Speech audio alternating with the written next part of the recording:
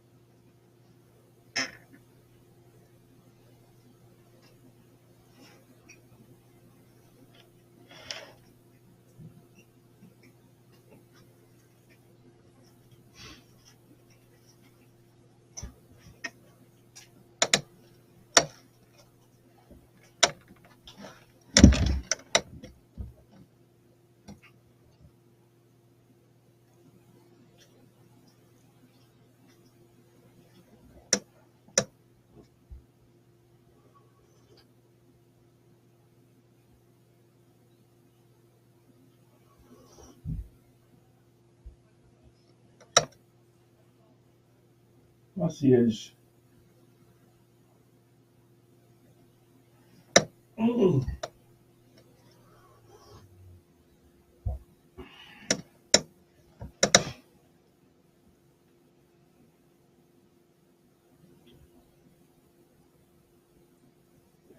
2-2.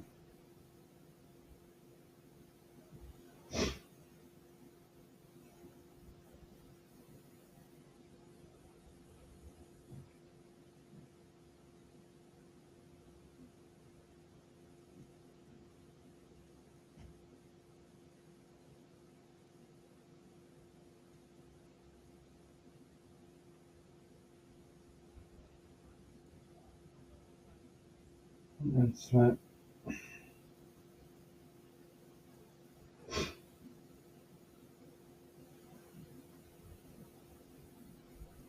€17.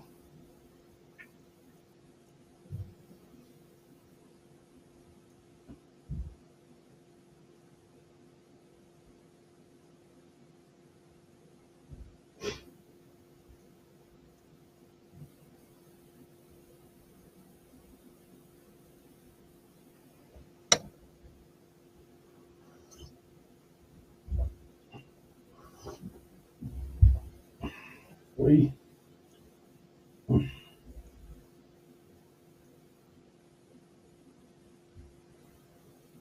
No, I meant.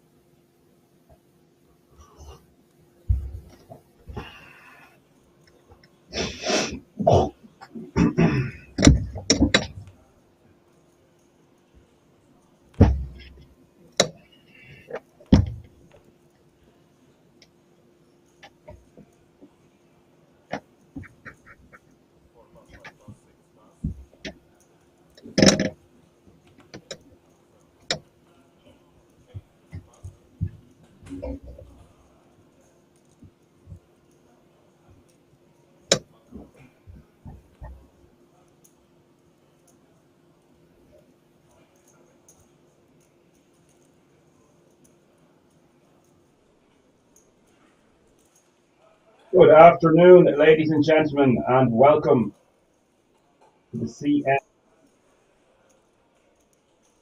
1 million guarantee live Kings Resort in Rosvedov. I hope you're all very well on this Monday afternoon. 38 players remaining now. Average stack is just under 4.2 million. Small blind is 80k. Big blind is 160k with 160k running big blind ante. That's 8160, 160. Welcome wherever you're tuning in from, be it YouTube or the Poker Room Kings on Twitch. The Action Army is alive and well.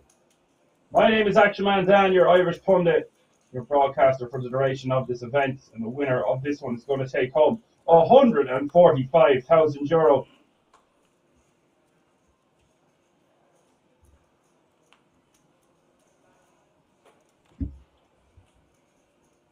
Unbelievable numbers in this one, yet again. And there's a guy who I recognise, needs no introduction, Pistol Pete. Very aggressive player at times. He's not shy about putting chips across the line, that's for bloody sure. 3,161 entries. Just incredible.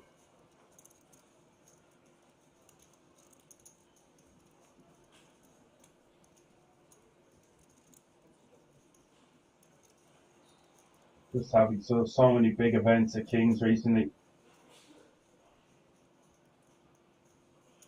Get an idea of who's at this table.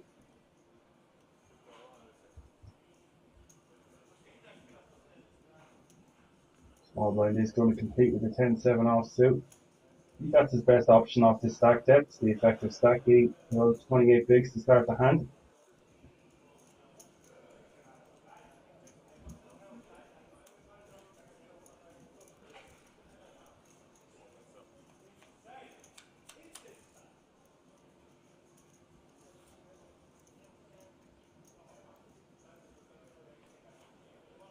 Mr. P finds himself in second place at this feature with 38 bigs, and Valerio Marino from Italy with 46 is your chip leader, playing 7.5 million.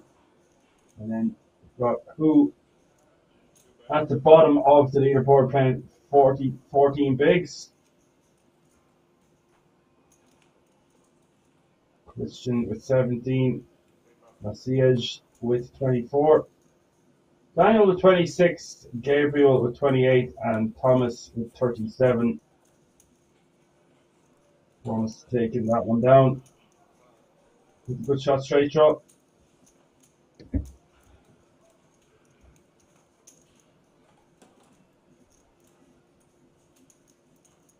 Important to note, guys, as well.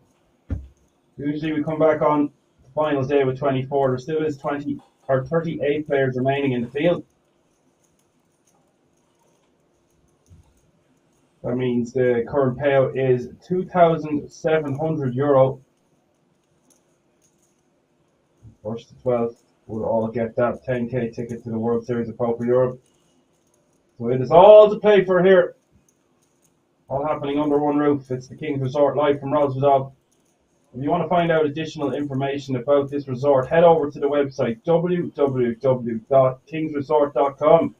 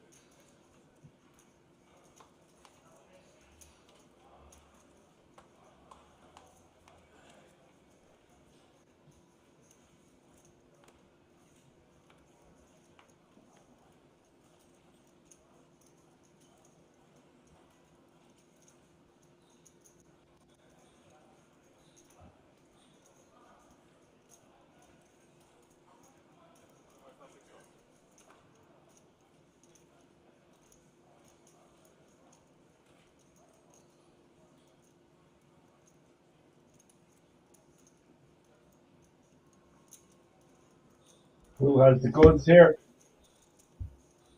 With the aces. I see Florian Gigi in the chat. What's up, Florian? And Meyer saying Masik Strutwa for the win.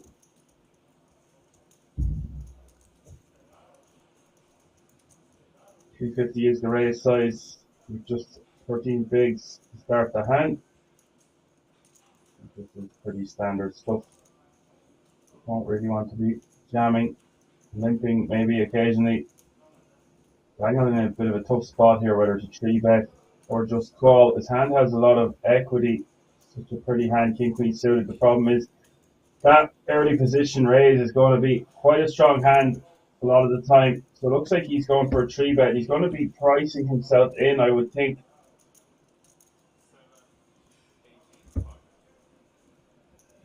Making it 785. Can he fold for just a million when who goes over the top? I don't think you're supposed to.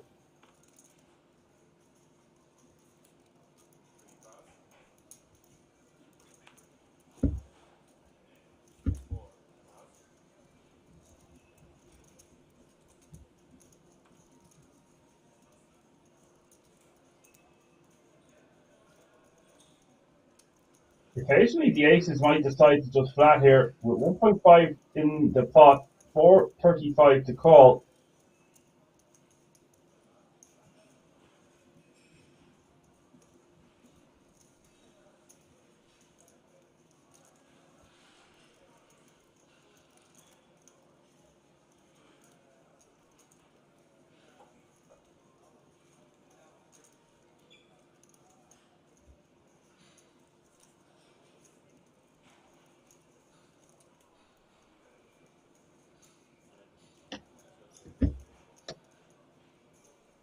So he does stick it in for 2.2 million total, and it's going to be less than 10 big blinds more for Daniel to call. The problem is he's getting decent odds, but his king queen is just going to shrivel up considerably here once there's a 4-bet rip. What do you think he should do here in the chat? He's getting the right price. He's not really getting the right price against that 4-bet ripping range. I would have preferred to see him just call and peel a flop, especially when we're suited. And you can call me crazy, but king queen actually might just be a fold sometimes against a tight opening player from early position. Obviously, I don't have that information as to how tight who is playing, but the majority of players with 38 remaining in such a prestigious event like this are going to be tightening up their opening range from early position considerably. You could just make an argument for folding. Robbie reckons he's going to fold now, even though it's 1.5 million more and there's 3.5 million in the pot pretty much.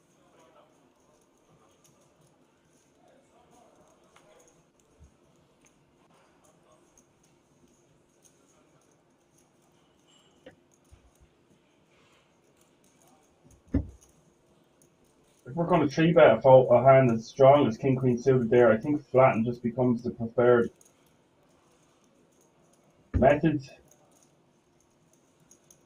Your go-to.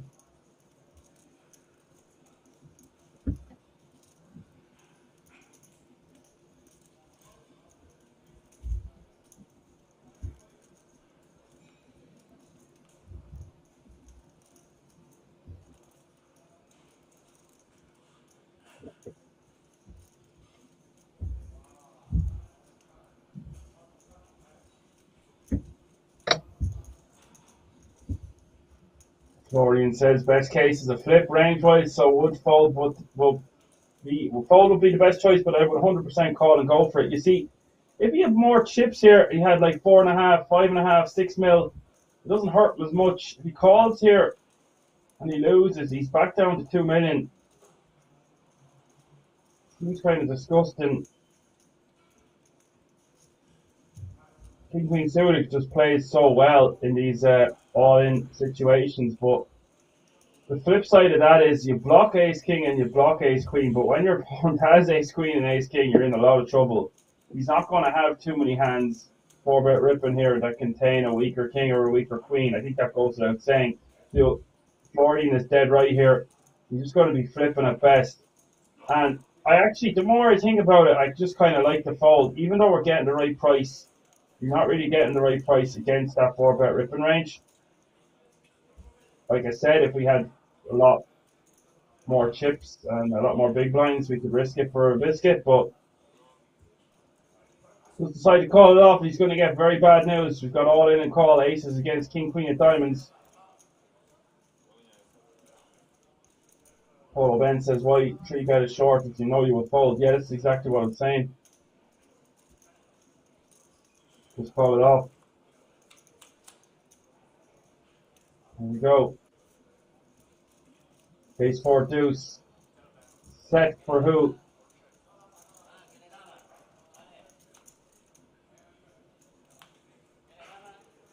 Burn seals the deal. Daniel going to lose a chunk of change, and that's a really nice double up for who. He's paying almost 5 million now.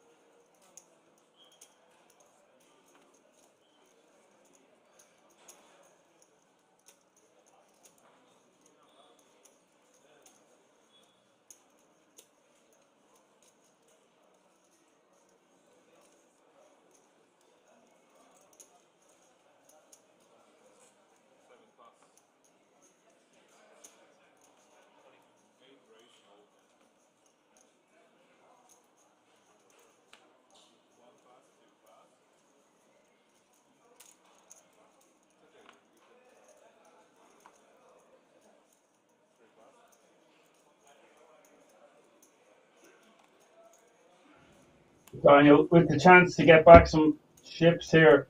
Valerio raised the 425 with pocket tens from under the gun, and Daniel going all in for just over 2 million with the queens. And Masiek, the ace jack of hearts in the big blind, facing an open and a jam, is going to be forced to let this one go. Robbie says very hard was to fold. Yeah.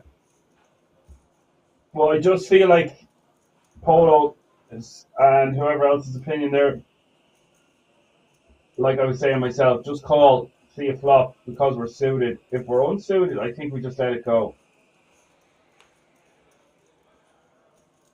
We have had one more elimination. I'm feeling like this is going to be a crazy day for all ins. That's my gut feeling. Granted, it's very, very early in the day. So 35 players remaining and a million in the prize pool, 145 grand for the winner.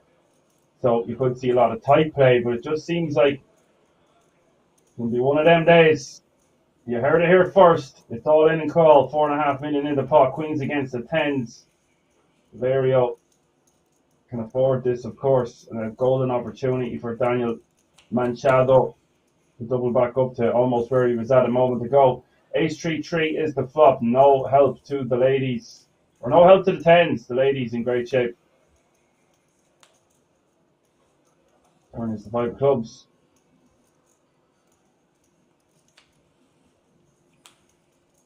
River is the 4 clubs. So Daniel with the ladies will double up.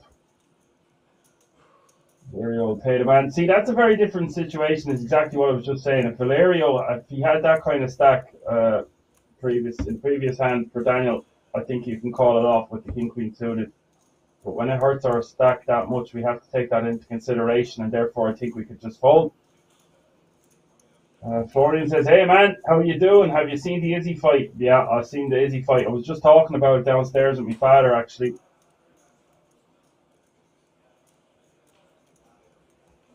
It's pretty good. Sad to see Izzy lose the second time in a row, but that's just the way it goes sometimes. Fought well, couldn't get there in the end. It actually really felt like he was picking up the pace in the fourth, and then he kind of just it's like he.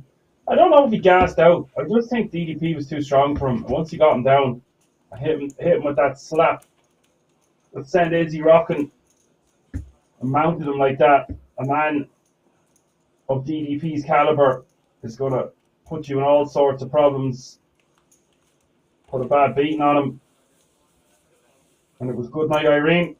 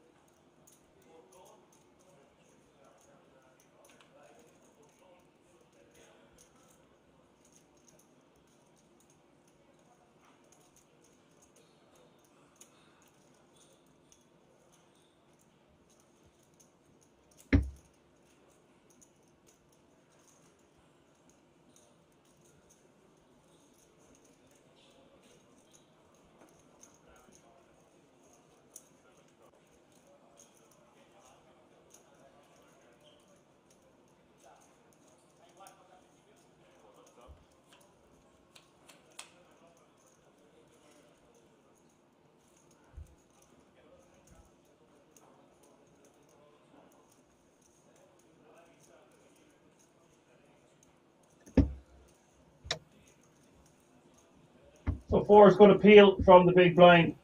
Standard stuff so far. Hijack opening with the 8s. Big blind defending.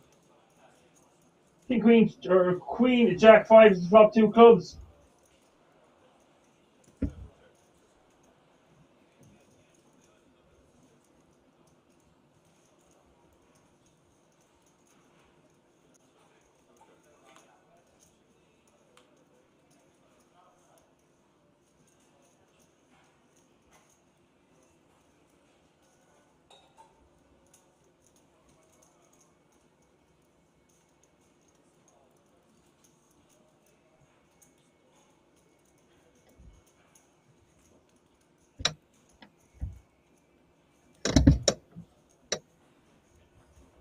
I am not a real fish, says Dan. You sound like you're in a Pringles can. Okay, hold on. I'm just going to refresh the page. Let me know if that sorts it out. 3, 2, 1.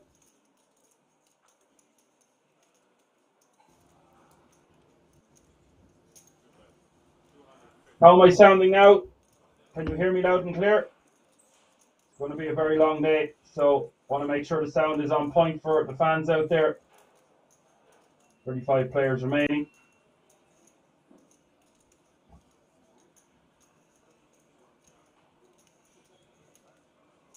Still the same. See, I've been trying to shake a chest infection for a few weeks now. I don't think it's my voice. Hold on, I'll try adjust some settings.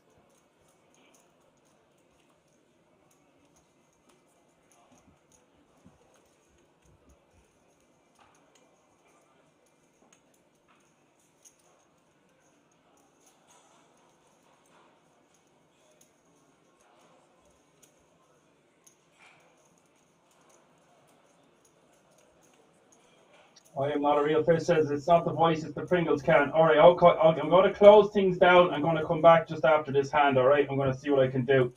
If I have any more issues after that, I'll get someone to help me out. My apologies, back in just a moment.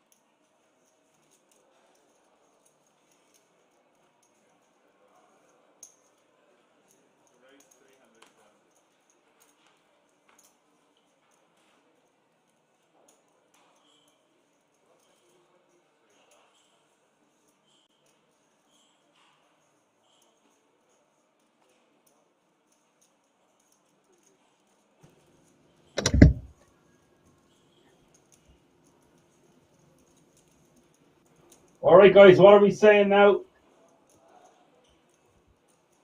Restarted some things, make sure there was no programs open on my computer, etc. That should have fixed it.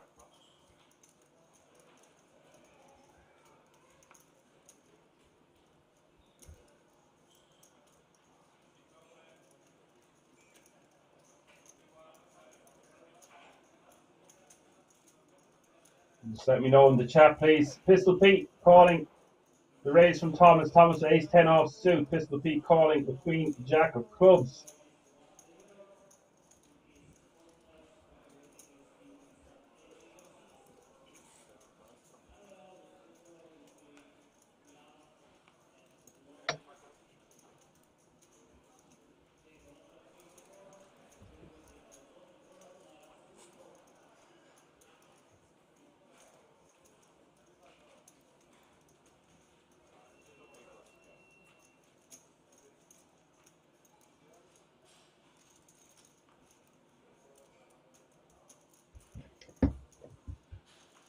I am not real fish, says not better. Sorry, okay, I'm going to get someone from the King's production team to try help me out. Bear with me.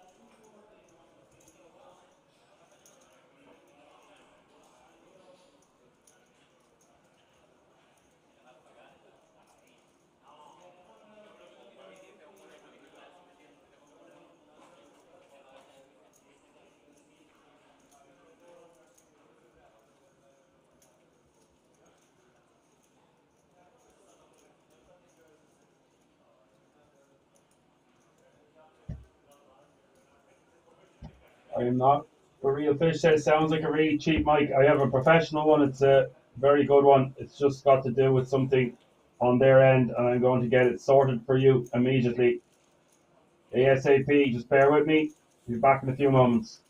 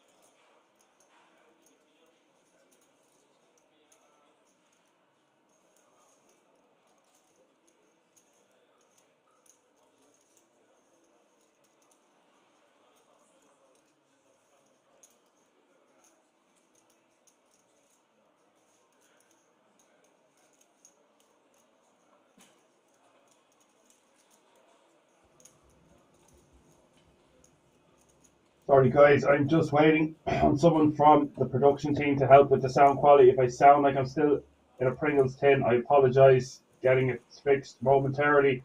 Just have to comment on this river. We've got Quadzilla in the house against a straight. What a sick run out this is for the Jack 7. Obviously wants to be barreling off here.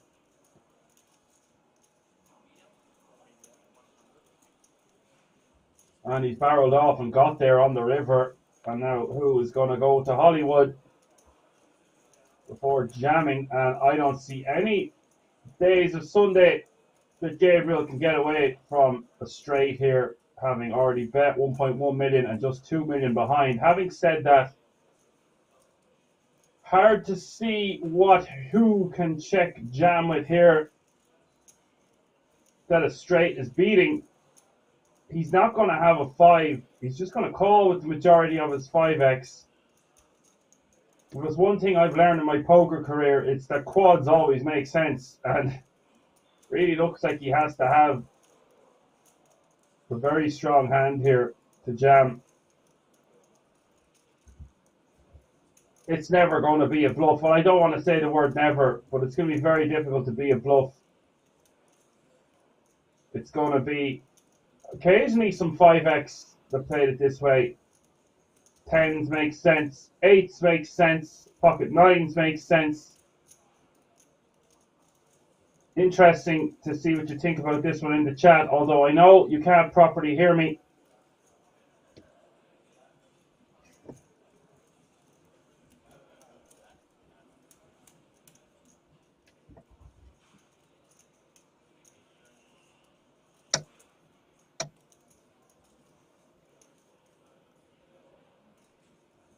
Who does decide? Who doesn't decide? He has to shove. And now Gabriel in a very tough spot. As I am not a real fish, says, did I just burp on live stream? Maybe I am a bit gassy today. I apologise. I don't think that was supposed to happen. I was refreshing the page. The mic was meant to be muted, so sometimes things happen if you are not a real fish. Fish, okay. The other fish in the chat says, just better hand to go all in with. It's a fold. Yeah, I feel like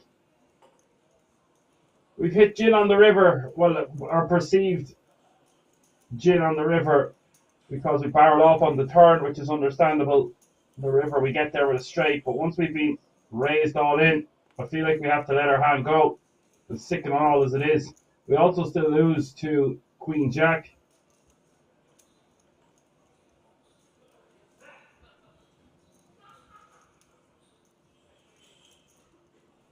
Robbie says, all good about the sound. Team will help. We can understand you clear. Okay, thank you, Robbie. I just want to give the best sound quality for the day for the fans. So I just thought I'd wait until I receive help before speaking again. But this is too good of a hand to miss out on. No pair, no draw. And the house says, just woke up and this is the first hand I see. Well, yes. Welcome, no pair, no draw. One of the biggest fans on the Action Army Poker Room Kings Twitch channel. Arnold Draw says Jack 7 got the exact run out he was looking for. This is what is super irritating. Yeah, it is. I just don't see who rips here with just a 5 when the straight gets there on the river and there's some other hands that beat him. And he's covering up his face there. I feel like he looks super relaxed when he does that, though. Some people will do that when they're clearly nervous. I didn't get that vibe from him at all. Obviously, I can see the cards a bit different.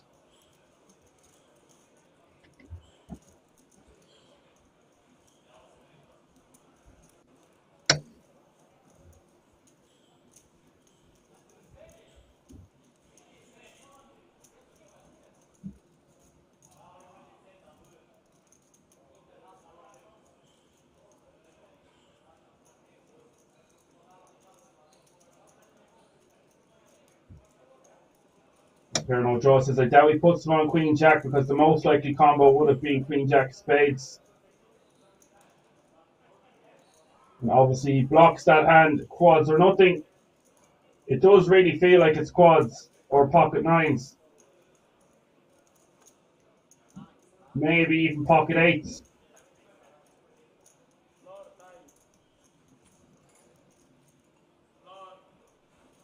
Pretty sick. He's just going to be losing to a bunch of full houses. I just don't think you can jam with a 5x type holding when that 9 pops off on the river completing the straight, like I aforementioned.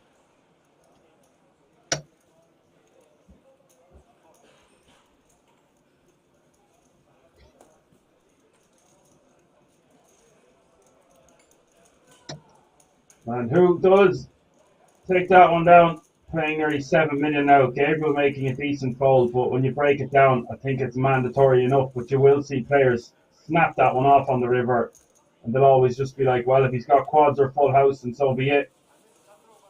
Nice that Gabriel can get away and still survive with 12 bigs, and obviously it's going to hurt, but he's made the right decision. Like I said, guys, I'm still waiting here. I'll be back in a few moments. If I see something crazy happening like that hand on the river, I will be chiming in, but I'd rather you were hearing me where I don't sound like I'm coming from a Pringles can. I'll be back in a few moments.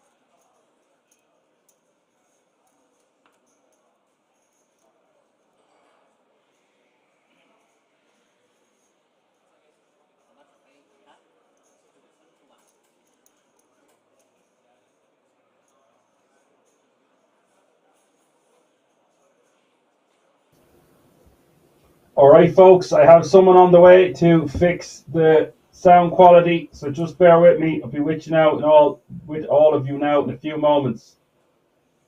Thank you for your patience.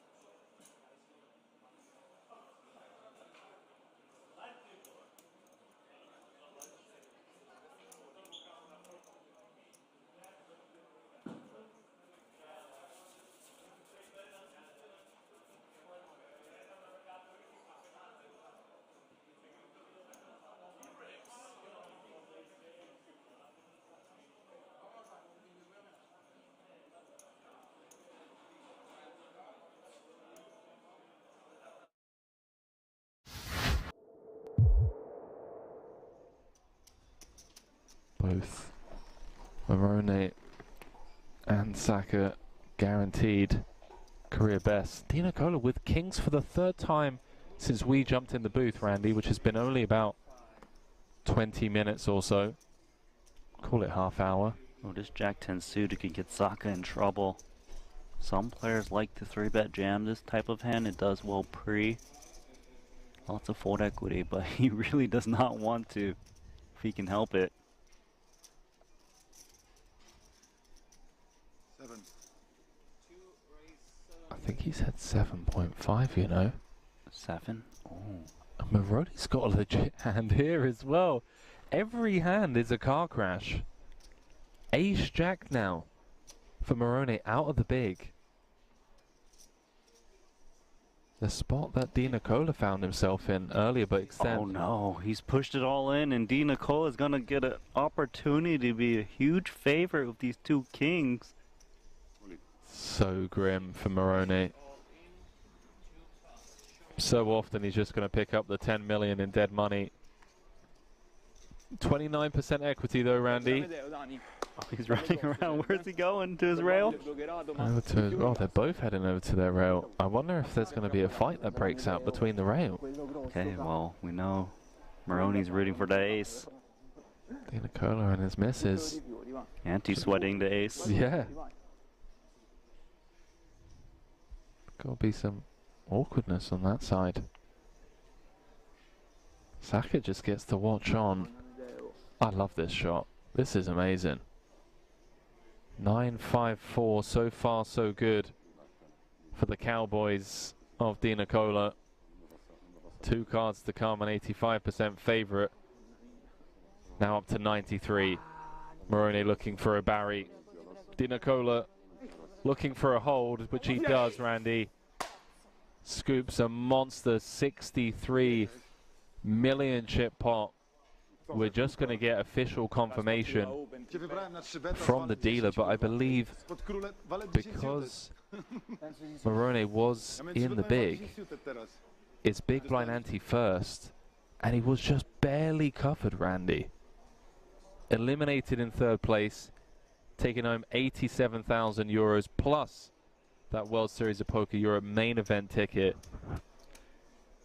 But how bittersweet does this run feel here?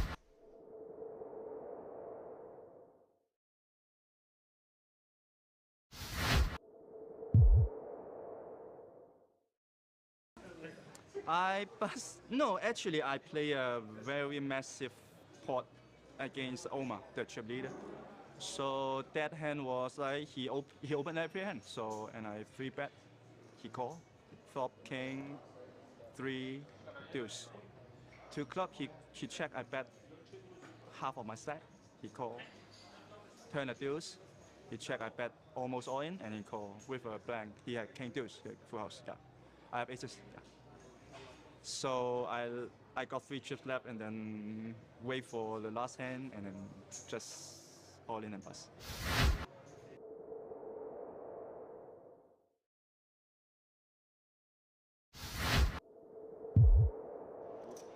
Blind raise or what? No, blind.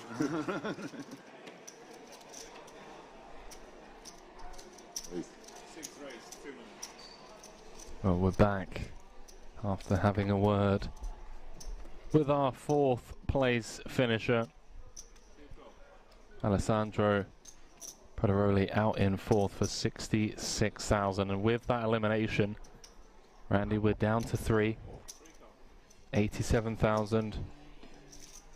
You've got some customers. Plus the ticket. You've got some customers here. Currently guaranteed. One more elimination away from...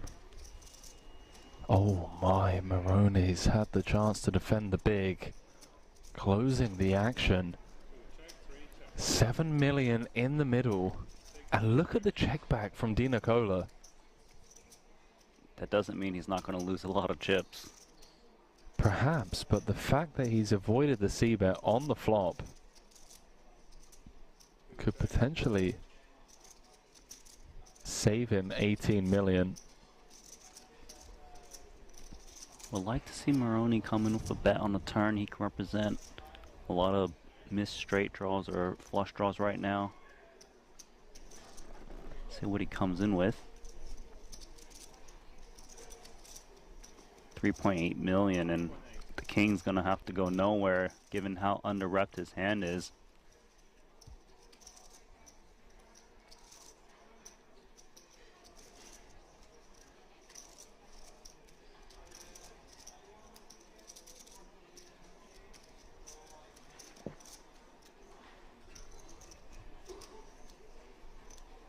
Went for more than half pot on the turn in the form of a probe 3 ways.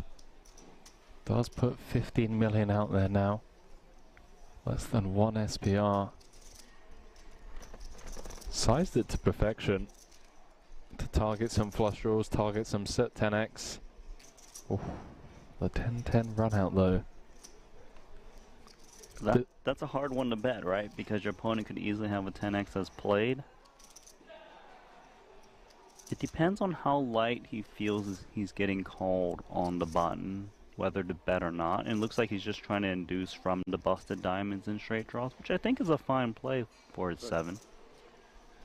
It's going to check through, and I feel like he lost the minimum with those 2 kings. yeah, favourable run out there for Dinacola. It's getting pretty even. 32 million for Dinacola.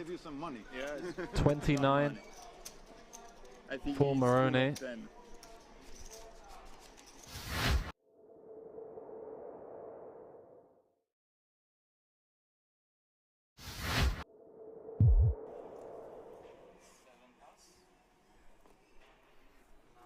Yeah, and it's important to note there, when we do have eliminations, we are trying to get the players to have as many interviews after their bust out as possible. So bear that in mind. If you see one of your favorite players getting eliminated or whatever the case may be, chances are it's going to cut to an interview from time to time. It's nice to be aware of that before it happens.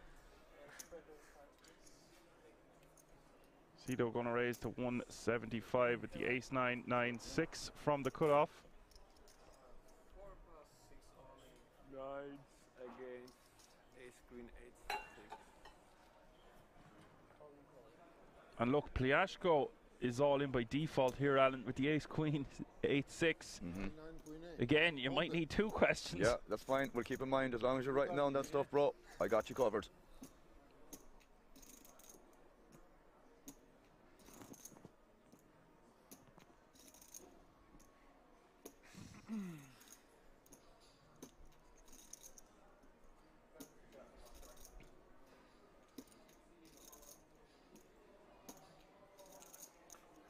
And this one is 50-50 as well, as we see the flop of Jack 10-3. Pliashko, the favourite to remain in this tournament, as we see the turn. Of course, Wow, nice. Whoa! It's for you, Royal Flush, bro. You just made the Royal Flush. Not something we see every day, the Royal Flush. Indeed. Sit back down, Pliashko. He's probably raged that he only has 200k there after getting such a massive hand. Indeed. Better than being knocked out. Oh.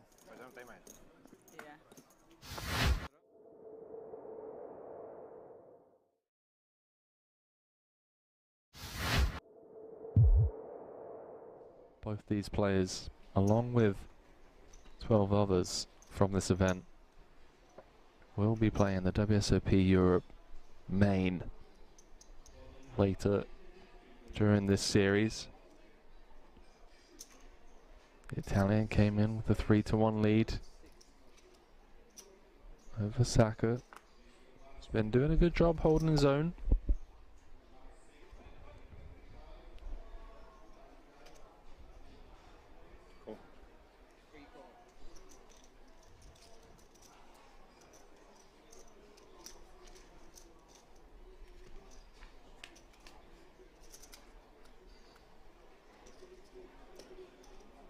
Does flop best on the 5-4 deuce. Couple of hearts out there. Cola with the 2 overs. Happy to just check back as he now pairs his 10, and that's a card that Saka may feel okay with pursuing value on. Yeah, he's betting because when a player checks back the flop, they either just miss or have a lot of ace highs that has decent equity. King 10 making the quick call. Oh, music to the ears of the Italian as it runs out clean.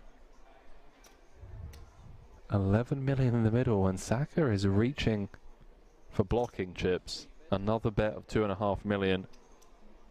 I actually think that Di Nicola can come in for raise against the block bet on this board.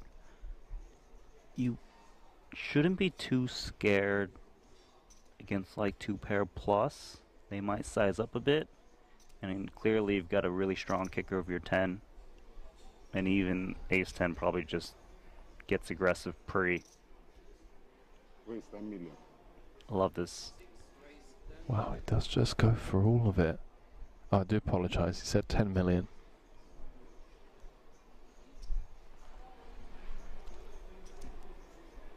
Action back on Saka. Has an interesting decision. Flop went check check. He probed turn for 2.5 million. Di Nicola called. Blocked river for the same price. Now getting raised.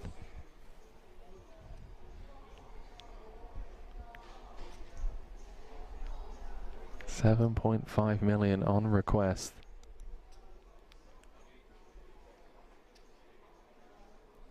Based on how fast these guys have been playing, this is the longest tank we've seen, and an understandable one at that. What hands would play this way? He knows that when he raised small, it induces raises a decent bit. And when he just leads that tiny 2.5 into that big pot, he does block the nuts a bit, 6-7, although I wouldn't think that his opponent would need just the nuts to raise the river.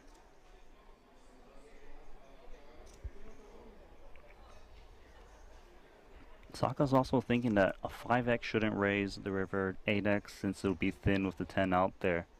So it just, is this a thin value raise, or is this just a bluff that he's just trying to pick off?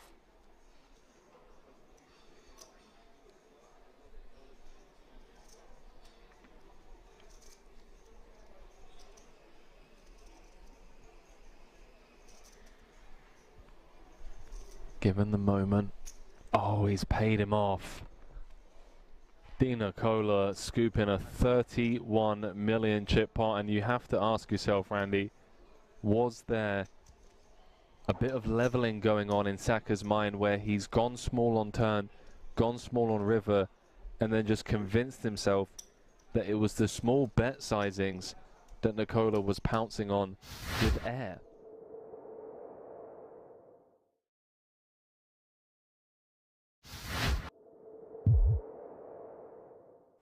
We have to throw chips in the middle. She knows. She knows, aye. She knows what she's up against. But what I always say about these heads-up battles, one double up and it changes things drastically. Suddenly you're looking at 8 million playing around 10-ish. So he's 14, so we'll be getting close to even chips. This is the thing, Dan. A lot can change at that point. 300. 7 doesn't change much. Bird says that it's that she should be calling with the 8s. It did seem like she folded very quickly. Yeah, didn't give it much deliberation. I agree, Bird. You know, there's a couple of things that she could have stopped and thought about there. You know, as I said, Omar is going to be leading that turn there pretty aggressively, especially with hands like that where it's a mandatory bet, given he unblocks hearts as well. So would have liked to see her think about it a little bit longer, yeah. And look at this, they both flop flushes. Wow. And heads up, Dan, I think this is a pretty unique situation here, so we'll see how this is panned out.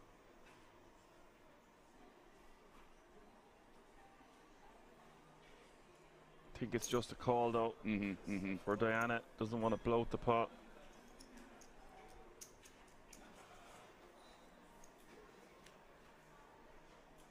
Turn is the 10 of hearts. There's one thing I will say about this, Dan, that, you know, Omar is going to be more than aggressive with, like, you know, just the naked queen of clubs here, even the naked 10 of clubs. I would think, because 10x wouldn't have that much showdown value here. So if he has the ace of clubs, it's going to be very, very similar. He's going to find the bet line in these kind of monotone textures as well. So I would not be surprised if Diana ends up calling this down, but he's really putting the foot to the pedal here with the queen 8 of clubs. I was about to say he's betting 1 million. I would like to see him bet around 1 million. He's gone for that exact amount. It really does set up a nice river jam.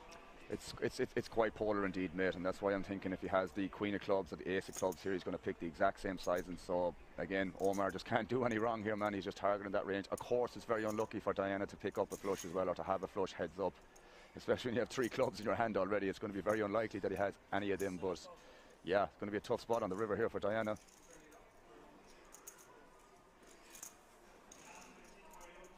I have to imagine as well, when from Omar's perspective, when he check calls twice, or when he faces the check call twice from Diana, that she's going to have 2 pairs, potentially lower flushes. So this is obviously going in the middle, Dan. Well, Bird just says if she finds a fold, it will be the biggest PLO heads-up fold ever. This is it. This is the problem. And Omar will find bluffs here, guys. Omar is more than aggressive and more than smart enough, more than good enough, and there it goes.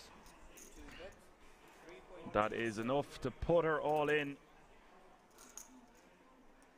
You got a feel for her here. Not much she can do.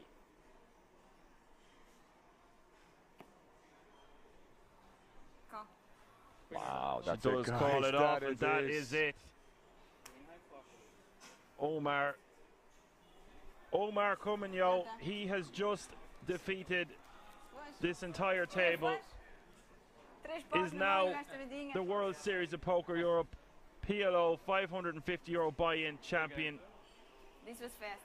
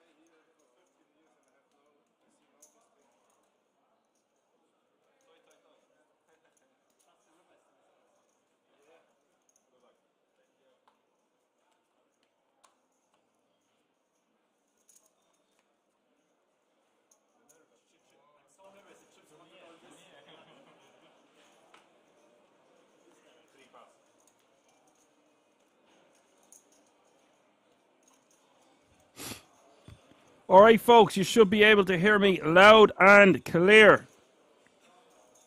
Just back off the break. Made some adjustments, and let me know in the chat. Sound quality should be A-OK. DJ Triple in the house, all the time in the house. If you're just tuning in, it's the €370 CNP 1 million guarantee live from the King's Resort in Rozvadov. We had some major technical difficulties in the opening frame, but it looks like we have everything tip-top Magoo now. Zoom says it's pretty good. That's good enough for me, Zoom. Bob, the Italian donkey, is in the house. I do not believe my eyes and my ears. What's up, buddy? Blinds are now 125k, 250k with a 250k running big blind ante. That's 125, 250, 250. 24 players remaining now from a starting entry field size of 3,161. The average stack is about 6.5 million and change. 1 hour blinds. Let's go. Vamos, me filo. Who says, hello, Action Man Dan. Good to hear you again. It's good to be able to hear myself. It was touch and go there for a moment. Touching ball. But we are here. We are live, and it is Action Man Dan.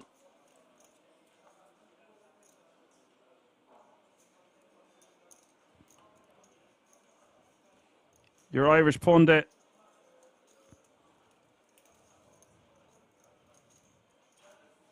And broadcaster for the duration of this event. It is all to play for €145,000 for the winner.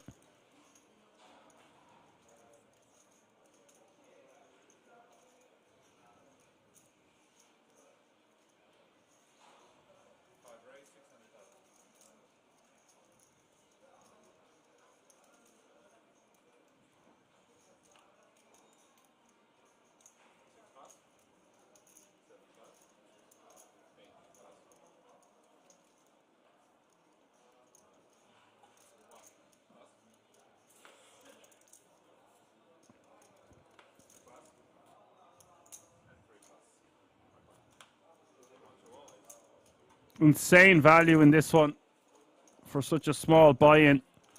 Doesn't surprise me to see these huge numbers. Let's see who we've got at the table.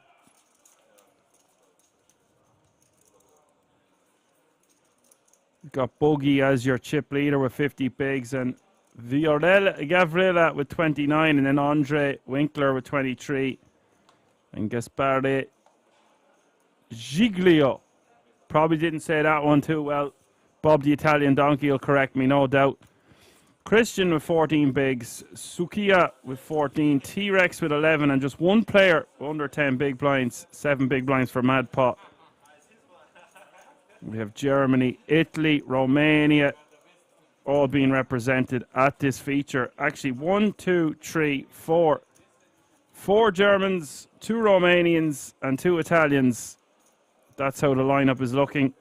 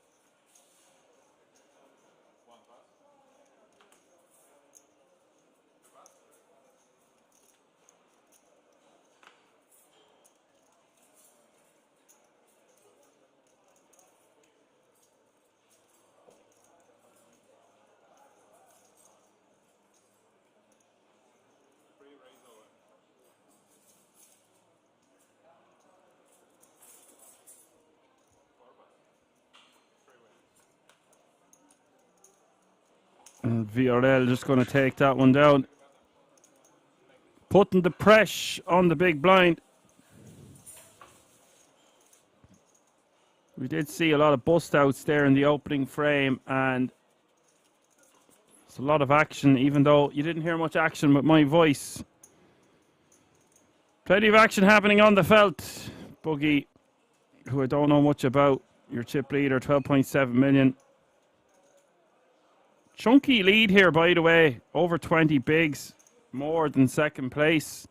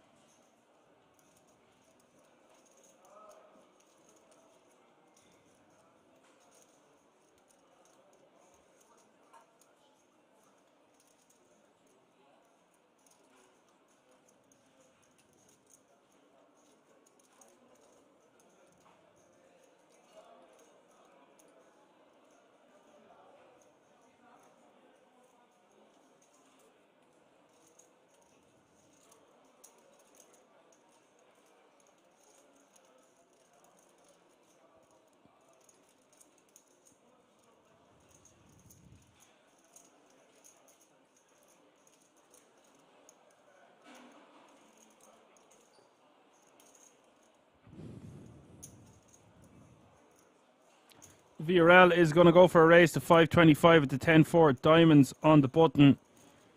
Bit of a wide opening range here. But he is suited and feels like he can attack the blind, so goes for it anyway. 653 is the flop. Now this one would smack the big blind's perceived defending range more so than the opening range from the button. Christian coming up short here. VRL could go for a bet or a check. Both options totally fine in my opinion. I would actually probably lean towards checking. Does do just that. Turn is the king of hearts. Gives Christian additional equity in the form of a flush. Checks again, and now VRL wants to bet this. Can rep the king. Denies equity. He's got a good shot straight draw. Goes for a bit of a chunky bet there, 750.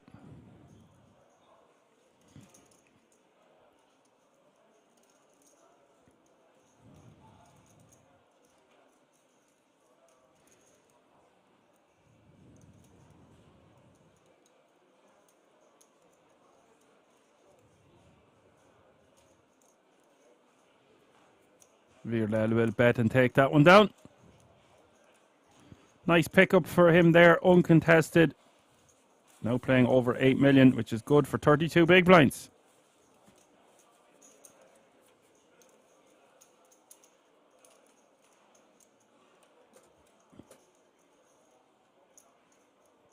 "7-2 Gambit" says Gavrila, aka Plata Oploma on stars, will take this tourney down. I love getting information like that. Knowing that someone is a good online reg is very helpful. So thank you so much for giving that additional information. Radok is in the house, says hi everybody. Hi Dan, you're just in time, Radok, because you wouldn't have heard much from me the first 2 hours. I was having major technical difficulties, so nice for you to join us.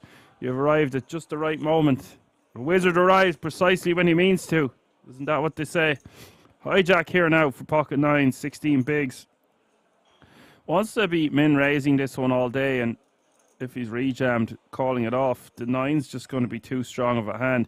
If he had like 10, 11, 12 bigs, you could make an argument for just shoving 16 just going to be too many. You will see some players just open rip it anyway, but I just feel like 9s, 10s, the 8s, 9s, 10s kind of range, you kind of want to just be raised calling.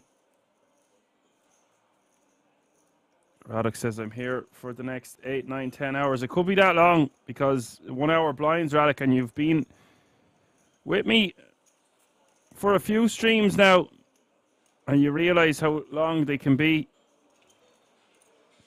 10 hours minimum, you're looking at 11, 12, 13, sometimes 15 hours we've had. So we're all ready for it.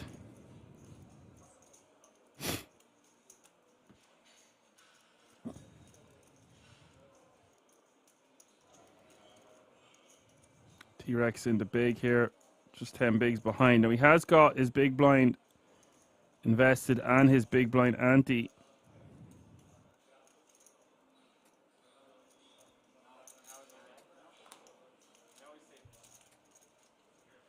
But decides to just let it go.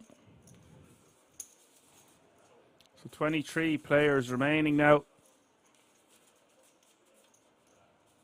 That means they're all guaranteed a minimum of €4,575.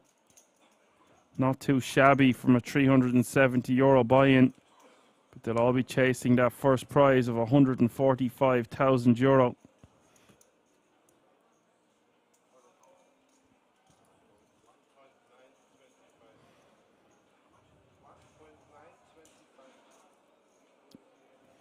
Madpock going for it.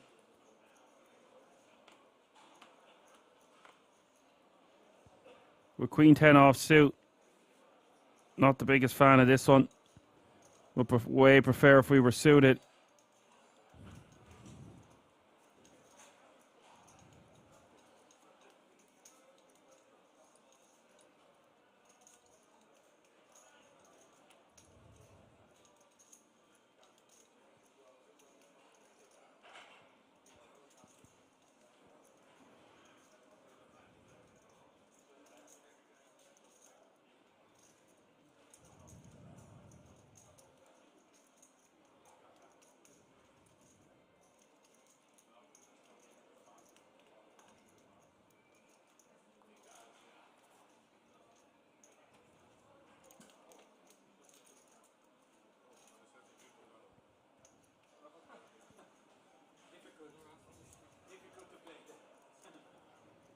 Boogie with the aces in the big blind.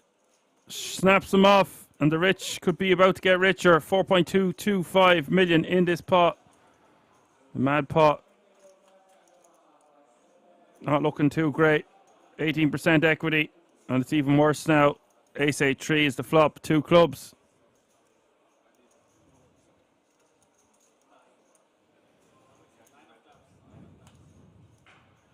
Turn is the 9 of diamonds. He's got a good shot straight draw now. Needs a Jabracada on the river. But it is the 3 of clubs. Mad Pot has been eliminated. Boogie will scoop the booty. Playing close to 15 million now. And 22 players remain.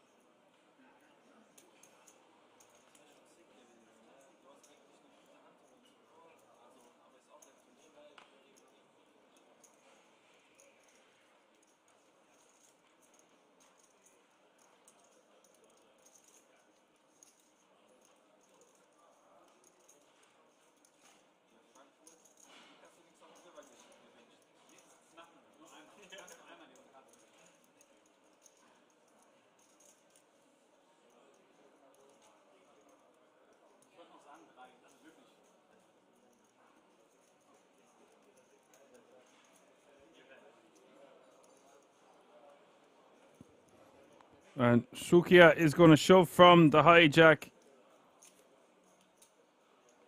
But it actually looks like a raise.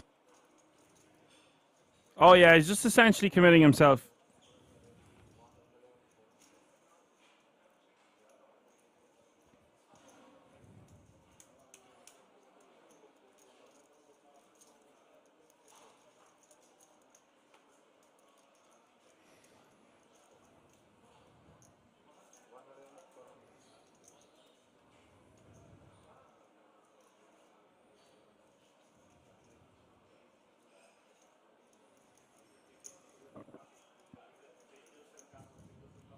Boogie in the small blind.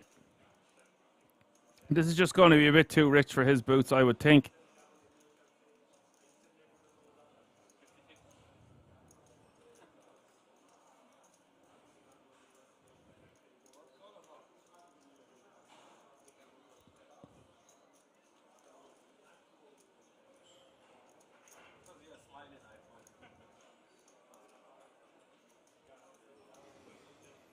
And Boogie will let it go. The electric boogaloo.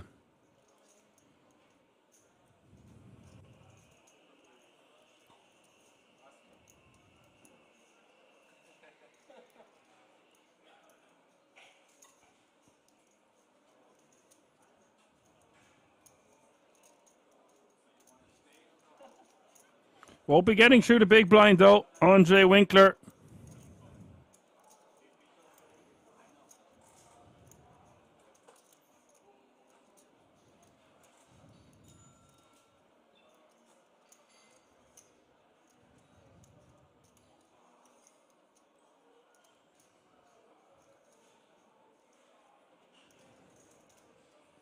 Ace Queen is just going to be too strong here. Facing a hijack rip, essentially.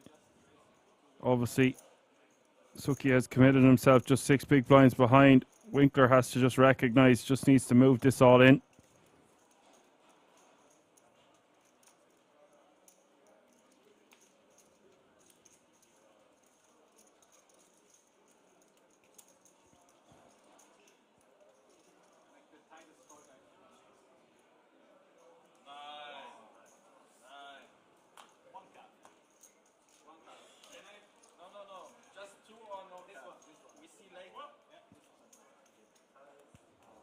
I don't believe it. Winkler has made a huge fold. I'm not a fan of that. The ace-9 getting away with murder there. Scooping the booty, playing 14 bigs, but Winkler needs to look back at that one.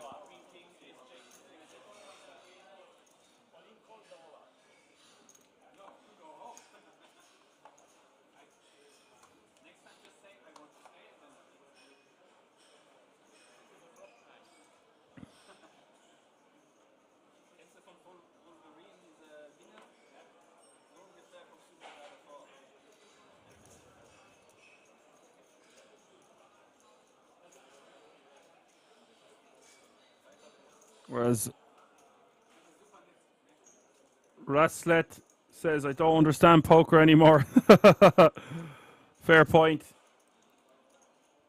DJ Triple with some comments as well. The small blind would have had quad trees. Just getting back to the chat there now, folks. Radek saying folding quads is the new meta. We've seen quads earlier. Very interesting hand, actually, where player had to bet fold a straight on the river. Got check jammed on, or sorry, led on the river and got jammed on, and who had actually flopped quads.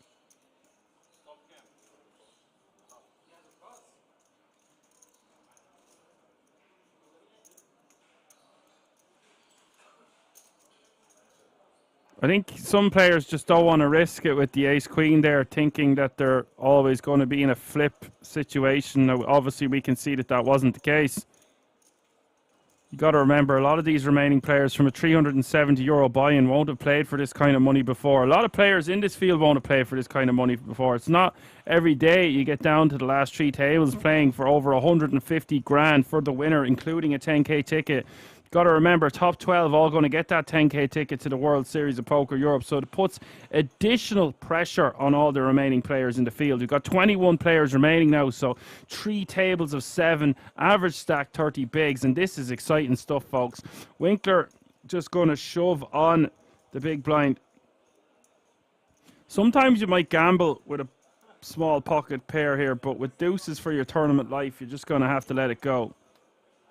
I might call 10 bigs and below there with the deuces, although you're always going to be in a coin flip situation at best. So perhaps it's just not the spot. I do think when we've got 10 bigs or below, though, we kind of just want to gamble.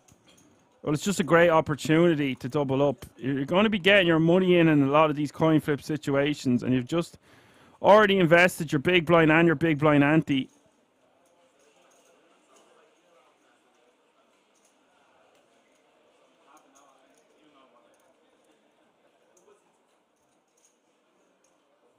There's a page on Blooming as well, which has to be taken into consideration. The difference between 21st and 20th place is from €4,575 to €5,400.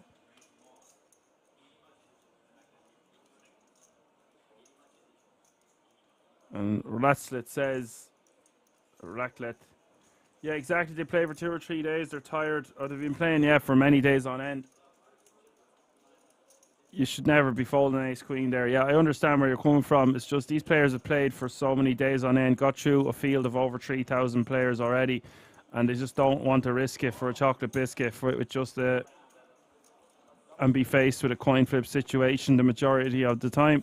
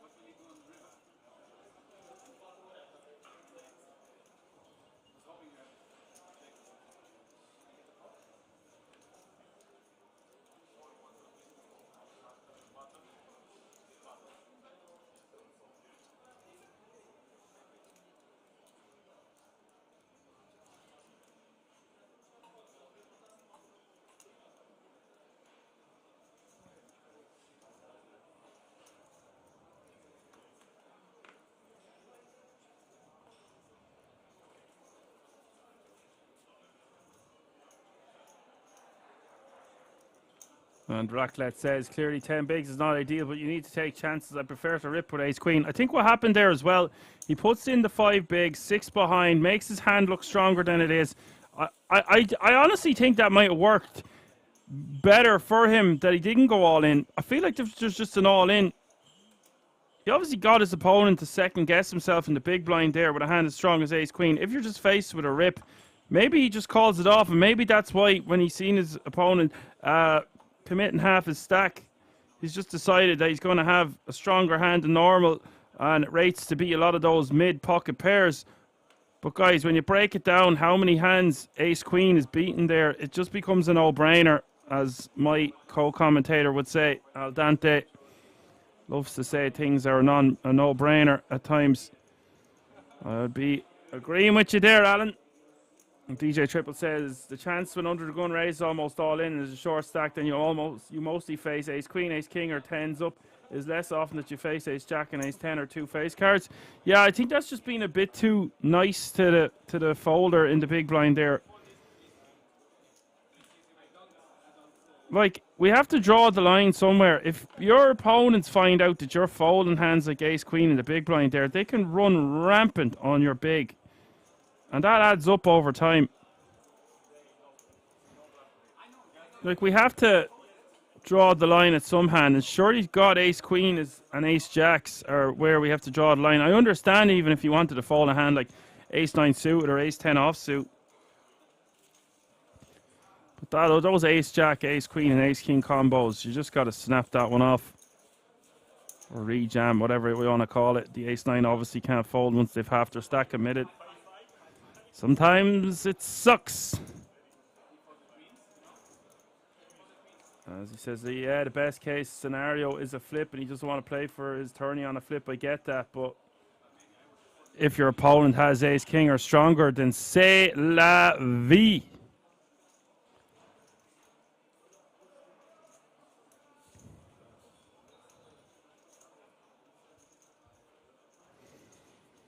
Just be back there in 2 seconds, folks. Got to go close the window.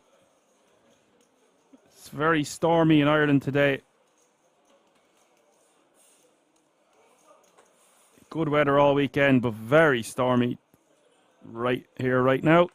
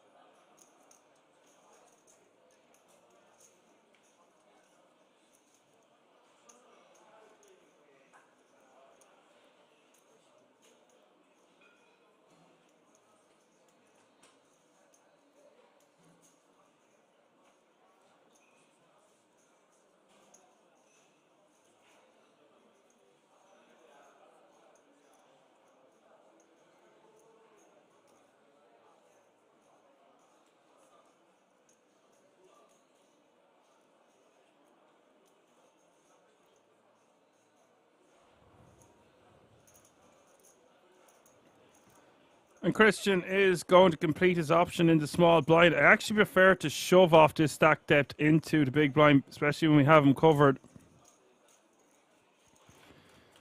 It's just going to be too good of a hand to take the 500k away from our opponent that he has invested in the big blind and the big blind ante. Christian flopping top pair nonetheless.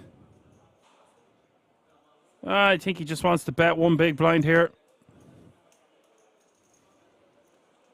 About 250. Looks like he's going for a very large sizing, almost pot.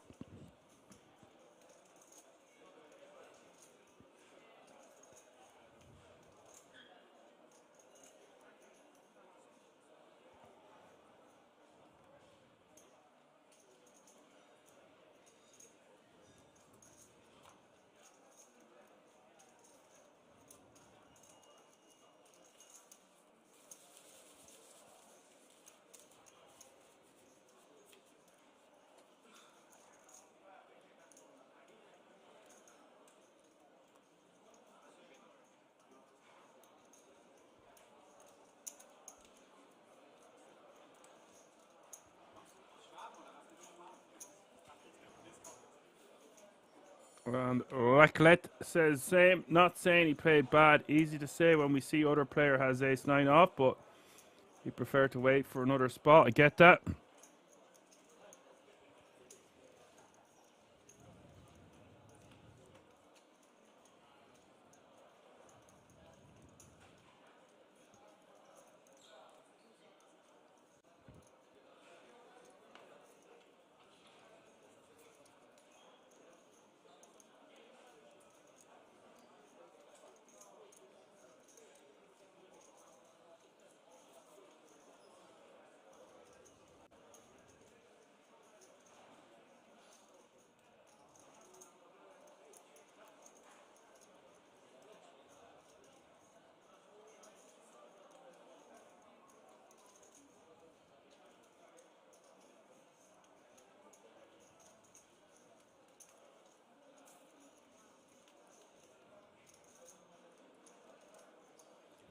DJ Triple says maybe it was the 900 page jump between 21st and 20th.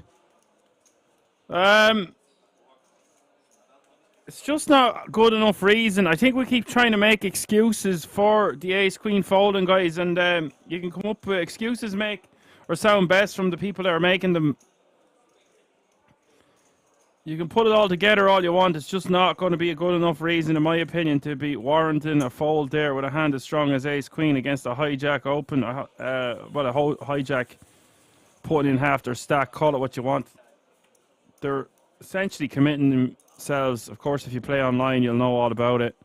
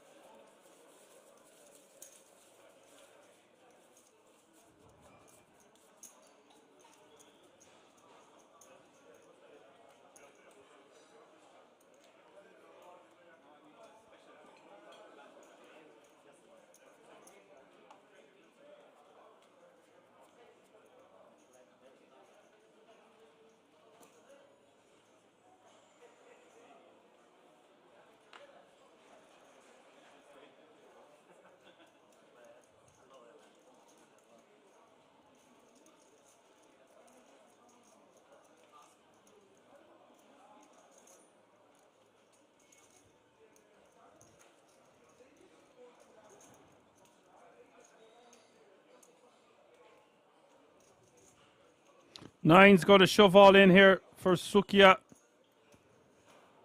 About 12 big blinds.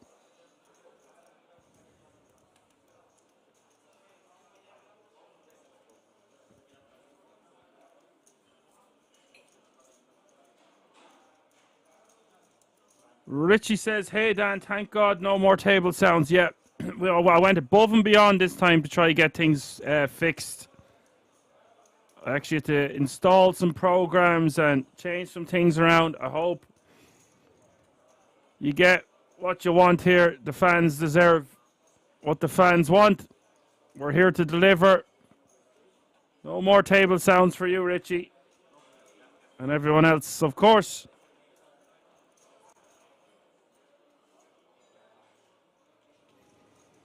Standard enough shove here from the pocket nines. If we had like 15 bigs or so, we could start min raising around this stack size. Just want to shove. Richie asks, Pistol Pete move to an outer table? He sure is. If you're seeing some tanking going on, Swiss Boy Basil says unnecessary small blind tank. You can call it unnecessary all you want, but there's a nearly €1,000 pay jump. He's entitled to take a few seconds or take his time like everyone else does in the tournament.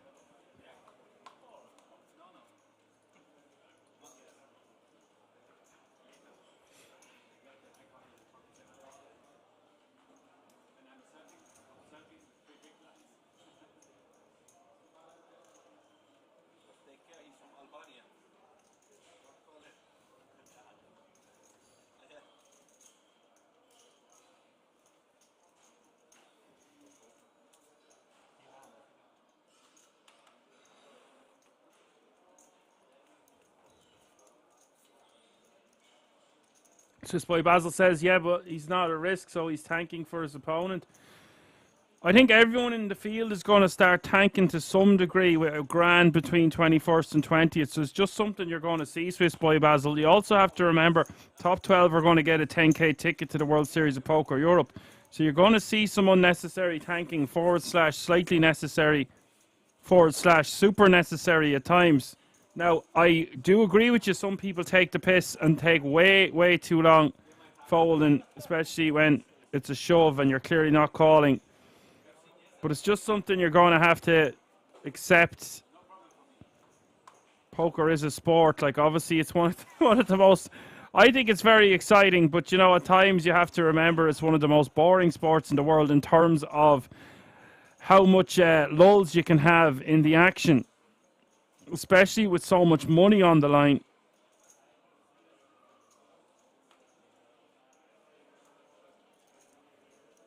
All the time agrees with Richie. Thank God no more table sounds. I could try make some table sounds with my voice if you want.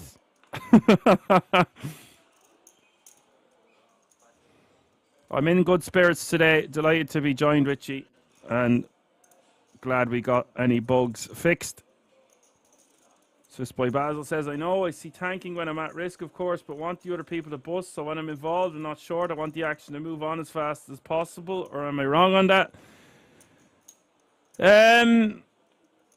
If we've all the chips, we want to do all this super necessary tanking because it's going to run down the clock and a lot of players are short. If we are short, we kind of want things to move along. But having said that, when we're short, we also want to reach that pay jump. So in my head, with 21 players remaining, we're less than 10 eliminations away from a 10k ticket. But if I'm short, I'm not even thinking about that because I just want to make that pay jump. So what you're saying is correct. But it's all about... So if I'm buggy, I'm going to have all this tanking going on. Really, just let the clock run down. I'm in very comfortable position. I don't need to do much.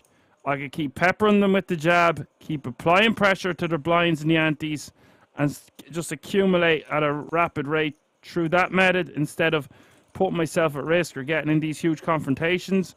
But if I'm T-Rex or Gaspari or Sukiya, I know, or even Christian, I know I've got to make a move soon. I'm going to be re-jamming more frequently. I'm going to pick my spots, and I'm going to tank a little bit to try to get that pay jump, but I've got to know that 13 bigs isn't going to secure me one of those 10k tickets. 13 bigs or below, so moves are going to be made if you want to get into that top 12 pole position to secure that ticket and put yourself within a few eliminations away from the final table. So I hope that explains it.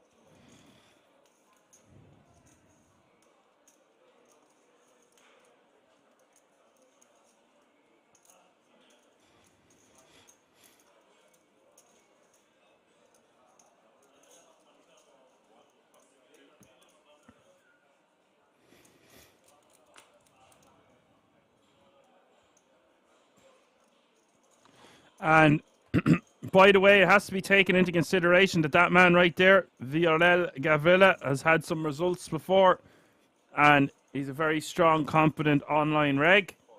So already, although I don't know exactly who's left in the field, he is sticking out to me as one of the favorites.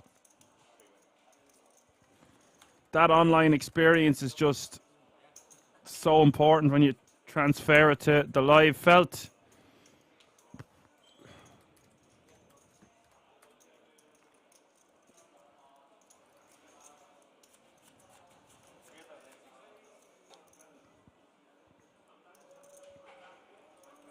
Yeah, the proof's in the pudding. The Romanian up $340,000 almost online, or not online, live. And I believe he's up chunks also on PokerStars. So he's one to watch.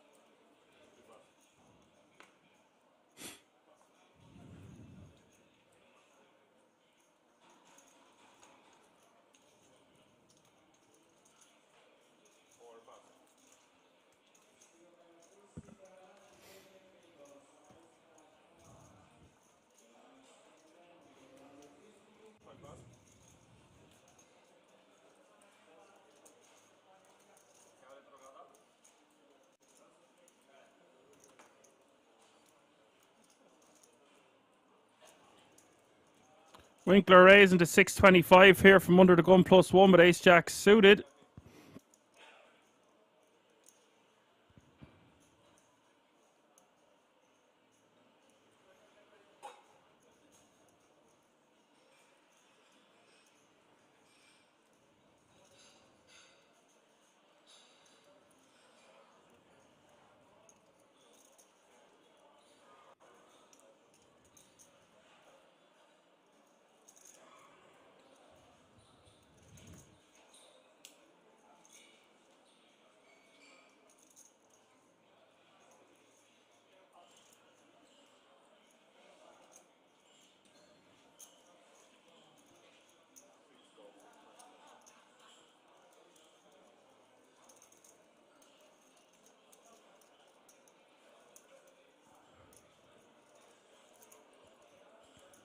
T-Rex into big blind with the king 8 offsuit is going to defend here. I don't know how much I like this. Against an under the gun +1 range here. Now we are only 7-handed. I actually really don't know. It's one big blind to call. We've 2 big blinds invested, but the problem is we've only got 3 big blinds behind. And a king 8 offsuit just not going to play too well post flop. If we were suited, I would way prefer to call here. It's easier for us to do a stop and go. We can flop a flush draw or something to that, like something of that variety. But with a king 8 offsuit, certainly king 7 offsuit and below, we want to be letting go. King 9 is way better than the king 8 because we can flop more straight draws, etc. We can even flop a straight. So for me, I don't know if you agree with me in the chat. Even though we've got 2 big blinds invested, I think I'm probably just going to let the king 8 offsuit go. But I can't really fault him for it. He's getting an amazing price to see the flop. The issue I have with it is he's only got 3 big blinds behind.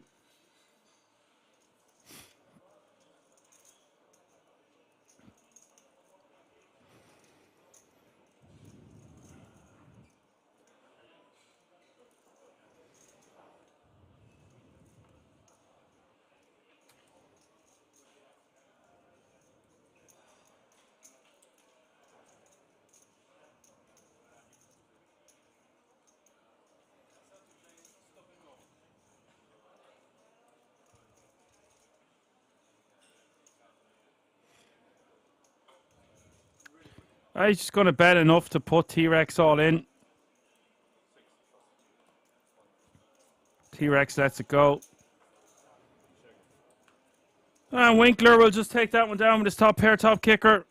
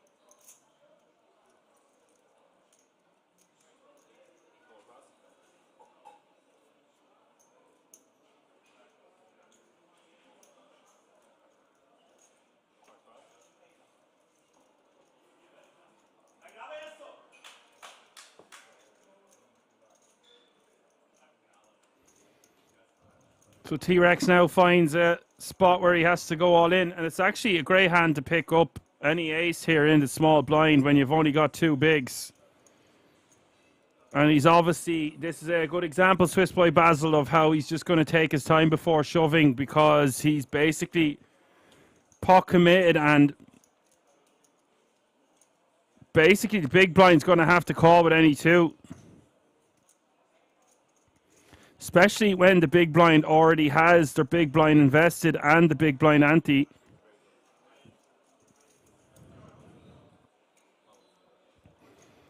Like Boogie, just 450 to call, 1.2 million in the pot. He's got all the chips. You don't want to be shoving into the chip leader. Like, if there are opponents that will fold here if they only had like $1 million in their stack or $1.5 million in their stack. But this obviously doesn't affect Boogie at all, and he's going to call. And Boogie's been running hot since he got here. Obviously haven't seen too much of him, but he does have all the chips in play, and so far he's playing his stack the exact correct way he wants to be. Doesn't need to be getting in too much confrontations. He has no problem raising to try to take the blinds and antes if he feels like it's a good spot. Jack Queen 8 is the flop. 2 live cards here for Boogie. 60-40 after the flop. 8 outs now for Boogie. T-Rex 60% to double up. Turn is a 7. 8 outs now for Boogie still as we hit the river. That's not one of them. It's the king of spades. T-Rex not liking that flop anyway, giving more outs to Boogie, but does survive and doubles up to 6 big blinds.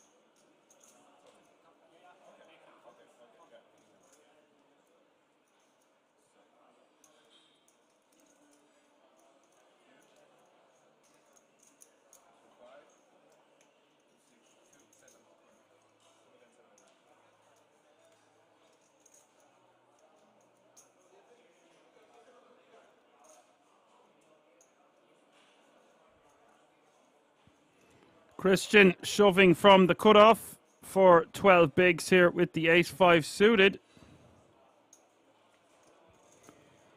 And to be honest with you, with 19 players remaining, the pay jump has been reached. I would like to see T-Rex stack off here for this stack depth, facing a shove from the cutoff.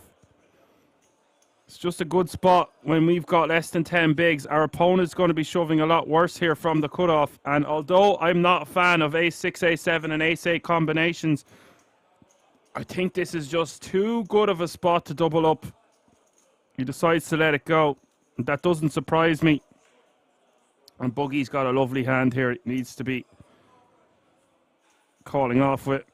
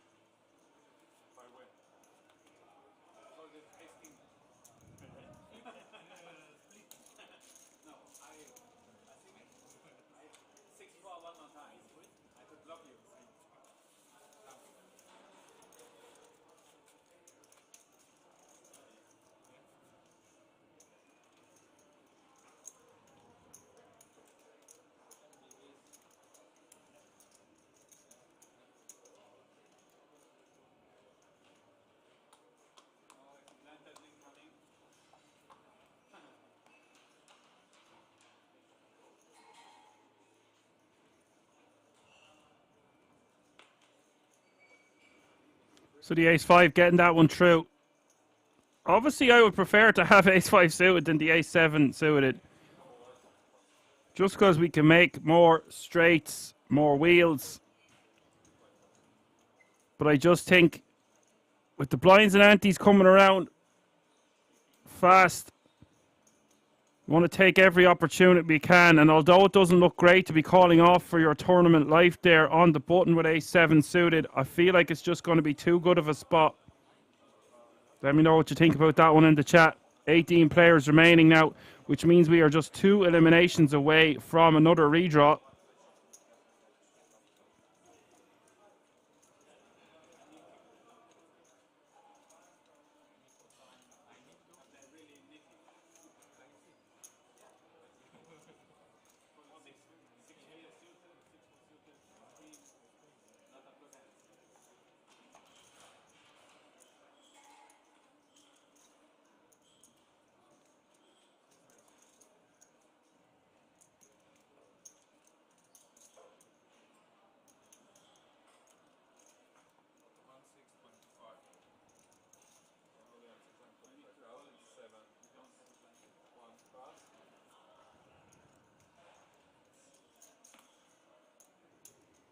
Yeah, all the time making another good point there. I mean, I keep mentioning the tickets all the time, but you're dead right. It needs to be mentioned again. We're just 6 eliminations away from that ticket being reached for all 12 remaining players. So this is really becoming underpants stuff. Every decision magnified as we get closer and closer to the final table. I mean, we're going to be playing 3 tables of 6 for the moment. 2 more eliminations. We're going on a break.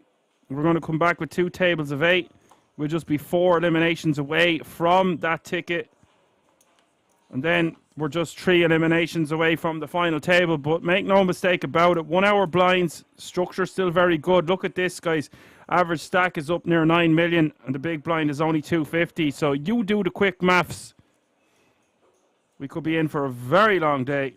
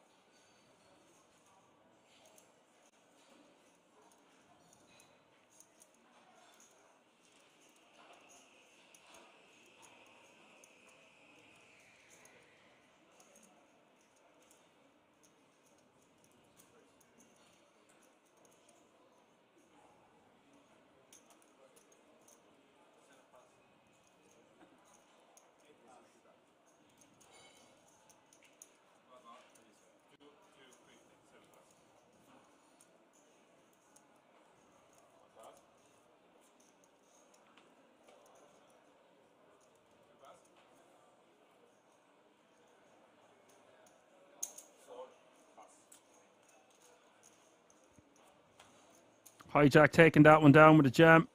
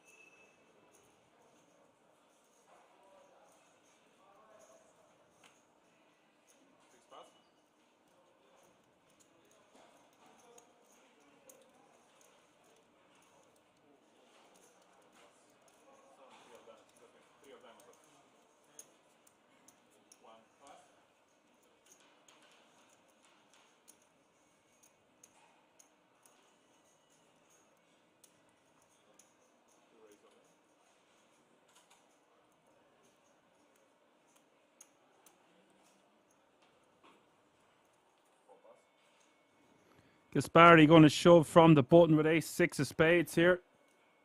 ECW King in the house. What's up, ECW King? Great to have you with us. All the regs are out. I mean, I say all the regs are out. When are you not here? My 4 or 5 amigos. God damn it, ye are avid fans of the Poker Room Kings on Twitch, and I absolutely love it. Makes my job so much easier. Thank you for your continued support. Christian has a grey hand to call off with here, believe it or not. You don't want to call it off with your ace-5 offsuit, but facing a button shove off this stack depth, I think this becomes a call.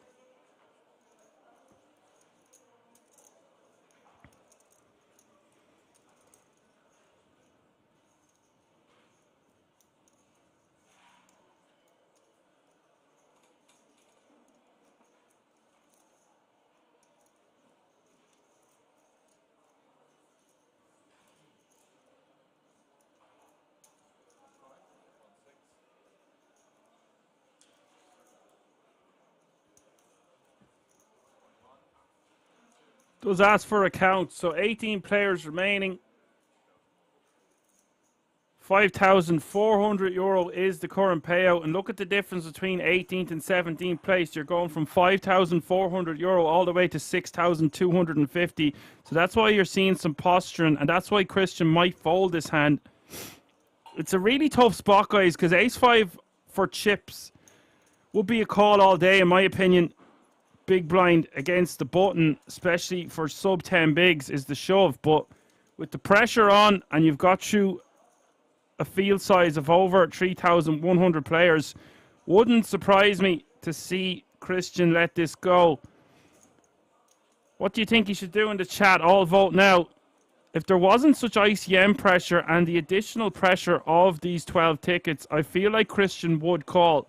He is Romanian as well, and the Romanians do tend to be on the better side of the poker players, you see. So he obviously knows his spots and knows what he should be calling with. You can see the face on him there in dismay that he has to let it go. But I feel like, as much as I just said, I feel like this has to be a call. When you really factor the ICM pressure, the tickets, and the €145,000 for first, I actually don't mind this fold.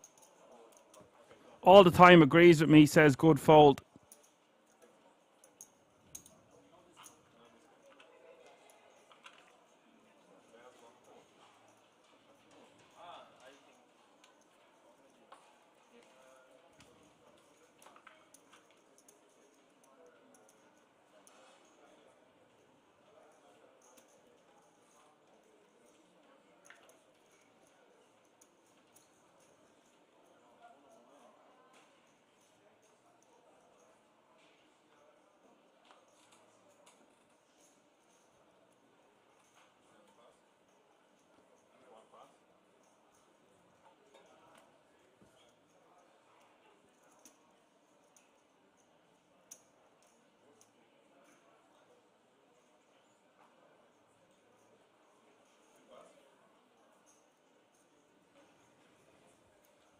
And Sukia on the button with the ladies. Now, had he got 10 or even 11 bigs, could min raise this one, but off 7, just wants to be shoving.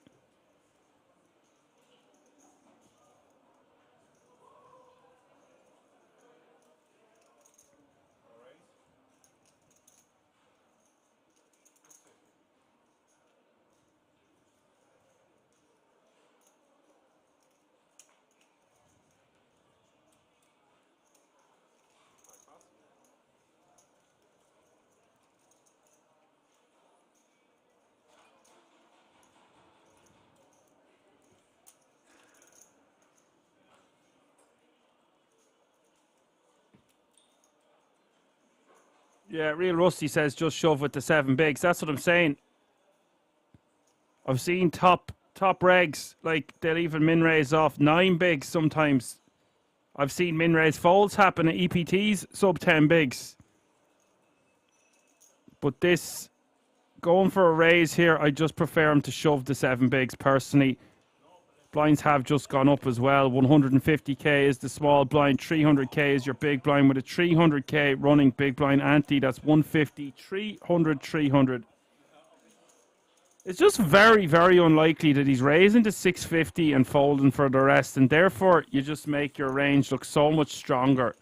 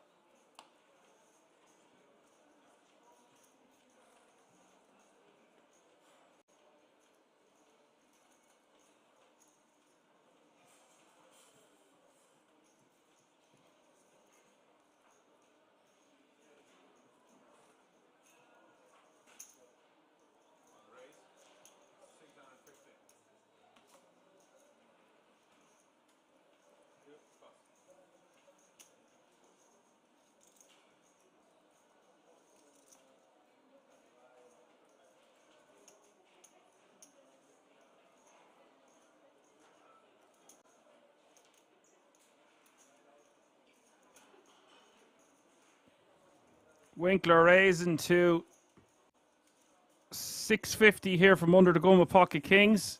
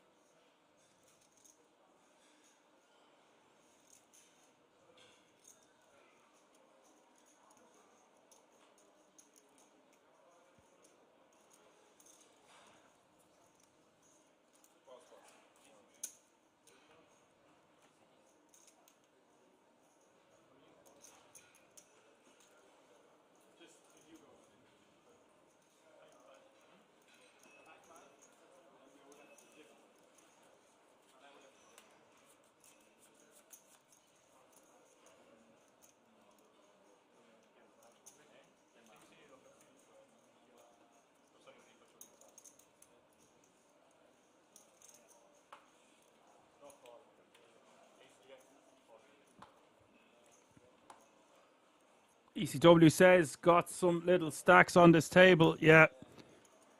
The pressure's on. You're going to see a lot of these short stacks. Like, they're going to dwindle. There's just so much at stake. There's not a lot they can do. And that's why I keep telling you, you got to take your spots, got to take your chances to double up, especially if you want to get that ticket. It's one thing trying to get these pay jumps, but if you want to put yourself in contention to get that ticket, make the final table, and give yourself a real run at this title, you can't be shy. You've got to just realise sometimes you've got to call it off. You've got to stick it in and think of Ireland.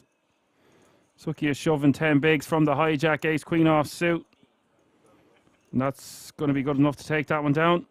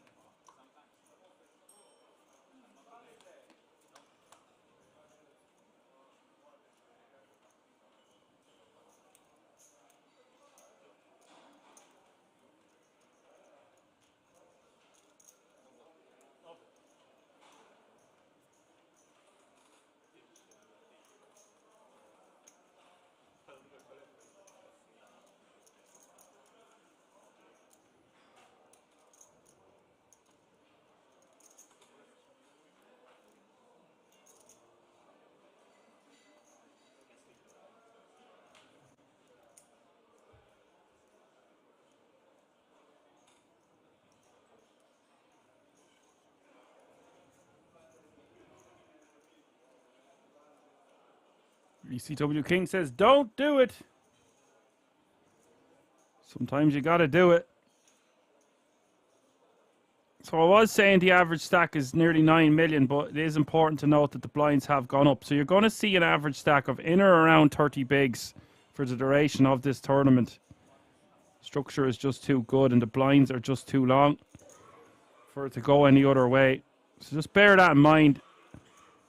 Here's another spot. Gaspardi with a very callable king-queen suited. You're going to be calling this nearly all the time, but with this additional pressure... No, I take it back. I don't mind about the additional pressure. You just have to call here. You're sub 10 bigs to start the hand. You've got 2 big blinds invested, and you're facing a shove from the hijack. As Alan Finn says, it's a no-brainer.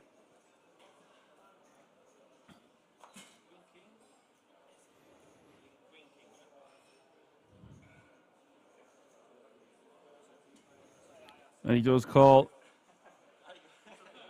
And you know what? It's really, really unlucky for the big blind to wake up with a hand as strong as King Queen suited and be completely dominated.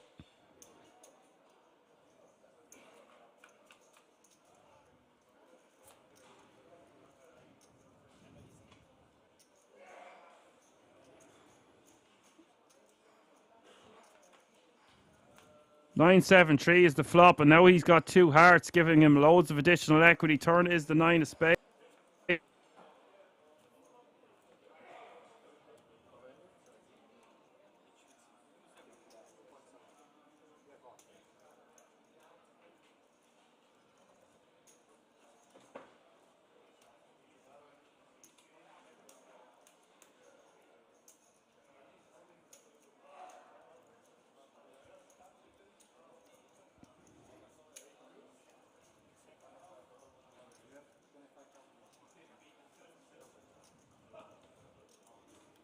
That's all she wrote. Nothing he can do there, of course. DJ Triple says, down we're flipping. Well, not quite a flip.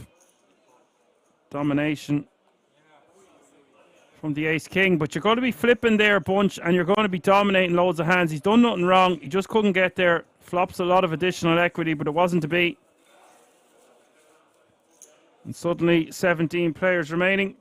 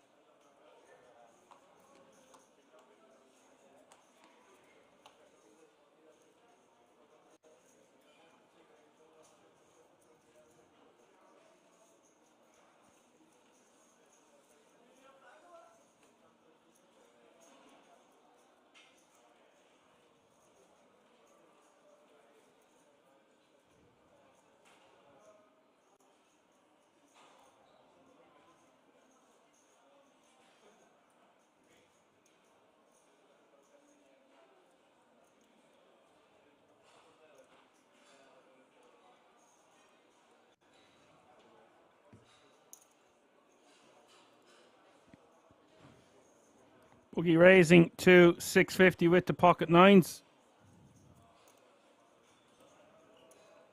Boogie in a great position here. Like I said, he can just keep applying pressure, especially to the shorter stacks. Obviously, we can see he has the goods, but he certainly doesn't need a hand as strong as pocket nines to open here from the hijack. Christian in the big blind. This is actually a really good spot to rejam against the chip leader because they are supposed to have such a wide opening range. Sometimes you will see just people call here, and I think calling is totally fine, but if I had to pick one, fold is not going to be happening, so I want to rejam or see a flop. Against a different player at the table, I would probably choose just call, but against the chip leader, we're reshoving for the guts of 6 million. I think our hand plays better as a jam.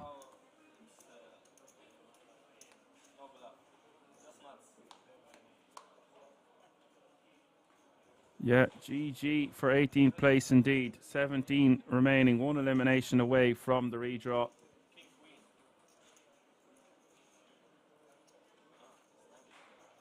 All players guaranteed €6,250 at the moment.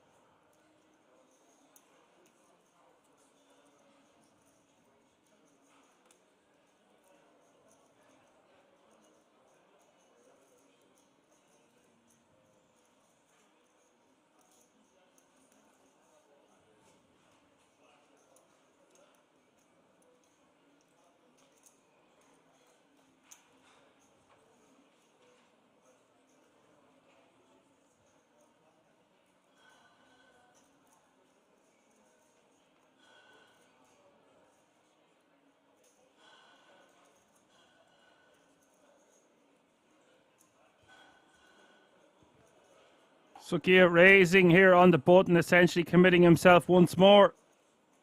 And T-Rex needs to be stacking off here. Just 5 big blinds behind.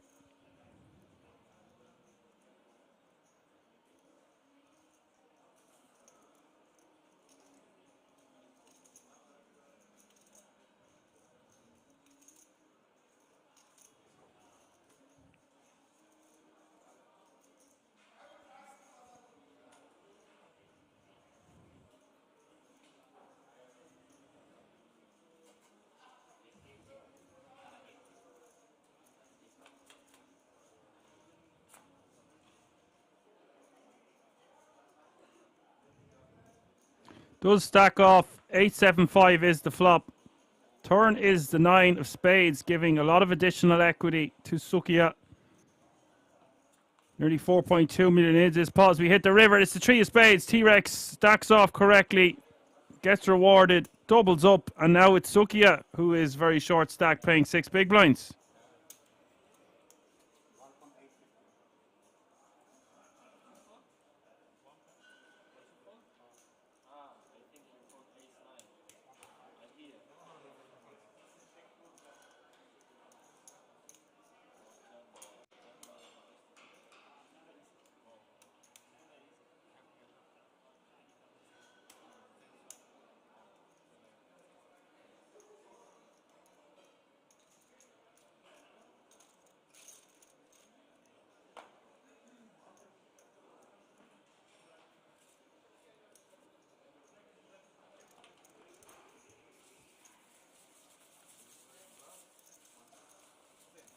So we are just still one elimination away from the redraw.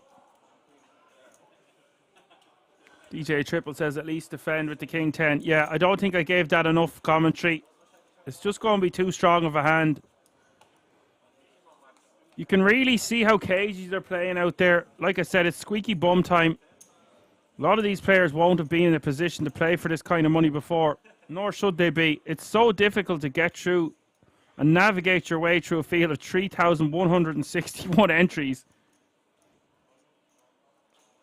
So lucky to still be in with a chance to play for this title. And that's why you're going to see players shell up and not play their ranges correctly. And, you know, to a certain extent, it's very understandable. Suki has had enough here with his last 6 bigs, it looks like. I think this is fine because we're basically 6-handed or 7-handed at maybe.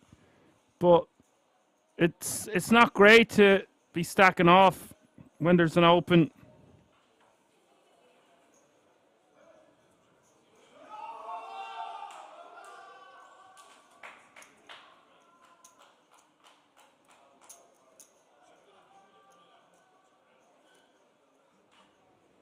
The ace jack is going to be a snap fold.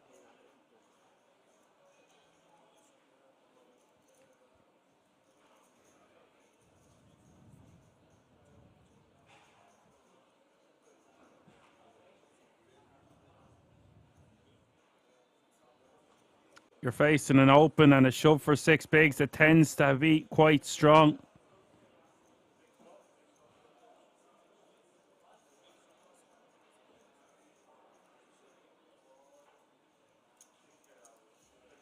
DJ Triple says he's out for a bit. See you later. Yeah, it's going to be a marathon, not a sprint today, man. See you in a while. Real Rusty says ace jack snap fold, bro. Think I said that already, yeah. Radek agrees. ECW says just think of Ireland. He really likes that one today, ECW. Brilliant. Do see the open on the jam.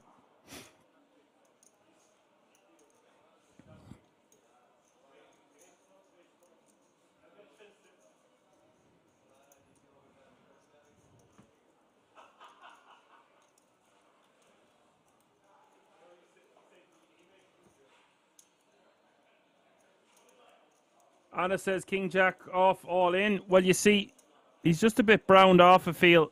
And he's only got 6 bigs, so decides to just... Whoa! Hold on. Hold the phone here. T-Rex re-jamming and Andre snap calling. And guys, I swear to God, with an open, a re-jam for 6 bigs and a re-jam from the small blind for sub 15, I'm going to fold ace queen there pretty much all of the time. Granted, it's only another 11.5 bigs, but he snaps it off like I know I've got the best hand, and on this occasion, he certainly does. This pot, one of the biggest we've seen so far, 10.7 million in this pot. Ace Jack, Ace Queen, and King Jack all in. 3-way to the flop, 6-9 deuce, 2 diamonds.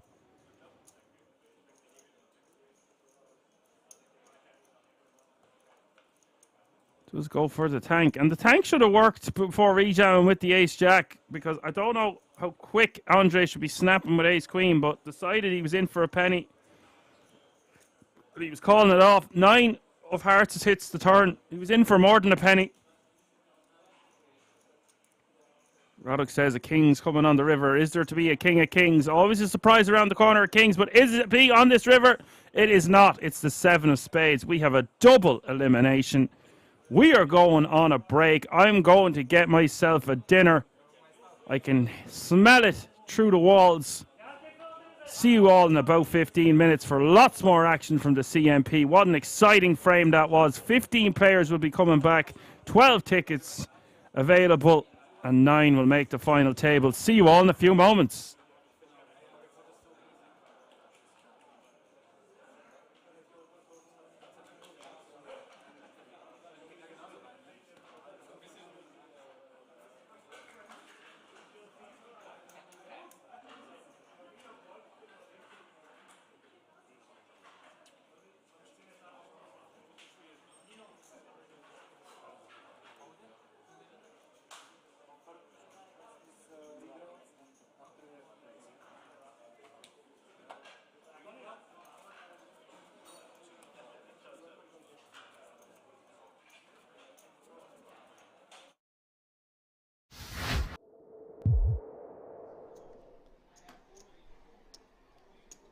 casual Sunday. We got past Focus Friday. Yeah. Linares with a monster here on the button. Ace Queen of Diamonds. 3.7. The problem I have with Le Mans is he's shown a propensity to be very impatient, even though he has battled back well. So at some point he might just get fed up with the heads-up battle, even though it's for the bracelet and so much money is the difference between first and second place. Depends what happens here. He's liable to just, he's like a placid volcano. Yeah, just got to erupt every now and again. Yeah.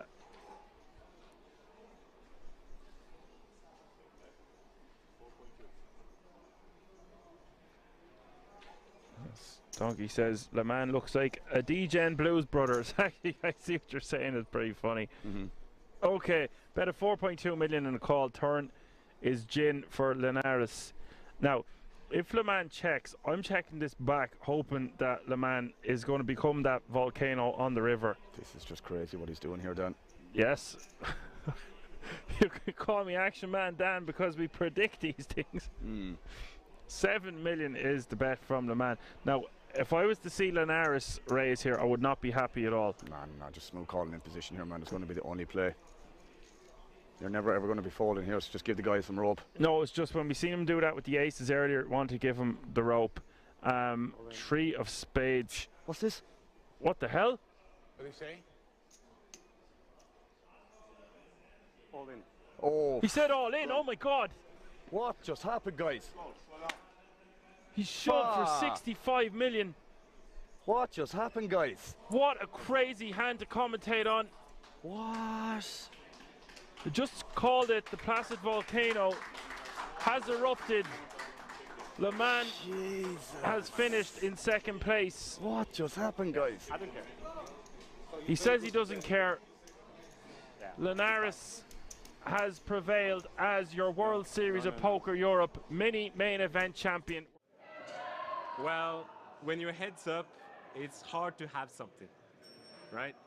So when the board pairs up and I know he doesn't have a house, I just apply maximum pressure. Unfortunately, he have the nut flush, so I just ran into a bad hand and I did a strong move in the wrong spot. No, I would do it again. It's very unlikely to have the nut flush when your head's up, but he have it, so I guess GG to him.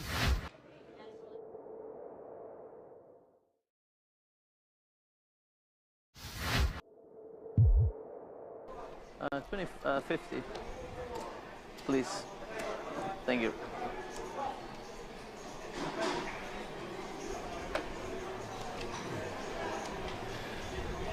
See Duarte there, Dan, topping up another 50k. He's probably in for about 150 at this stage, if not more. But again, it's probably the bare minimum he's in for at this stage. He is not afraid to play some deep stack PLO 5 cards. In for a penny, in for a pounding. Wow, I mean, pounding is definitely the accurate term to be used there. This game is going to get bigger, Dan, and unfortunately it's going to happen off stream, but don't forget, guys, we will have some more cash game action tomorrow. Something very similar. Looks like it's going to be 5 card again around the exact same time again. Yeah, I think just 2. Who won last hand? Could be a similar lineup, could be a different lineup. You'll have to tune in to find out. Indeed. We don't know the exact details as of yet. All we know, it will be a cash game stream, guys. Strong possibly it will be 5 card PLO again. Big smile on both Dan and I's faces. 5 players? 5 players? 5 players.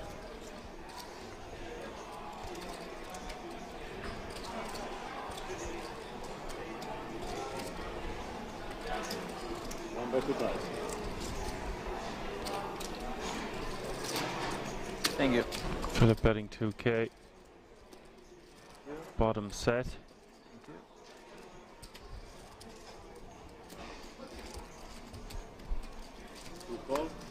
Bottom set just seeming so inferior when there's 4 other people to act behind you with 5 cards each. Yeah, it's just one of those things, Dan, isn't it? You just have to be so so passive in general. It's just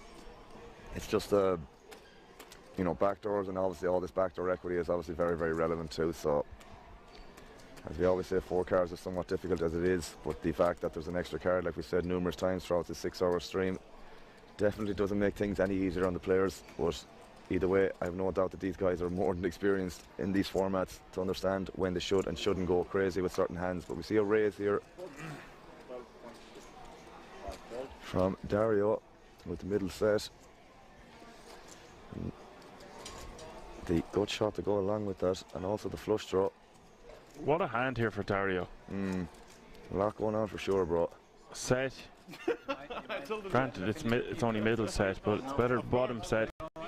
Straight draw and a flush draw. I know his flush draw now isn't the greatest. Oh, which one was the hand?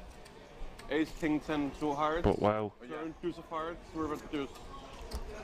The tough spot for Philip, but at the same time again, doesn't have the flush draw to go along with the bottom set, so he needs to be careful here. Might be a spot he can get away from this, because he still has to worry about, well, maybe not so much about Ferry, but still reasonable hand to. I think he just has to put this in the muck, yeah. I think so too, yeah, I think so too. I think it's one of those spots without the redraw to the flush, at least. Just going to have to get away, I guess. Ferry, on the other hand, is going to be in the same boat, I guess. Yeah, as well. yeah. Dario's hand just looking very strong here. Check raising. Multi-way like that. Multi-way, a few people to act behind him. And already a bet and a call in front of him. Indeed. Don't tell us. You can still go. You can still go. You're up. How can I explain? You're lucky so far, so maybe you can still go a nice ball there. 1800? 18,000. 18,000. See, Ferry's still debating whether he wants to flick in a call here, but when you see bottom set being folded. Everybody's a winner, everything. Oh, wow. He's really going to be running this, guys. This is going to be a big one, guys. This is going to be our first 100k pot, I think. 2 times? And it is just 116k. What's his reasoning behind this? I'm not really sure, Dan. I think this is a little bit kind of maybe getting a little bit impatient, maybe a slight bit of tilt. I'm not quite sure, because I don't think other players will be getting this hand in. I think they will just be mucking this on the flop, but we are going to be running this down, and I'm assuming they're going to run it twice. And this is by far the biggest pot of the night. Indeed, 116k in the middle, guys, and they are running it twice, according to what Ferry said, or mentioned, or signalled, I should say, with his fingers. No, it's sick. Dario in a very, very good shape here. Is he drawn dead here with the tick beside it in terms of outs? Because he does block a lot of Ferry's outs here with the 3. It's like Ferry has a wrap, but it's not the greatest of wraps. That's a different chop than we know in Holland. That's a. It's really got a Colombian chop on the 5. This is gonna. Okay. I think he has less. The Ferry can't win. This is the problem. He's literally getting this in dead. It's really, really bad shape here. He's dead. So sick. 116k. I don't think Dario can believe this situation. I just think this is a spot where Ferry doesn't have to do what he did, and he ended up doing it anyways. Turn is the jack of clubs. And that's it, Dan. GG Ferry for the first run out. I mean, wow. GG Ferry full stop, I guess. Unless someone mentioned in the chat that unless the graphics counter is accounting for the mucked cards, which could make sense as well.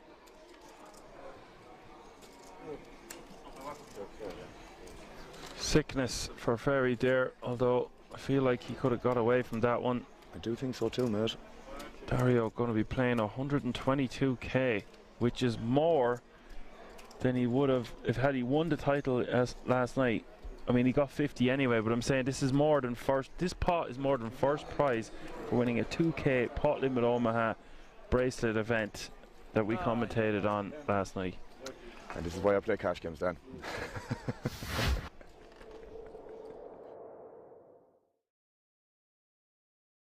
It's a good adjustment. Usually I say in these situations, Ali, I'm the guy who says, look, you're supposed to play really tight from the small blind here because of the person's in there, but I always have the argument, make them do it. I want to see that person put me in that spot before I just give them credit for doing it. Saka, Saka, I know, he's shown he has the ability to do that. Yeah. Sometimes people get a little timid in those spots. Oh, I can't limp here because he's going to raise me. But they don't. People are scared as well. I mean, listen, it's kind of like prior action has earned this deference. Exactly that. Yeah. Right? He's earned the fear. Ace queen suited. Not a feared, or fearful rather, hand. Again, it's just one of those hands that obviously you're loving to look down at ace queen suited. It's a great hand, but there's a lot of scary actions that happen behind you here after you raise. Potential scary actions. Pocket eights for Julian. Yeah. The exact sort of hand composition that leaves you feeling like, why Why'd you do me this? Why, exactly. Yeah. And against Prederoli, I think he knows Prederoli is not light. They both played a pretty similar game up to down this final table. And I think from what we've seen from Julian so far and in previous tournaments I've seen him in, he'll just recognize that this just feels like an icky situation. Oh, okay, he is going to go for it. Wow, he does go for it, Ollie. To his credit. Does have the best hand, but obviously very vulnerable. And let's see when it gets around. But this is what I mean for Prederoli. Oh, wait a minute. Saka, king, queen. That would have been one worthy of considerations had Julian gotten out of there. Prederoli would have found himself in great shape against Alan Saka, but instead now he is feeling deep levels of discomfort. Yeah, I said he's lovely looking down at this hand opening, but there are lots of actions that will make him feel sick, and this is one of them. Julian committing from the next seat, gazing around, checking the other stacks. Prederoli is not opening light from this spot.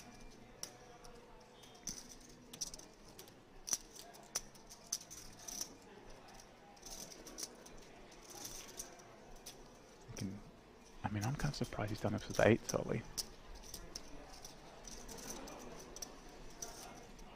Here's the thing, it looks better than 8s, doesn't it? Oh, it feels better than 8s. Yeah, it just doesn't feel like this is ace-jack either. It's committing nearly 20 blinds. Could be a hand like 9s, 10s that's really not enjoying this as well. But that's the argument in favor of playing it in this manner as opposed to passively. Not that he was considering a flat, but, you know, things to be considered. Oh, wow, and over the top goes Alessandro. And this... Wow, a huge flip that neither of them wants to be in. Leaves us playing a 23 million chip pot between the Italian and the Frenchman. Big flip indeed, Julian. Very big flip, yeah. Saka's going to have company toward the top of the leaderboard, regardless of who wins this one, James. 20k flip, yeah. Wow. One of the byproducts of this higher variance approach taken by Julian. Yeah, but this flip is probably worth like 40 or 50,000. I think you're not helping them. In equity. You're not It doesn't matter, it's already in there, 22, 23. I'm just kidding. In equity, it is worth a lot. To the flop we go. Ace and queen free. The 8s holding on. Jack 9, 6, 2 diamonds. 60% of the royal, though. For Alessandro, now the 8. How about it? Take the ace and the queen off the board, but put the non-board pairing clubs up. And a 10, Ollie. Julian with the set, and yes, the gut shot as well, not to be overlooked. Can Alessandro find it? Backdoor clubs. Wow. I think he covers. Showers. Just by a little, I think. For Julian, we will do a count. These guys are just that close in chips, but I believe we've lost. Wow. Glory. Wow. That was such an interesting hand, Ollie. I mean, I would have found the fold twice, I think, but that's just me. but they managed to get it in. Two players who recognised getting it in was bad, but the hands they decided were just too strong. Situation forced it. And maybe, Ollie, one on that bracelet.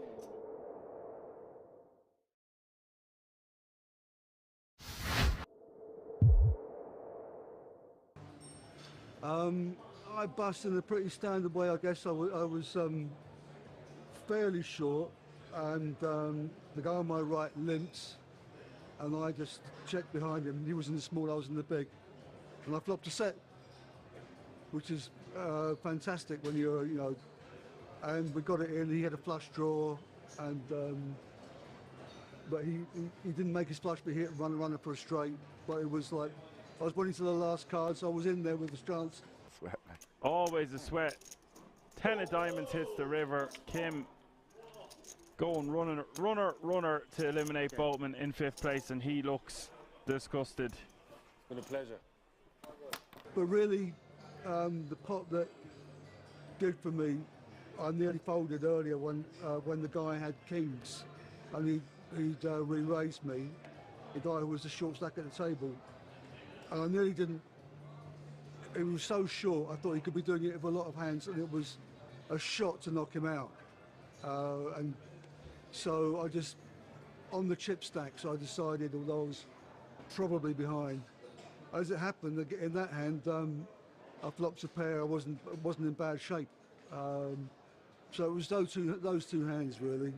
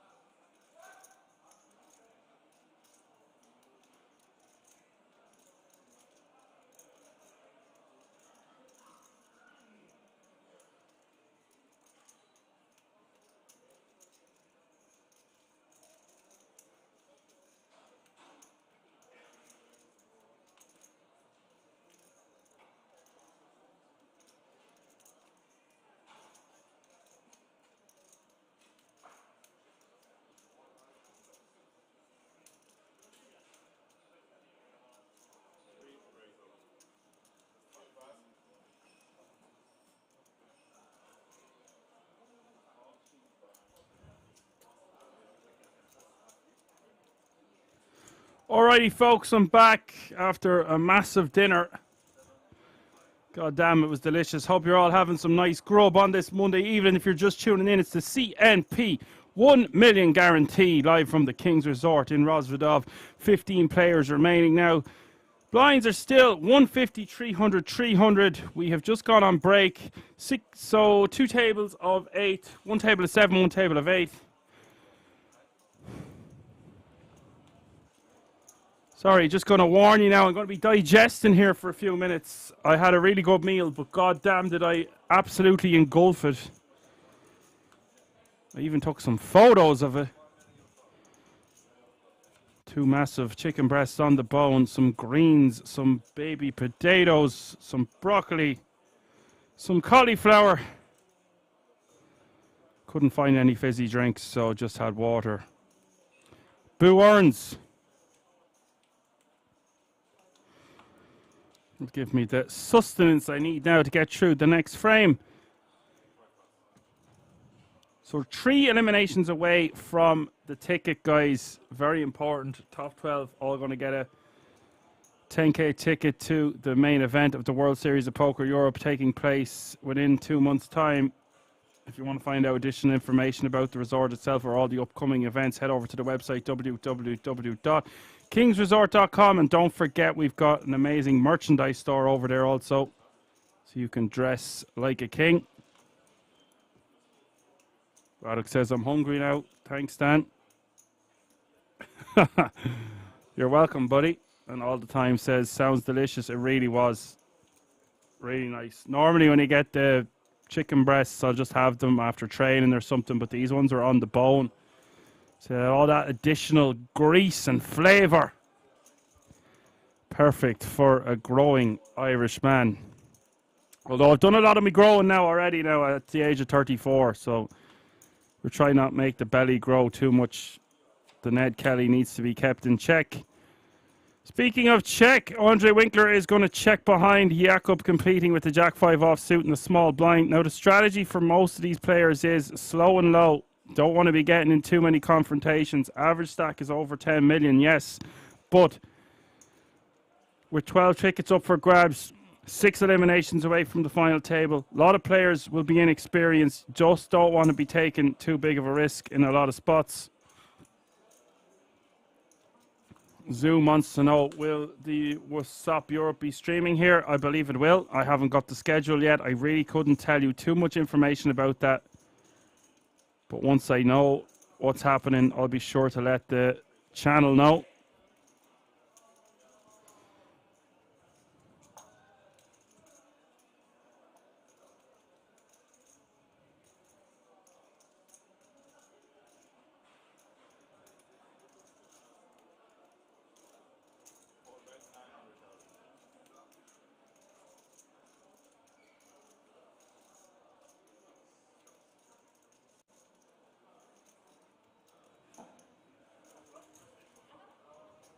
$900k now is going to be the bet from Winkler after he calls the flop, hoping to take this one away from his opponent on the turn.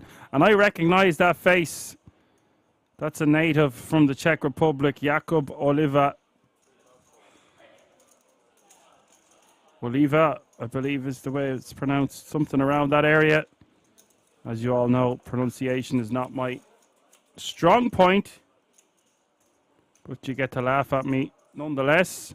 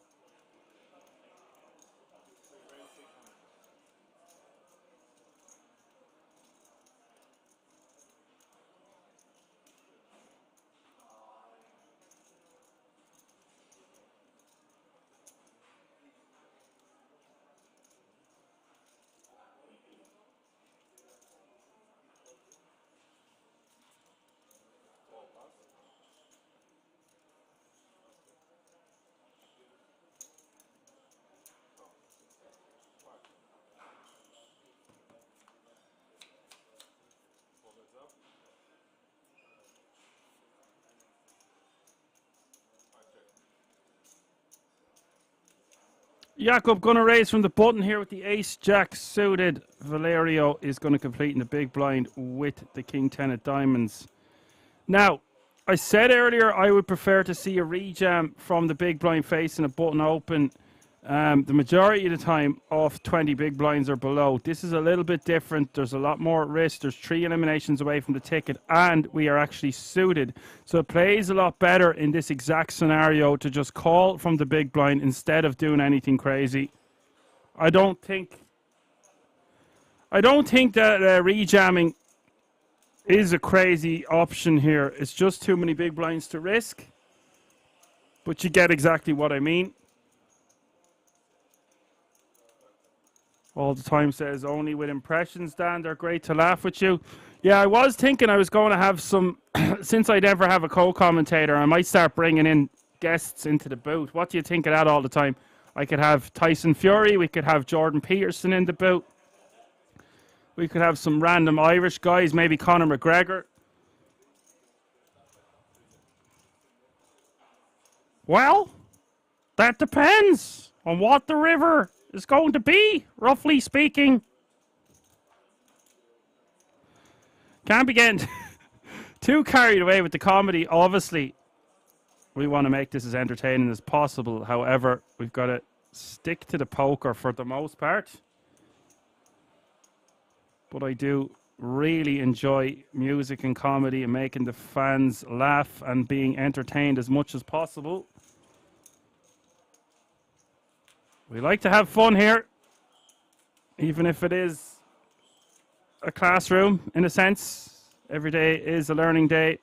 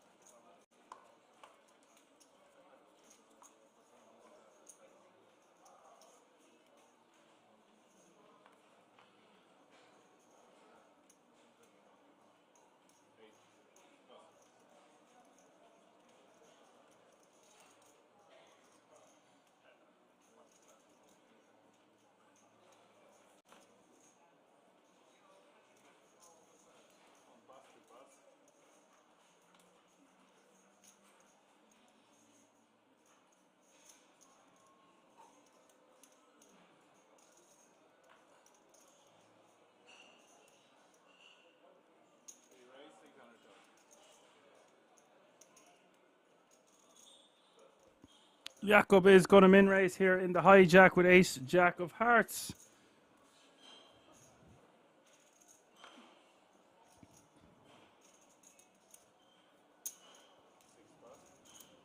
And by far one of the most competent players remaining in the tournament, Queen 10 off suit. Wants to flick this one in for a call. We will see a flop.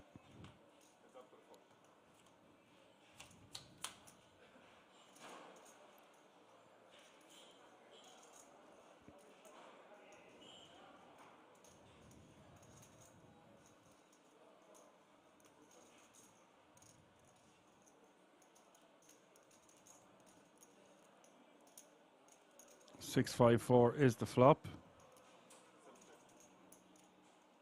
This one is going to smack the big blind's perceived defending range more so than the opener's range, and that's why you're going to see it go check, check. Turn is a 9.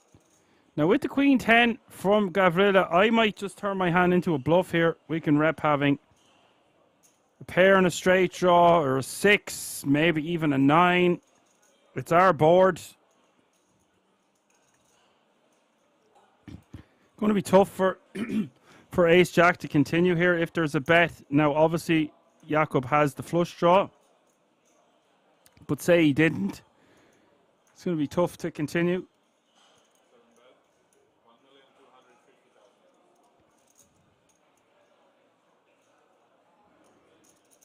Goes for about a 125 million.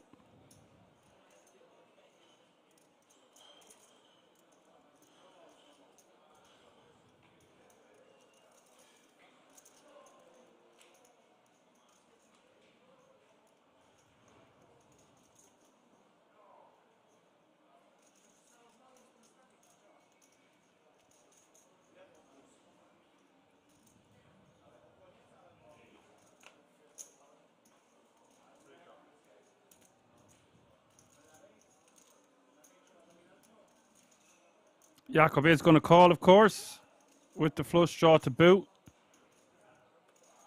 That's a sexy river card for Jakob, because it might induce another bet from Gavrila. That 10 blocks a lot of straight combinations that our opponent might have. It's unlikely that Jakob hit runner flush.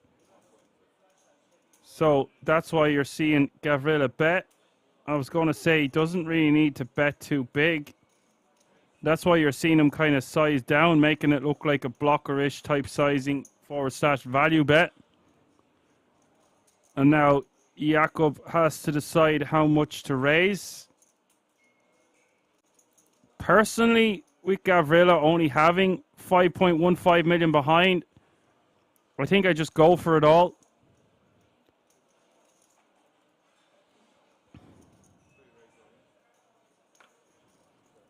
Does just shove, and VRL Gavrila wasting no time in letting his hand go. That's a nice pickup for Jakob, hitting runner. Perhaps if that 8 was an offsuit 8 that didn't complete the flush, we would just see a fold.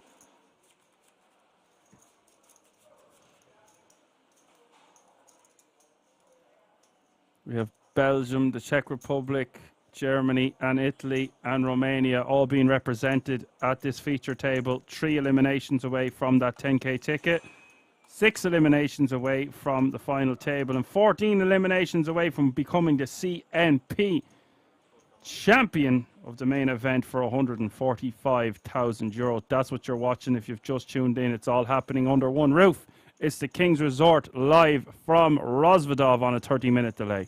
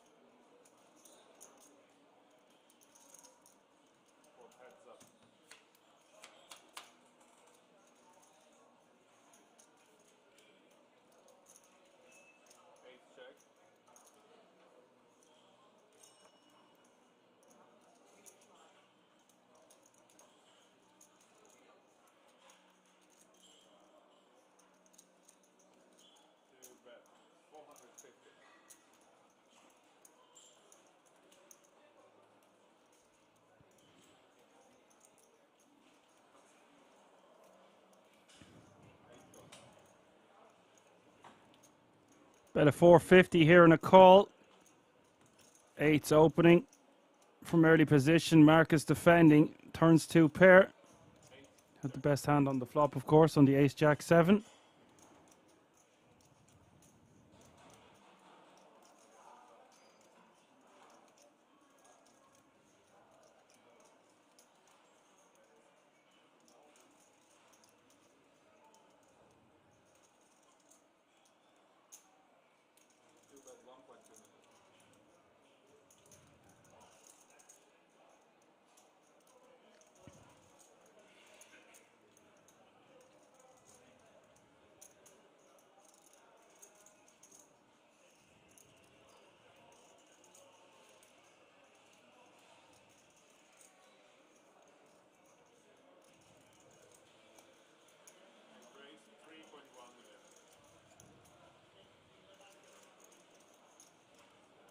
We're going to see a raise here on the turn here from Marcus with the ace-5. And Thomas isn't going to be able to withstand that pressure. He's going to be forced to put his hand in the bin.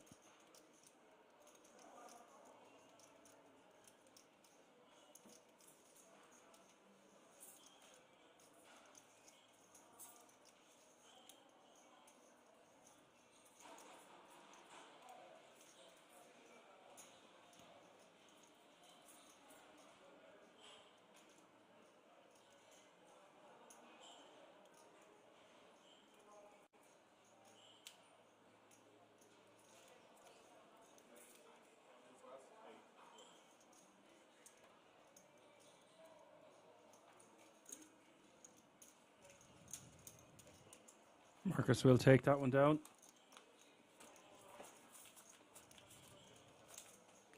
Don't know how much I like the raise there on the turn. I think we just want to call, keep our opponent honest and let them keep barreling on the river. If they are barreling, we just get rid of a load of hands on the turn there that continue firing, or that might just bet again like a 1-pair hand on the river. So unless you really know your opponent and feel like he's going to stack off there, I feel like although our hand does need a little bit of protection with 2-pair, I'm fine with just calling, even if the tickets are at stake, etc. Let me know what you think about that one in the chat. Thomas is going to min-raise here, Queen 8 suited. I'm not the biggest fan of this stack depth into a full table. Well, it's not 9-handed, but you get my drift.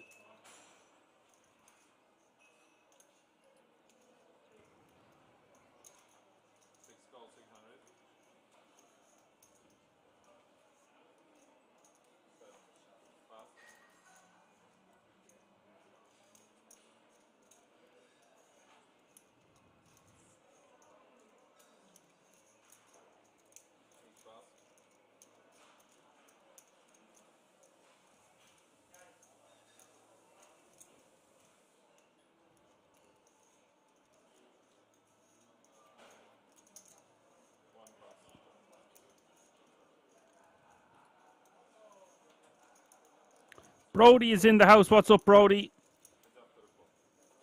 Sad just going to call behind here in the cutoff with ace-10 suited.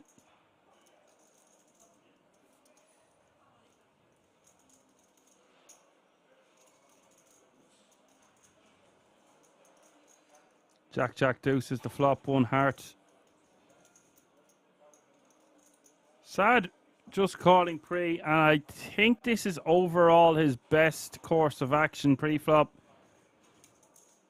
Hand going to be a bit too strong to not try see a flop with, especially when we're suited. We don't love it though. We only have 15 bigs and our opponent only has 20.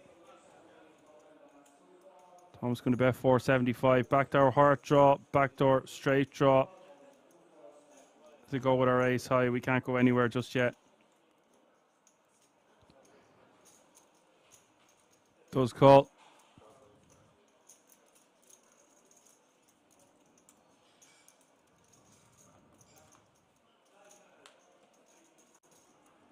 Turn is an ace. Great card for Sad because this is a card that Thomas might feel like continuing barreling on.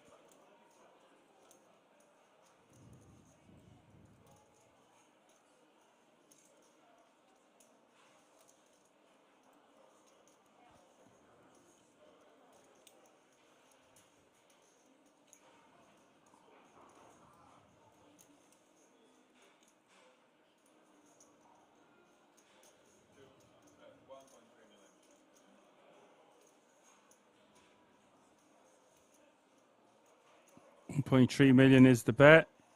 And Sad is going to call.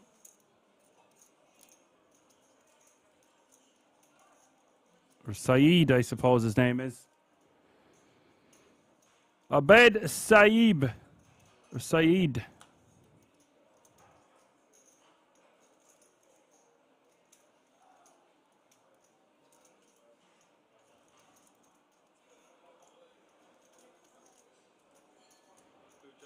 We've raised the 9 of diamonds.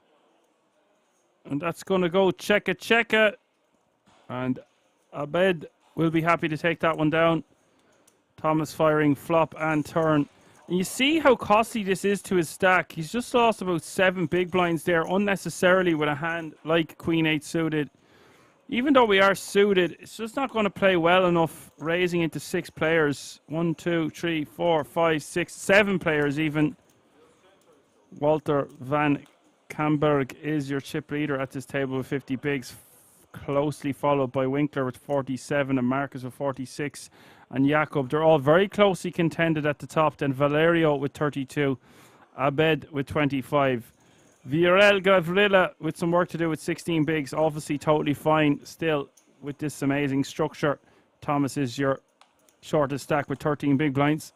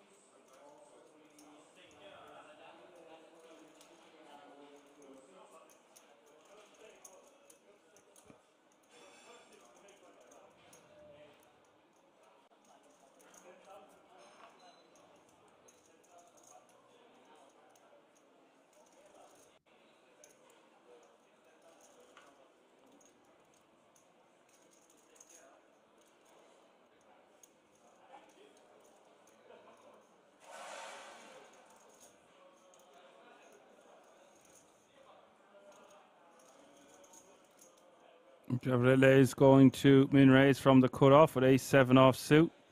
We've had a beauty school dropout on the outer table, and that means we are playing 2 tables of 7 now. We will be rebalancing. Average stack is getting close to 40 big blinds now.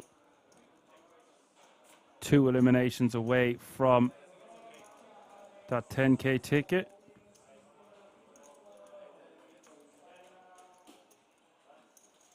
Apocalypse is in the house, says not staying long. Thought I'd come and say hello from the Greek coast. Nice one, buddy. Hope you're enjoying the Greek coast after your wedding. King 10-6 is the flop here, Thomas.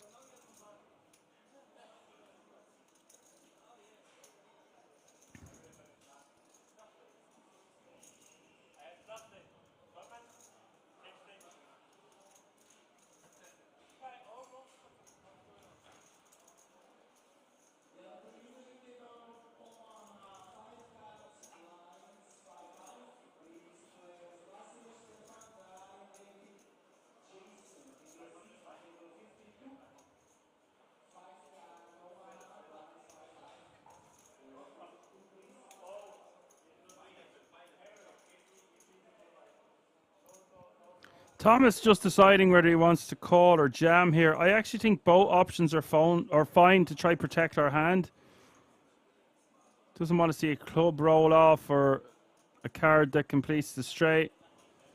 Having said that, for the same reasons I aforementioned earlier, perhaps we want to keep our opponent in the mix so he can keep firing on turns and rivers. Thomas with just the 5 kicker wants to protect his hand, which is totally understandable. Does take it down. We will lose Thomas as we rebalance. And Gavlila loses another pot, puts him down to 13 bigs. Nothing he can do there, of course. Poklip says we're in Kalamata until Friday. It's absolutely incredible. Definitely suggested to anyone getting married in the future. Well, only time will tell, Apocalypse. I'd have to I'd have to go on a date first. It's all ahead of me.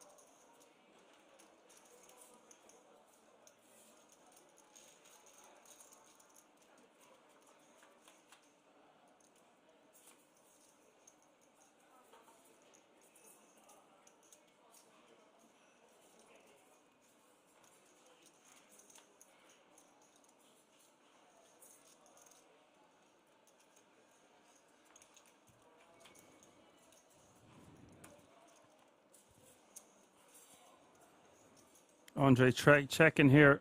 Just hoping to try get the showdown with the best hand. Walter happy to check it down. Gonna lose the majority of the time. Sometimes you might win with ace high.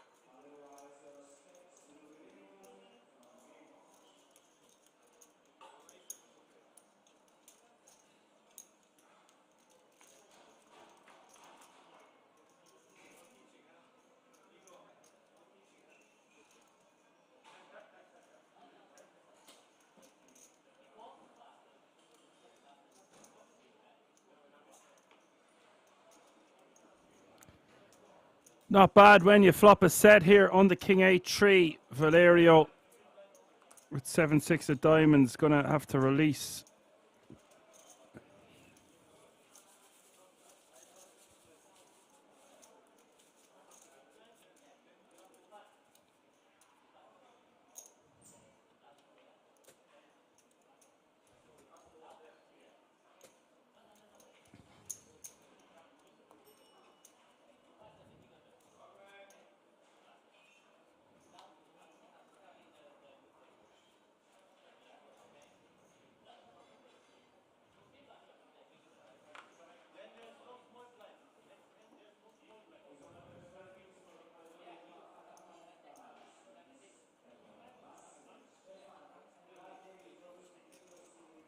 €14 remaining, all guaranteed a minimum of €7,100. Pay jump looming from 14th to 13th place from €7,100 to €7,971. So bear that in mind. Big pay jump between 14th and 13th, and of course the jump between 13th and 12th absolutely massive.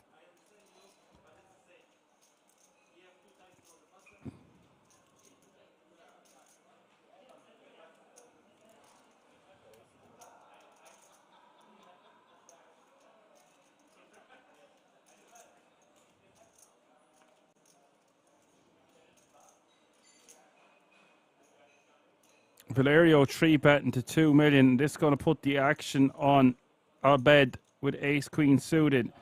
Now facing a button open, a 3-bet from the small blind. I think this is an unbelievable opportunity to 4-bet rip.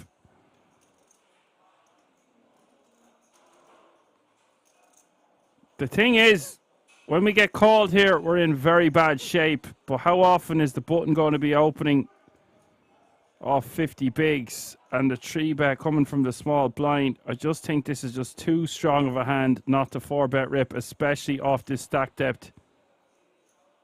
Real Rusty reckons it's an easy shove. I'm on board with you, Real Rusty.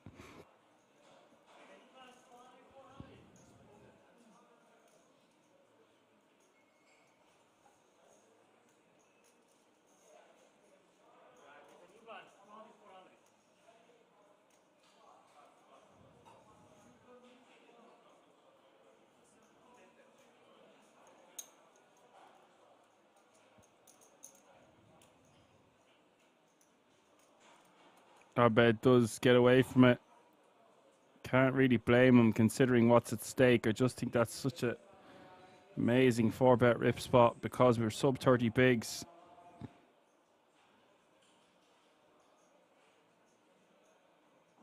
As all the time says, yeah, 12 to 13, the bubble is 11k instead of 900 euro.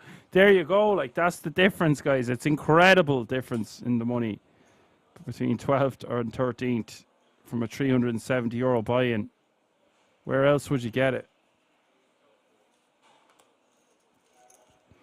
And I just think that that's a missed spot to pick up almost 10 big blinds dead money.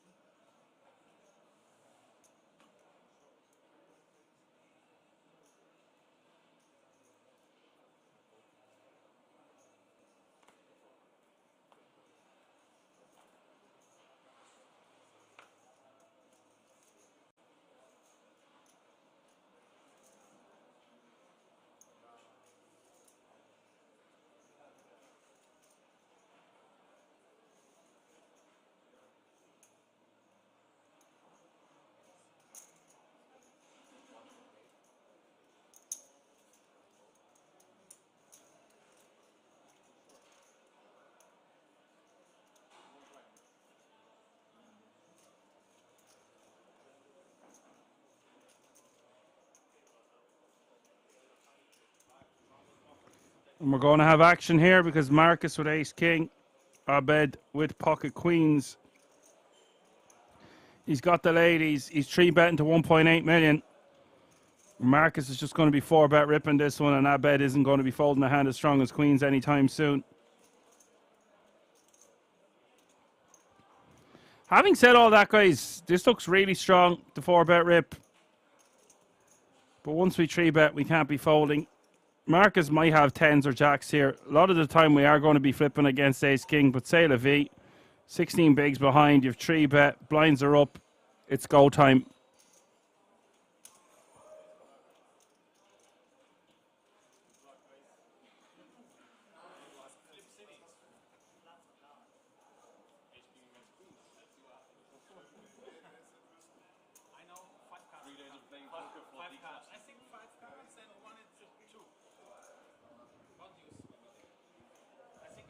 So he is all in. Of course, it's all in and call for 17.35 million in this pot. Biggest hand of the day we've seen so far in terms of chips. Huge moment for both players. What a massive flip. 6-5 deuce is the flop. Abed looking very good on that board so far.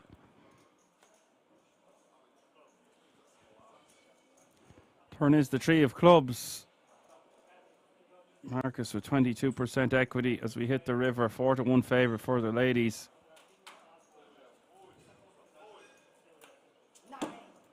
Oh my God, there it is. Ace of hearts hitting the river. And that's going to eliminate Abed in 14th place. I was not expecting that one. Always a surprise around the corner at Kings. This time the ace rolling off. Granted, it was a flip pre, but it's pretty sick when you survive the flop and the turn and it pops off on the river, but that's the way she goes. That means 13 players remaining now. Pay jump has been reached and we are on the ticket bubble for €10,350 World Series of Poker Europe main event ticket.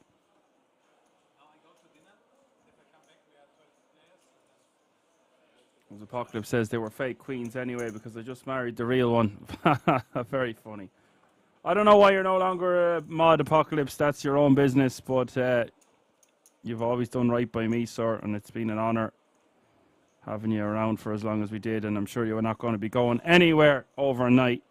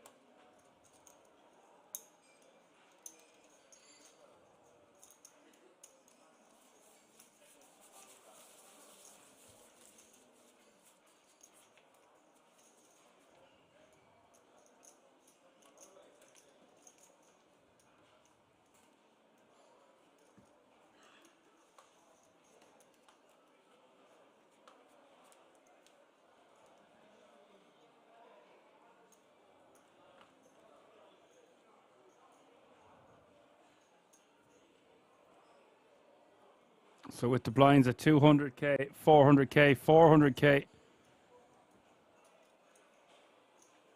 pressure is massively on. You don't want to get through a field of this size and come up short for one of these 12 tickets. I think Gavrila might have to shove this one for 7 bigs. It sucks if you get called, but it's a great opportunity to steal the blinds and antes. With 7 big blinds, he's going to be one of the shortest remaining in this tournament with 13 remaining.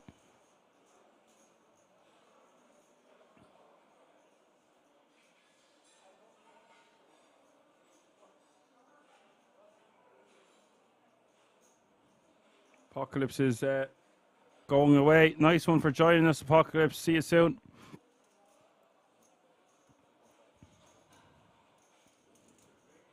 Yeah, Gavrila recognizing he needs to stack off here.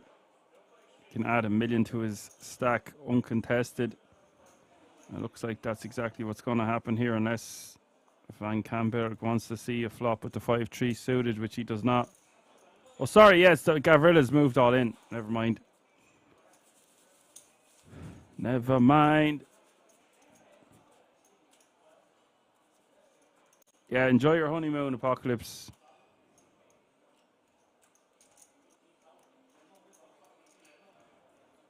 We keep things running as smoothly as possible.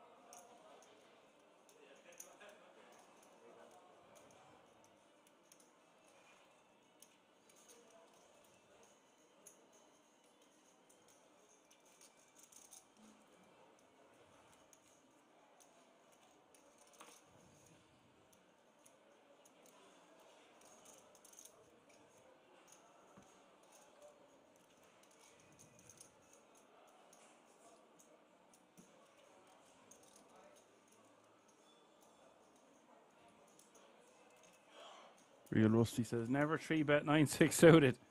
That's a bit random.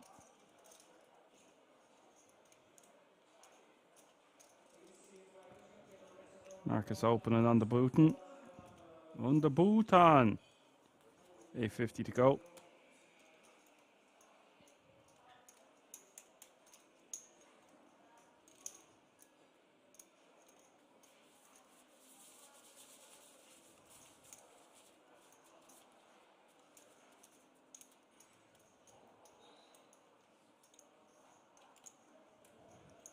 He will take that one down, adds a million to his stack, uncontested.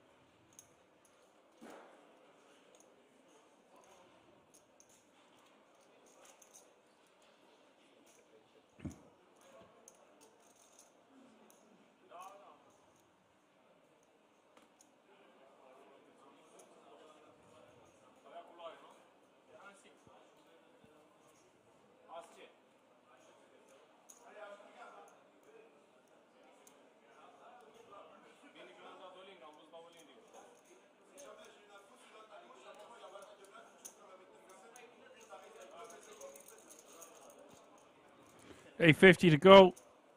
Marcus keeps applying the pressure. He's got the stack to do so. Both players flopping top pair here. Again, I was going to say Valerio could rejam this one pre. Maybe it's just a big blind or two too much. I still think it plays better as a rejam, but what's at stake? And we can see what's at stake. In the top right-hand corner of your screen, you can now see that the bubble has been burst. We've had an elimination on the outer table, and all remaining players will have secured this pay jump and a 10k ticket for their troubles. I expected this to go on a lot longer than it has. Marcus checking behind on that river. Rivering his opponent to get two pair, takes it down.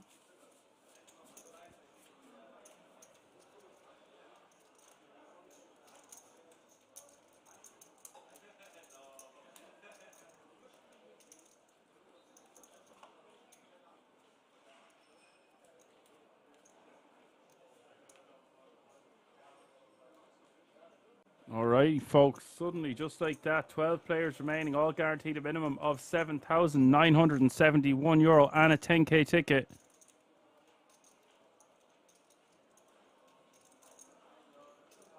Cause the right says, other guy had a flush two pair loss. Oh, right, yeah, sorry. I missed that there was 4 hearts out there. My apologies.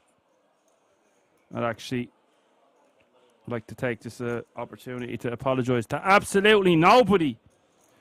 Hijack is going to raise to 1.1 million with the ace-7 suited.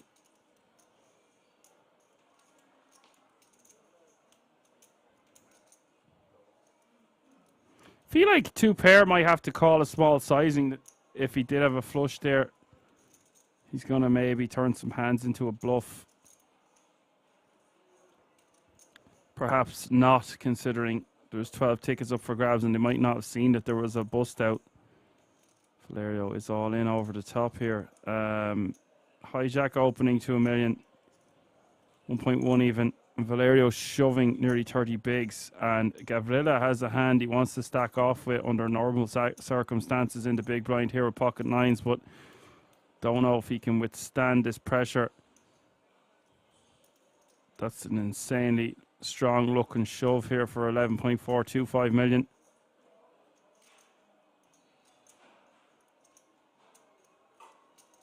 This is a very different situation than the one earlier with the ace-queen suited. Gavrila doesn't have the option of 4-bet ripping. Really tough spot here for pocket nines. Valerio going to have a lot of hands that Gavrila flips against, and maybe he will have small pocket pairs. If he's shoving hands like ace-10, then he might have deuces through to eights. Problem is some players will shove hands like tens, jacks, and maybe even queens in this spot instead of 3-betting. They'll just rip. Real Rusty thinks it's a super close spot with nines. Yeah, it's definitely very close. Because Van Kamberg is making it closer to 3x there as well, I feel like that makes his range a bit stronger. Valerio will get it through with a rip. Interesting spot there. Pocket nines forced to let it go.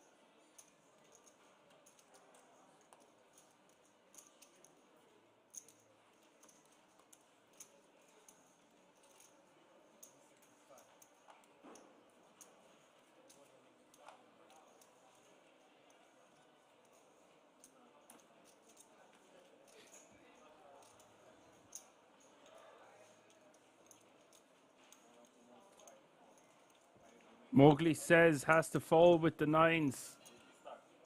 Otherwise call. You see, the ticket is guaranteed. I think 10s plus we're definitely calling.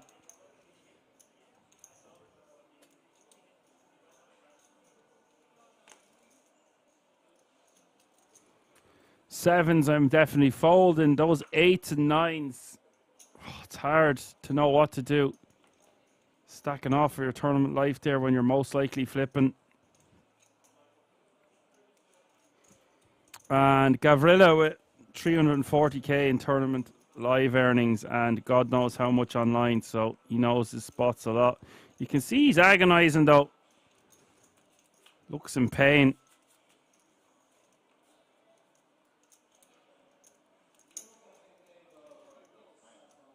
Richie says he would have called.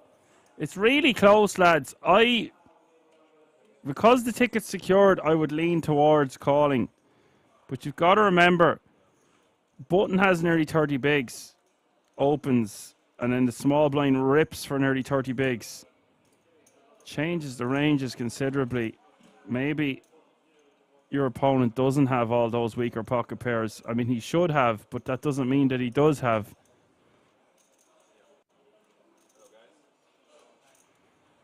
He's definitely one of the strongest players remaining in the field and probably wants to protect what he has left. Having said that, there's a lot of dead money out there. The 1.1 million from the Bhutan or the hijack or wherever it was. And the shove. So you're more than doubling up. I think I'm definitely folding 7s, maybe folding 8s. 8s, 9s, 10s is kind of in that zone where we have to call more so than fold. But we are only 3 eliminations away from the final table.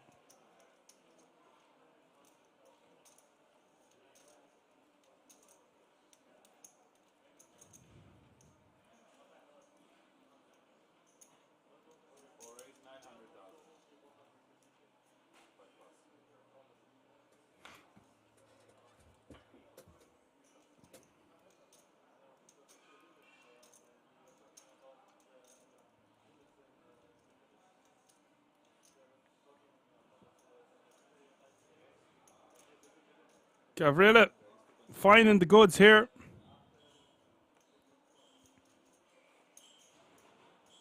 And off this stack depth's probably going to get called by Winkler.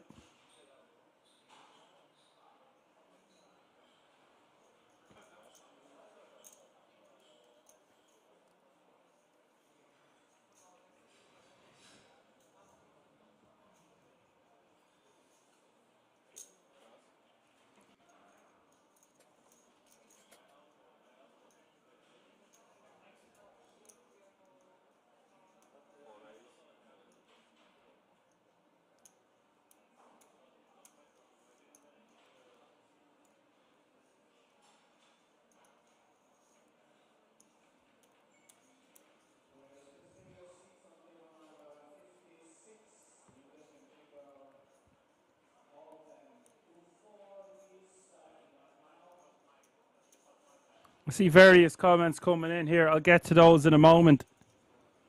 Winkler putting Gavrila all in. Gavrila knows there's a pay jump between 12th and 11th. Actually, there is no pay jump. No pay jump between... Oh, there is. Sorry. 12th is €7,971. So there is a pay jump of nearly €1,000. Thought it was one more place. So that's why you're going to see him tank before you all start going mad in the chat. That's why it is all in and call. 7-6-3 is the flop, 2 spades. And 9 needed for Winkler.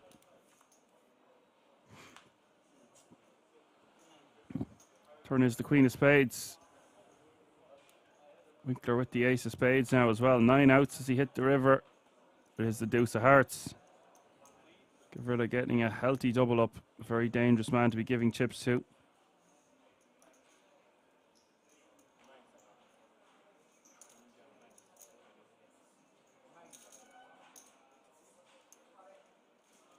Real Rusty says, if he didn't say call, it's a fold. He opened his hand before chips inside. No, you can open your hand and then say call. It doesn't matter. Like, there are various rulings about that, but it is clear to the table and the dealer that when he puts in that much chips and has one big blind remaining, he's not folding. Let's get that clear. And the tournament director and the staff at Kings are going to come up with the right decision there. So there is situations where your hand will be dead, and you are correct, Real Rusty, but that's not one of them. You've got 5 of your 6 big blinds in, or 6 of your 7 big blinds in. His intention is clear.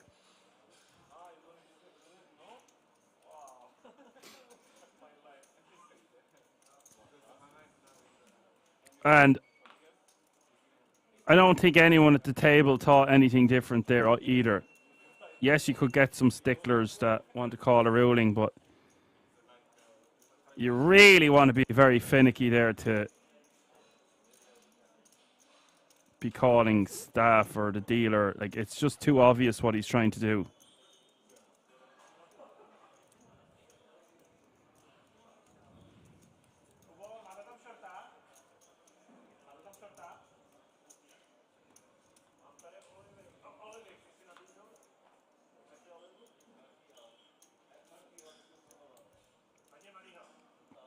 Small blind shoving, and Andre calling.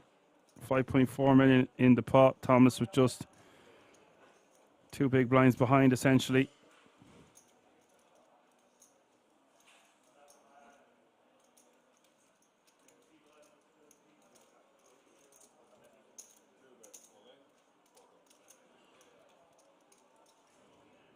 Yeah, Mowgli saying they could give him a penalty. Yeah, I do agree, but you'd really want to be a bad man to be, or woman to be calling and trying to do that to someone whose intentions are very clear. A lot of these rulings that happen in poker is when your intentions aren't clear, and I don't think that that's a spot where the intention isn't abundantly clear what he's trying to do. That's my thoughts on it. I'm just one man. Turn is the 3 of hearts. And Winkler set to eliminate Thomas unless he hits the river, and he does not. So we will have another elimination. Thomas Jedno leaves us in 12th place, and that means 11 players remaining now. And that means we are 2 eliminations away from the final table.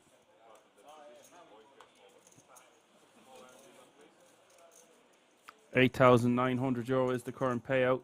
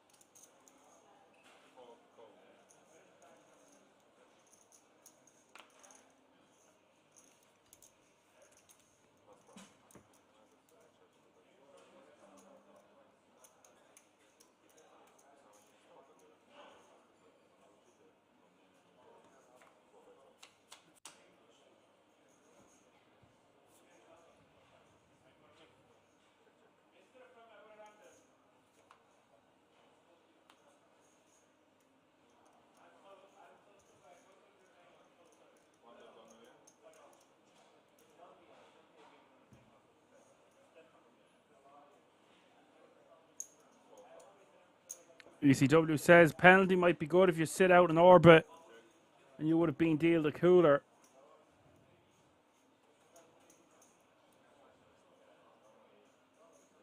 Richie says it's the FT tomorrow. No, it's today. I hope to God it's not tomorrow because I have a meeting with someone.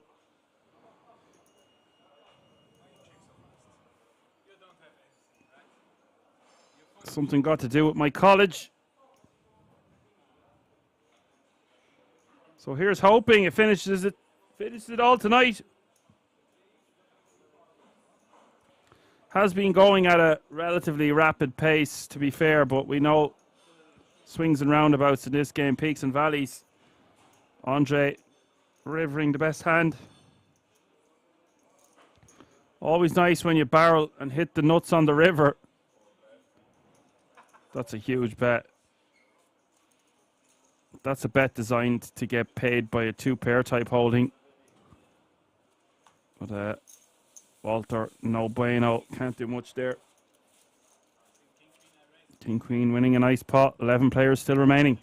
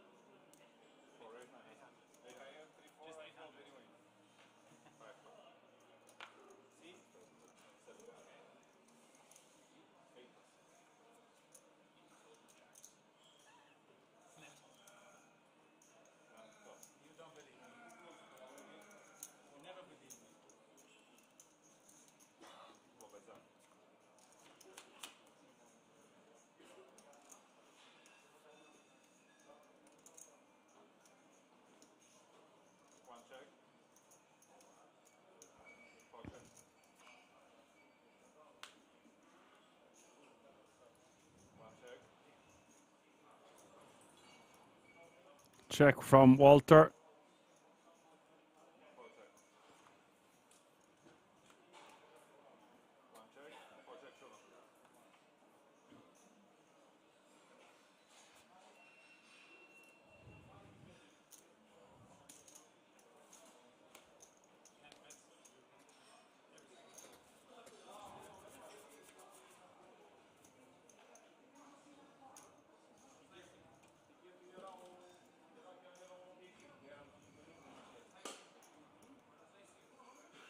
He will take that one down.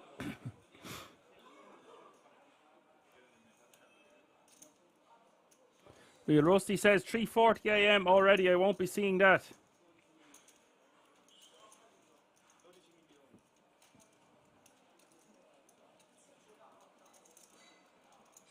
Rusty says it depends on the cards that are dealt. Yes, indeed, it does.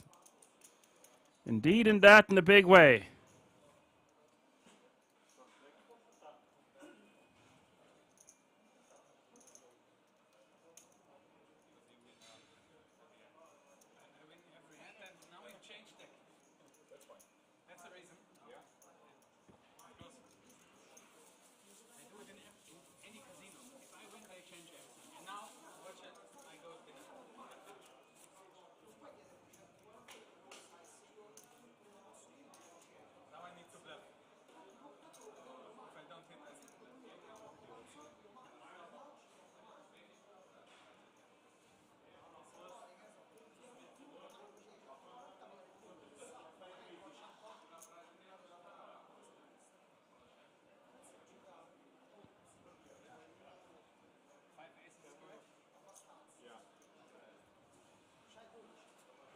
So you see the chip counts there, folks. Marcus with 56 bigs, Winkler with 51, Valerio with 30, Walter with 19, and Viorel Gavrila with 15 bigs is your shortest stack at this feature, but by far one of the most competent remaining in the field and knows exactly what to do off every stack size, I would assume.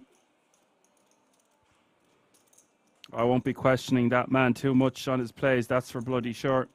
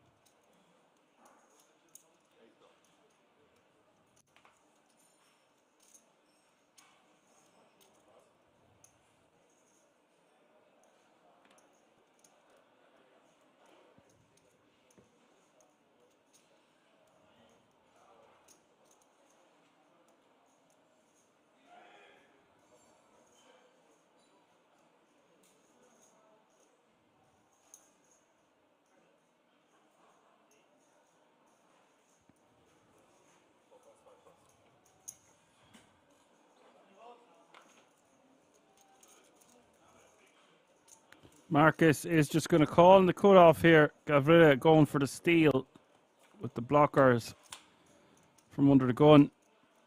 We are playing 5-handed at this table, 6-handed on the outer table. Marcus decides to just call in the cutoff. I actually might just let this go if I was Marcus. I would prefer if I was suited to call in the cutoff. It's not too bad considering we're short-handed.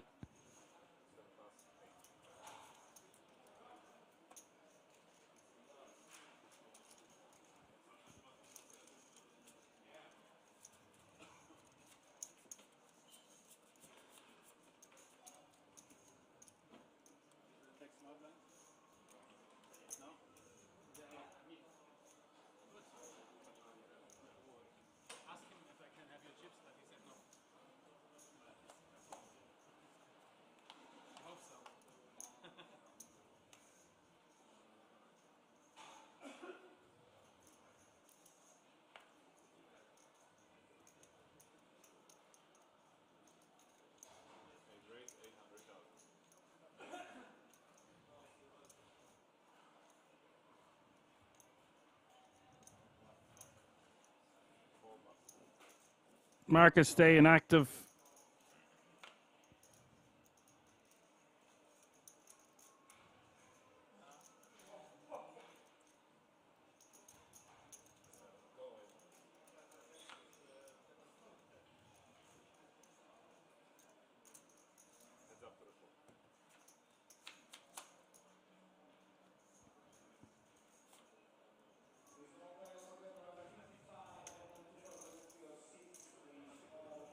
Jack 4 deuce is the flop. Gavrila now playing 10 bigs behind. Not ideal. Does turn the flush.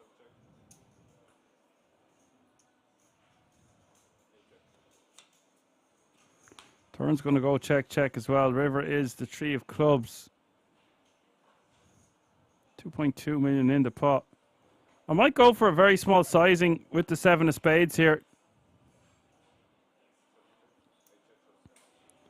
Just decides to check. Check calling seems also totally fine.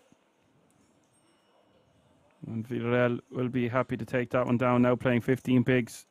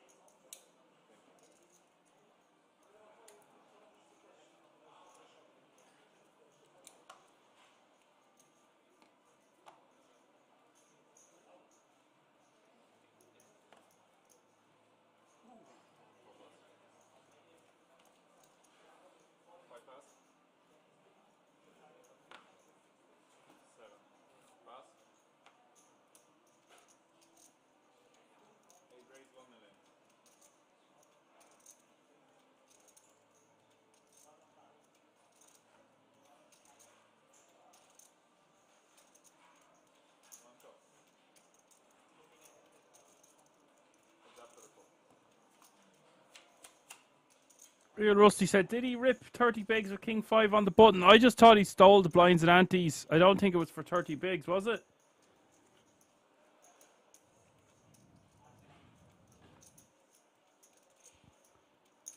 Just going to be honest there, Real Rusty. I momentarily missed that one. Perhaps I looked at the stack sizes wrong. Just seemed to be... Maybe I just thought he stealed the blinds and antes. I didn't think he'd ripped.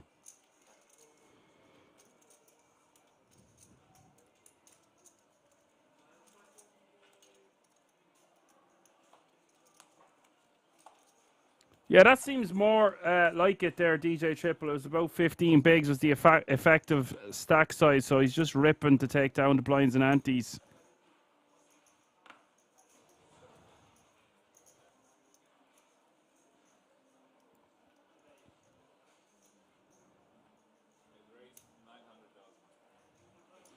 Couple of big stacks emerging at this table. I say big, you know, the guts of 50 bigs in a structure like this.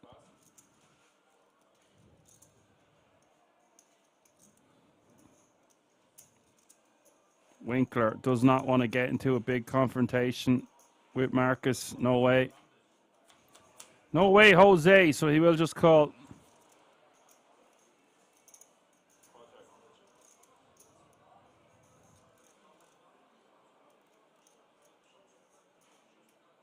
Richie is going for a poker seminar. Am I not good enough for you, Richie? Best of luck with your seminar, man, and see you in an hour or so. Marcus betting 900k. Winkler calling with the sixes. Turn card is the 7 of clubs.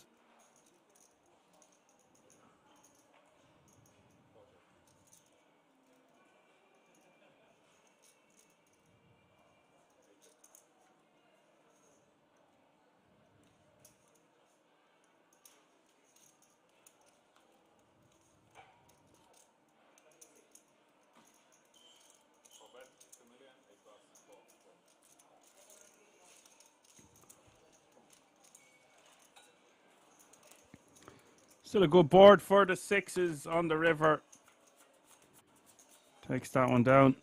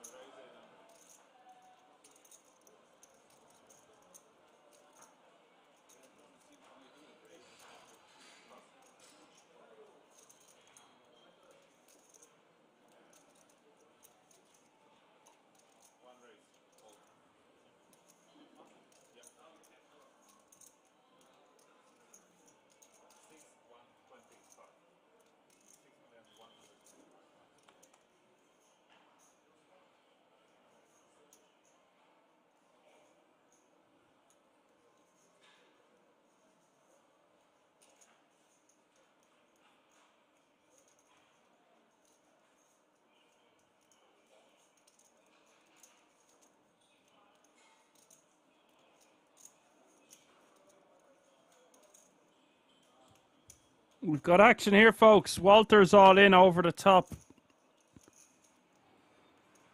15 bigs, ace 10 suited.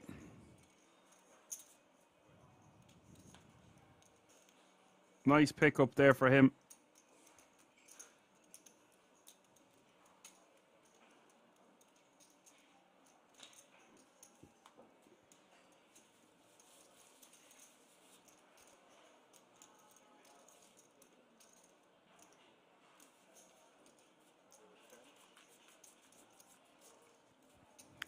So Andre Winkler and Marcus tied at the top with 56 big blinds apiece, and then Valerio with 26 bigs.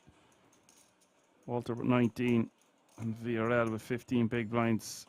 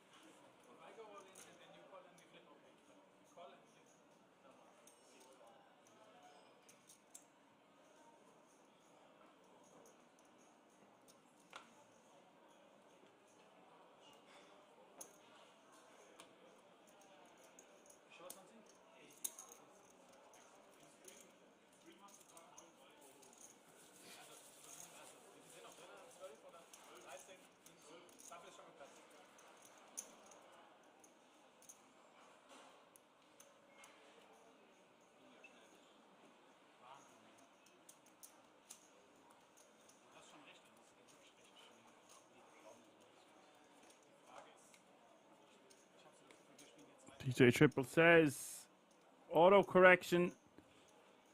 German auto correct. Correct. Well, we don't have the moderators here, but English only in the chat, please.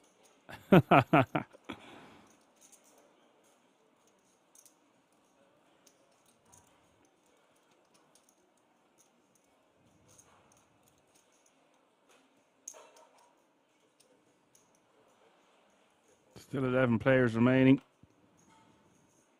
Winkler min raising from the cutoff with Jack 9 suited. And this is just going to be a jam, I reckon. From the pocket eights. Does move all in. And look at this. This is so sick for Villarreal Gavrila. Marcus waking up with pocket tens, and this is different than that spot earlier where nines were folded in the big blind. Marcus isn't going to be able to pass up a spot like this. Now, I think do we call or move all in? I think call. It's a bit reckless to move all in. Our opponent can't just come over the top here from the cutoff with a hand that's worse than tens. Not really. This also looks pretty strong. Just flat calling the all in from Marcus in the big.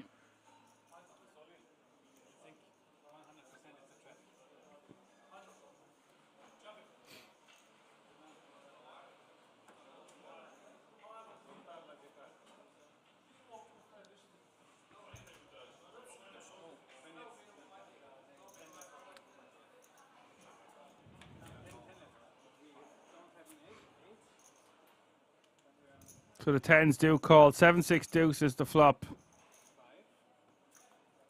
And guys, this could be the last hand before the final table, because I see in the top right hand corner of my screen there has been an elimination on the outer table.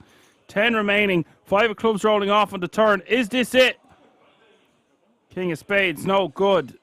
No 8 on board. Did pick up a lot of additional equity on the turn in the form of an open-ended straight draw, but it wasn't to be. We do say goodbye to one of the most competent players in the field in 10th place, Villarreal Gavrila. Unlucky, sir, good game. Look forward to having you back on the feature table felt soon, I know. We're going on a break for the guts of 25 minutes. We're coming back with the final table of the CNP 1 million guarantee. Don't go anywhere. We're going to keep it right here. See you all in a few moments.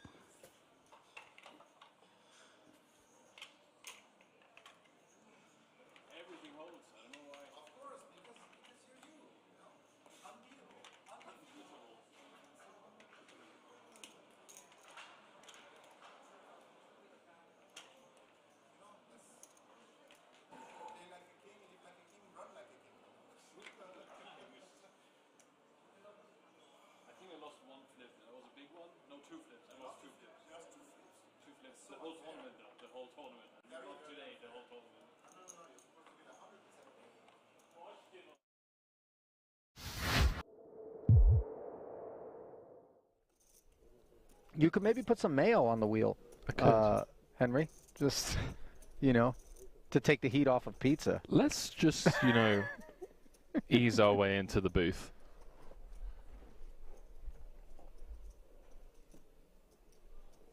Pocket sixes. Let's see how the German eases his way into this one.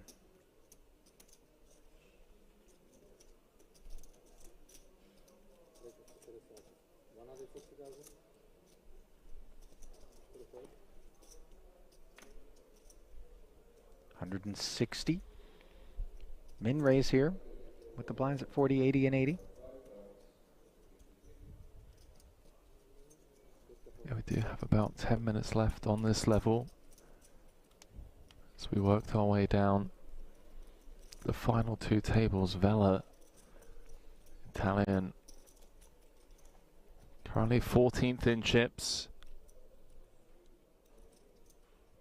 Just going to proceed with caution by the looks of things.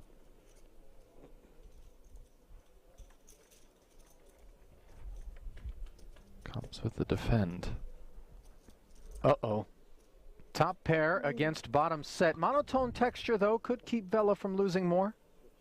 Yeah, the saving grace here is these 3 diamonds on board for Vela. Could have been absolute showers, because it does mean that Poodle's going to continue for a smaller sizing rather than a larger one. Say it was like a Queen Jack 6 two-tone.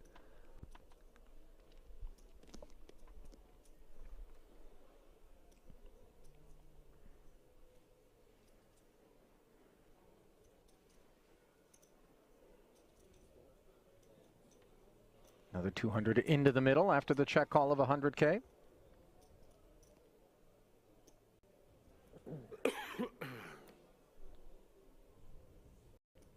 Very dry turn card now. The type that rates to keep ace-queen very involved.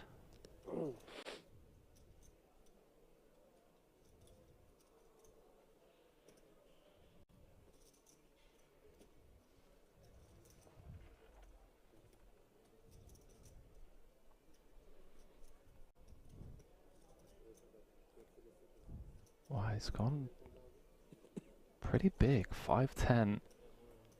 Trying to get all of the money in on the river.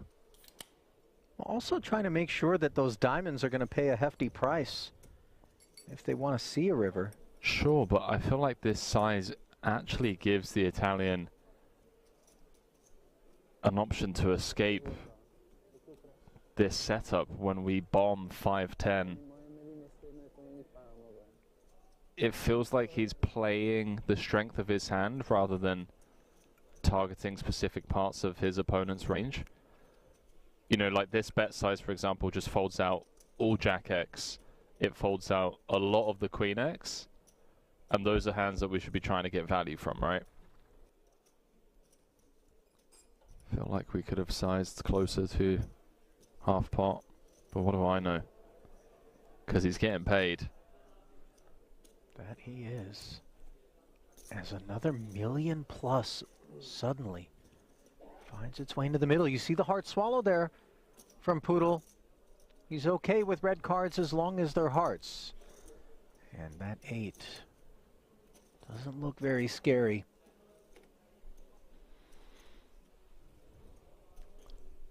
But maybe it's like, okay, now I want to target one pair hands.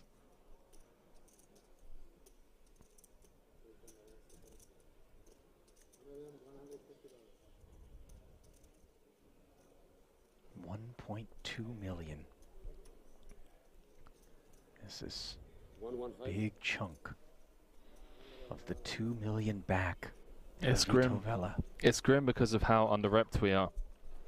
I mean, he's flat called pre off of 30 big blinds. Oh, he's looked him up. 4 million chip pot for Poodle and Vela down to dust, Ali.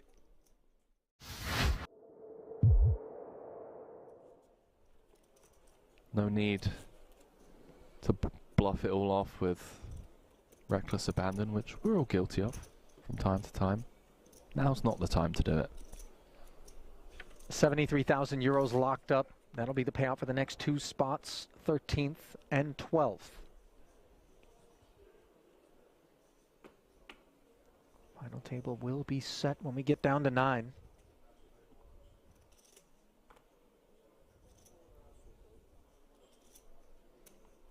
Kings now for Sai. What's going on? They've all had some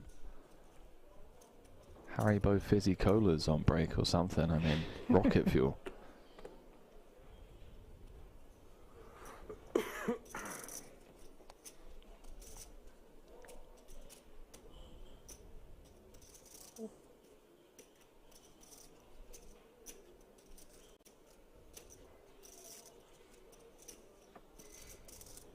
Jack being deliberated on by Poodle,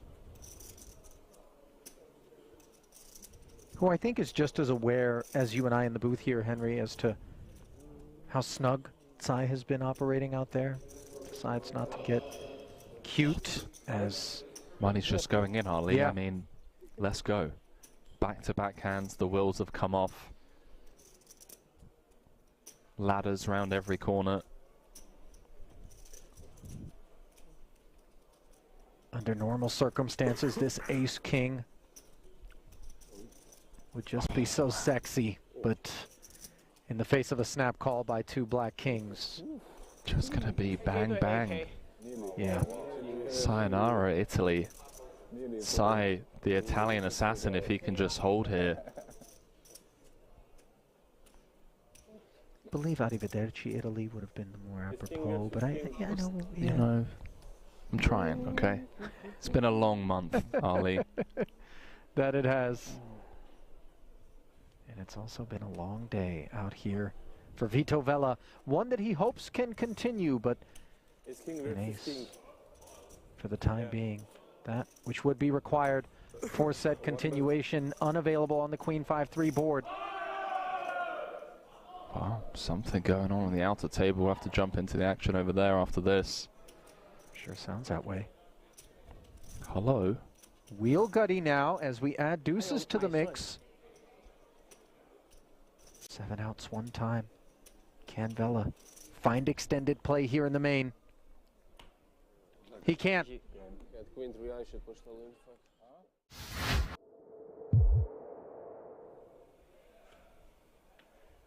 Of Keating, he's used to playing the role of table captain. I did say, you know, there's only enough room at this table for one B-knock.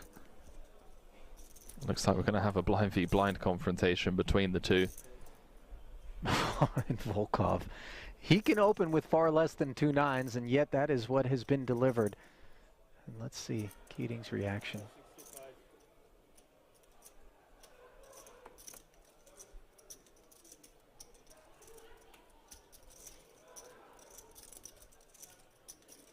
$65K. Sprinkle 2x from Volkov, who's been getting the better of everyone at this feature table, not just Keating.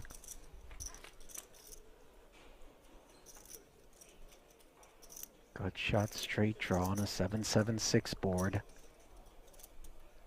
Volkov playing it as a check, and Keating wasting no time barreling. Strap yourselves in, ladies and gentlemen. Yeah, the flat from Volkov. And now 7's full, Keating drawing dead.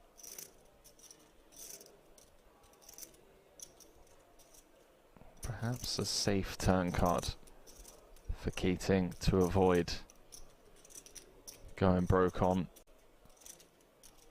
Although probably less inclined to give Volkov these types of holdings. Would have expected pairs to c-bet perhaps. Looks like it's carving out a decent sized shell.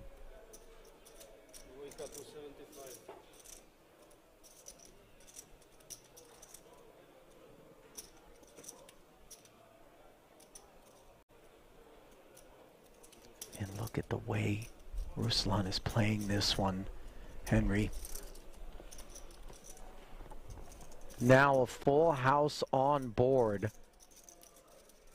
2 check calls. Do we come out and bet with the 9s now, with the sense that Keating won't be able to get away from playing the board? Obviously, Volkov decides no.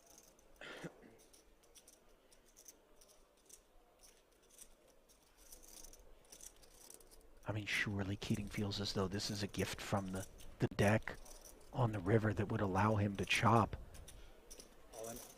Oh, no. You know, only a 7 that Volkov, I think, is truly worried about as played. I mean, we were teasing that this was an entanglement waiting to happen. Yeah. Well, you see the disbelief on Keating's face, who, to his credit, by the way, isn't incredulous about the situation. Obviously, he knows that Volkov will have a hand from time to time. Did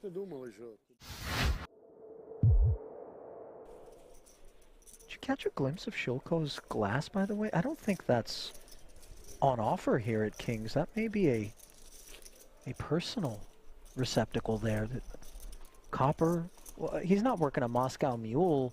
No. Venti. Is he, or a mint julep? It's the entire fit. He's got the Rolex Yacht Club polo shirt on.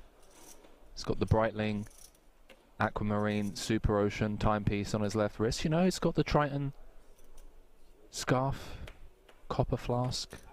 I dig it. He's trying to go for the old dad's hedge fund is funding my poker career look. Don't believe me when I go all in kind of vibe. Oh, we know differently. His talents are funding his poker career.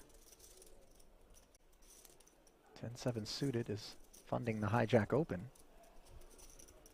from Tabakaru. Oh, remember, 3-bet from the small, showed the ace-king, obviously looking to buy some table image. Ace-9 suited. We pause upon Kuru. I don't know if you've sensed the shift in the pace of play as well as we head into the final 90 minutes or so. We've been at 46 for a while. They were dropping like flies when we came back in as Shilko in the small Home TV. Stream. with the decision for 10 bigs.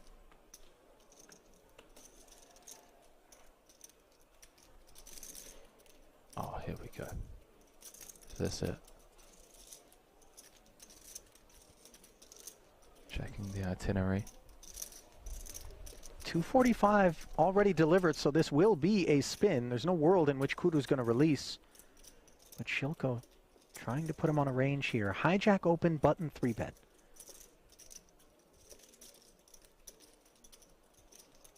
When you have the ace-queen, you're focused more upon the 3-betters holding than the opener, correct?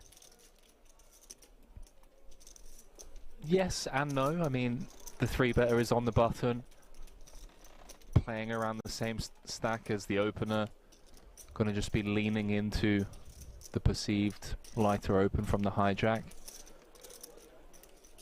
I think it's evenly split in terms of how worried we are about both players. Not an easy spot. Not an easy spot. I mean, he knows he has no fold equity, so he's always going to be spinning the wheel. It's whether he wants to go for it or not. Everybody playing so slow. Who just said that? I didn't catch it. Maybe Benitez? Oh, there we go. Comes to the right decision. Yeah, Benitez a bit uncalled for in my opinion. It's a 3-bet spot.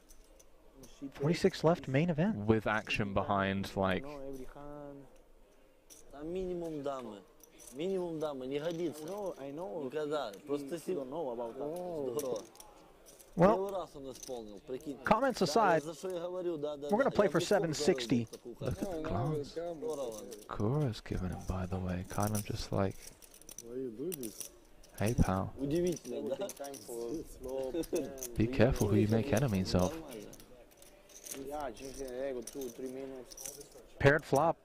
Presenting opportunities for Kuru. Shilko. Nervy moments for his ace-queen. And the 9 on the turn. A dagger. Delivered to the Belarusian. Can he find a queen in turn? On this river. That would be the only escape. And he cannot. No justice sometimes. Obviously, Shilko coming off of a massive victory at the PSPC. Doesn't have a whole lot to complain about, but that was a spot that deserved a bit better.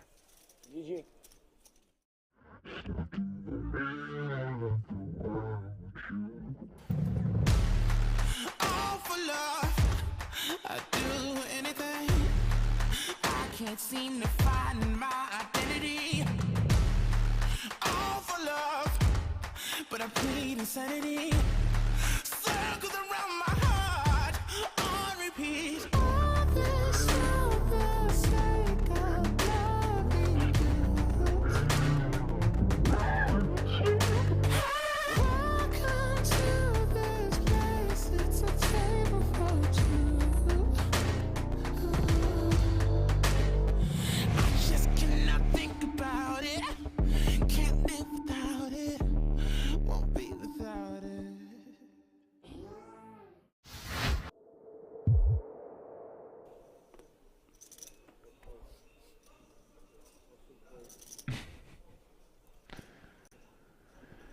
Ooh. Here we go. Blind on blind against the action man. What, 13, 14 blinds and a monster. This is a monster off of this stack of 13 blinds. I guess we could raise it up. I like a raise, but not all in, you know, say make it like 3 blinds or so. You want to charge the big blind to see free flops. He's actually pretty unlucky from Tochi's point of view that no one's open before him, because this would be a lovely spot to get a jam in. Over and open, but as it is, he plays the hand he's dealt. Oh, and he's gone for the... There is a chance that Rajanovsky says, well, I've got an ace, it's blind versus blind, let me just rip it in. He Which has gone all in. Trouble. Rajanovsky's jam running into the 2-10s of Tochi. Of course, he is live with the over, as is often the case when you rip in an ace-x hand. One of those cards is going to be live, Randy.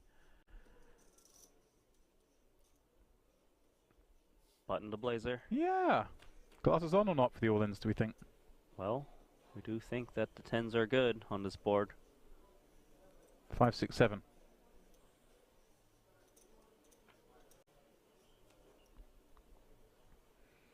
A heart, a very bad card for him to see, reducing his outs to just the black aces. Tochi with a chance to get up to 1.4 million. That's what he's going to do. Very improbable from the 350k we saw him have a very short while ago. Now has quadruple that amount. I will see. Doesn't matter. In River I have nuts. There's not a player at this table who doesn't mind seeing that 9 roll off on the turn. That much I can assure you, as the talents of Shilko no longer need to be contended with. Bravo. You play slowly, but now you are hot. Саня. Давай, брат.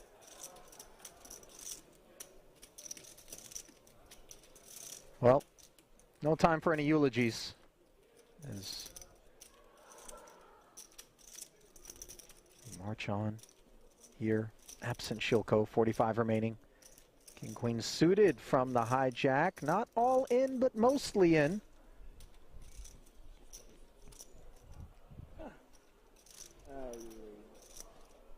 Got Ali Sara saying, don't forget Benitez called time against Charles Cornuth in a hand at the break that he wasn't even playing in. I remember that. Chance had some choice words for Benitez after that one too. That was at the World Series of Poker main event in Vegas this summer. Oh, Volkov. Wakes up in the big with ace-king suited.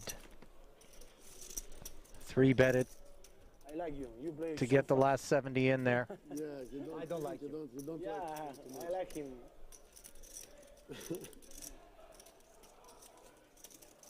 No stress. No, I like him. I play fast too.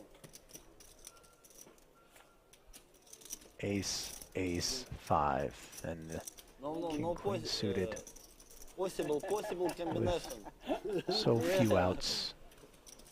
Running spades, running 10 jack. I knew that was And that's it. Ace is full for Volkov. Chip leader here. No more possible. Has 2 casualties in short order here at the feature.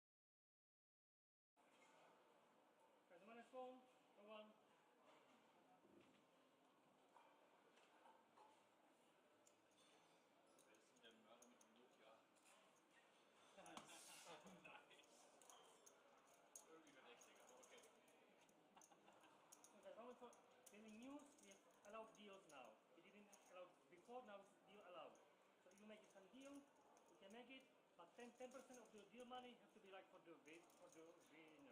Okay? Just let you know this information. So, chapter is the final table.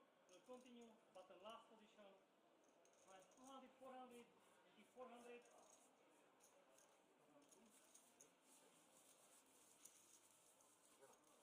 Sharp angle, please.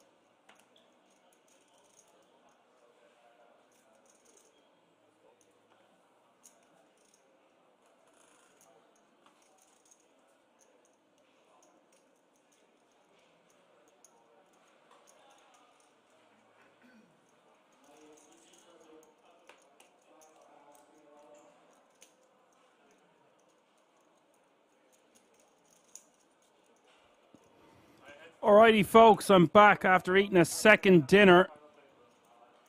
And looky who we've got here, Patrick Yaros. I love this guy. Got to meet him the last time I was at King's, and he's got over 100 big blinds. Surprise, surprise, the King is back. What an FT we have in store. So much money up top. Patrick Yaros, predominantly known as a PLO beast and a cash game wizard. And naturally enough, then when he does play really good tournaments, the cream rises to the top, as I always say on this channel. Unbelievable to see such a tough opponent still in this field with 3,161 original entries. If you're just tuning in, you're watching the CNP Million Guarantee Final Table live from the King's Resort in Rosvedov. My name is Action Man Dan, your broadcaster and Irish pundit, until it's all said and done and we have crowned yet another champion at this fantastic resort. If you're looking for additional information about the resort itself, head over to the website www.kingsresort.com. We have 8 players remaining. We had a few beauty school dropouts, it looks like. Patrick Yaros in pole position here. Very dangerous man to have any amount of chips, let alone over 100 big blinds at a €370 buy-in final table. €370 sometimes wouldn't even be a big blind for Patrick Yaros, known to play some of the biggest stakes in the game. Does find himself with the guts of 42 million chips to start this FT. Marcus with 72 bigs is in second place. A lot of Germans I'm seeing. 1, 2, 3, 4. Pistol Pete is one of them. Winkler is one of them. And here's a player we haven't seen so far, Breshner. Then we have Valerio with 28 bigs, Christian with 27, and Walter is our shortest stack. But he's not so short. He's still playing a very comfortable 19 big blinds. What a final table this is going to be. Massive jumps indeed, says DJ Triple. Yes, Mowgli says the same thing. All the time says lights, camera, action, and it is indeed. Let's go. Vamos, me filo. Couldn't help myself to eat a second dinner there. I'm really, really hungry today. My body's still depleted. Haven't fully recovered from this chest infection, and I still can't go to get an antibiotic. I have to finish this module that I'm on in college. So it'll be about a week from today when I can actually finally go to a doctor and get banged up in bed for yet another week. COVID hitting me the 5th time, and I just never really properly recovered from it so far. So there's a little bit about myself. Somehow today my body just wants to eat everything around me. Another chicken breast was eaten with garlic butter, pepper and wild garlic. Delish. Lots of vegetables and a few baby potatoes. Let's go. Average stack is the guts of 50 big blinds. There is loads and loads of playability in this one. Structure is great, as you would expect for a million guarantee. 4 out of 9 Germans, they come back. It's actually worse than that. It's actually 4 out of 8 now. Unless it's possible the graphics are wrong and we still have 9 players remaining, but 1, 2, 3, 4, 5, 6, no, there's 8 players going to the final table. Andre say, what's up, boys? Well, we're actually men. Nice to have you with us, Andre.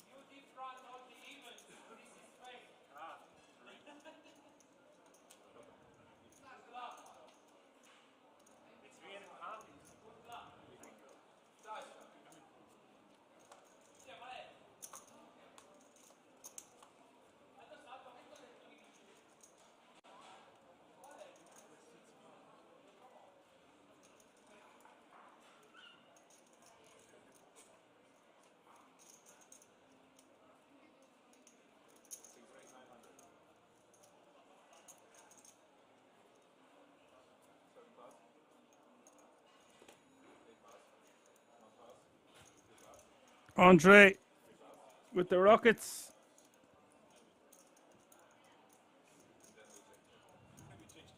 He's going to raise as well. Now this is Patrick's party, if anyone wants to try spoil it.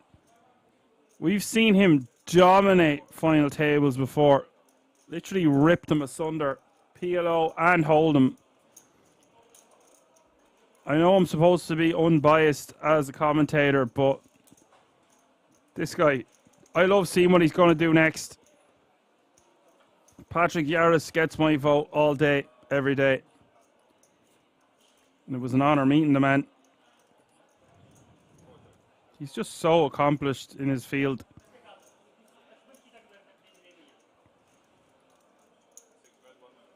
Total live earnings, just live alone, is 1.66 million.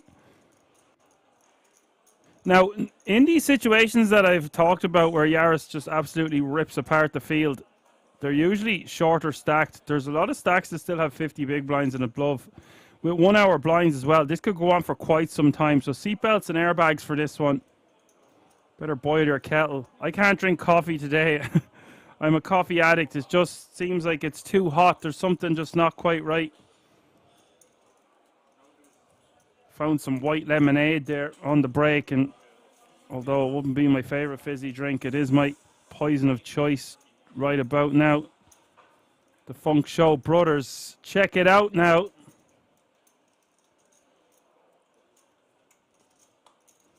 And if anyone is wondering about this FT and you've just tuned in on this Monday evening, they've all secured a 10k ticket to the World Series of Poker Europe main event taking place in less than 2 months' time at the King's Resort live from Rosvedov.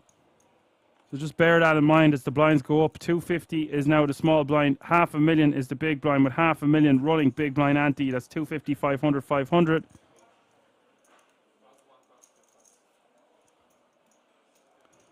DJ Triple says it's not bad. It's great. Feels like the early 2010s when Germans dominated the EPTs and won a decent amount of bracelets during the World Series of Poker. I mean, the game has just evolved so much that there's so many nationalities. Like, the cream rises to the top in every nation almost. Obviously, some nations are stronger than others, and that's got to do with a variety of reasons. We won't get into that today. Maybe we will. Who knows? Patrick is going to call, hoping to flop a set here with pocket trees.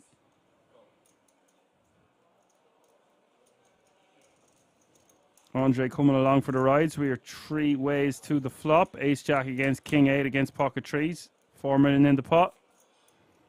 Flop is Queen-7-4.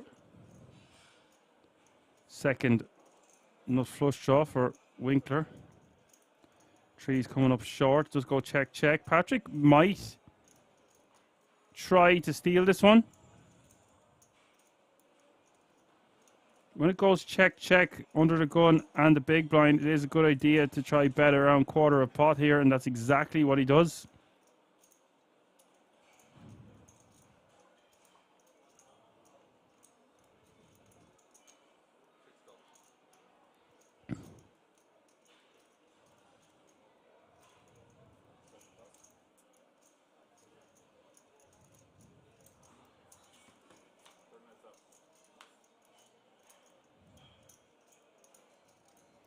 Turn is the 10 of clubs.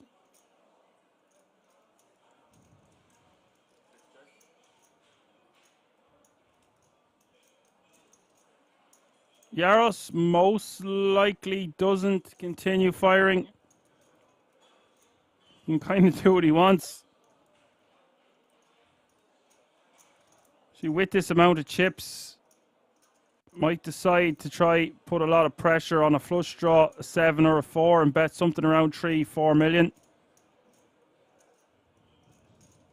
There we go. 3.5 million is the bet. Patrick Yaris is the man. And Winkler has to decide whether he wants to chase a flush draw against a very aggressive opponent that's well capable of continuing to fire on the river. Problem with calling here on the turn is if you hit your flush, Yaros might just check back the majority of the time. It's going to be tough to get paid. Having said that, perhaps our hand is a bit too strong to just fold to a 3.5 million bet into almost 10 million on the river or on the turn.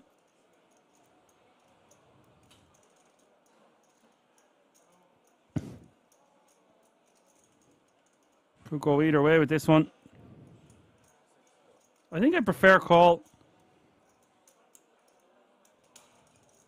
Does call. Interesting. River coming up here, folks, with 13 million in the pot. It is the 5 of hearts. It's a brick. Now, does Yaris just try win a showdown against loads of hands that contain a flush draw? Or does he try to protect his hand further with, like, getting a 7 or a 4 to fold? Maybe even a weak 10 would have to fold now. A lot of hands that he can beat with pocket trees, but he does not want to let a hand like a 7 or a 4 win. But I think checking back's probably the best option, considering some straights and 2 pairs get there on the river also. And Yaris is going to win a nice, sizable pot here with just trees.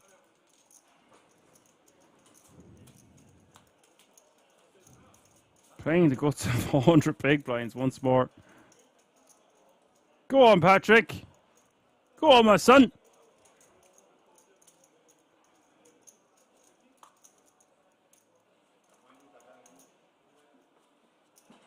Patrick Harris from the Czech Republic, of course.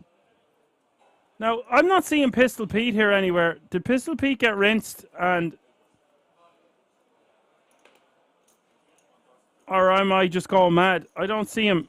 Oh, there he is. Of course. So fascinated and intrigued by Patrick Yaris, I'm sleeping on some of the other players. I'll have to even that out. Patrick opening, and expect to see him be relentless. Not just aggressive, relentless with this amount of chips. And he'll start talking to his opponents as well. He loves he loves getting into the nitty-gritty with people. He looks like he is angry at the table sometimes, but he's just so concentrated on his opponents and what he's doing and what bet sizes. It's a real treat to have him at this FT. We haven't seen him for a while. That's probably because he's too busy winning at the cash games, or at least sitting down at the very least. Queen 6-3 is the flop. Marcus checking.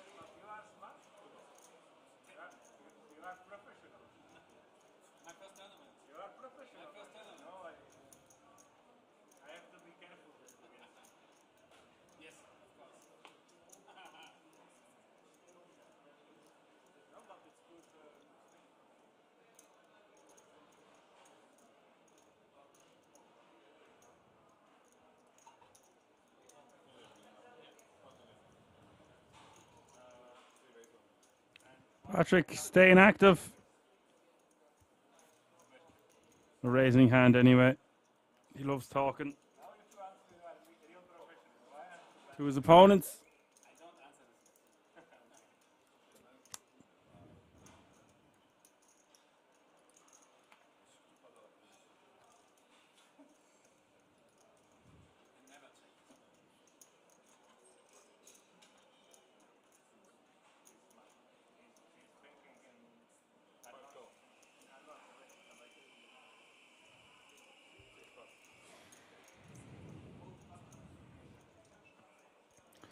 Pistol Pete getting very out of line here, wanting to see a flop against Patrick. Pistol Pete never afraid to put chips in. I would just fold the 9-6 suited personally. Not a good enough combo against most opposition. Never mind when it's Patrick Yaros.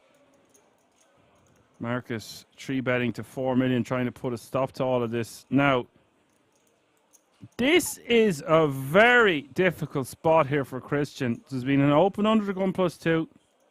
A call from Pistol Pete. Squeeze from Marcus. And you're faced with an all-in decision here for your tournament life with pocket tens.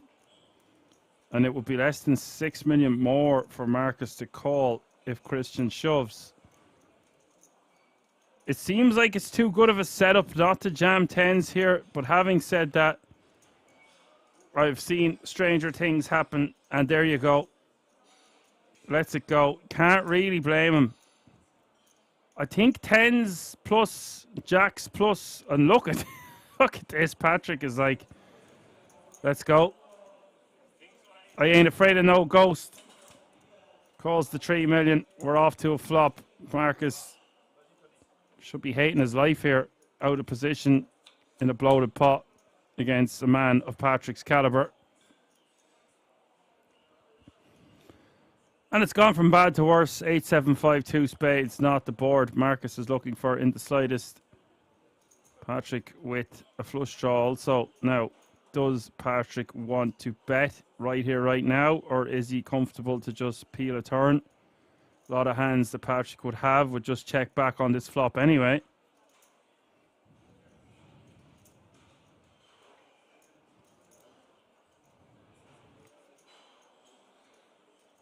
If we're betting, could bet somewhere around 3.5, 3.7 million. Around a third pot. Yeah, there you go, 2.8.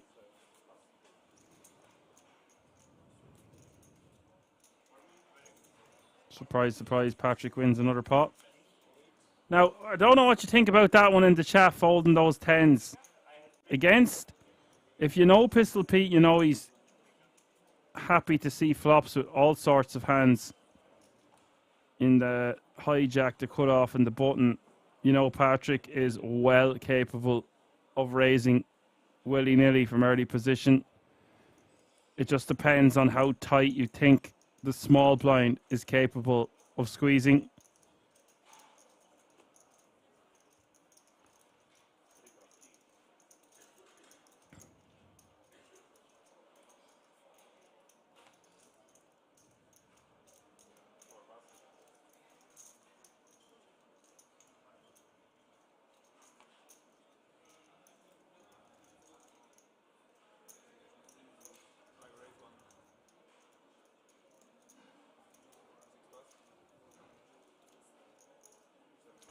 Rhino is putting in a question there. It's English only in the chat, buddy. I haven't a clue what you're saying. Pistol Pete in the hijack, min raising with King Queen off suit.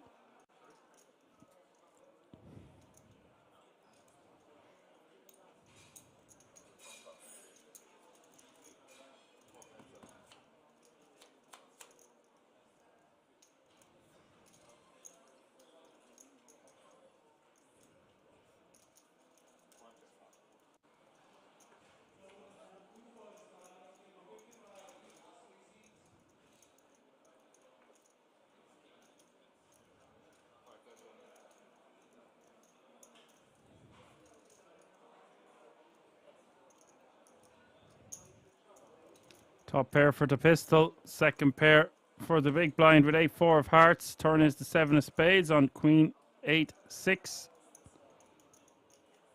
Now, Pistol Pete might want to check this one back on the turn, considering this smacks the perceived defending range more so than the opener's range.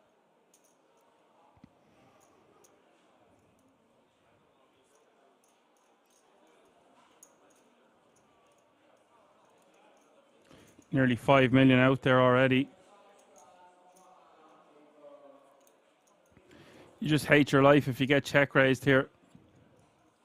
At least this way you can control the size of the pot if you check back and your opponent bets the river. Pistol Pete is having different ideas, betting 2.5 million.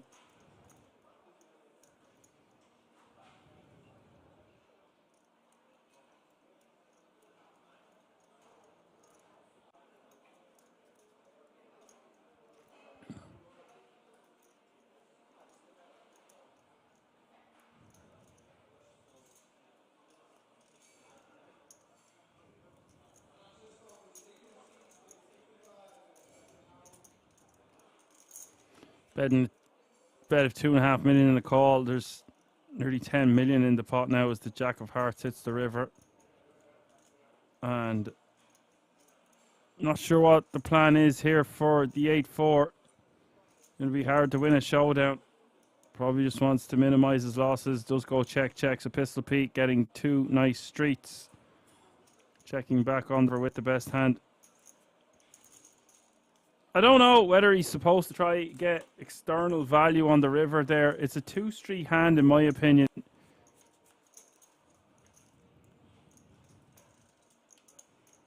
And he got his 2 streets, but he was never getting paid on the river. If you don't think you're getting paid, then you probably just check back.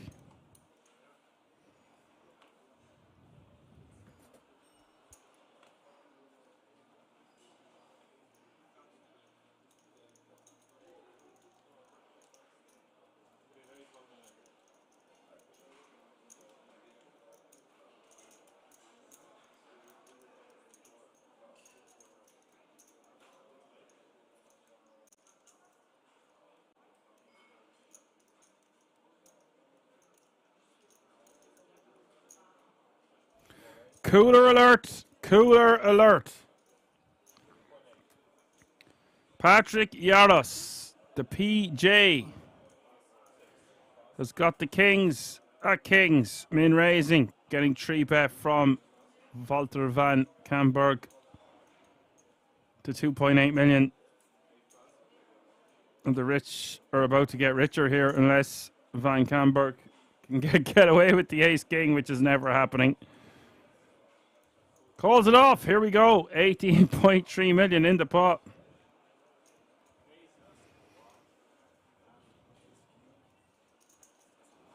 It ain't over till it's over, but the Kings looking very, very healthy here to eliminate Van Camberg in 8th place.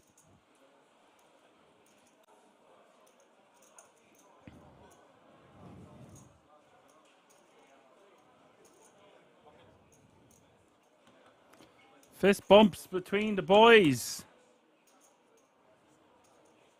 Here we go. Oh no, it's an ace.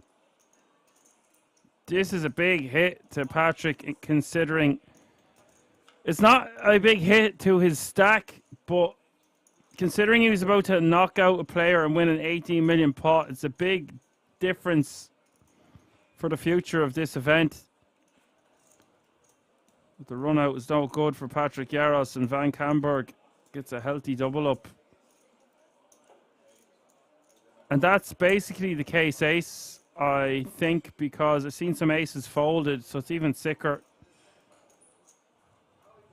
Patrick extremely unlucky to win that, or to lose that pot, and I really didn't feel like he was going to, considering all momentum was shifting in his direction. As ECW says, he has 93 big blinds left hand. Yeah, but that's my whole point. Like, it's it doesn't hurt his stack, but he can obliterate the table even further. Like, granted, it doesn't affect his stack too much, but winning that pot is far better than losing it. You eliminate a player, you get a pay jump, and you have more of a stranglehold on your opposition with 7 remaining. Now you lose the guts of 10 million of your chips. There's still 8 remaining, and it just makes things a little bit more difficult.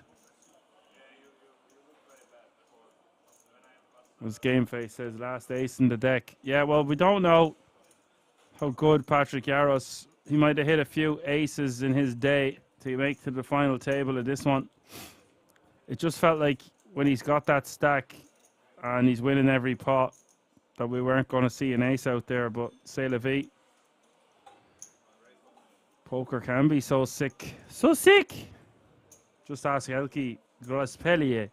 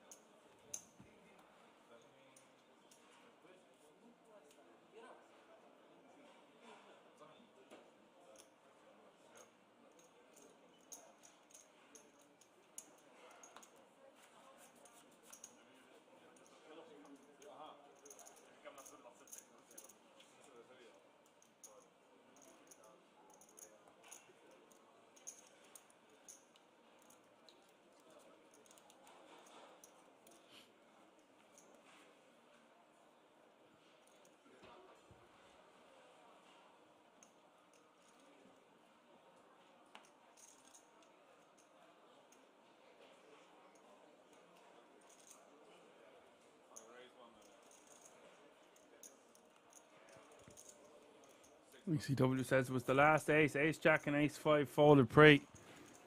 Yeah, that makes it extra sick. What can you do? It's up to the poker gods sometimes, and that was a good example of that. Pistol Pete raising to 1 million with the pocket 10s. Marcus going to call with the pocket 8s. Under the gun against under the gun +2. Yaros gets out of the way, and Van Camberg should do the same. Getting savage odds to see the flop here, over 6.5 to 1, but when we're unsuited, the King 7 just not going to play too well post flop, so needs to put his hand in the muck, even though we have $1 million invested.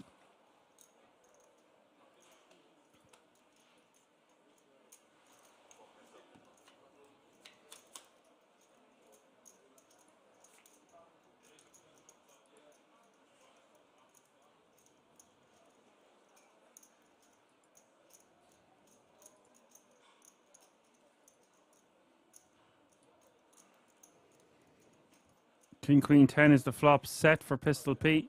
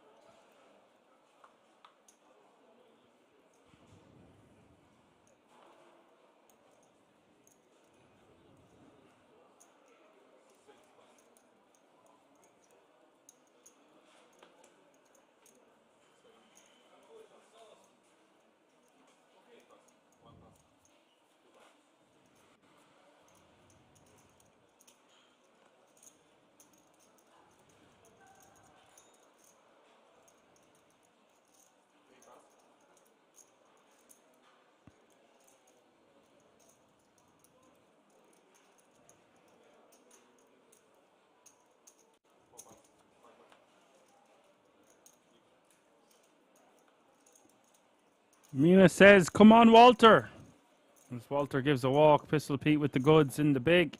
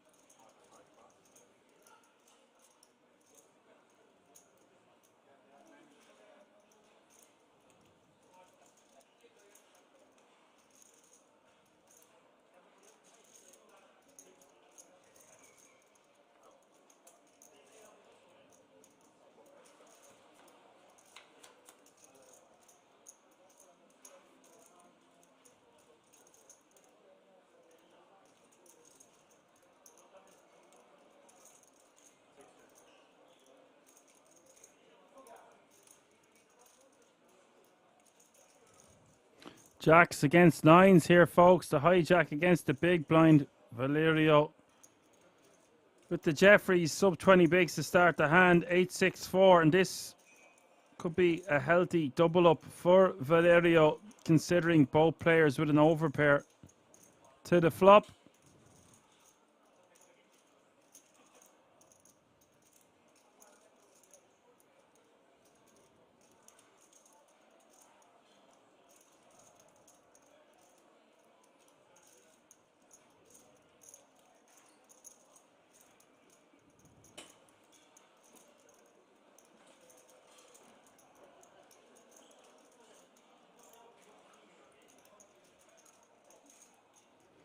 Bets 1 million. Winkler now pretty much just wants to jam on this board. And there we go.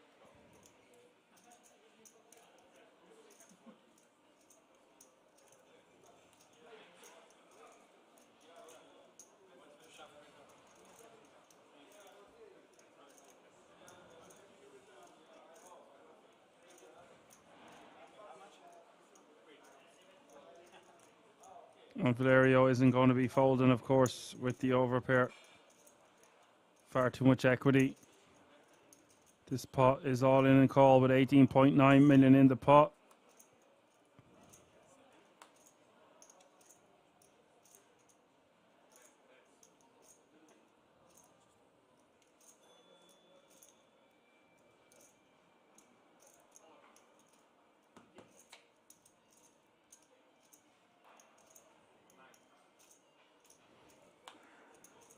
And that's the run out, deuce and three. Valerio with a sexy double up. Well, not if you're Winkler. Winkler now playing 17 big blinds going forward.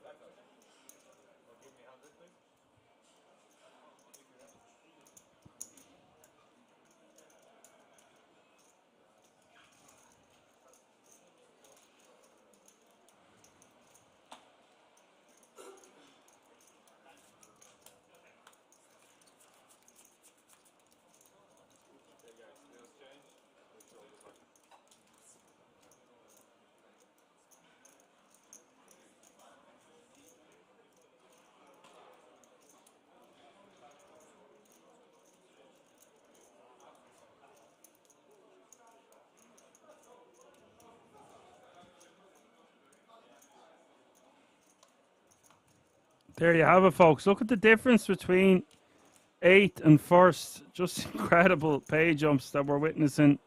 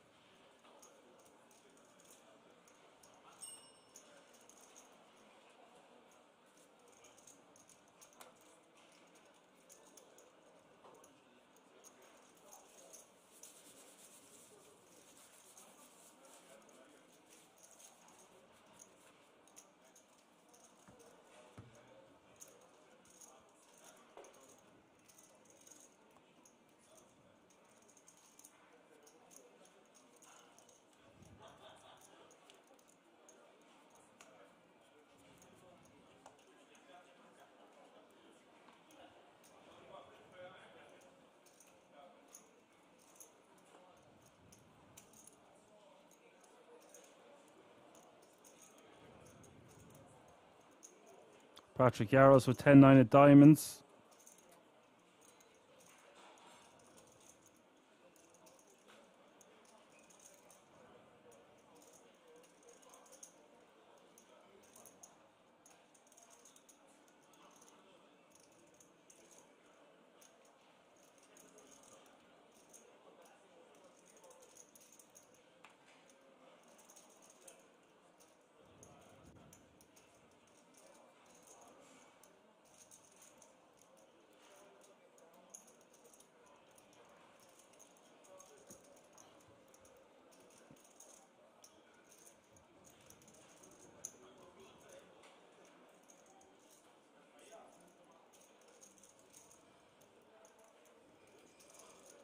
Pistol Pete on a call from the hijack. Like I said, he likes to call in late position with a variety of holdings. He could have opted to 3-bet this one, but I think calling is totally fine.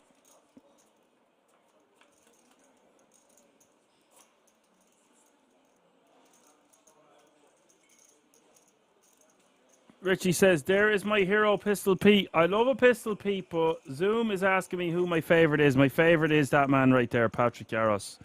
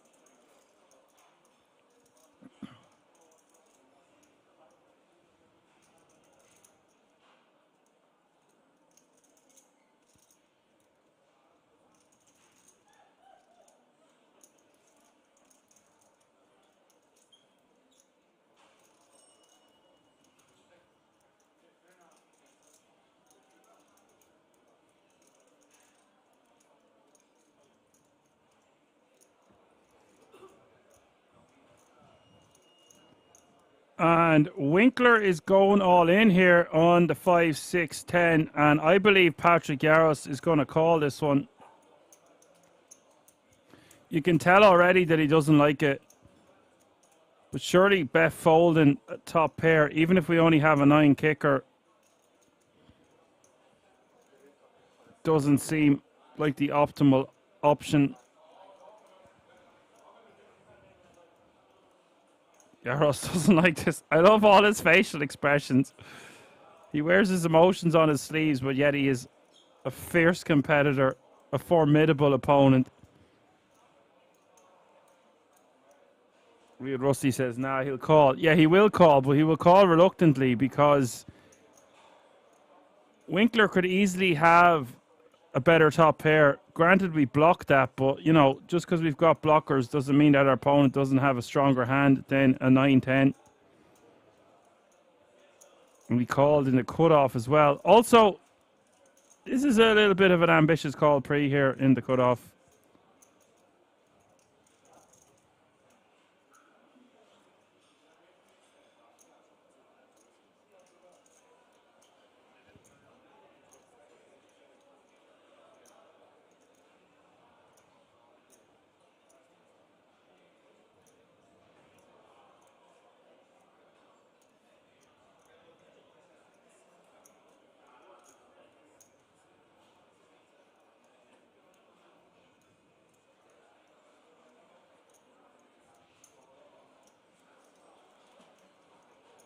We'll just call.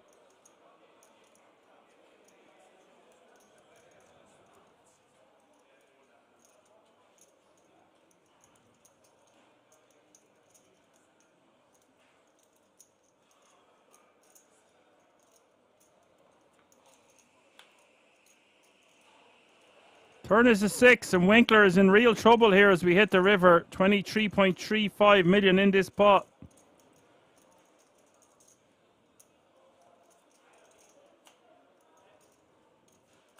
River is a 7. Winkler has been eliminated. Patrick Yarros wins a very substantial pot. Puts him up to 60 million, 120 big blinds, 7 players remaining now. We lose Andre Winkler in 8th place.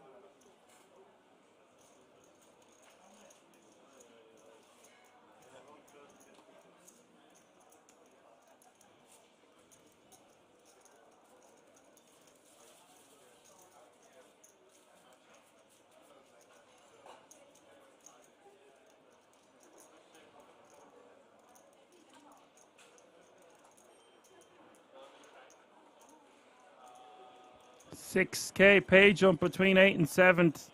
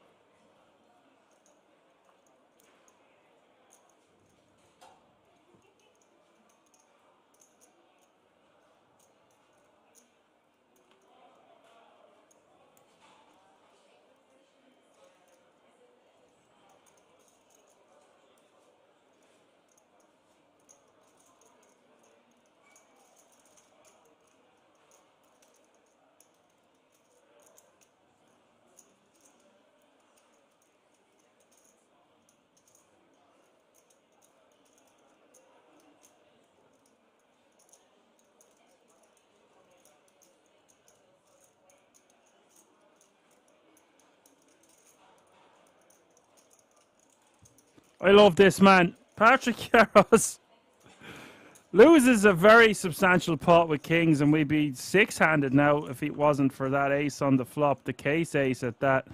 Rebounds nicely. Beck calls it off with the top pair. And Van Camberg 3-betting with ace king once more.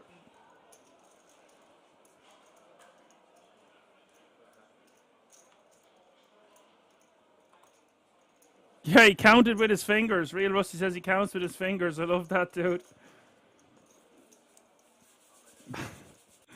He really is one of my favourite players to commentate at Kings. Riyad Farhat, Dorian Melhers, Clement Cure are up there as well. I like the Frenchies. And you know, you all know I'm a sucker for the older contingent, these 60-year-old Italians.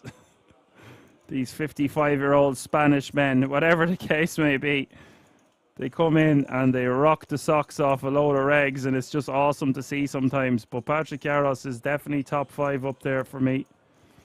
Obviously, Esebu Yalba springs to mind. And who can forget, oh my God, my manners, Mikel Mrakesh. I think I've named enough now. But none of them are at this FT other than Patrick Garros, so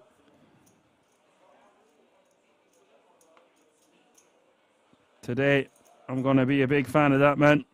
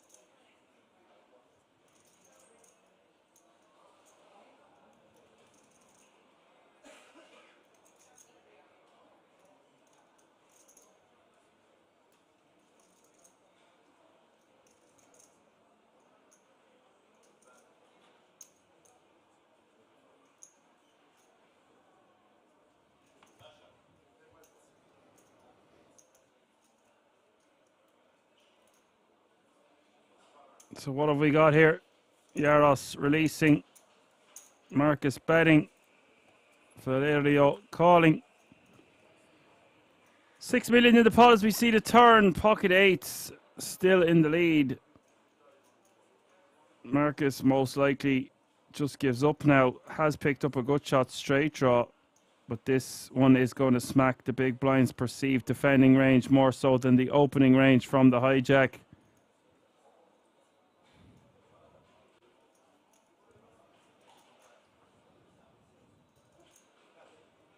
Just to decide to go for the second barrel.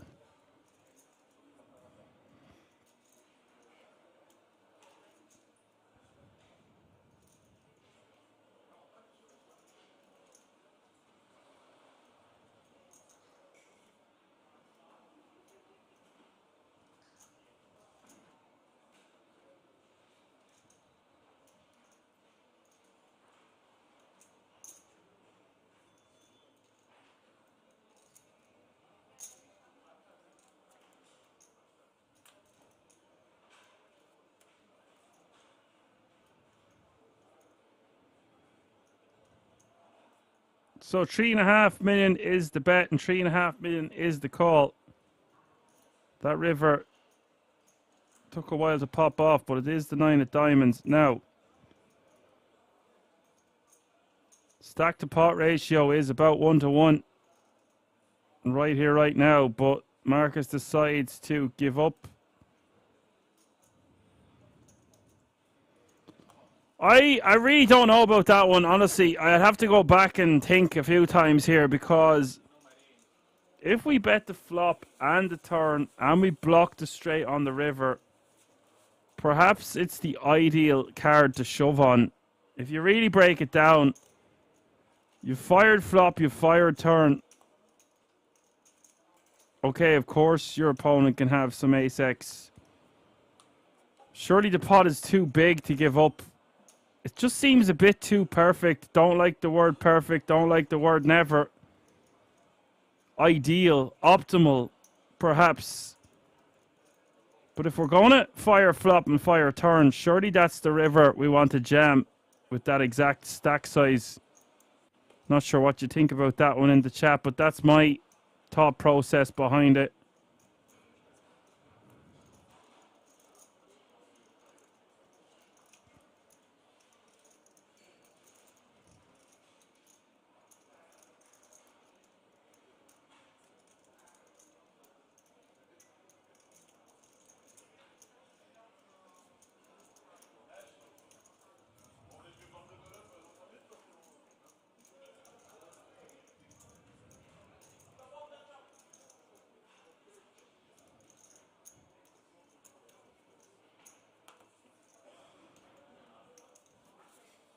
Ladies will take it down with them in.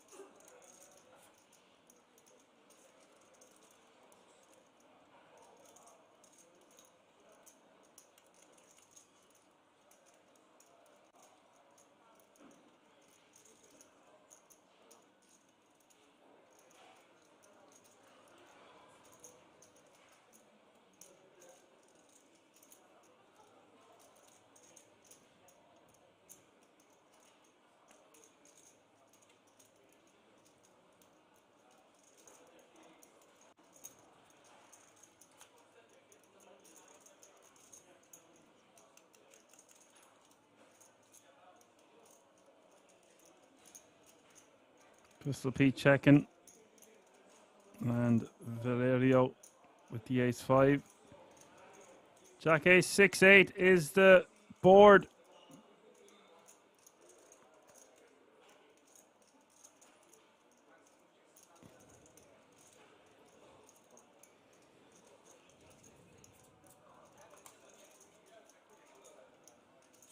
2.5 million is the bet, and Pistol Pete will let it go.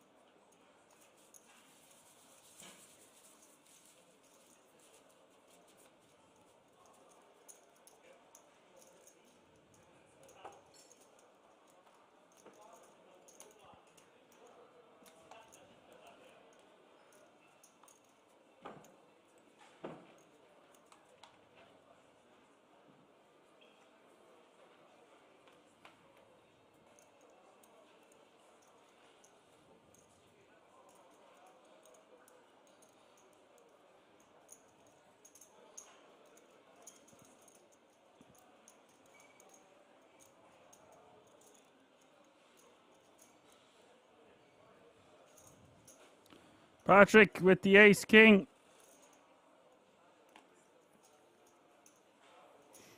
Min raise.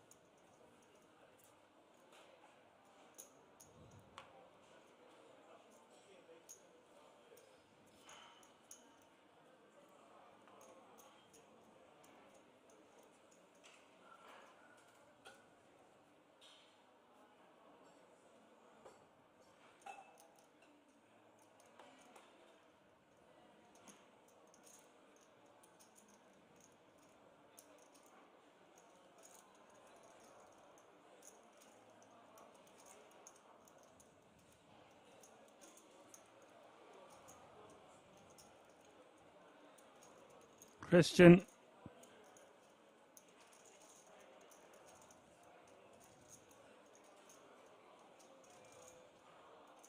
With the ace king.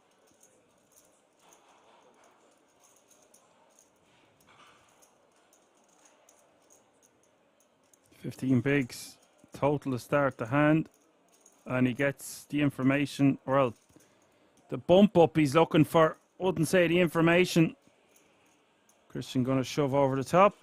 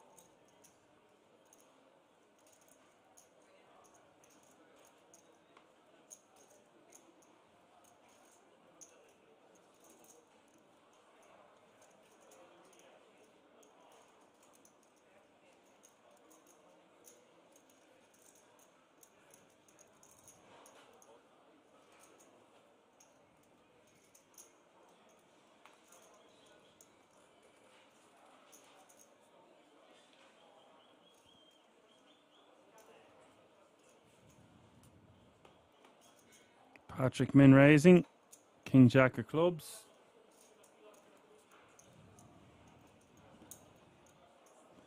Round to the big blind, and Valerio Marino is going to call the additional 500k. We see the flop of 854. Once again, this smacks the big blind's perceived defending range, more so than the under the gun range of Patrick Yaros. Usually going to see him check behind here.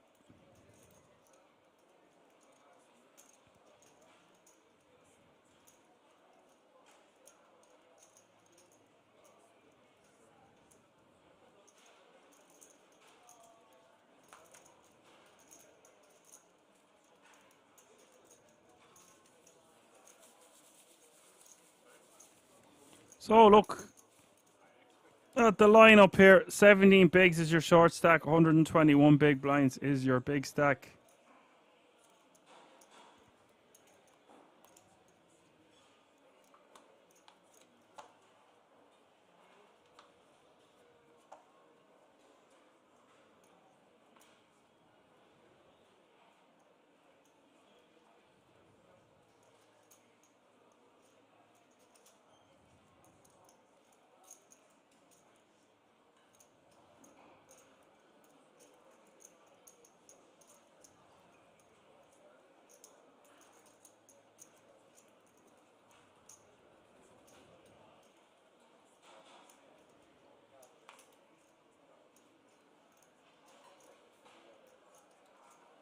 YT says ranges are different on the final table. They sure are.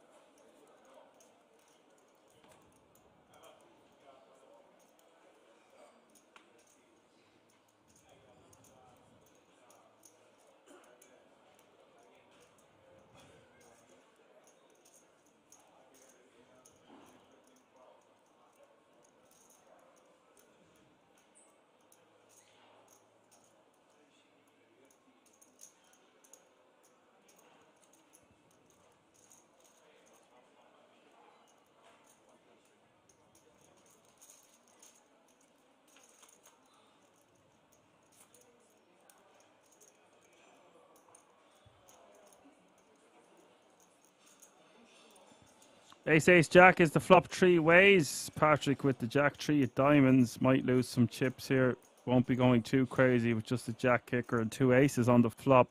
Marcus with trips. Van Camber going to check his option, of course, with the two overcards out there. Well, the three overcards. Ace Jack. Marcus going to bet 1.3. Patrick going to call. Real Rusty wants an 8 on the turn. Of course you do, Rusty. You, just like me and many others in the Action Army on Twitch, want all the action all the time. I hear you, buddy. Turn is the 6 of clubs.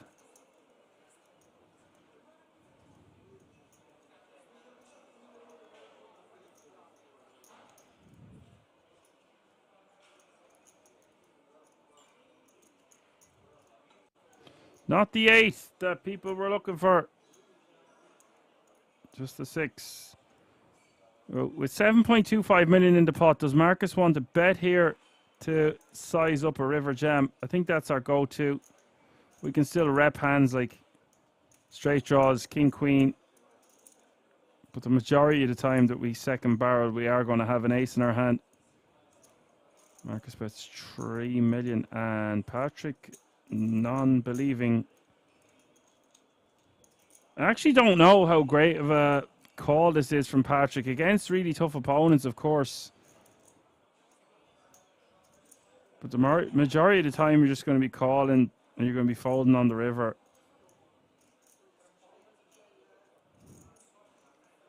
Who am I to question the great Patrick Yaros?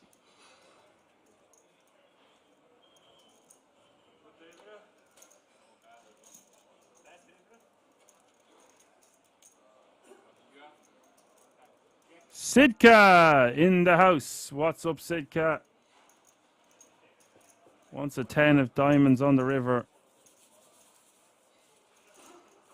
Yeah, Rusty says exactly. Let the man cook. Oh, he's a cooker. The oven.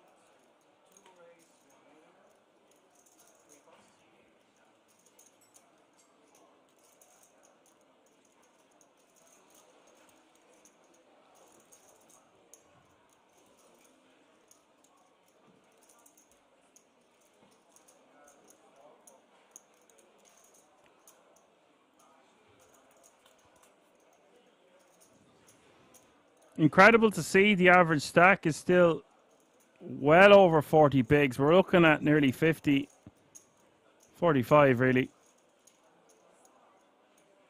Very deep final table we're witnessing here. If you're just tuning in, you're watching the CNP. 1 million guarantee live from the King's Resort in Rosvedov. King Jack 5 is the flop, 2 hearts.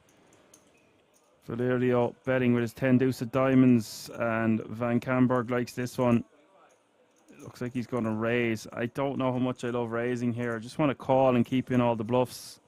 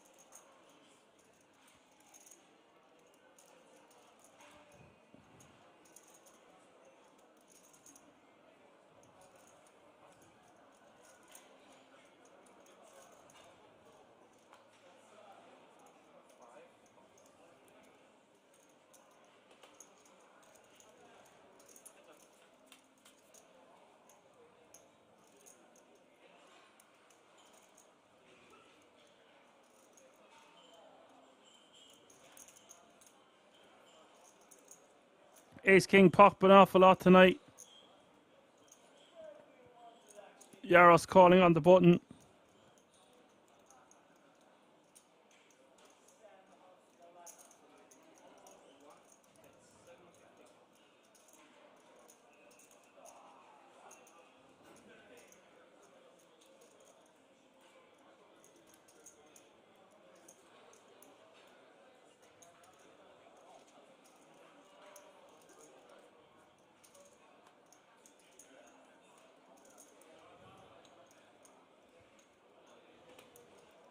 Turn is the 4 of spades, and that's a great card for the Ace King, picking up enough flush draw.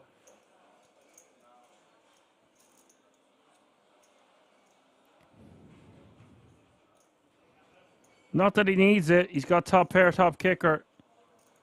Nice backup nonetheless. 4.7 million in this pot. I guess the Ace King just wants to bet about 1.5, 1.7 mil, something around that area. Goes for 2.1.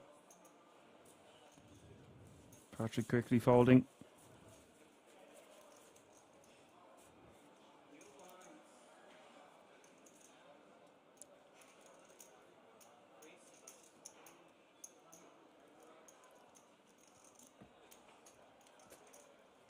And DJ Triple said, but also giving Patrick a good shot. Yeah, it does give Patrick a good shot, but the good shot's not that valuable there, man, because there's a third spade on board already and an ace out there, so it's just like reverse implied odds almost, because if you do hit your straight, you're hoping that it's a straight that doesn't contain a spade. So you lose a lot of outs in that way. And your opponent can still have a flush, by the way. It's not against the realms of possibility that people turn monsters or whatever the case may be. Patrick with ace-king here, min-raising. Blinds have just gone up. 300k is the small blind. 600k is the big blind with a 600k running big blind ante. That's 366.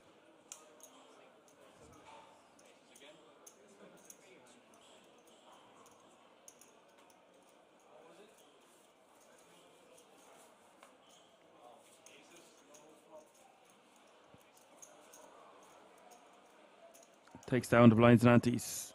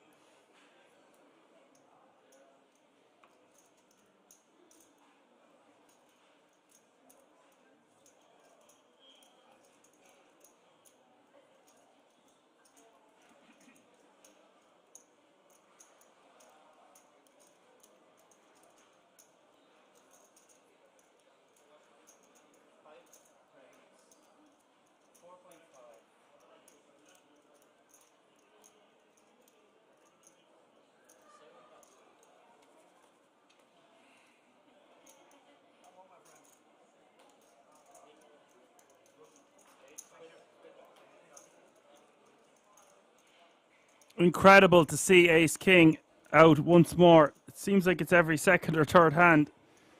Actually, probably has been. Pistol P 3-betting to 4.5 billion with his ace king. Patrick calling with the king 7 suited under the gun +1. Getting out of the way. Oh, sorry, he was the original min raiser. Or bit confused there. But it doesn't matter. It's all in and call.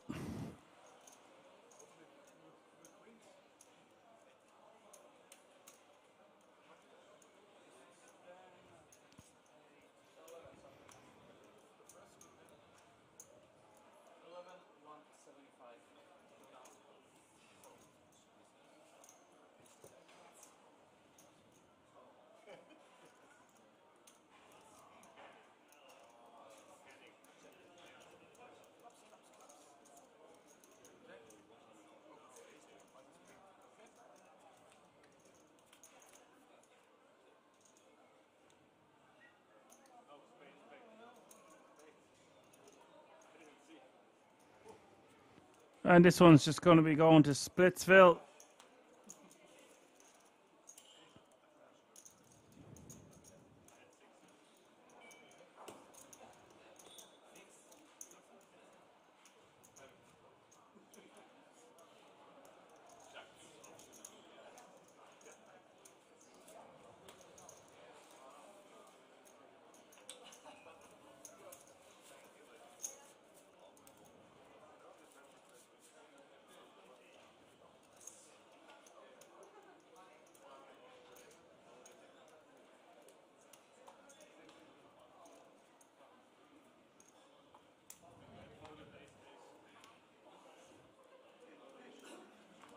Patrick with a stranglehold of over 50 big blinds in second place here. Second place in 39 bigs, and the rest following in the 39 big blind wake.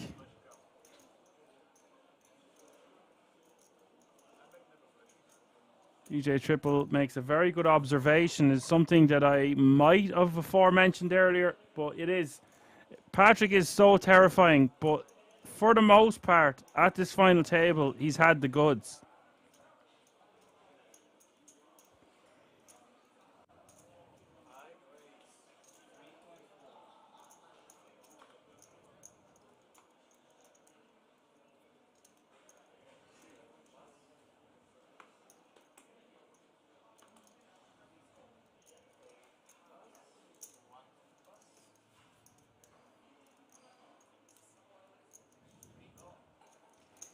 Pistol Pete 3 betting, and Yaros wants to see a flop.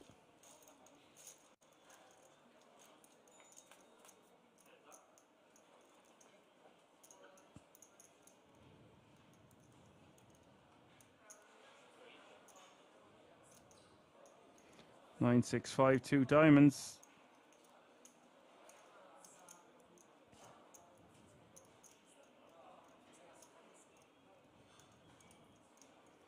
Not an ideal board for Pistol Pete, but he's got the overpair. Sometimes he will just check back this one, but it's not really Pistol Pete's style. I predict we will see a c-bet of about. Pistol Pete tends to go on the bigger side as well when he is betting, so somewhere around half pot here. Expect to see around 4 million.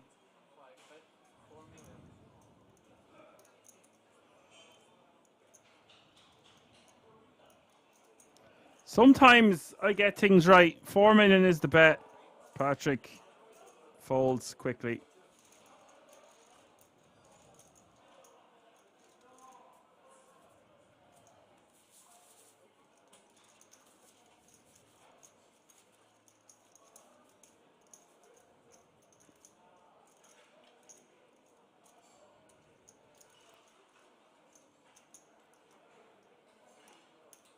Was real Rusty says fold once, I guess.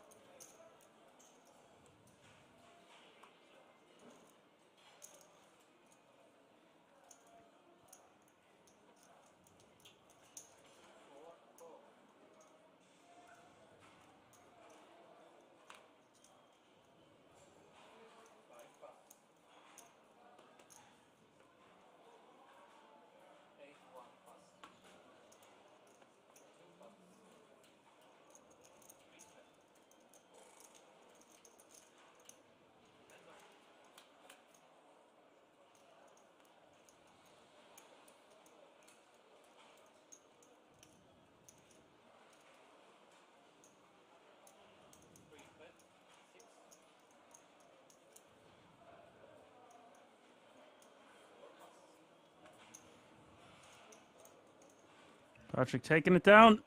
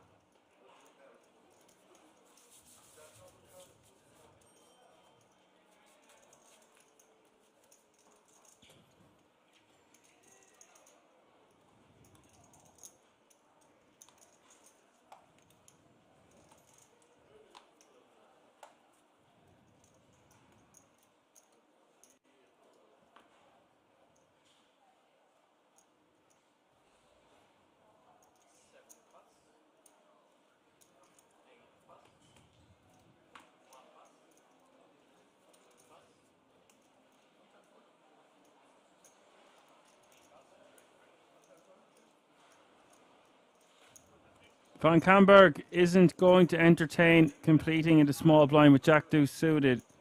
If it's Jack Deuce offsuit, don't mind just letting it go, but I feel like we can complete there when we've two suited cards, even if one of them is a deuce.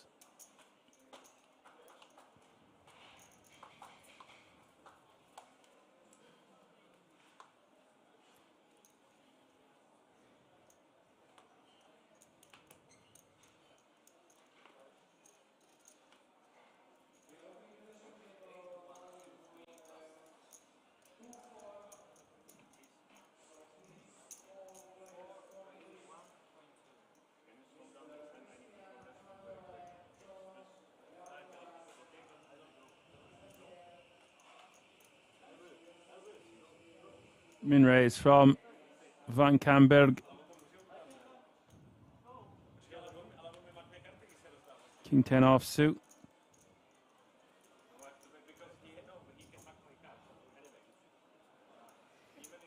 Not the worst combo in the world for Pistol Pete to 3-bet fold with there with the ace blocker. Decides against it, understandable with 7 players remaining. 7 players remaining, by the way. Minimum payout now is €19,700. And let's not forget, they've all locked up that 10k ticket to the World Series of Poker Europe main event later on this year. Just one player under 20 bigs. It's Christian, who we haven't seen too much of. Finds himself with 12 bigs, and the chip leader with 90, of course. Pistol Pete now launches himself into second place, playing a stack of 47 big blinds.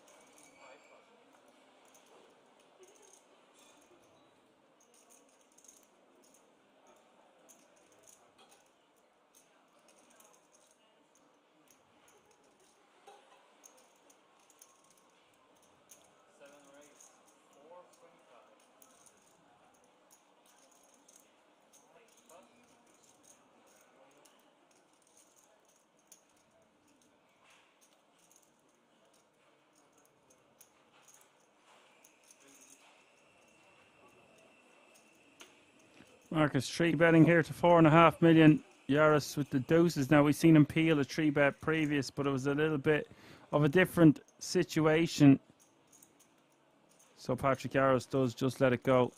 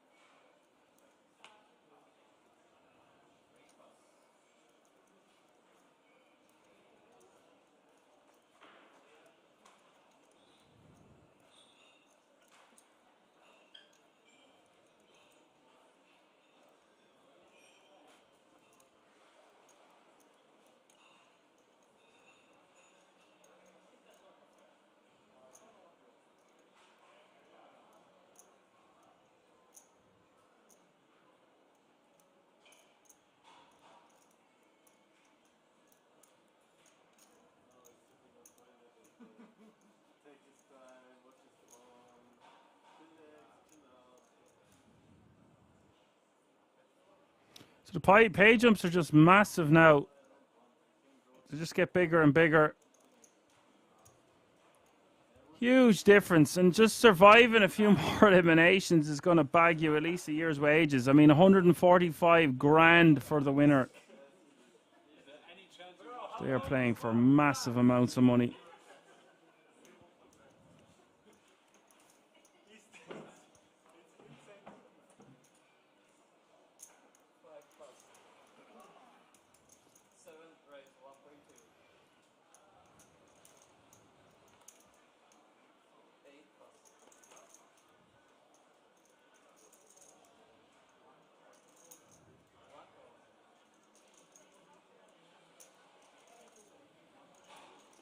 Been raised from Marcus with 7-5 of diamonds, and the big blind is going to come along for the ride with Jack 5 of hearts, and the flop is King Queen 7. Marcus out flopping the Jack 5 suited.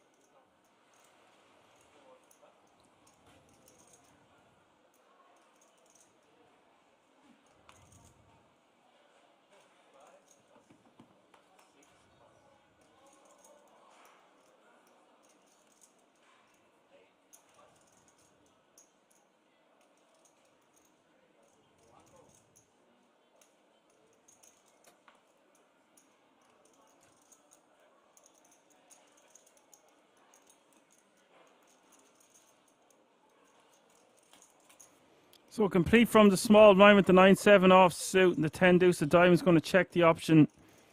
A6-3 is the flop, 1 diamond. And with the back doors, I think the small blind could bet like 1 big.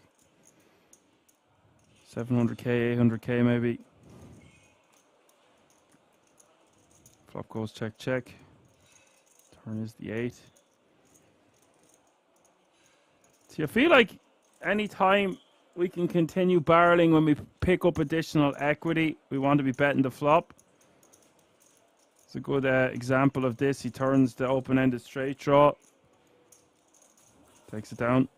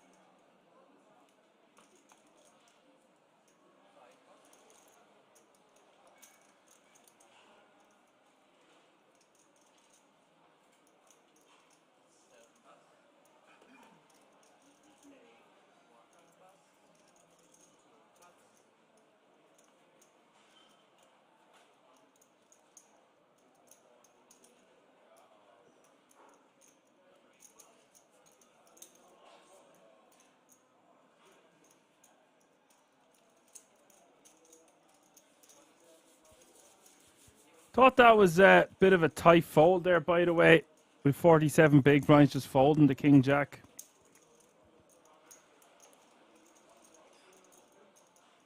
Rick MUFC says the exact same thing, actually.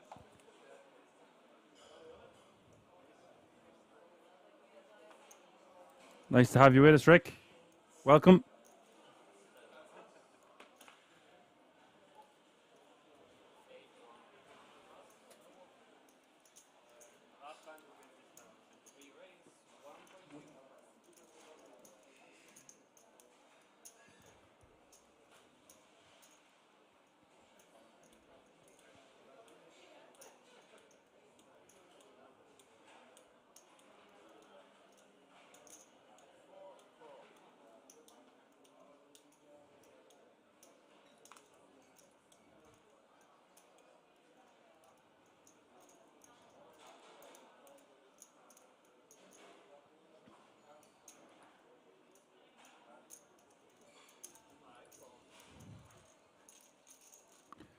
Yaros raising, Pistol Pete defending. Camberg also wants to see a flop with the 10-7 of diamonds. I actually think that would be a pretty good spot for Pistol Pete to... Oh my god! Oh word! Oh my word! I was about to say I think it would be a pretty good squeeze spot with the blockers for Pistol Pete in the big blind. Instead, he is going to get punished severely. Van Camberg is leading. I really don't know why he's leading into two players sandwiched between the two.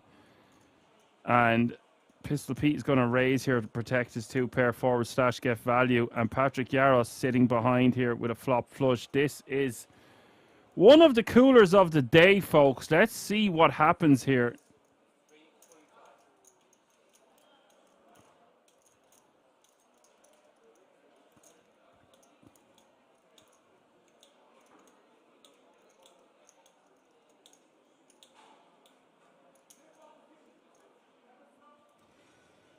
Raises the 3.5 million. Yaros must be licking his chops here with the flopped flush, just deciding what way he wants to play this one. If he goes for a raise here, it's with the intention of getting Pistol Pete to stack off with a two-pair type holding. This would be so infrequent that Patrick Yaros is losing against a flop flush that Pistol Pete would have that would contain a king or a queen. So, in my opinion, Patrick Yaros has close to the nuts here. He just has to decide how to play it. Now, it won't look too great to him that Van Camberg has led, which makes no sense to me. So, about 8.5 million here seems good.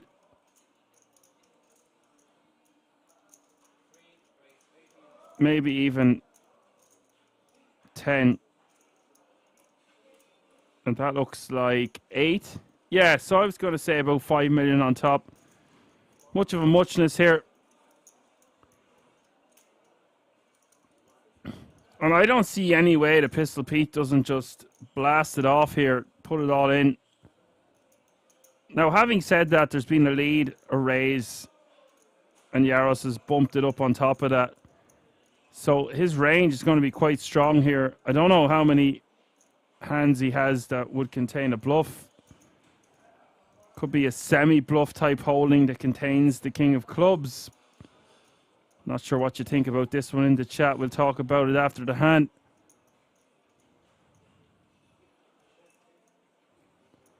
Does Pistol Pete decide to just call? It looks like that's what he wants to do. I guess his thought process behind this is if he raises, he's just only going to ever get called by better. Look at the size of this pot, and a brick rolls off on the turn in the form of the 6 of diamonds.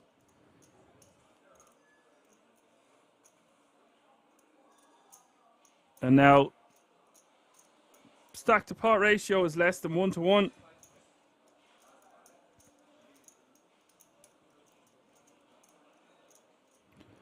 I don't see any way. the Pistol Pete doesn't stack off here. Hand of the day developing.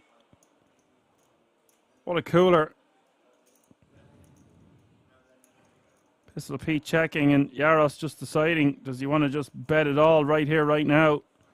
Or does he try size down and bet like 6.5 million to bet like 12 on the river?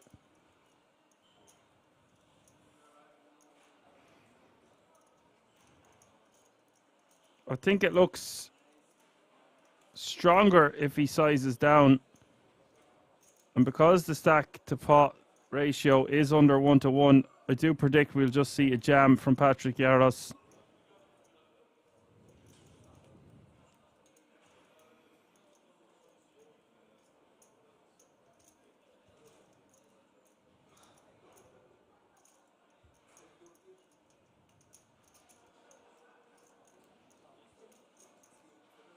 Patrick Yaros is a G for a reason. Looks like he wants to go for what I suggested at first, a bet of around 6 mil.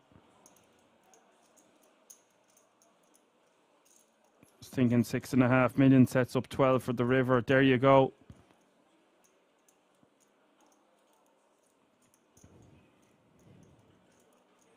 Not my first rodeo. Not Patrick Yaros' first rodeo either, and not even Pistol Pete, but he's in a world of hurt here.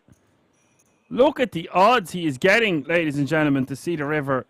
27.7 million out there, 6 million to call.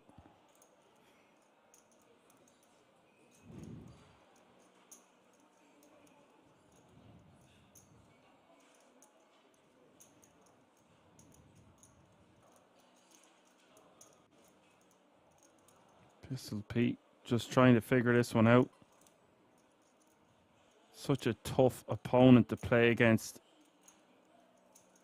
Pistol Pete hates every bit of this now, even though he's got top 2.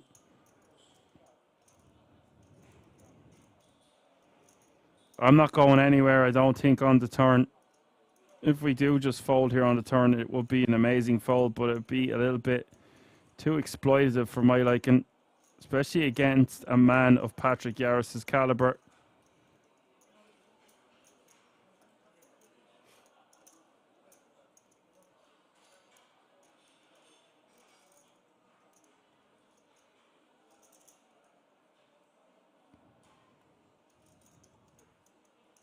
Pistol Pete might be thinking, does he just try to protect his top 2 pair right here, right now?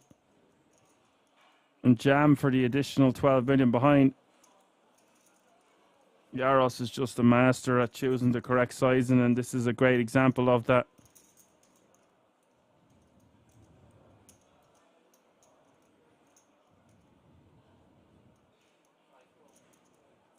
There's a call.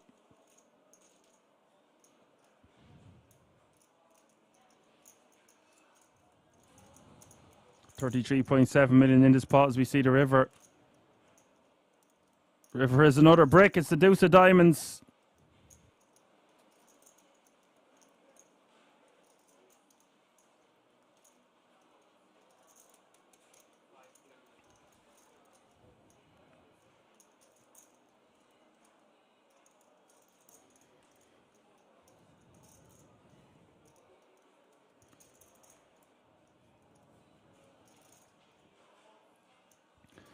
Check from Pistol Pete. You're going to see a jam from Yaros.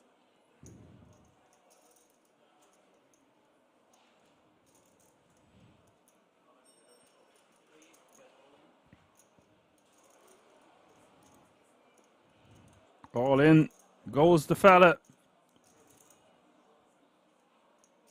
And now it is possible that Pistol Pete can get away from this. But we've seen him make some big calls in the past. We've seen him make some big bluffs in the past. And I don't think he is going to get away from this one. Someone like Patrick Yaros can be bluffing here, putting Pistol Pete to the test for all his money, all his chips.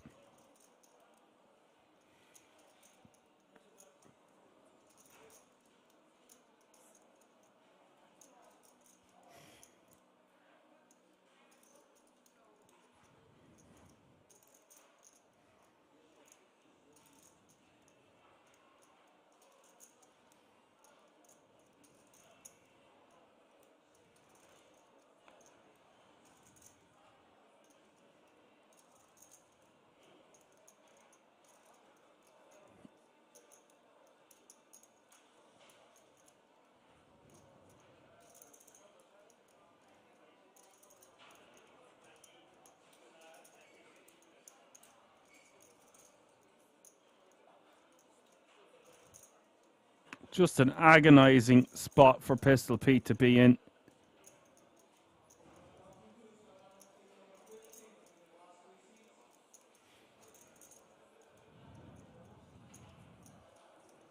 What a long hand this has been already. Pistol Pete just trying to fair. He does call it off. It's like he knew, but had to call anyway. And who can blame him? Interesting to see the comments now. I decided not to look at any comments for the duration of that hand. Patrick Yaros, the beast that he is now playing 140 big blinds, 84 million and change. We lose the ever popular Pistol Pete in 7th place. Good game, sir. Unlucky. Very, very unlucky and unfortunate that run out. That is the man of the hour, and good luck trying to beat him now. Sea of pink in front of him. What an exciting hand happening here, live from the King's Resort in Rosvedov. Hope you're enjoying the show as much as I am.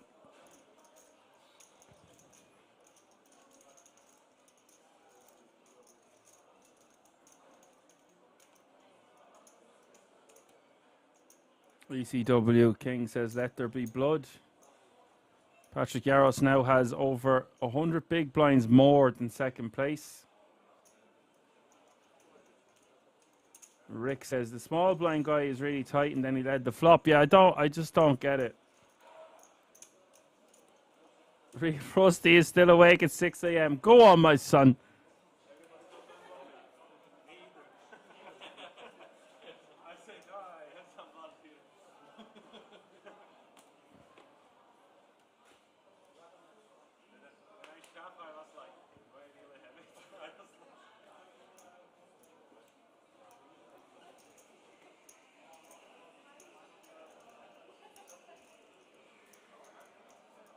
Richie says, thanks again, Dan, for fantastic commentary. I'm off to bed. Thank you so much. I really appreciate that comment.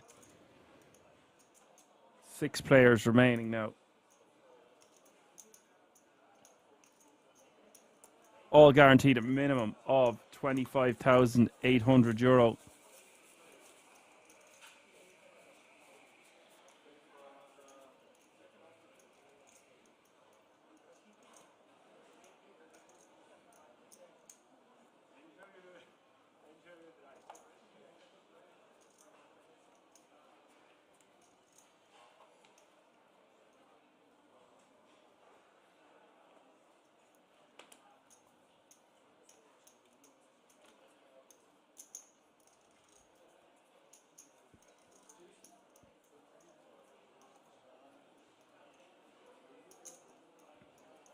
And Resin saying he stacked the second guy in chips. Yeah, I actually didn't really take that into consideration. I knew Pistol was in 2nd place, but I was more focused on the hand itself. He's got mountains now, and it's going to be hard to move them mountains if you are at this table facing Patrick Yaros.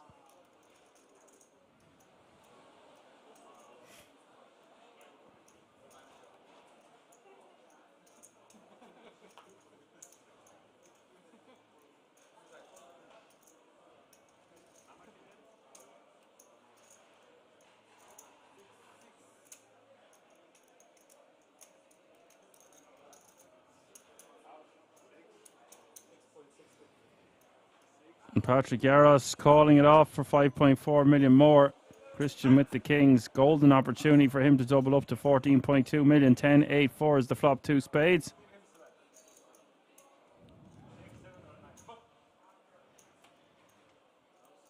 Turn is the 5 of hearts.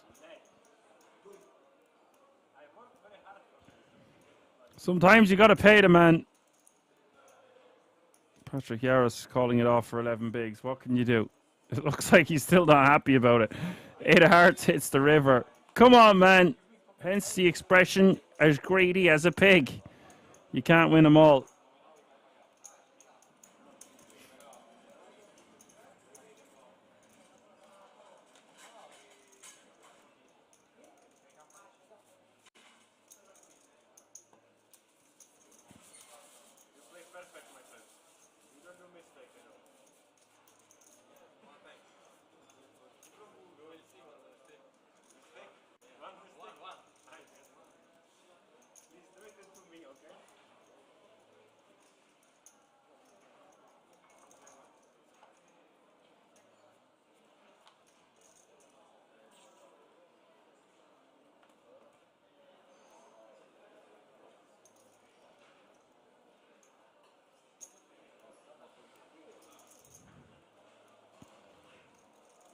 Yes, with the monster in the hijack.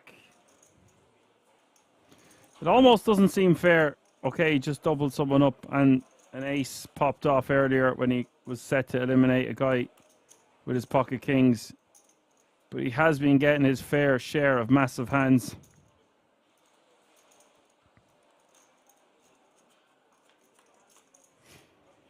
Eight, nine of diamonds is going to peel, and king 7-7 is the flop, and flush draw for the big blind. Top pair, top kicker. Surprise, surprise for Patrick Yaros.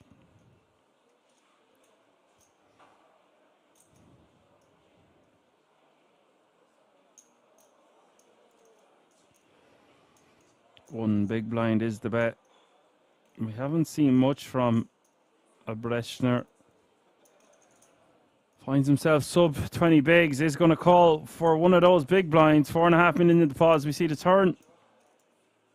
Turn is a sexy one if you're Patrick. Not that he needed it. It's actually a bit of an action killer. Maybe it's hard to get paid for 2 streets now.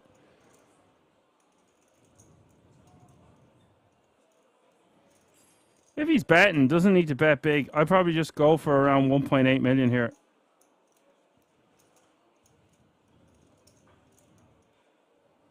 Goes for 1.3. We get called by the flush draw again, I presume.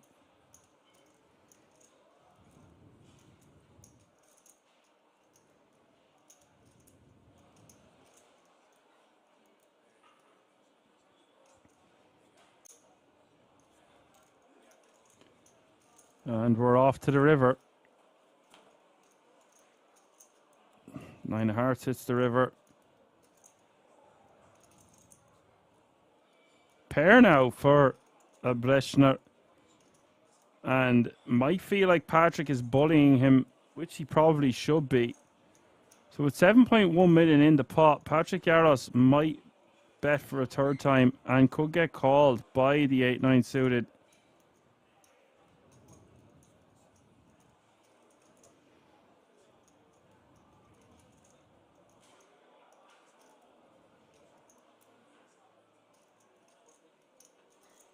I don't think we need to go huge here for Patrick. Maybe he tries to go for it all. Wow. Brechner looks like he's about to make a move here. And that's just going to get snapped off.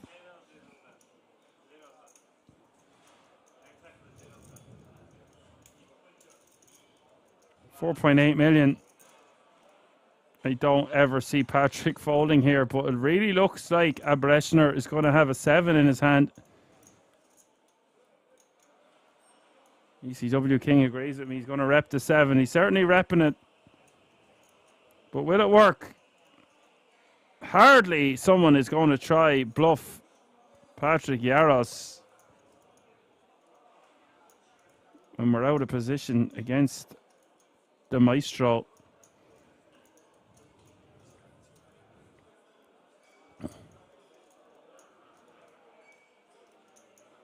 Just feels like it's non-believable. I'd be inclined to agree with him. Top 2. It's just a very tough sell to have a 7.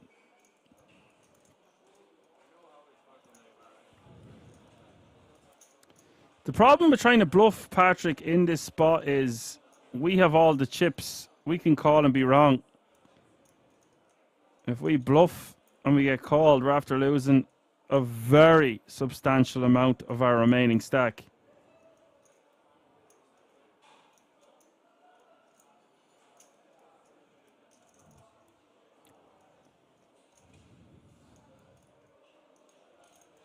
Yeah, there you go. Psych calls him.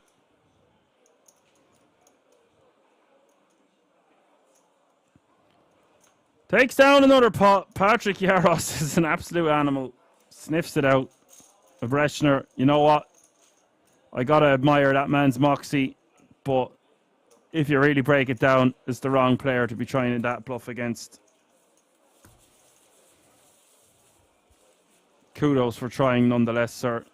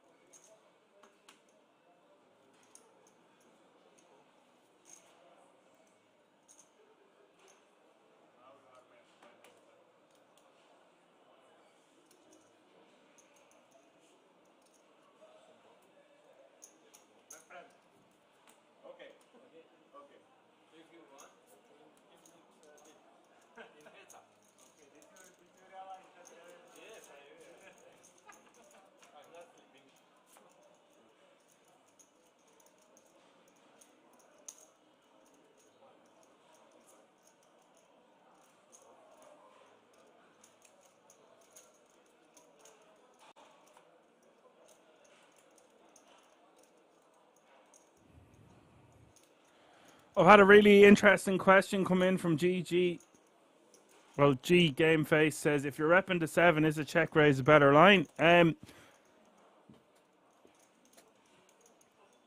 The thing about trying to check raise there, Gameface, is that our opponent doesn't really have enough chips. So 8.2 million is behind, and the pot is 7 point something million. So if your opponent bets like even half pot there, like Patrick Yaros, if he's bluffing, he needs to bet a chunky sizing. So you're just not going to be able to get much folds with a check raise. So you bet 4 million and he jams for the additional 4. Also, if we had a 7, we run the risk of Patrick checking back with a very strong hand.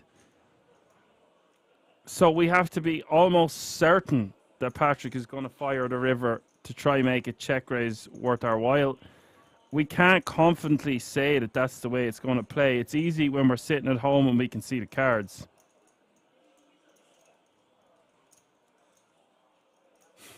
Kiss32 agrees with me. I actually think Patrick is going to put them all in if he checks. That's what I'm saying. If he puts them all in, like a 9 might have to call on that river. Patrick can literally be bluffing with crazy amount of his range there.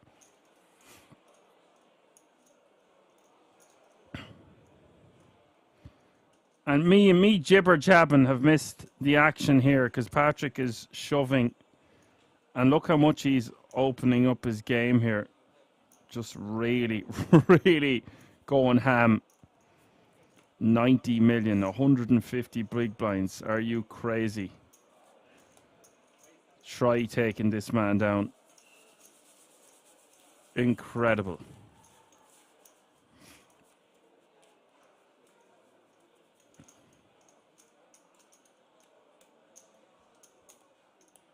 Gameface saying, good way to look at it too. Best way to not go out that hand. Well played. Yeah.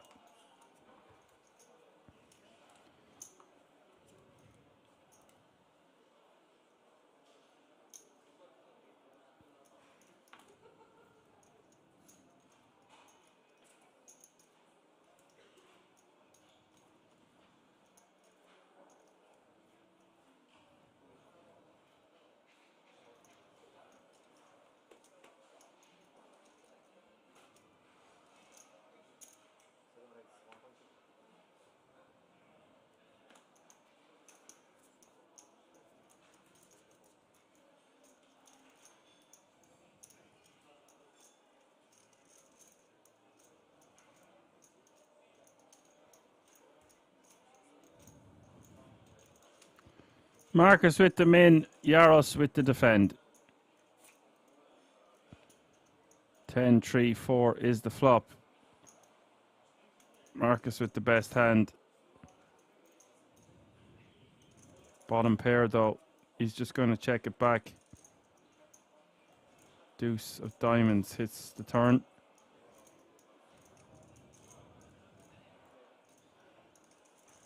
I think Yaros might just let this one go. No. No. Looks like he's going for an overbet. Oh my god, this guy is an absolute savage. Goes for a bet at 3.8 million.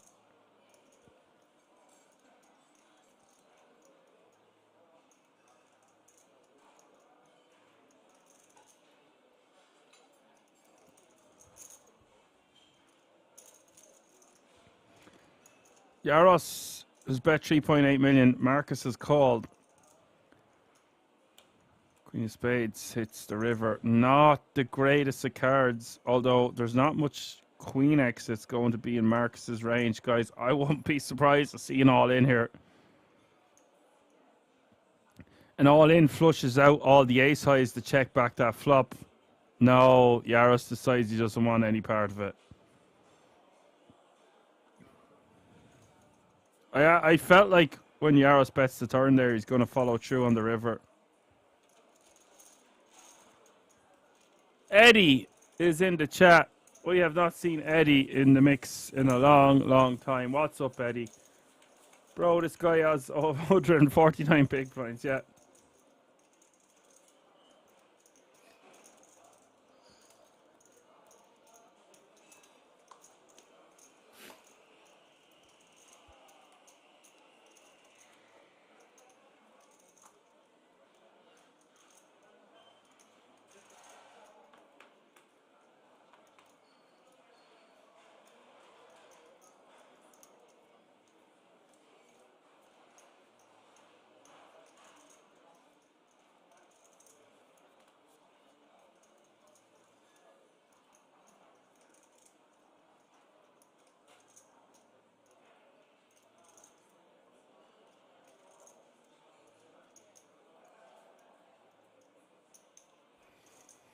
Eddie says, I'm coming to see if there's any French at the table, and how are you? I'm not so bad. Sometimes I complain. I can't complain, but sometimes I still do. Breshner with the fold equity here with the Queen 4 clubs. Gets it through.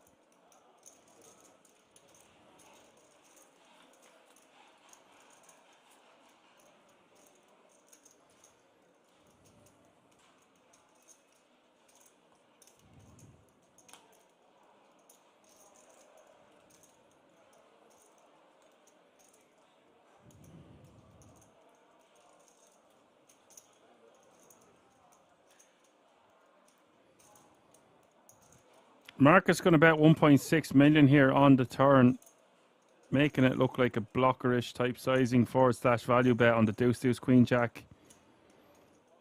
Christian, I think he wants to call here with the ace high, but decides against it. Marcus getting respect, takes it down. Marcus has played pretty well, has to be said. Yaros getting all the credit, of course, and why not? But Marcus propels himself into second place, and it ain't over till it's over. There's still so many big blinds in play. Marcus with the guts of 50 bigs there. Valerio with 29 bigs in third, and Van Camberg with 21, and Christian with 16, and Abreshner with 7 bigs is your clear short stack.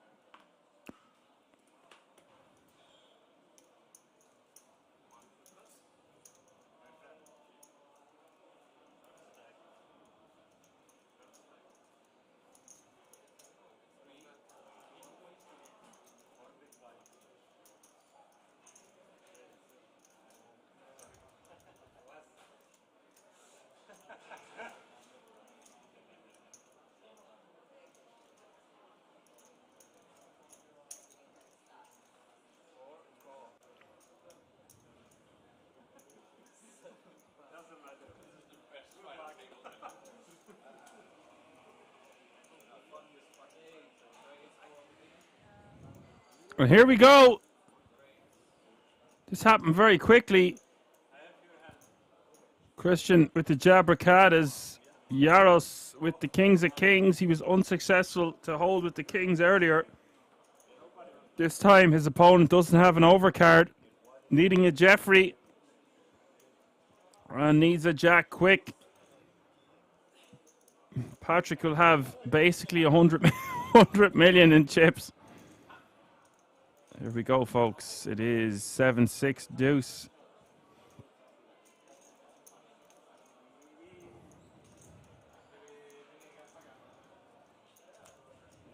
Just one out in the deck. Turn is the 5 of spades.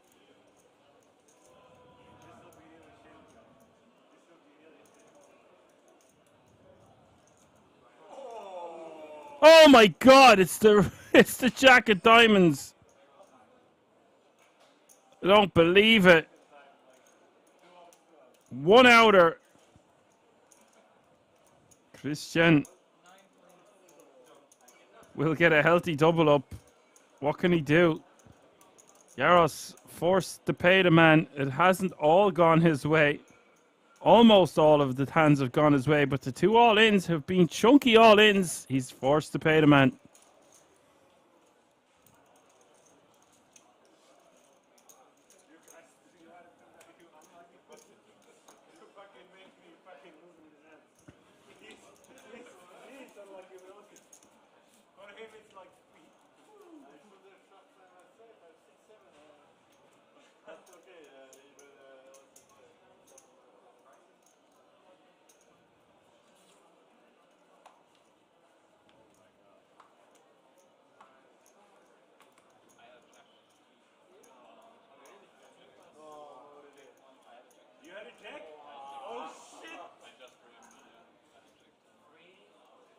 Jaros is quite the character at the table. Won't phase him too much, considering he's used to playing high stakes PLO.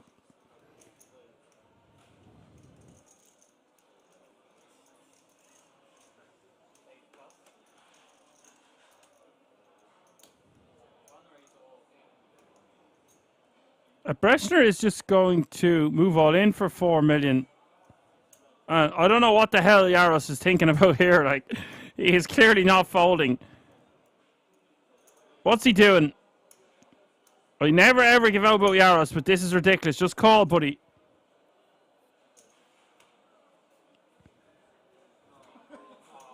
You've got 2 red ladies. What is the big deal?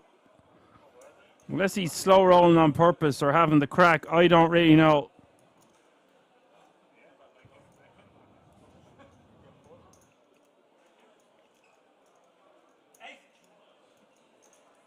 So we see an all-in the call for the 3rd time for Jaros. We've seen him lose with kings. We've seen him lose with kings again. He's got queens this time. King 8-6 is the flop.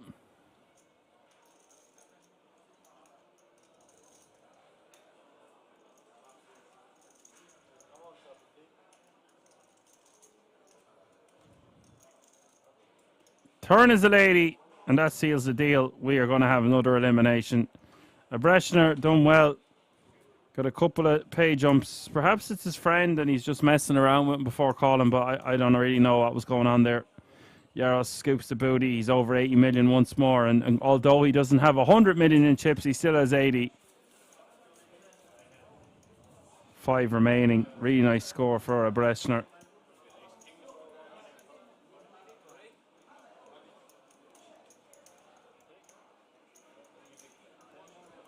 Sixth place will leave with €25,800 and 5 remaining now, all guaranteed a minimum of €32,300.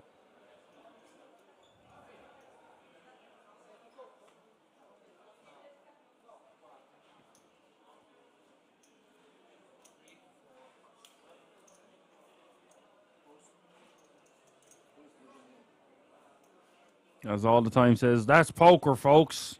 He's all in, Vince.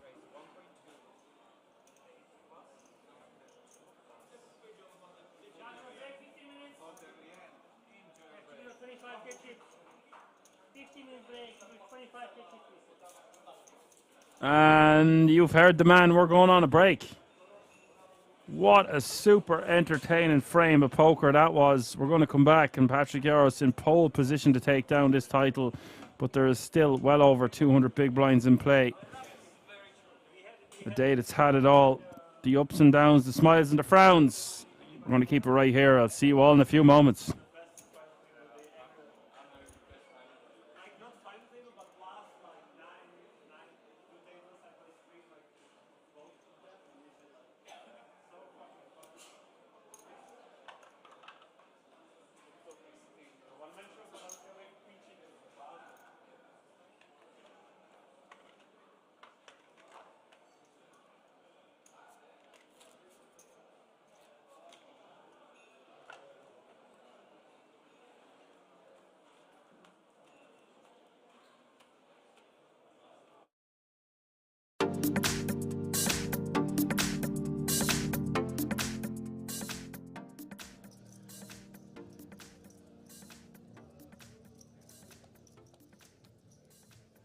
Nine players on our feature table. Average stack, well, it's about 310k. 120 odd players remain. This is the Mayo Man folding the 6-5 suited connectors. This is the short stack Minerva, just under 20 bigs with ace king suited. Yeah, we saw him raise Blind pot 6k. sixes, off a short stack, and he's going to do the same again with ace king. 6 pass, 7 pass, 8 pass. Ooh, this Well, would be dream good. scenario really. Yeah. The super aggro player Matteo, ace queen, he's going to look at the stack, do the maths and go, well, look, my biggest exposure is 100k, let's do this. Yeah. Let's go, let's put it in. And here is the 3-bet.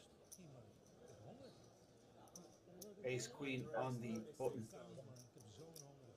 Yeah, and it's going to be priced in when Saskia 4-bets. Yeah. Sometimes online players struggle with, because when you're playing online you can see exact stacks. But yeah, I know, yeah, that's a huge difference, isn't it? Yeah. Do you know what I reckon Armad was doing there? I could be wrong. He just wants to show. He just wants to know the exact stack size of Saskia. Yeah. Yeah, makes sense. I don't think he'd ever any intention of getting involved, but just using the opportunity to get a chip count from one of the players in a great situation. I mean, it's the dream, isn't it? With the big slick getting it all in versus ace queen. Yeah. Yeah, Matteo did nothing wrong there. His hand, he pretty much had to 3-bet it, and once he does, he has to call it off because of the price.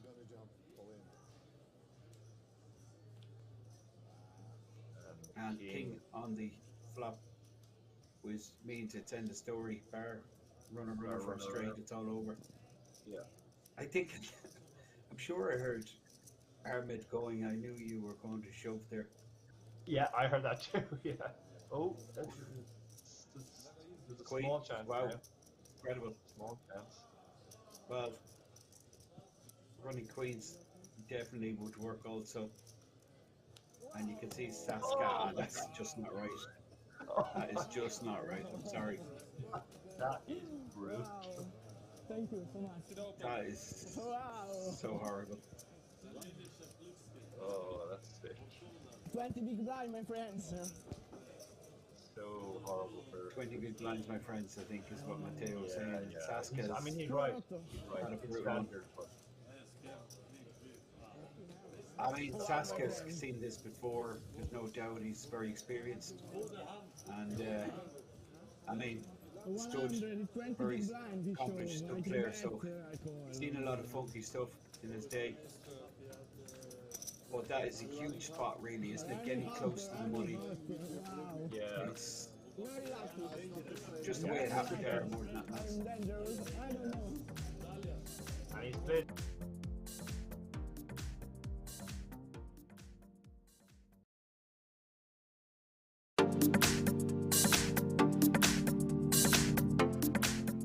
Yeah, it's great to see all the guarantees being hit.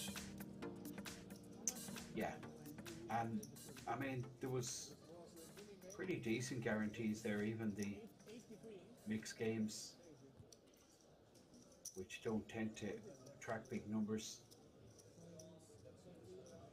All of these guarantees getting met, which is great. So we're looking at two big stacks. Cecil with the real hand here in the butt, but Eric Nitro going to 3-bet with the King 9 just to try and establish his presence here. He's just arrived, and the Dutchman and the big blind were all just gets rid of his cards and lets the two big boys fight it out. Some kind of setup, but Eric Nitro 3-betting. I mean, he's going to get so many hands to fold, but Ace King is never folding here. No. And we could see a 4-bet. It is a 4-bet there. Yeah, it is a 4-bet. Sizing Yeah, is quite small. Did it quite flamboyantly as well. Now, he should just be folding unless he wants to get very adventurous and 5-bet. Well, I mean, okay, Oh, maybe you can't even a 5-bet is a consideration. What kind of sizing would be going? I mean, it's going to be. You go absolutely tiny. Like you basically, if you go tiny and represent aces or kings, you'll get quite a lot of folds. The problem is it's just so much of a stack now. I think the prudent thing here is just to wave the white flag. Well, that's just sick. I mean, this is unbelievable stuff. That is I incredible. mean, what a statement. Eric Nitro, this is just, I mean, what a statement from the Italian incredible. who's just sat down. He's putting all his chips in with King 9 offsuit. Yeah. I'm Cecil. I mean, I'm not strong enough to make this call if I'm Cecil. I'm just going, okay, you got me. I'm not willing. This might work though. Cecil really doesn't like this. He's basically been asked to put almost all his stack in. It's not too dissimilar to the hand we've seen between the Dutch player Raul and Matteo earlier. And it's the second time we've seen Ace King fold a pre. Wow, that is. Well, I mean, this is just a license to kill now, isn't it, really? Yeah.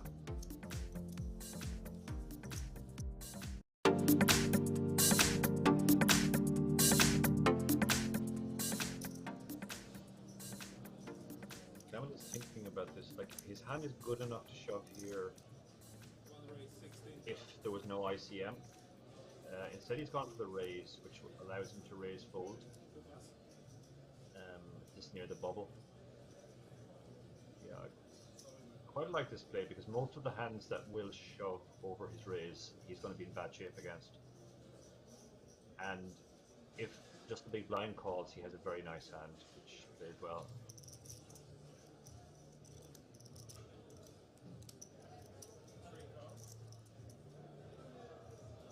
Albert makes the call. Angelo gets out of the way. Christian folds the King 4 off, and now action with Lord Mulligan.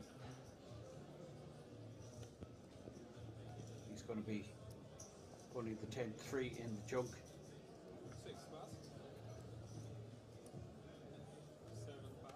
Interesting small blind. Ace 8. Snap folds, and now Filippo. 8 deuce.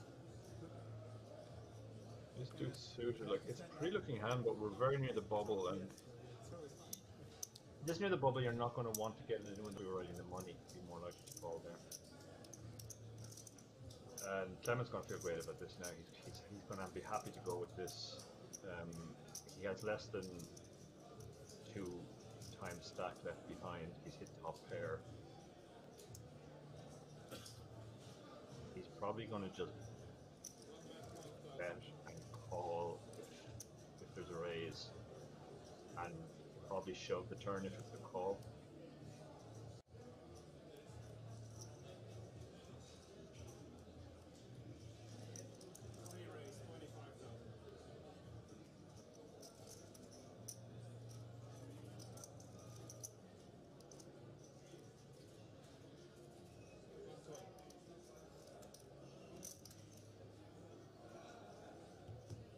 Another place, he's just called.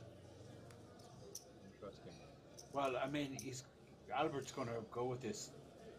Yeah, now Albert has a flush draw, not flush draw, and a gut shot as well. Clement has 2 pairs, so the fact he's hit 2 pair doesn't change all that much. I guess he's pulled ahead of ace. Well, no, he was already ahead of ace queen, so yeah. What? Yeah. Oh boy, sick. But Albert here, I mean, the raise Albert on the has flop, I just didn't expect the raise. Yeah. Albert tends to cover, so I think Clement is actually debating whether this is even a call now. He does make a call though. He had clock called on them there as well. They're so close to the money that it's possible Clement was stalling a little bit, trying to maximise the chance of getting into the money.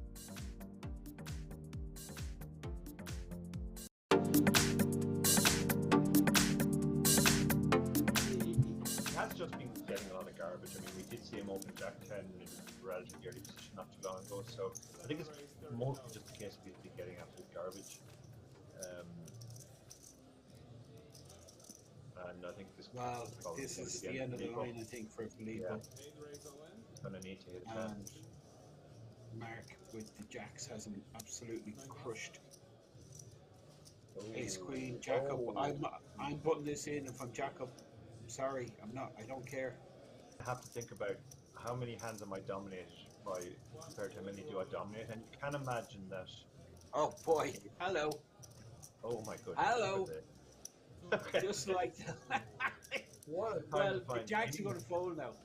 Mark's going to fold the jacks, and Filippo is just hating life at the moment. Absolute He knows. carnage.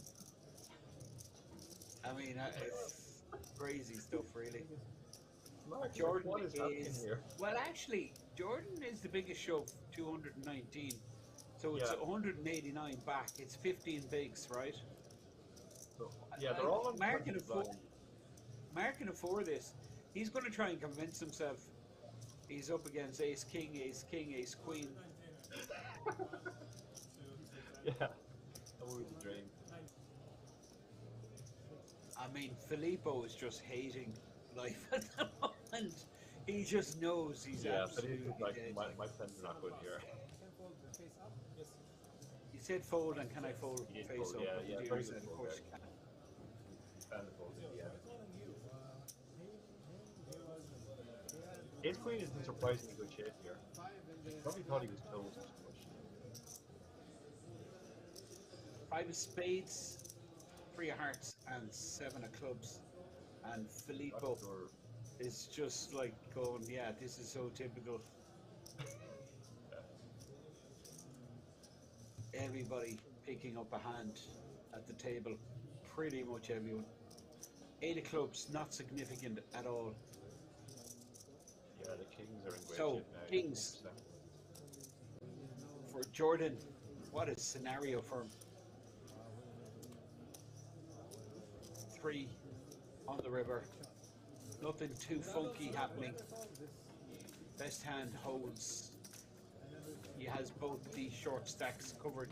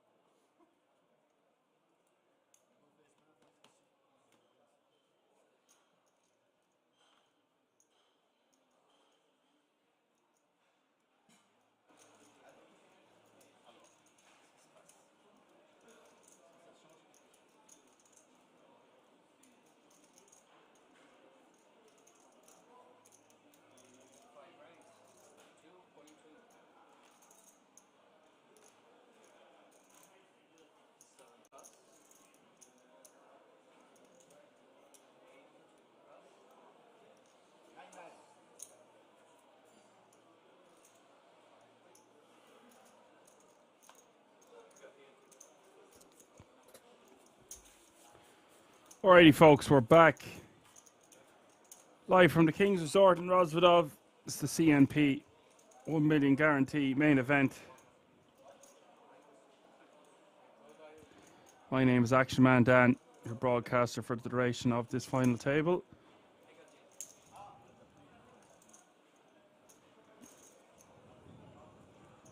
Blinds have gone up.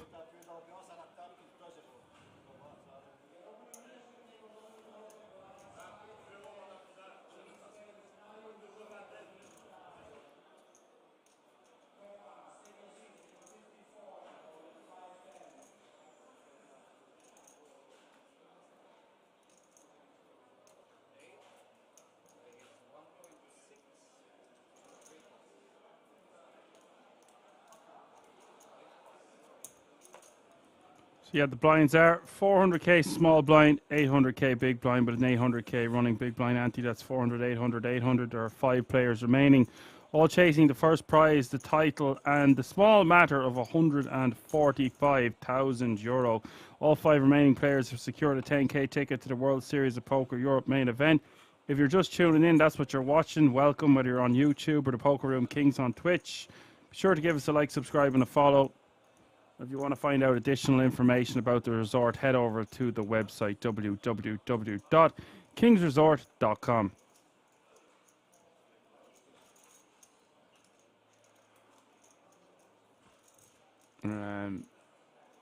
Bezdak actually makes a very good point. It's something I really didn't take into consideration, and sometimes I do think of it and sometimes I don't. He might not have wanted to double up the shorty, but do you know what? I'm going to say throw that one out the window. When you've got queens, it's a different matter. You can't just raise fold queens. Like, what the hell would that be? I agree with you for those hands, like even an ace deuce off suit or some form of a crap hand. But when it's queens plus, we just have to call, or jacks plus, whatever the case may be. You can't just let it go. Like, I mean, it's not quite colluding. I've had these discussions before, but my God, when you've got a big pocket pair like that, you just got to call. It is nice, though, to keep that dynamic going, and thanks for bringing that to the chat's attention and indeed my attention also.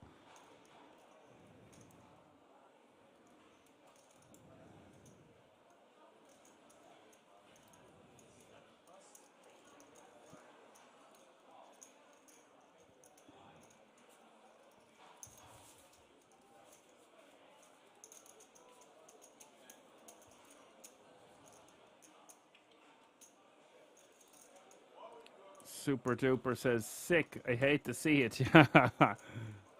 Tatsa says 133 big blinds. Oof. Oof indeed. Some Oofenburger.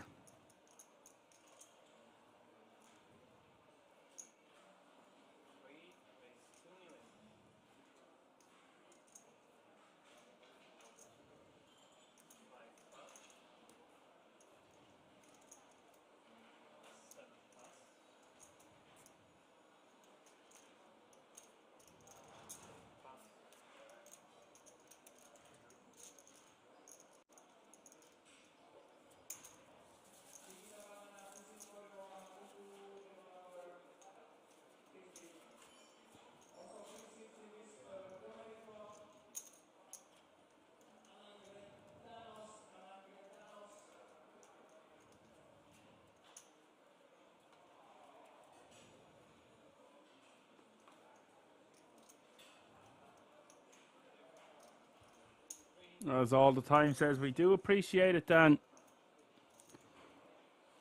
I know you appreciate me, buddy. Well, thank you for your comment nonetheless. Yaros is going to be really, really opening up his game now. I think that goes without saying, but I'm going to say it anyway.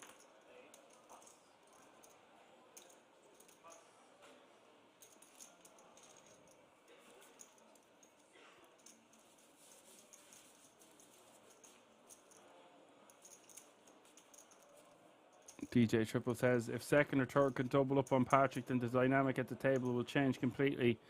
They have to be willing to try double up, DJ. They're going to be happy to take the pay jumps. I'm sure by now they've been told what caliber of an opponent they're playing against with all the chips. And the shorter they get, Patrick can just rain on their parade.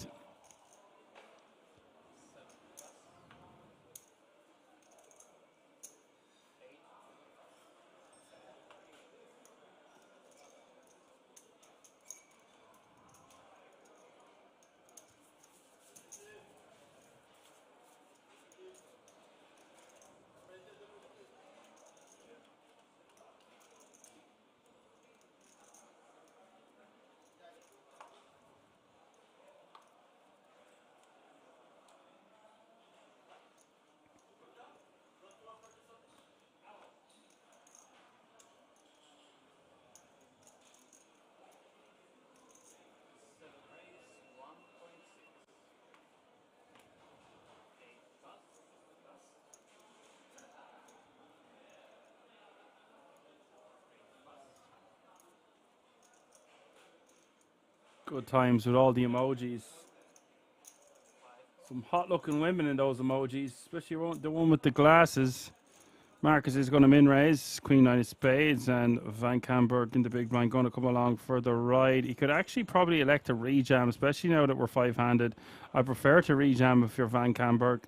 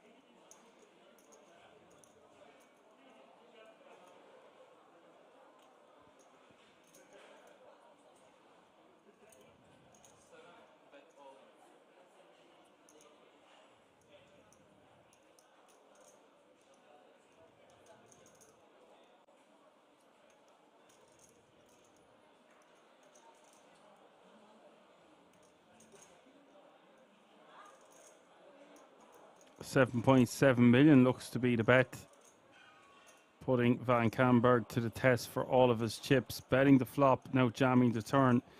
And if we just rejam pre, we avoid these kind of situations. Now we put in a chunk of our remaining stack and we don't really know where we're at. Just going to be forced to fold now.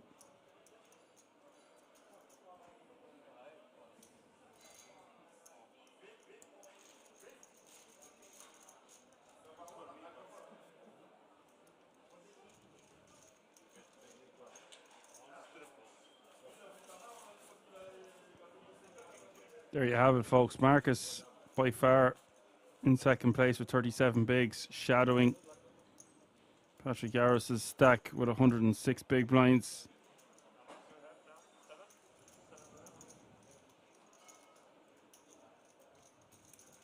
Van Camberg to clear short stack.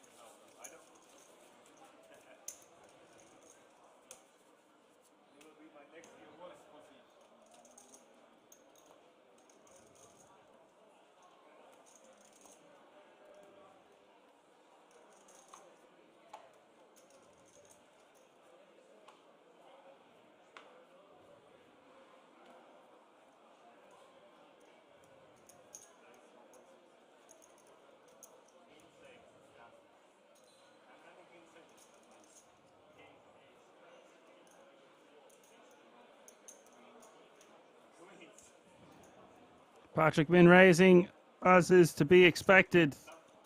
Marcus is going to put a stop to this, though, on the button with the aces.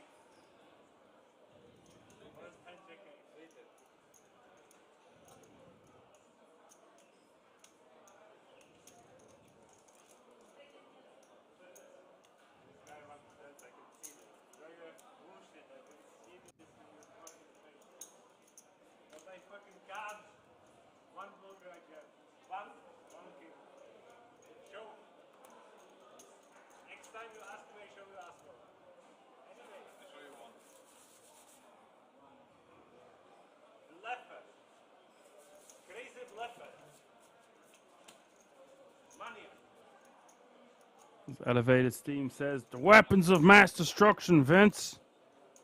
Sorry, that was sounded more like Alex Jones than the late Mike Sexton. Elevated Steam in the chat, nice to have you with us.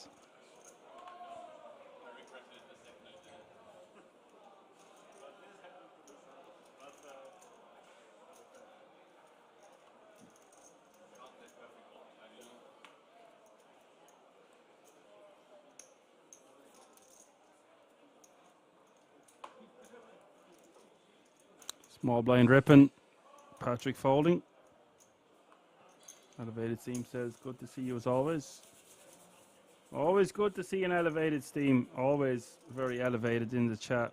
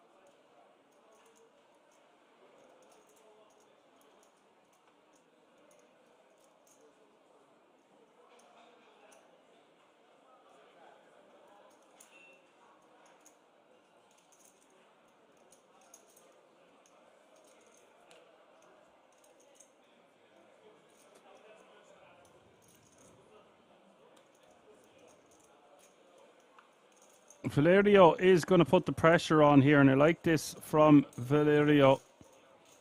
Ace 4 offsuit. Using that combo to his advantage. Takes down a nice pot, uncontested. Putting the pressure back on. Second place in chips.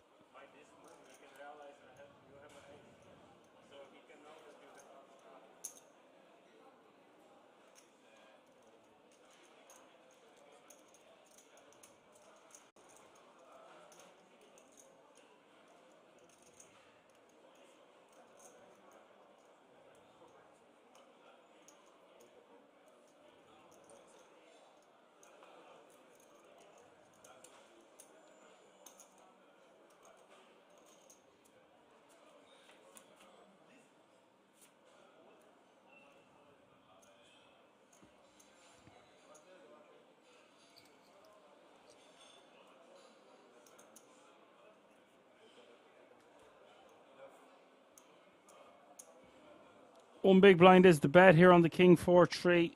2 heart flop. Marcus defending with a very wide 9-3 offsuit, by the way. Not the biggest fan of that, especially if we're going to fold bottom pair.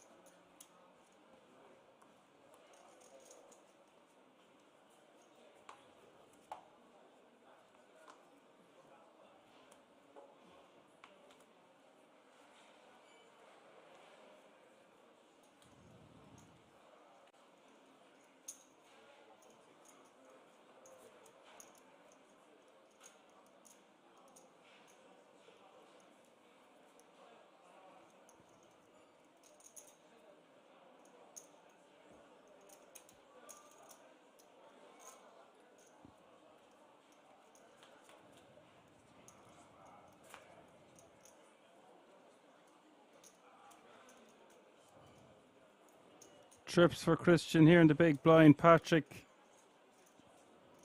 gonna fire one on the flop on the ace 10 flop with 2 hearts.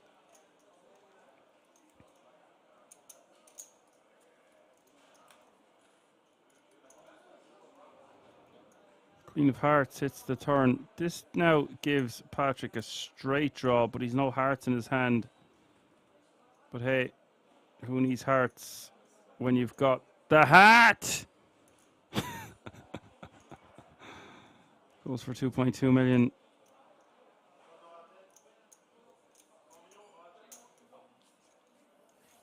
$10.4 million in the pot as we see the Riv. And the river giving Christian quads. Surely this is a card Patrick wants to shut down on. The issue is Christian would rejam with a lot of his ace-x type holdings, maybe 3-bet some of them, and a lot of them won't flat. So now he might want to just go for the lot and try to get a 10 to fold.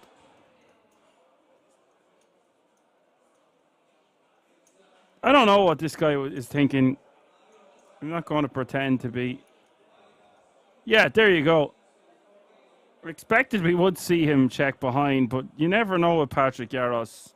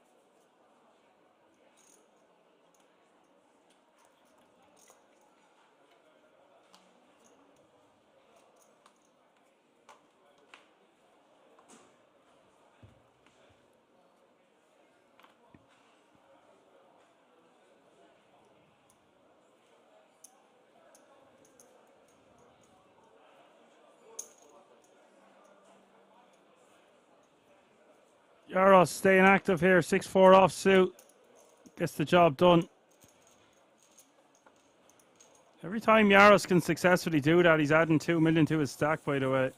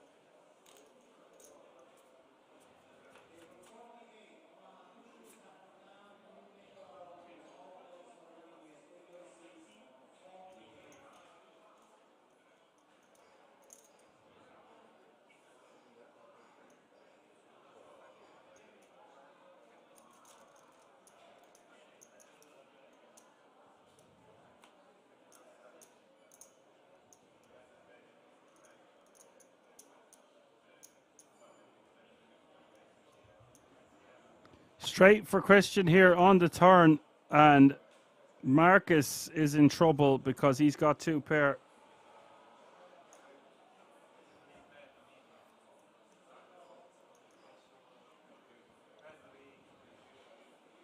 $4.5 million is the bet. What a gin card this is for Christian, not so much for Marcus. And Christian looks like he wants to raise. Raising to 10 million. Not going to lie now, this looks very strong. I would have thought the go-to move would just be to call here on the turn. Blind v blind battle and all that crack. I don't see any way Marcus doesn't stack off here.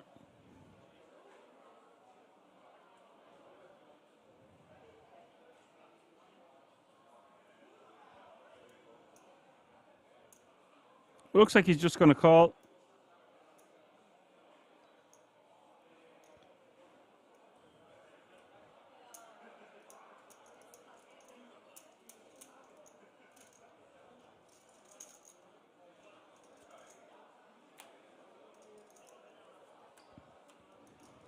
River is the 9 of diamonds, and I don't see any way that Marcus doesn't go broke here.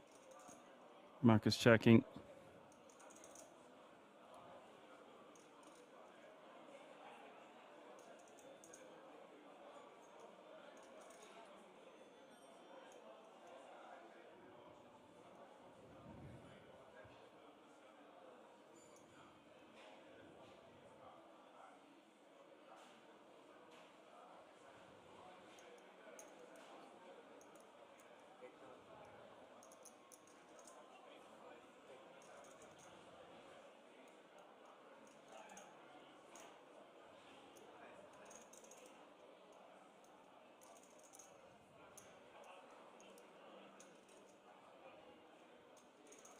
Christian betting 8 million here.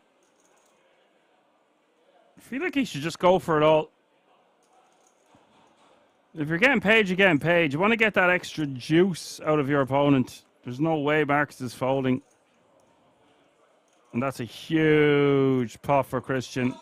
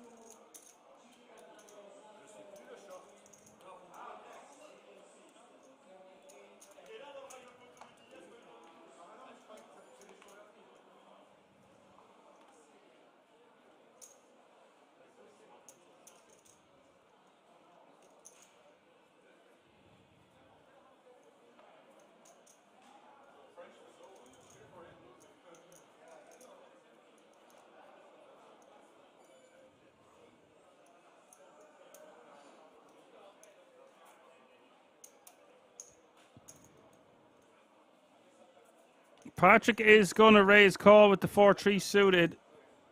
Putting Marcus at risk here. Marcus with the Queen 10 off suit, but I'm not feeling too confident on Marcus. And Patrick with 36% equity with just 4 high, even though it is suited. Elevated Steam thinks this is a huge pot. Oh no, sorry, he's on about the previous hand. Makes sense. And that's all about, just about going to do it here on the flop on the Queen Jack 9. Turn is the 9 of hearts, and that seals the deal. Patrick forced to pay the man once more. Still surviving with a mere 91 big blinds. Marcus with 14 bigs, getting a healthy double up.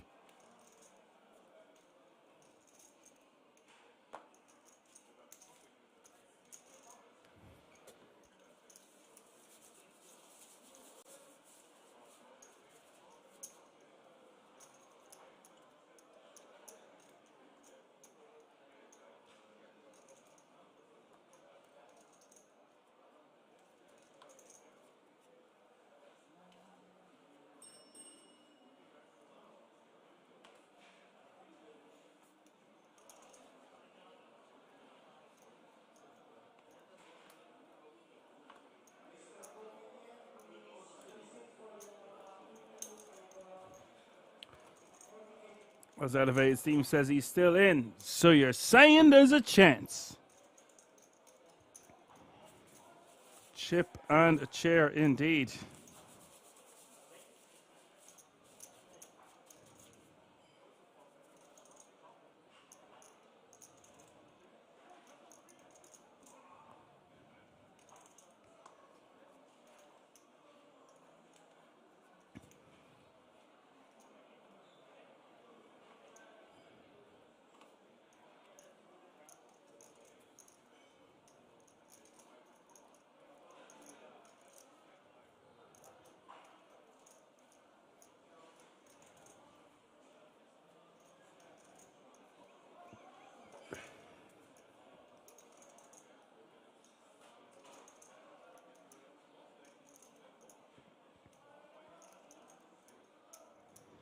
Yaros facing a button open. He might make it like 4.6 million here and hope to induce like a huge 4-bet jam. That's exactly what I'm kind of on about. Make it this really small sizing. But Valerio is having none of it. Pretty much auto mucks.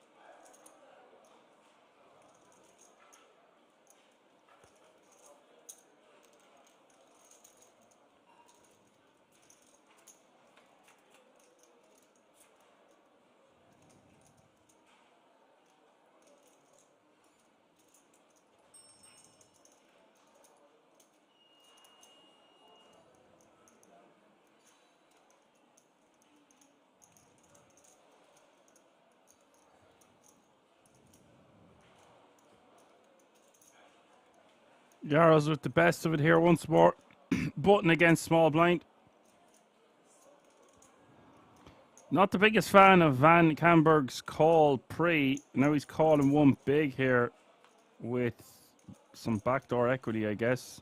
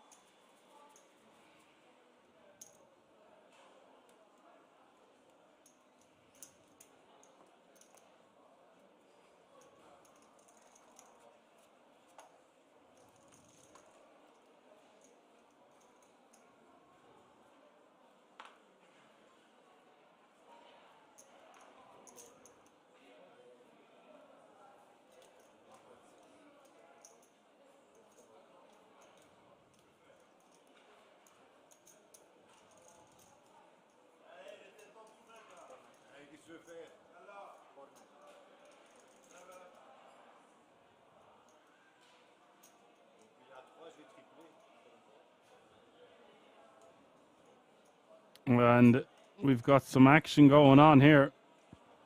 Valerio opening with the Queen 10 of diamonds.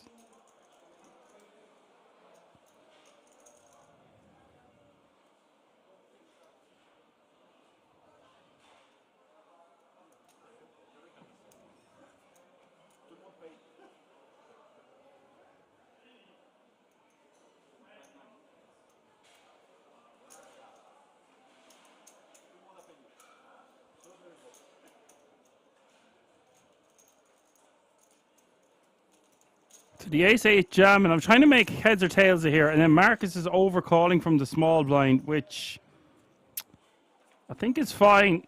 What I don't think is fine is Christian making a ridiculous overcall here in the big blind with ace-6 of spades, flopping the nut flush draw now. And the turn is the Queen of Hearts. Valerio, just 3% equity now, as Marcus has the better top pair. River is the 8 of Hearts, and Marcus is going to eliminate Van Camberg. And you know what? He should put in a chunky bet here. Oh no, just deciding to go into check mode. I feel like that's a missed river bet there from Marcus. That's my thoughts on it. We're going to lose Van Camberg in 5th place, which means 4 players are going to remain. Valerio going to check behind. Interesting hand.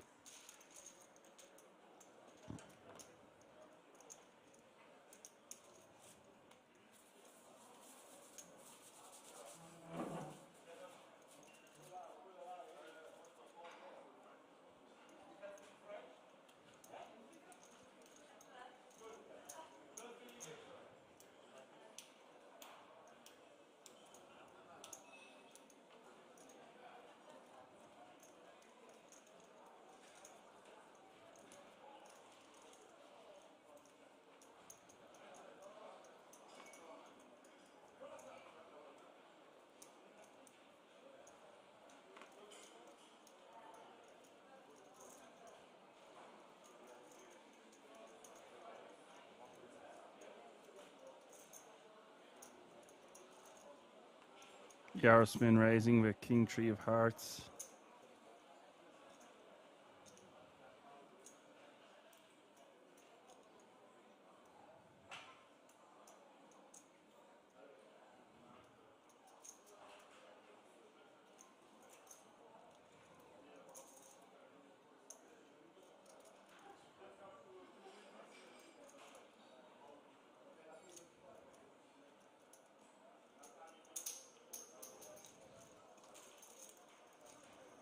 And Valerio is going to call with 10-7 of spades in the big blind.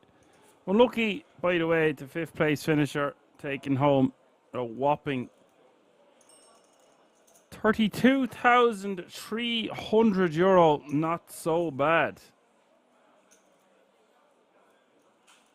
And of course, that 10K ticket.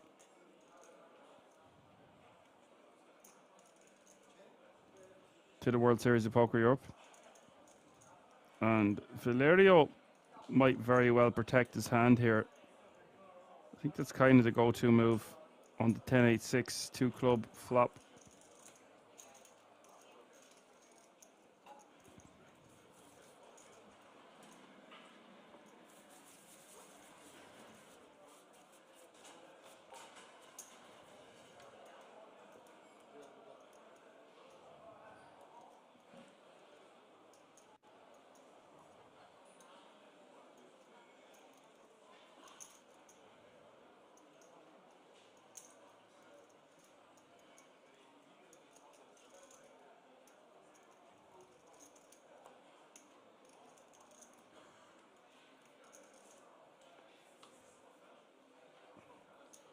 Four remaining. Patrick still in a very commanding chip lead.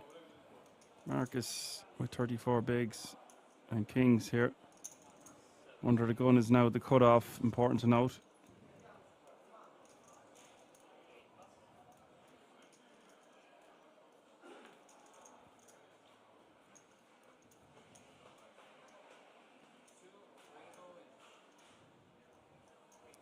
And look at this. Valerio shoving absolute cooler town here. Ace King re-jamming. Marcus calling.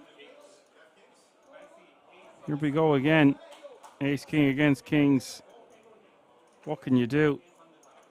Marcus set to eliminate Valerio. 10-10-6 is the flop. And Valerio needing a lot of help.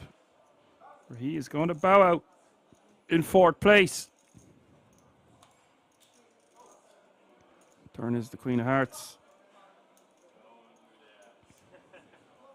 Jeffrey can do it now also. 6 outs as we hit the river. 30.8 million in the pot.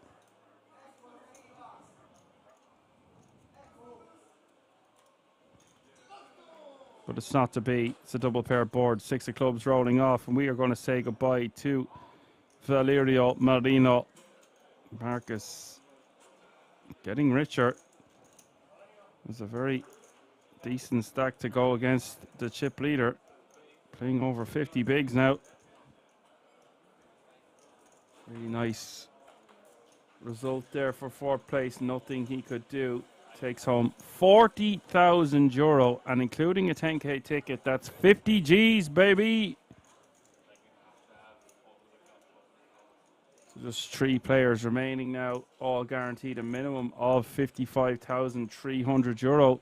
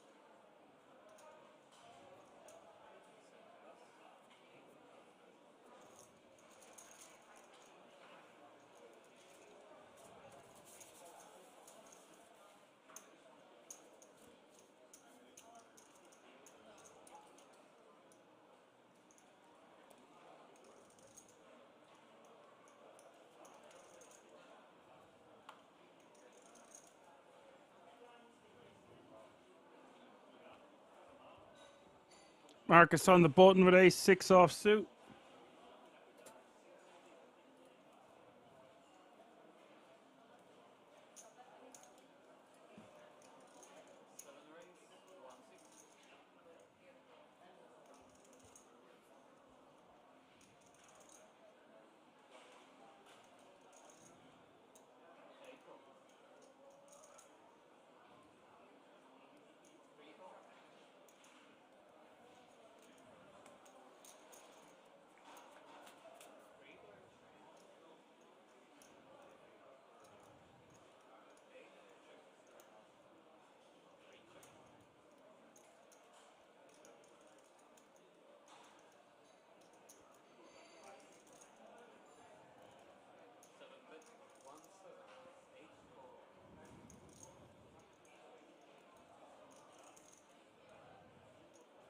About a 1.7 million here from Marcus.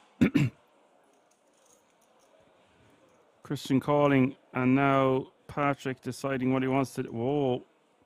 Looks like he's reaching. Wasn't really expecting to see this. Wants to find out where he's at with his pair of tens right here, right now. Gets Marcus out of the way, and I don't think Christian is going to be going anywhere. He's obviously putting Christian on a weak enough hand.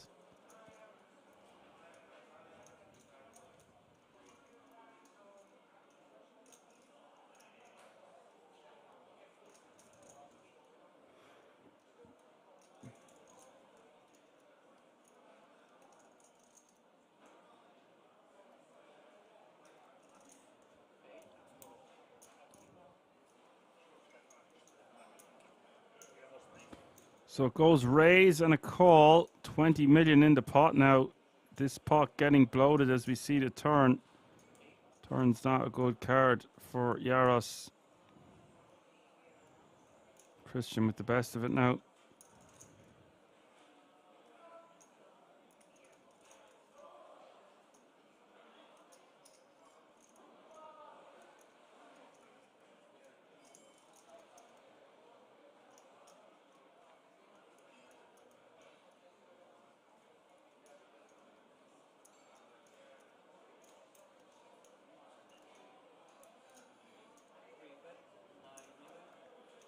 Yaros is having different ideas here. He's going to bet 9 million. And this isn't ideal for Christian. He's got a pair and he blocks the straight. So he's not going to be going anywhere yet, but he does lose to some Queen X type holdings.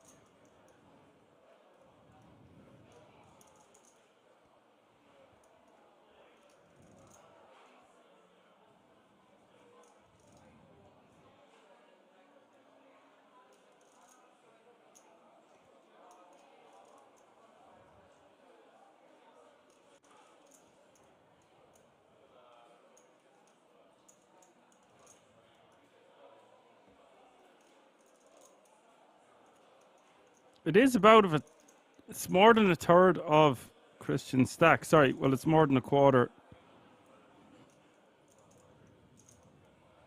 Close to a third. And Christian has played very well so far at this FT. I predict we will just see him call.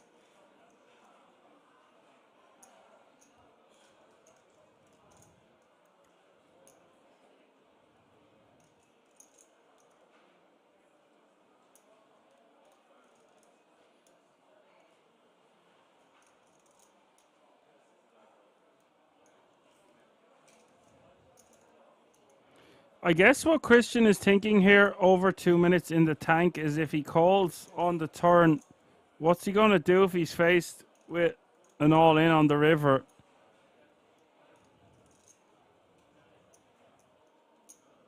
Yaros repping a very strong hand. Obviously, Yaros can't have ace-king.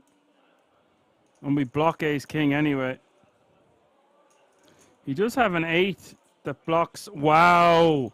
Yaros getting away with murder here.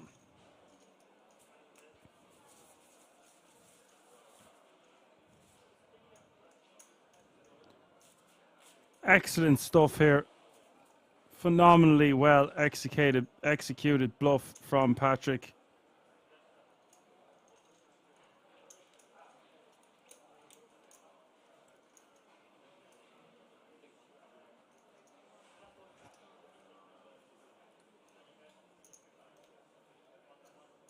Elevated seaman all the time like that one.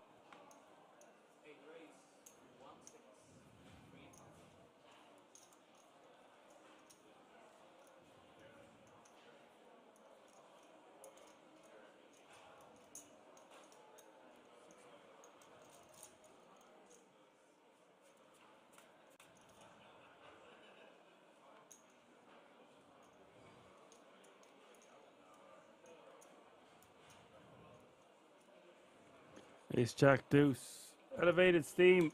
I think Yaros is a steam roller. He's got a lot of elevated steam also.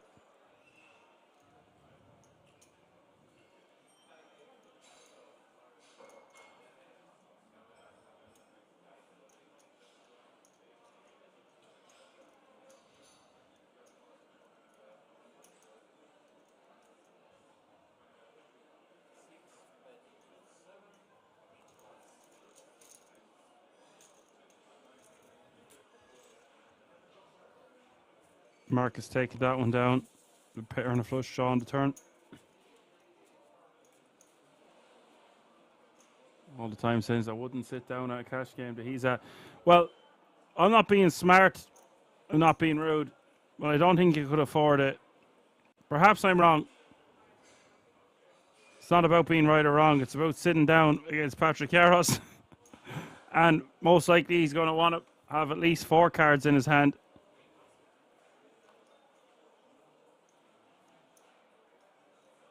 So unless you feel like losing a chunk of change, I think you're better off keeping your money in your pocket.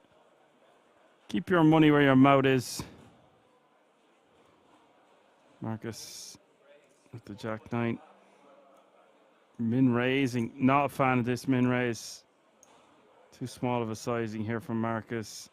But Christian is going to punish him with a 3-bet to 4.5 million. And Marcus has the kind of hand that he wants to call with for this kind of sizing.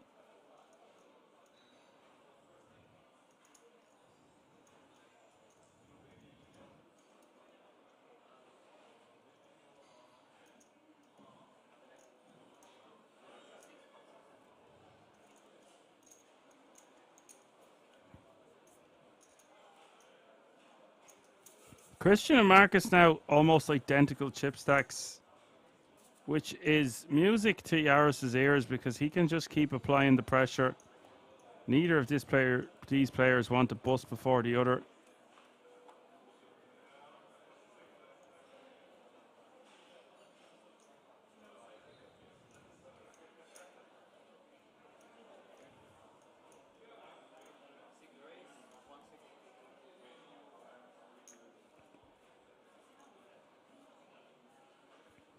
All the time says you might get lucky in a tournament. Well, that's what's brilliant about tournaments. 3,161 entries, and the likes of Patrick Yaris are still making the final table. He's not just making the final table, he's steamrolling it. Let's be honest. He's still playing over 100 big blinds. He's took 2 hits to his stack in all-in situations. He's rebounded phenomenally well. Cool as a cucumber.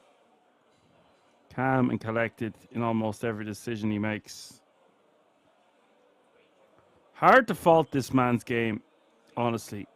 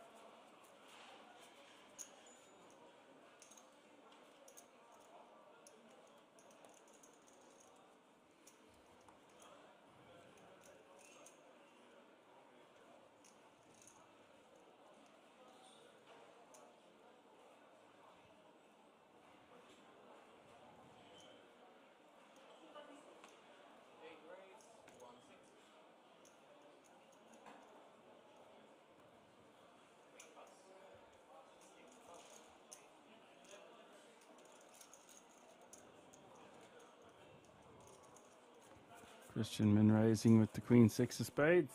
Takes it down.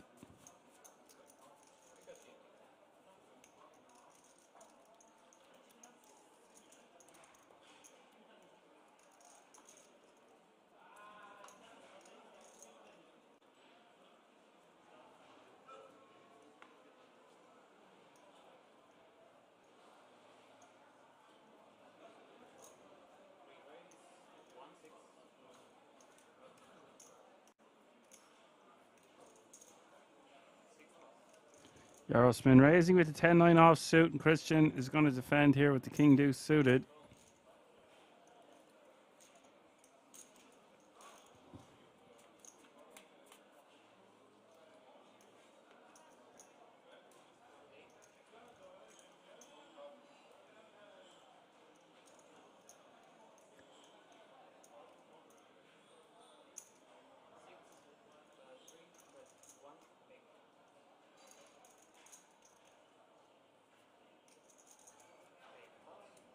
Yaros flopping the newts.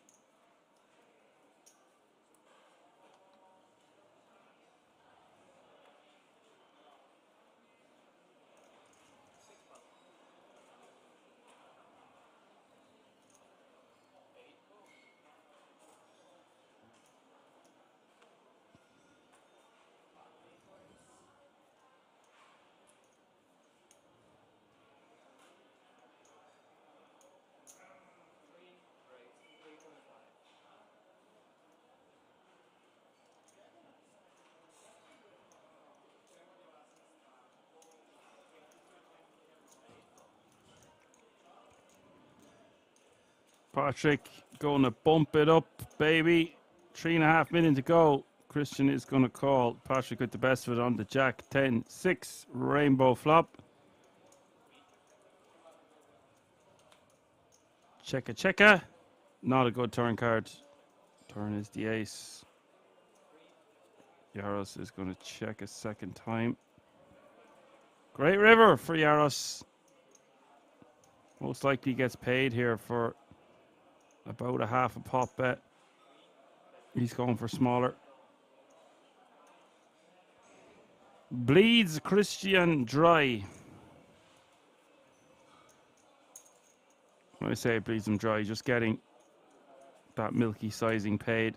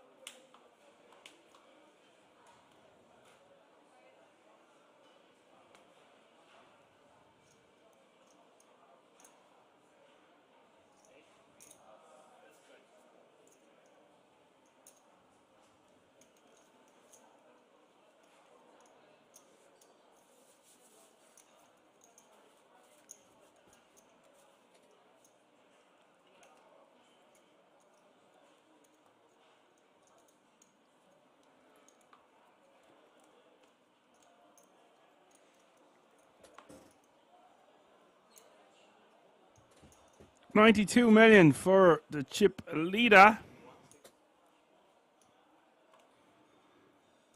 He's going to min raise,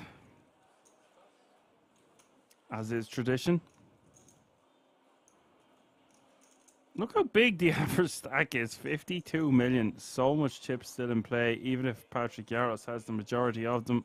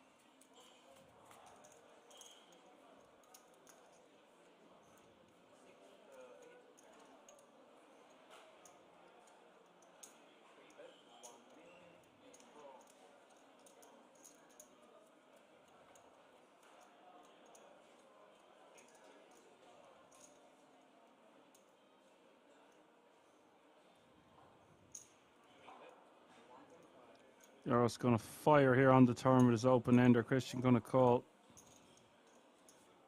with the ace.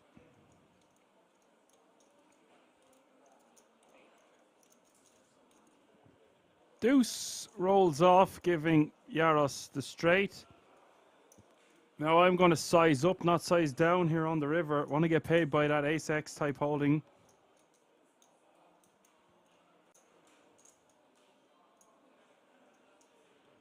Maybe Yaros feels like a smaller sizing is. No, looks like he's going for a boat pot. This guy's a beast. Basically betting pot here. And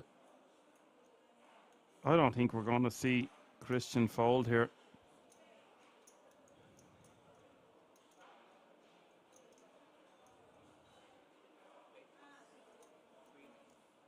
But we do. Yaros getting credit.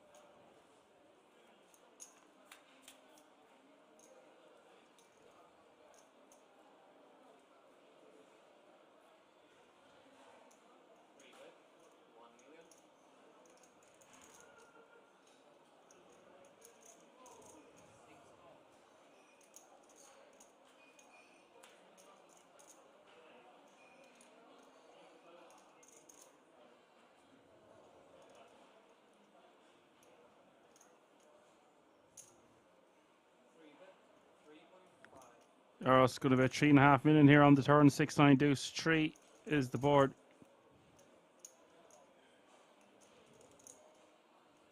Marcus can't withstand the pressure. Lets it go. And Patrick, for the first time, crosses a 100 million chips. Just incredible.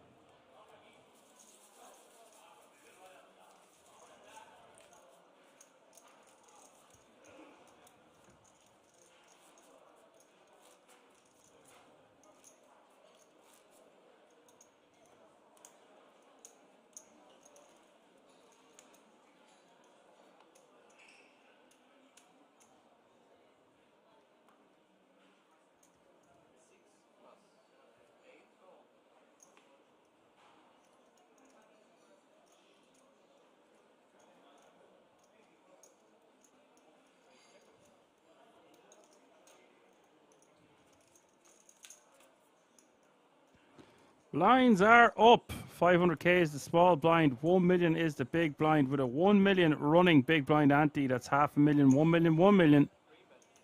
Yaros betting 1 million here with his top pair. Christian has got the king high. Decides to let it go. See, the thing about playing against someone like Yaros, when he's all the chips and he's in position, there's so many hands that you just kind of get scared to continue it. The fear sets in because you know he's going to put you to the test on turns and rivers.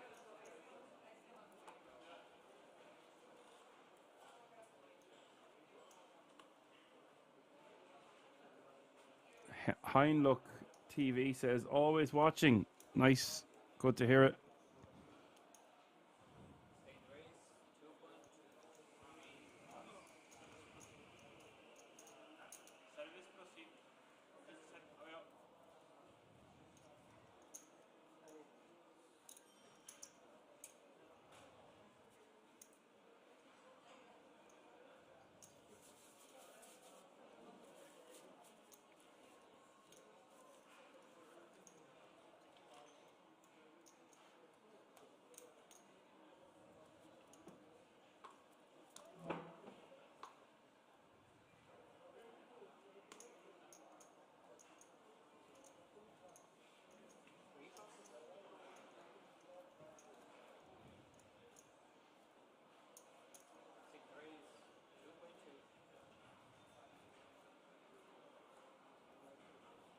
Marcus going to raise to 2.2 with Queen 3 of spades.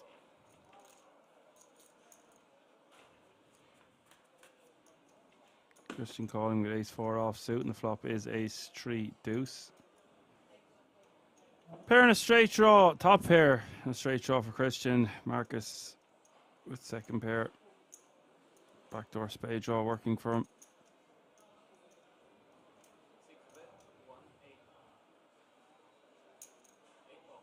Marcus bets 1.8 million and Christian will call.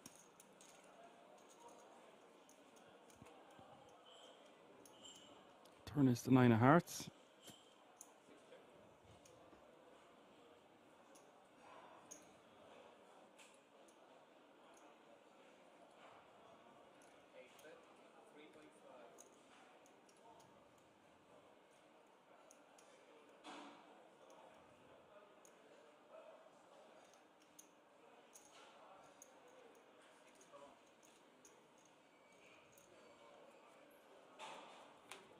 $3.5 million is the bet. $3.5 million is the call. King of diamonds hits the river. 16 million in this pot now, by the way.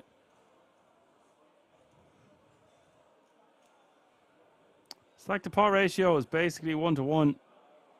If Christian's going to bet, no, just decides to check it back. I was thinking you might want to bet about 6 million there. 6 into 16 seems pretty decent.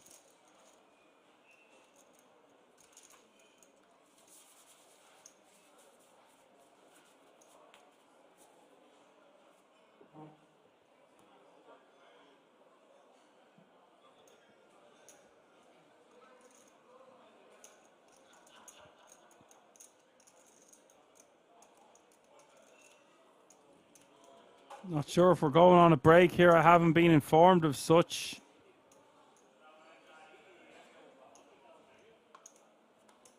Looks like we will be resuming. Okay, no problem.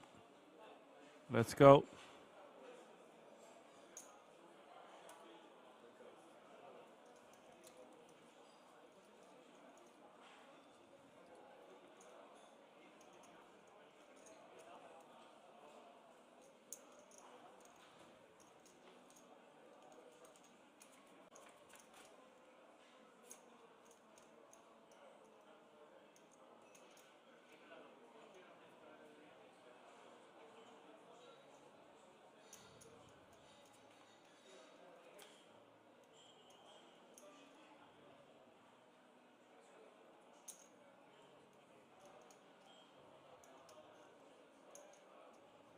Interesting turn card here. Yaris with the pair and the flush draw. Christian with 2 pair. Wouldn't be shocked to see a spade on the river, but it's not to be. It's the 6 of clubs.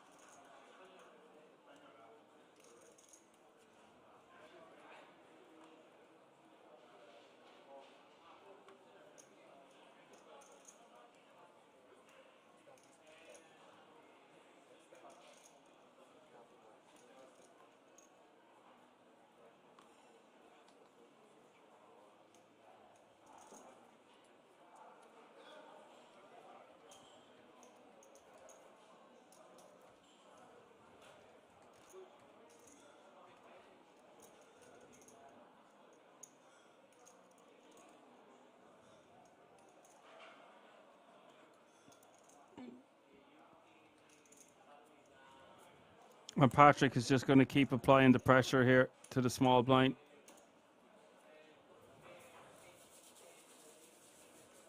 Doesn't even matter his cards much at the moment.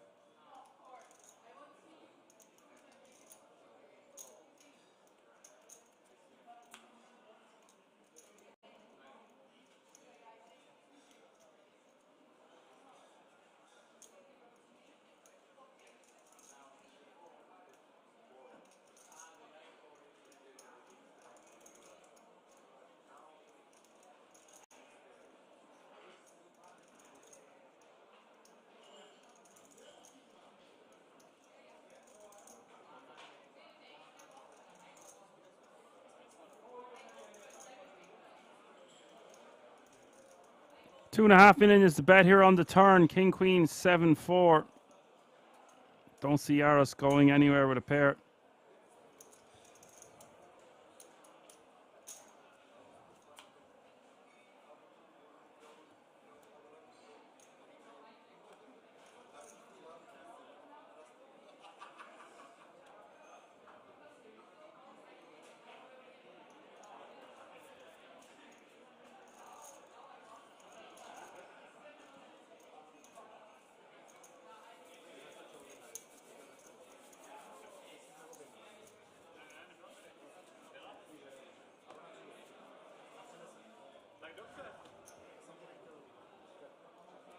He will take that one down.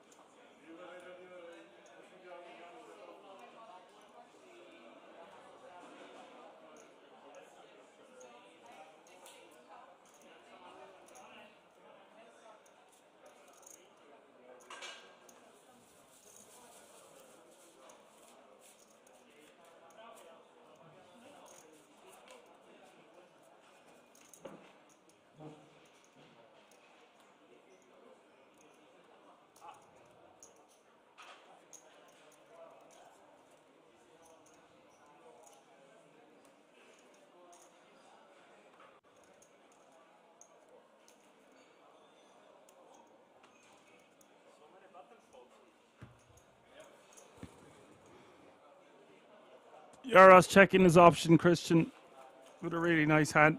Blind v blind. Flops best on the Jack 9-4. Quickly goes check, check. Turn is the ace of clubs.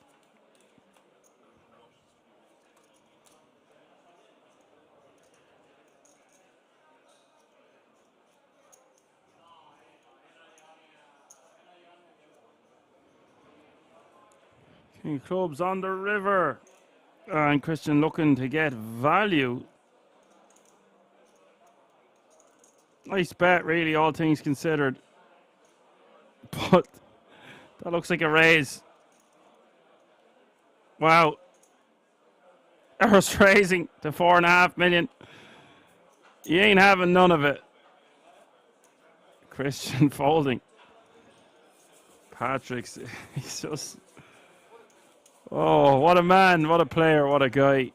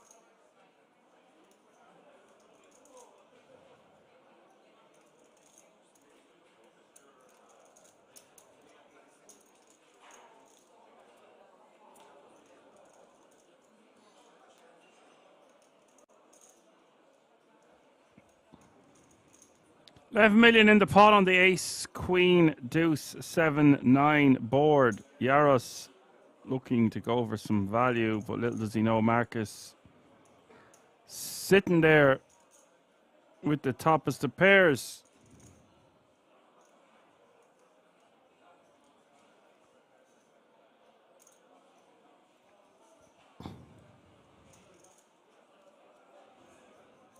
Yaros betting and Marcus calling, and Marcus now with 35 bigs.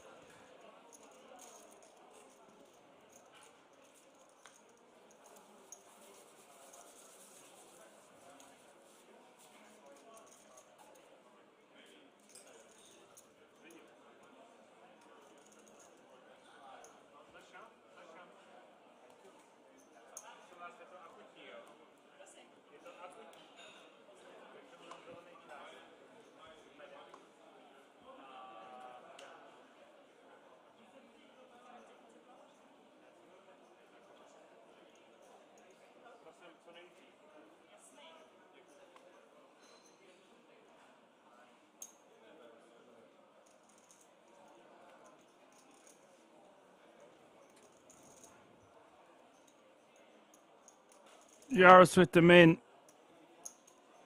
And we'll take down the blinds and antes.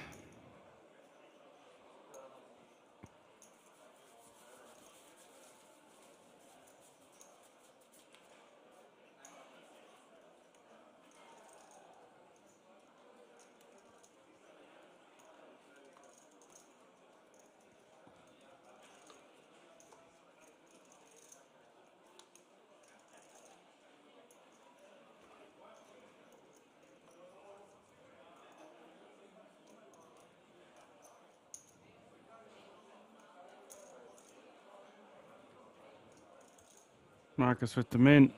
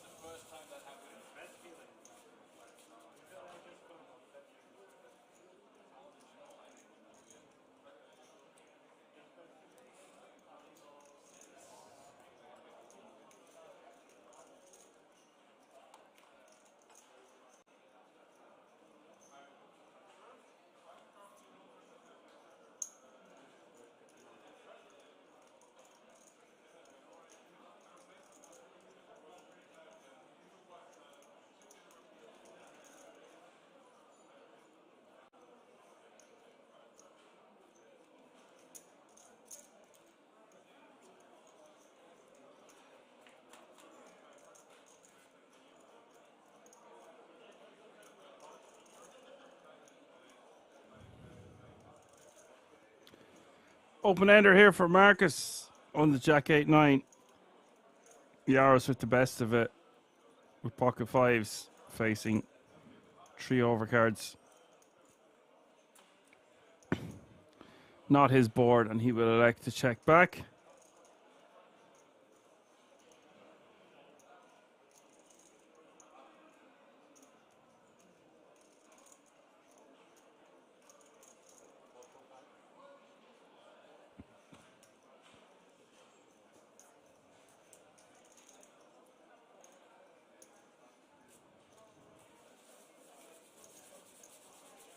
He will take that one down with a bet.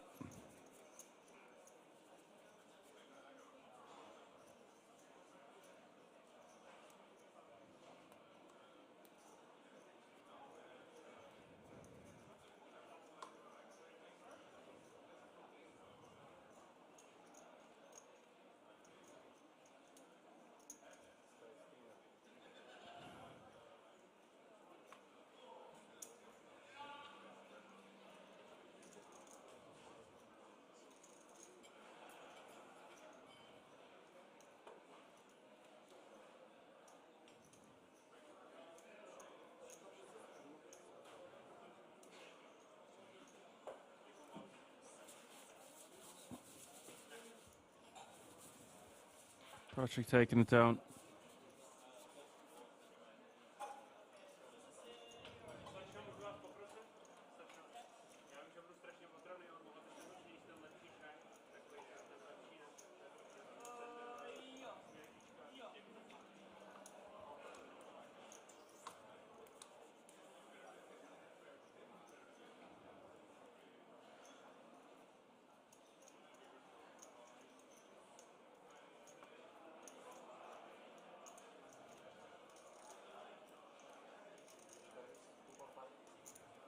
Christian using the 6-4 offsuit as an open.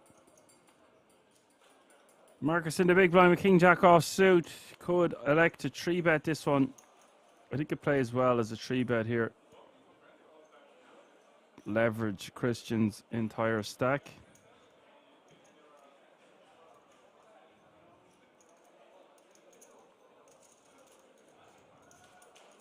He will just call.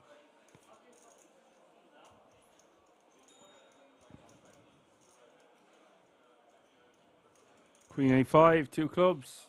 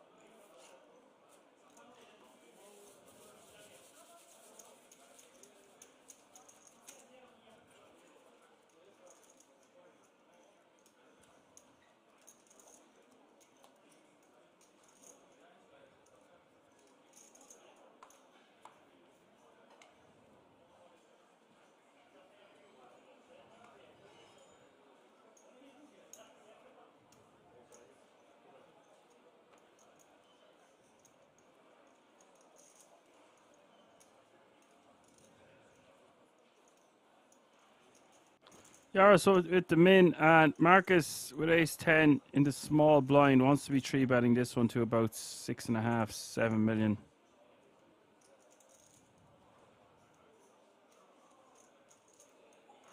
Goes to for 6.5 million. This is actually a really, really nice spot to 4-bet rip with a hand as strong as Queen Jack suited. Just plays really well. We're 3-handed. We haven't seen too much 3-betting from Marcus, but we're seeing Yaris open a bunch.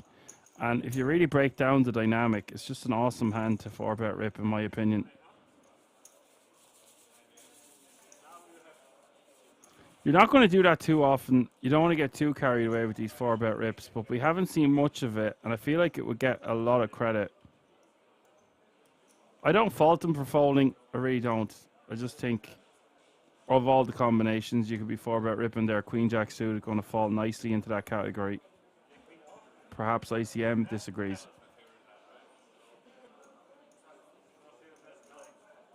ECW asked me, can Yaros do it, Dan? Of course Yaros can do it. The question you should be asking ECW is, can I do it? What's another stream closer to the grave, eh?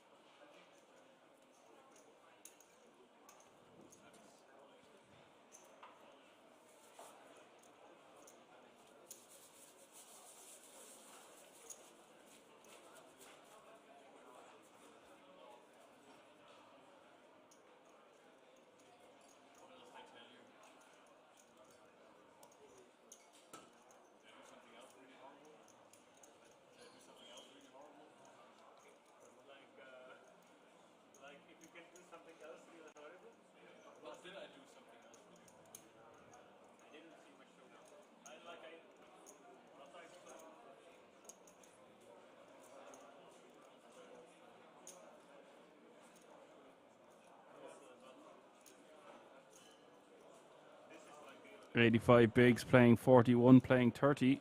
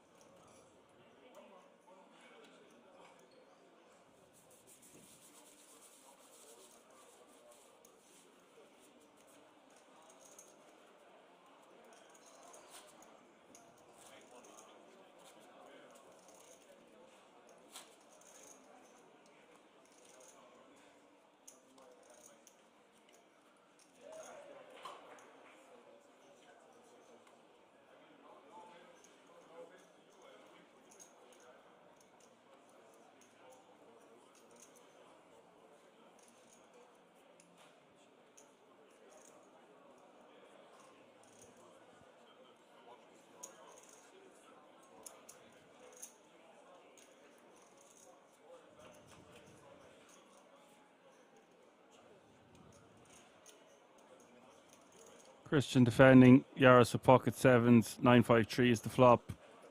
Christian going to be calling here with second pair.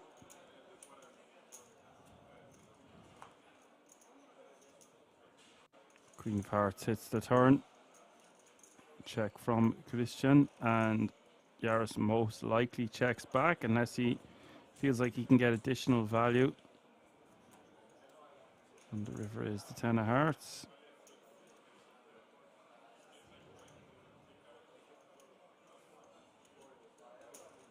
Christian checking. Yaros checking. Yaros will take this one down.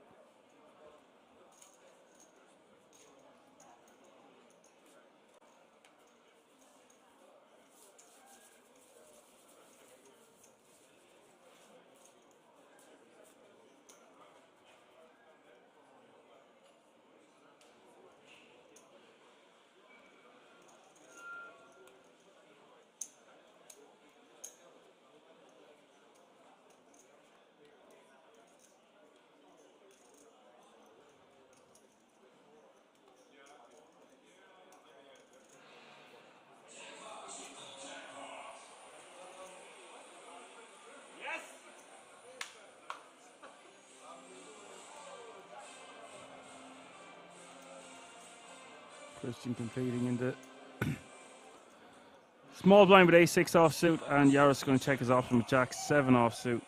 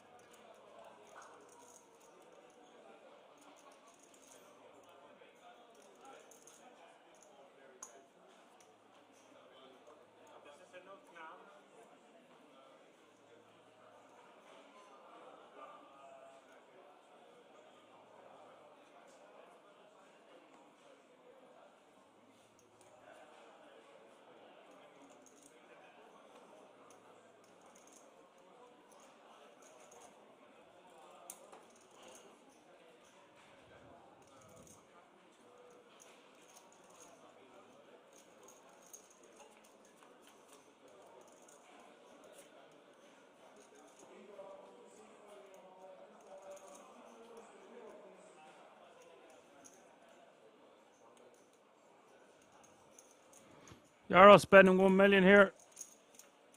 Ace King 5.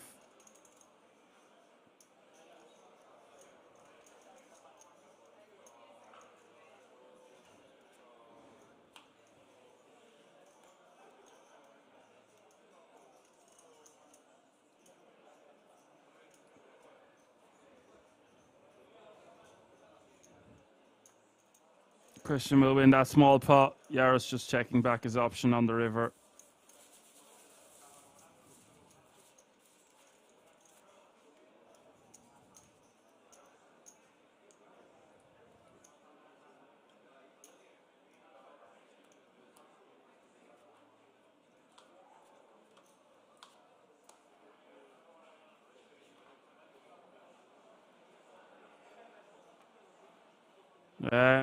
ECW King says, of course you can do it. This ain't your first rodeo. Yeah, I'm only having the crack, lads. I'm here. I don't need to blame things on mute. I'm not going to be commentating on every element of every hand. What do you think I am? That's what co-commentators are for. Marcus raising on the button with Jack 3 of hearts. Patrick is going to complete with his 8-6 off suit, and the flop is Queen Jack 10. All the time asking, is it 1:21 a.m. for me? No, it's not. No. It's only 25 past 11. I was only having the crack. I actually think this has been an exhilarating final table, especially when Patrick Yaros is in the mix. You know, Dan survived German Poker Series. It's interesting that you mention German Poker Series, because German Poker Series is back next Sunday. That is why I refuse to go to the doctor again this week, because I want to get the German Poker Series out of the way, because it's going to be a very late one. And once that's over with and I replenish on the Monday, I'm going to go and get my antibiotics, because if I get antibiotics and it rolls into Sunday and I haven't finished the antibiotics, then it's going to be tough to stream. So that's my thinking at the moment. Now, my thinking here on this hand is betting 3.5 million on the river. Yaris is just going to call him off for this sizing. ECW King saying, so did Dan, but he blamed it on I'm on mute. So funny. I very, very rarely pretend, oh, geez, I wasn't on mute. I just be honest. The more questions you ask and the more you talk in the chat, the more I talk back. I think you've noticed that by now. 95 million now for Patrick. Just check calling with his 8 of clubs. 4th club hitting the river. Are you not entertained?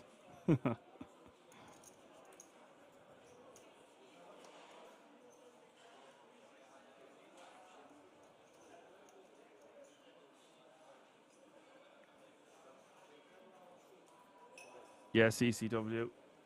German Poker Days is next. So we haven't had a Sunday stream with me in the boot in a while. Like I said, I'm only doing final days at the moment, which actually suits me fine because I'm in my final few modules in college. I only have 2 modules left, actually. I need to get this 3rd last module done and completed by Friday. That's also why I'm not going to get antibiotics before that's sorted. 10-8-6-4 is the flop, or on the board, with 2 clubs, 2 diamonds. ECW asking, is it a 2-day again? I just know that the final day is going to be next Sunday. No, it won't be a 2-day. They're just going to run it.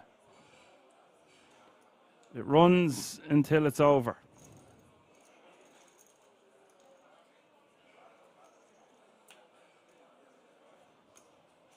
River coming to 3 of clubs. 12.5 million in this pot. Christian with the 2 pair. Marcus coming up short.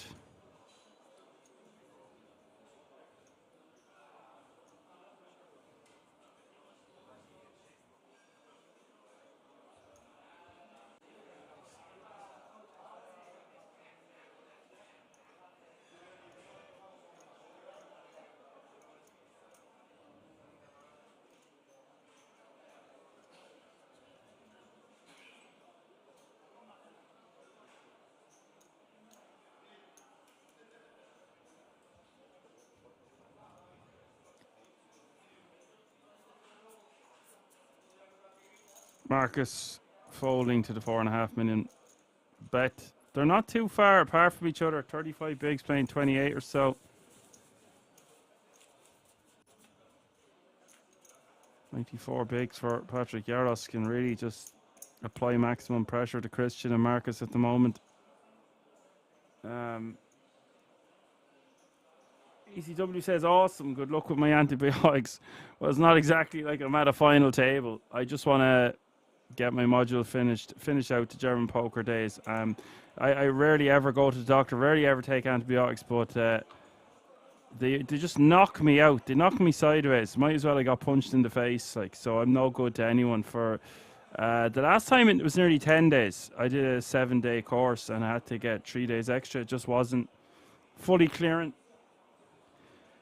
So I want to be tip-top Magoo, especially with the World Series of Poker Europe on the horizon. I have no idea what the schedule is like for that, for me commentating or whatever, but I've got to be ready so I don't have to get ready. So now you know a little bit about myself. Always divulging too much information about my private life on there here. But you only know a fraction of it, so maybe not so much. King Jack 6 is the flop. Yaro's checking behind. We all have our own problems. Turn is the 3 of clubs. Great card for Marcus. Picks up enough flush draw to go with his pair. I think Yaros wants to be betting now. Doesn't need to size down. Would rather him sizing up. Bet like 3, maybe 3.5. Okay, he's going for a tiny bet. The one big blind bet it is. And a one big blind call. That's a really nice river card for Patrick if you're worried about your opponent having a king.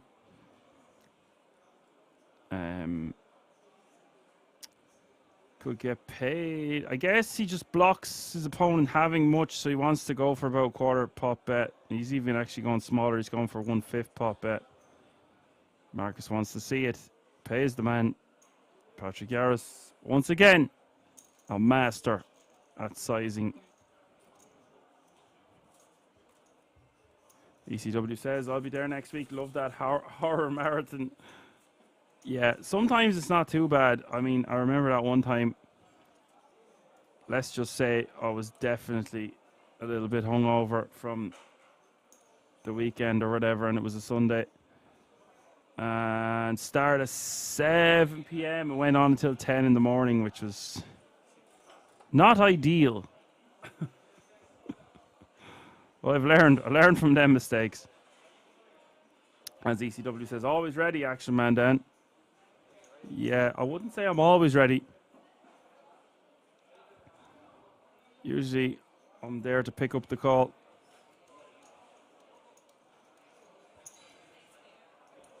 Depends if they put out the Action Man Dan signal, like the bat signal, but not spelled the same.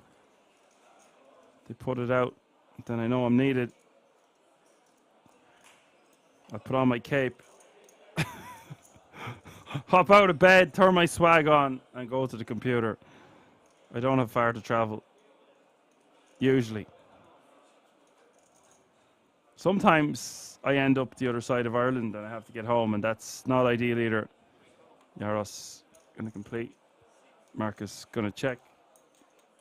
Patrick could have elected to make it about 4x there, but decides to just play it a little bit of a different way. 6-3 deuces to flop 2 clubs.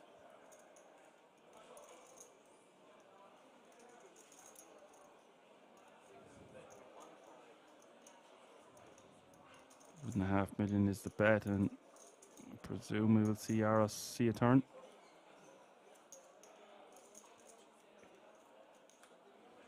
He does call. Turn is the 9 of clubs. Not a great card if you're Yaros. Great card if you're Marcus.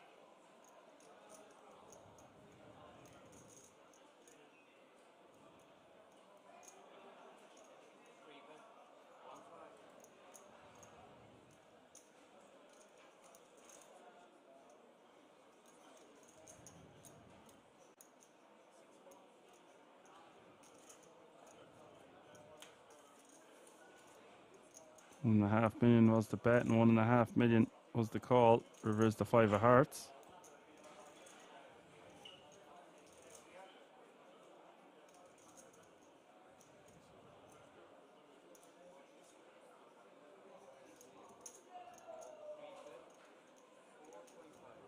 This one is just going to get picked off. $4.5 million is the bet.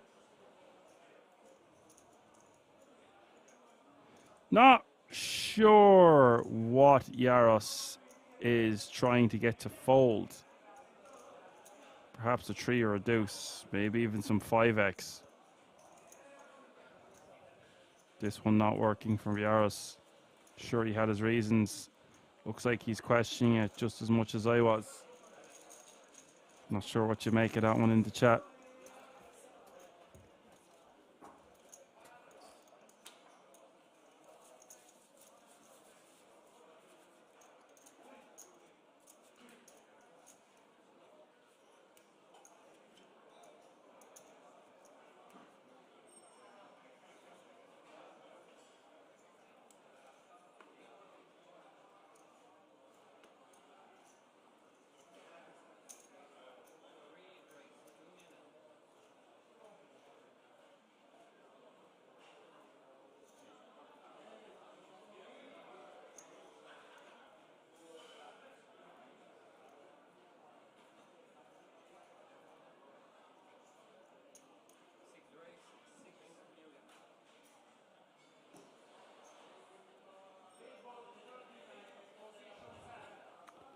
All the time says he's getting tired. I'm sure they are.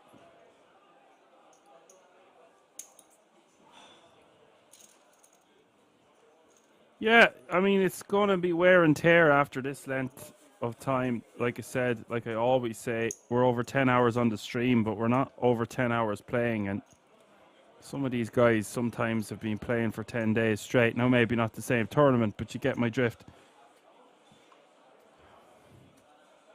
We can only make so many good decisions in a day. What do I always say? Decision fatigue sets in, no matter who you are.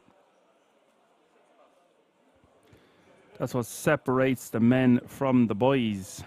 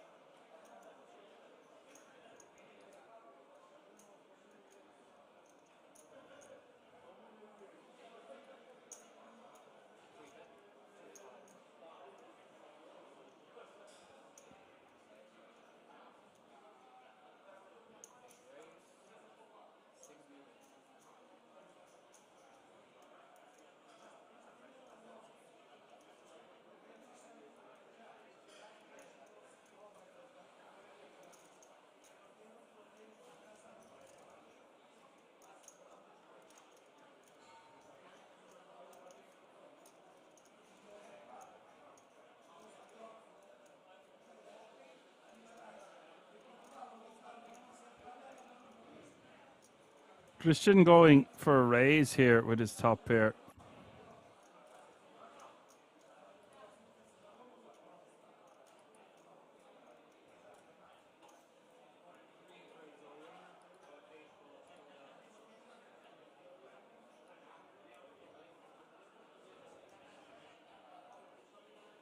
Right, Yaros has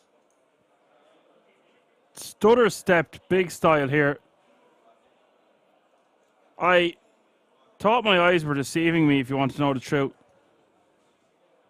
Sends it over the top with just a pair of threes. I'm a bit shocked at this one. He's been playing fantastic all day, all night. And just as I mentioned, decision fatigue, we see a 61.4 million chip pot, and he looks disgusted as we hit the river. 9 outs can save Yaros. Christian in pole position to double up and take the chip lead. Wow. River is the deuce of diamonds. How do you like them apples? Patrick Yaros not liking that one. What a gift that was to Christian. Guess what? Yaros was thinking he can get a 6 to fold or maybe some clubs. A weak 10. Mightn't want to stack off. But the top pair, top kicker are not going to be going anywhere. And we see a huge difference for the first time at this final table. The chip lead has been taken away from Patrick Yaros.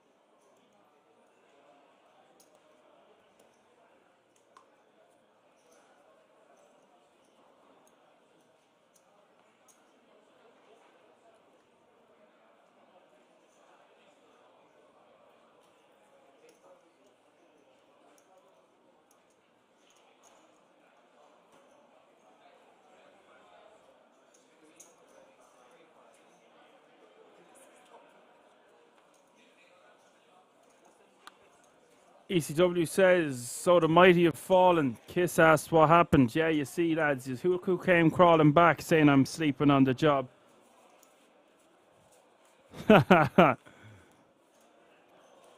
You want to know? I'll tell you. Yaros on the 10-6-3 two-club flop decided he didn't believe the raise to 6 million, so decided to pile it over the top with just a pair of trees and a 7 kicker, no clubs. And his opponent gladly stacked off with top pair, top kicker. And I didn't really predict this, but Christian is basically your chip leader. They're dead even Stevens as we reach hand 220 at the CNP 1 million guaranteed FT.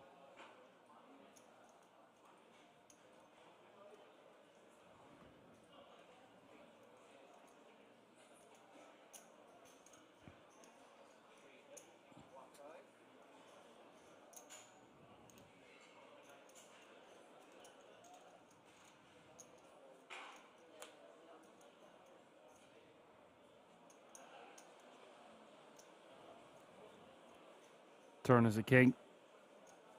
And Christian turning the nuts here. Yaros going to bet, of course, as he should with his top pair.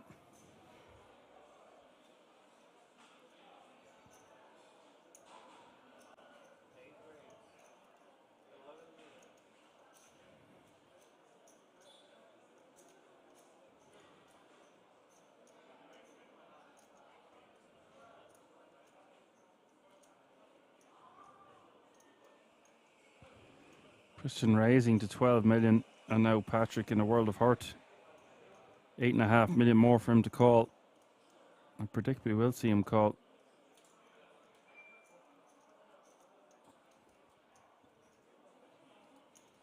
He's not going to like it. Maybe he might just want to let his hand go. Oh, I just don't know anymore.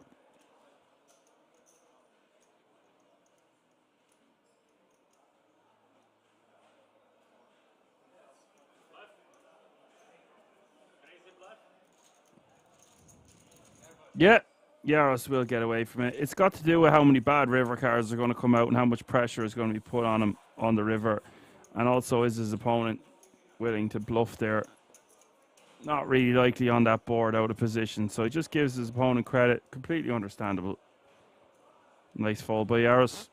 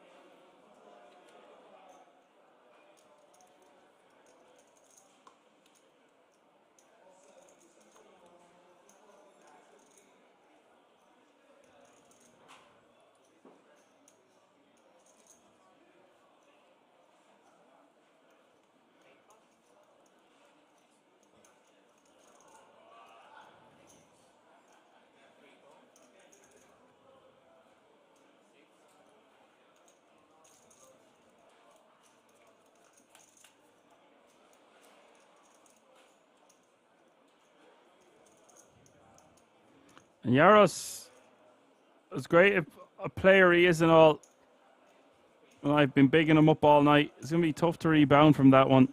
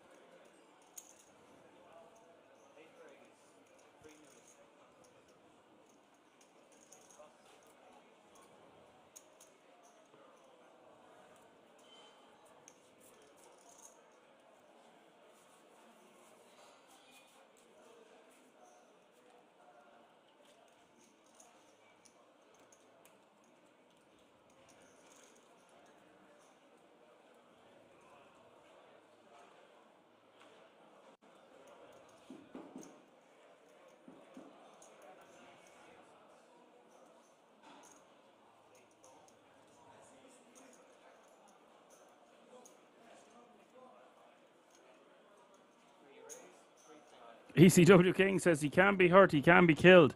Well, it's just going to be really hard to rebound from that one. But, like, I'm sure it's not his first time to do substantial moves like that.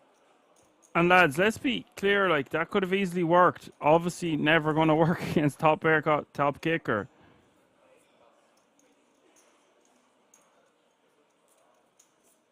Garros is a stone cold killer. I'm sure it won't affect him too much, but what my whole point is, it's going to affect even the best players in the game when something happens like that, especially when momentum shifts in the opposite direction and you lose the chip lead for the first time at this final table. UCW saying Yaros still hasn't eaten his cookie. Thing is going to walk away soon. Walk away from his cookie, man.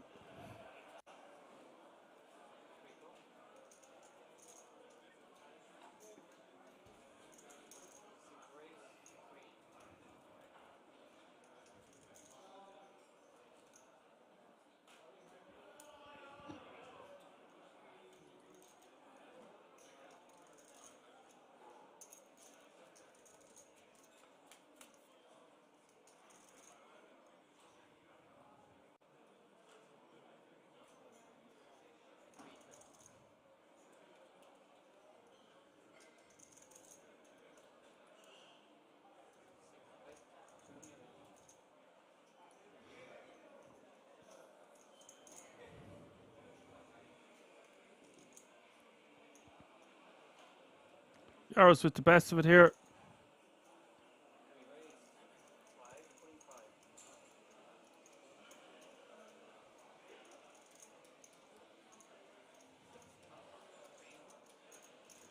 He's going to raise for protection, /value, takes it down.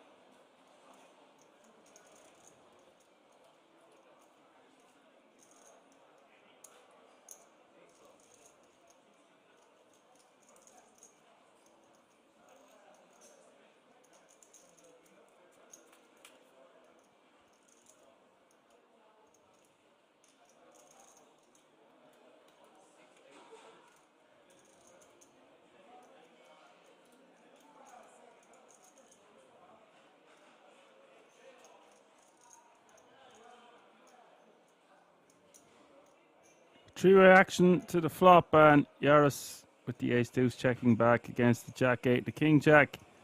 Turn is gin for Marcus.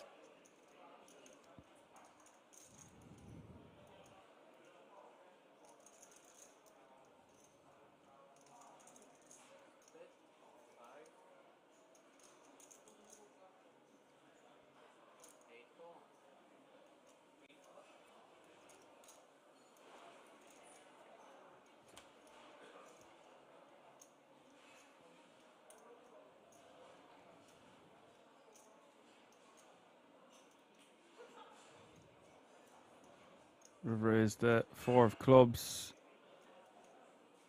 17 million in this pot, guys.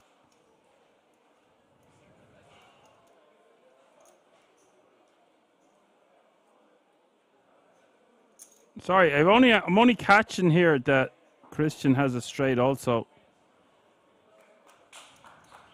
I was looking at Marcus with the straight.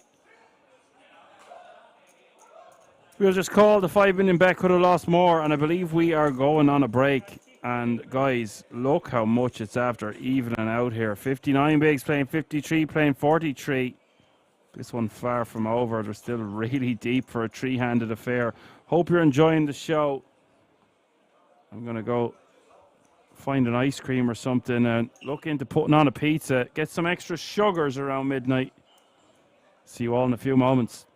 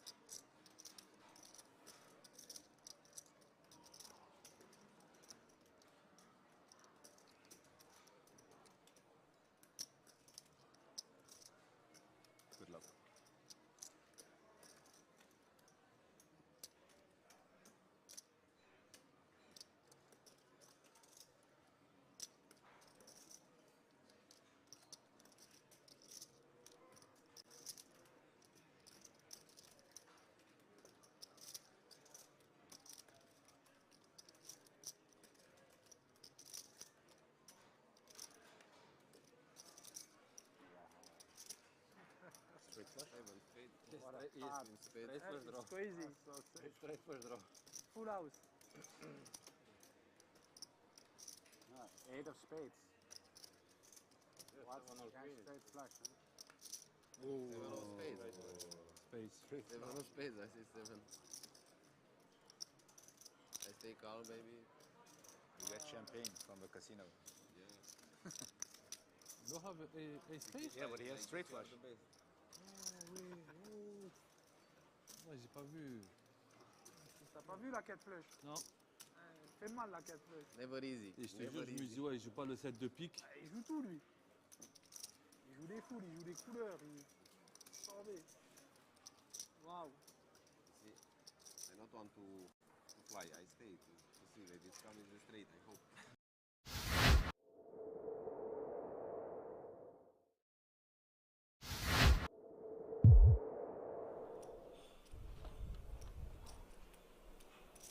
Two chains.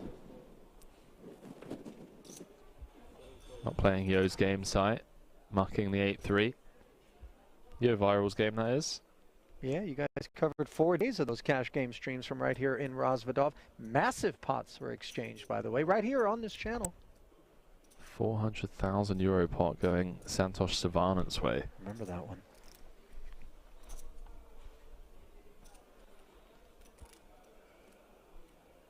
Well, as impressive as 400,000 or 400,000 euro pots may be, how about the 1.5 million euros that one of these remaining 70 players will be claiming in a 10K buy-in, no less. Ladder secured. Everyone guaranteed 22,000 for their efforts. Speaking of efforts, Klezzy's trying to get this through here. I don't think it's going to work. Small blind V button. Montagnoli with an interesting decision. Yeah, I think flat is just the play. We get to keep in hands that we have dominated. Weaker ace-x and jack-x. Ace Okay, 5 dealer. deuce as we get ourselves a real collision. Top pair against the second nut flush draw. Note, by the way, that this is the first involvement from the new arrival here at this feature table. You just get water. You just get water to drink. An insane flop. 330 in the middle. We play here 2 label, 1 label. 2 levels. 2 labels. Can I get 1 still water and 1 sparkling water, Montagnoli please? Thank you. fresh to the feature table. Unaware of most of these players, how they've been playing. We obviously just have a very clear-cut call here and make the tougher decisions across turn and river. 110,000 does get called. 220 more into the middle. Pot growing to over 500,000. And now we add a gut shot to the equation for Klezis. Yeah, Klez is now probably recognizing that this is a genuinely strong range. 6s, 7s, 8s, I think we can remove. I think we hear from 10s and jacks pre-flop. Ace Queen O, a concern. Ace Jack O, Ace King we also hear from. We're blocking King High and Queen High flush draws that perhaps fold turns, so do we check in the hopes that the Austrian checks back, we get to realize, or do we just try and bulldoze our way through this one?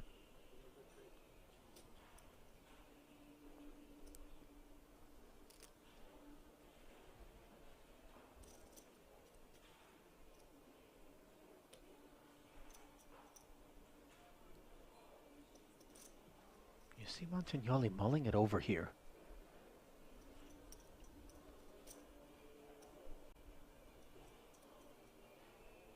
Nice hand to check, I think.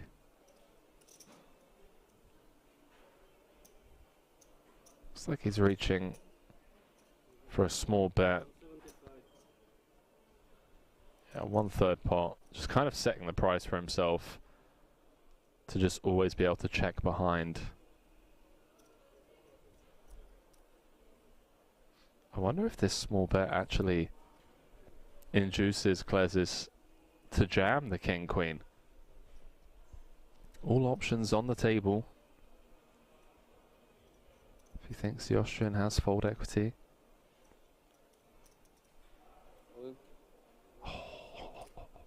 This is so nasty. This is exactly what we didn't want to have happen. And you see a snap fold from that ace-jack. Oh, if we're going to bet turn to then snap fold a self-inflicted wound.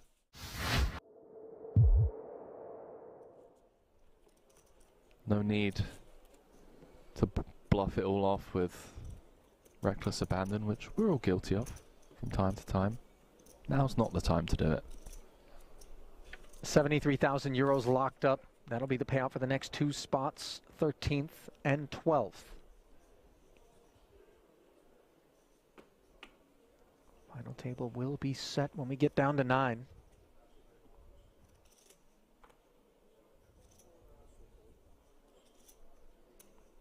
Kings now for Sai. What's going on? They've all had some Haribo fizzy colas on break or something. I mean, rocket fuel.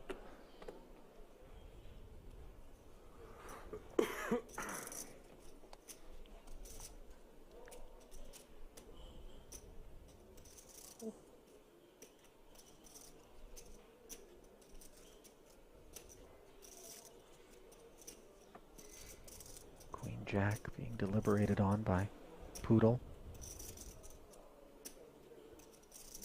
who I think is just as aware as you and I in the booth here, Henry, as to how snug Sai has been operating out there. Decides not to get cute as... Money's just going in, Harley. Yeah. I mean, let's go. Back-to-back hands, the wheels have come off. Ladders round every corner.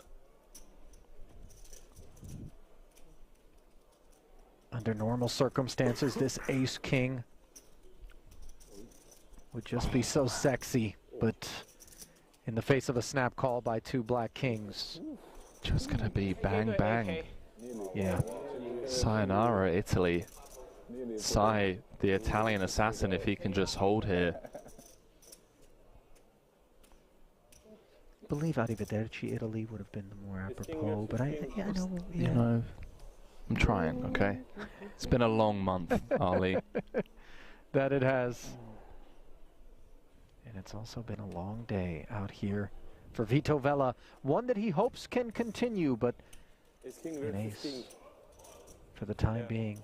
That which would be required. 4-set continuation unavailable on the Queen 5-3 board. Well, something going on the outer table. We'll have to jump into the action over there after this. Sure sounds that way. Hello. Wheel gutty now as we add deuces to the mix. 7 outs one time. Can Vella find extended play here in the main? He can't. Queen 3, I should push the limb. I will see. Doesn't matter. There's not a player at this table who doesn't mind seeing that 9 roll off on the turn. That much I can assure you, as the talents of Shilko no longer need to be contended with. You play slowly, but now you're hot. Саня. Давай, брат.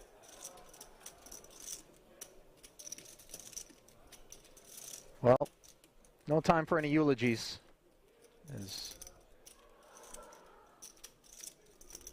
we march on here, absent Shilko, 45 remaining.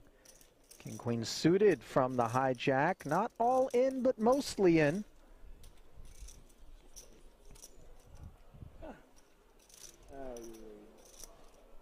Got Ali Sara saying, don't forget Benitez called time against Chance Cornuth in a hand at the break that he wasn't even playing in. I remember that.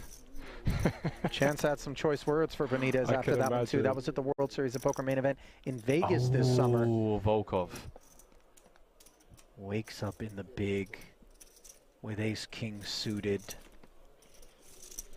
3-betted I like you. You play to so get the fast. last 70 in there. Yeah, you don't. I don't like you. him. You don't Yeah, like him too I like him.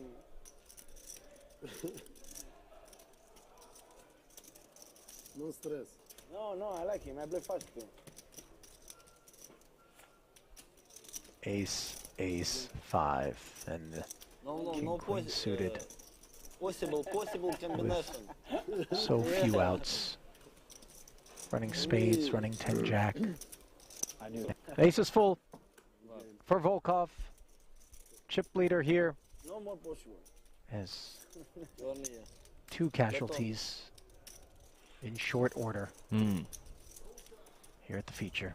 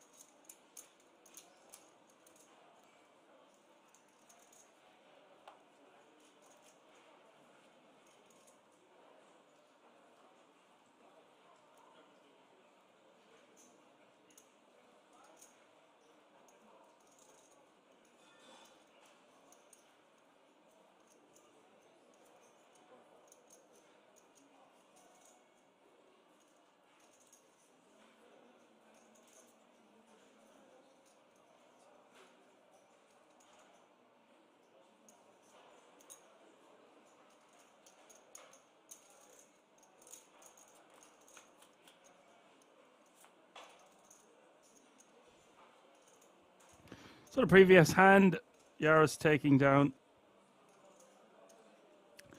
with the King Queen suited, and King Queen 10 is the flop here. Yaris with 2 pair. Not much in it for Christian. Forced to let it go. Yaris takes it down.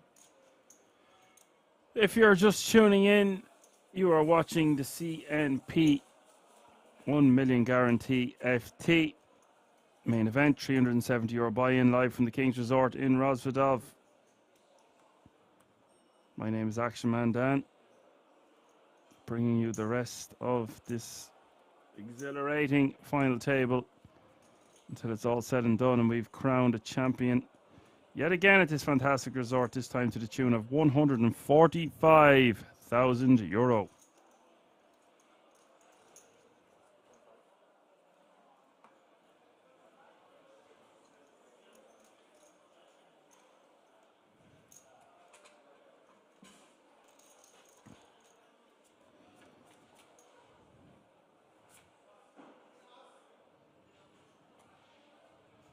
Marcus open-ended. Yaris with a pair of 6s. Marcus the opener, and 3 million is the bet. Blinds have gone up, by the way. 600k is the small blind, 1.2 million is the big blind, with a 1.2 million running big blind ante.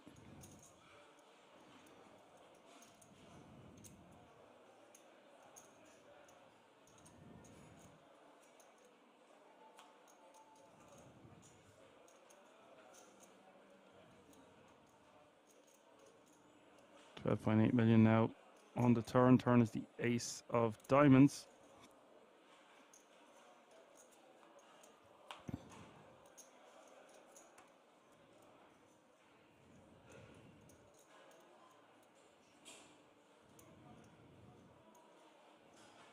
River is the king of hearts, and Yaro's still with the best hand.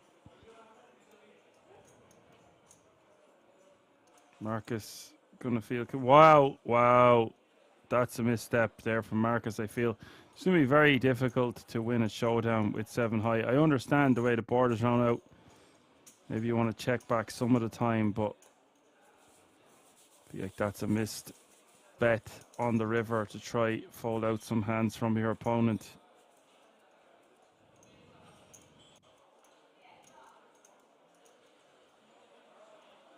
All players locked up at least 55 grand, and of course that 10k ticket to the World Series of Poker Europe.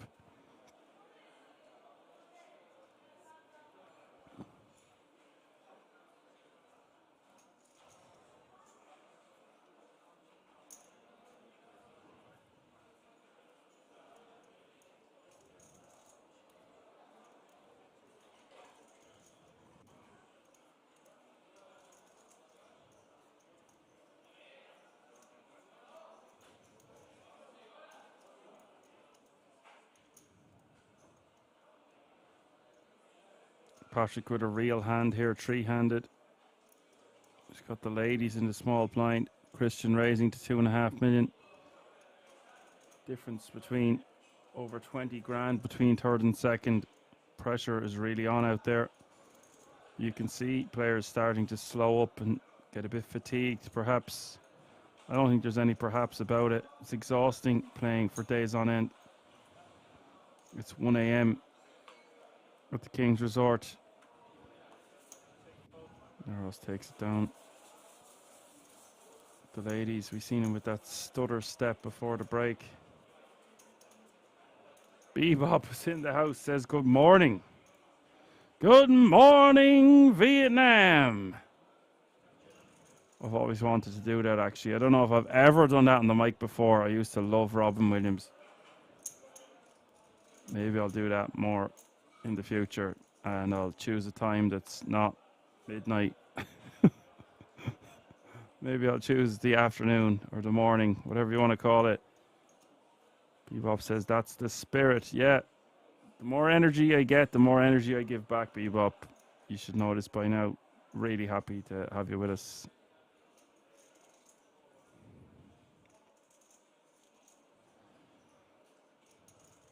I mean, who doesn't love Robin Williams? I think he's dead 10 years, actually, the other day. Gutty Sieg.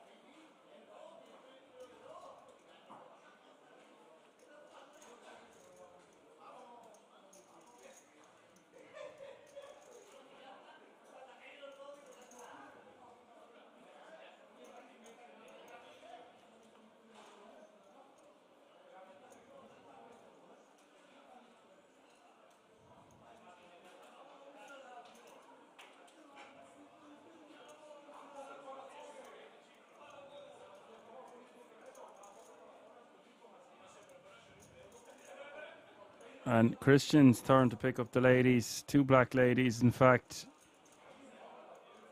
Marcus and Christian have been playing so well, by the way. So snug.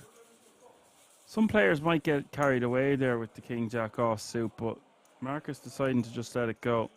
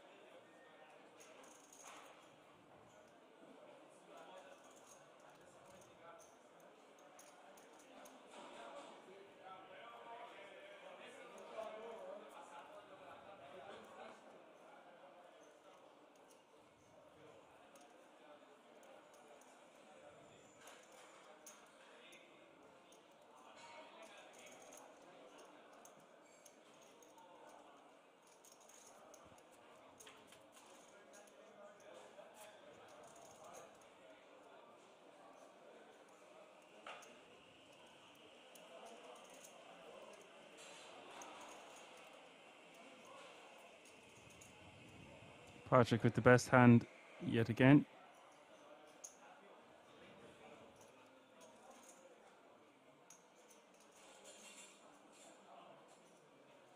Bebop asking me, will the DPT also be streamed here? Which is the DPT?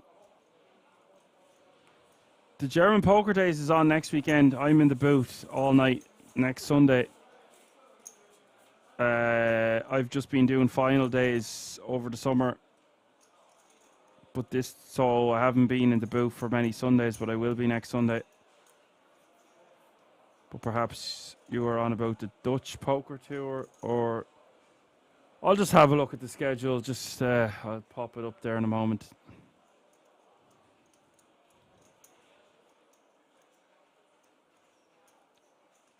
Unbelievable prize pool here for €370 buy-in, by the way. The event from the 11th to the 9th to the 15th to the 9th. Yeah, I'll just check that up for you now, Bebop. How about that? I'm almost certain it'll be streamed.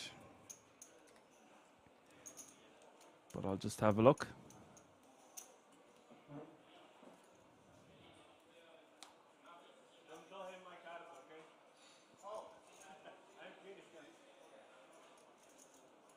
Oh, the Deutsch Poker Tour. Okay.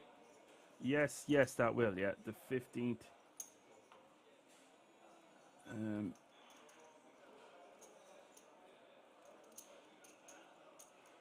That looks like it's also going to finish on a Sunday, which I hadn't anticipated. So it looks like I will be in the booth a couple of Sundays, any given Sunday. 4th of the 9th. 9th of the 9th. Yeah. So I have the German Poker Days is next Sunday. And then we'll have the Benelux Classics.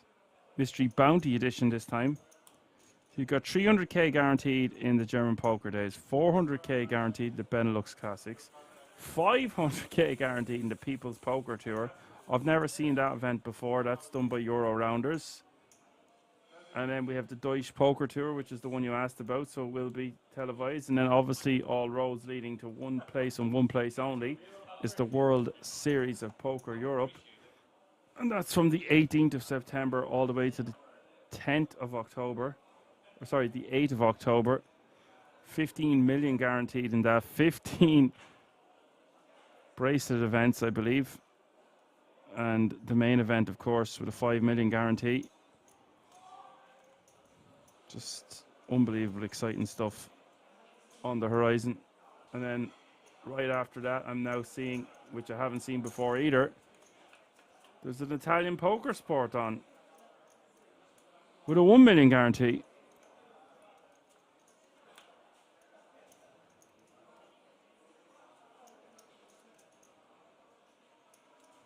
So I hope that answers your question, Bebop. Bebop will say that will be his first tourney in Rozvadov. Well, you know how you're supposed to play, Bebop. You're going to have to play rock steady. Oh, stop. I get silly around this hour. Marcus bet 5 million.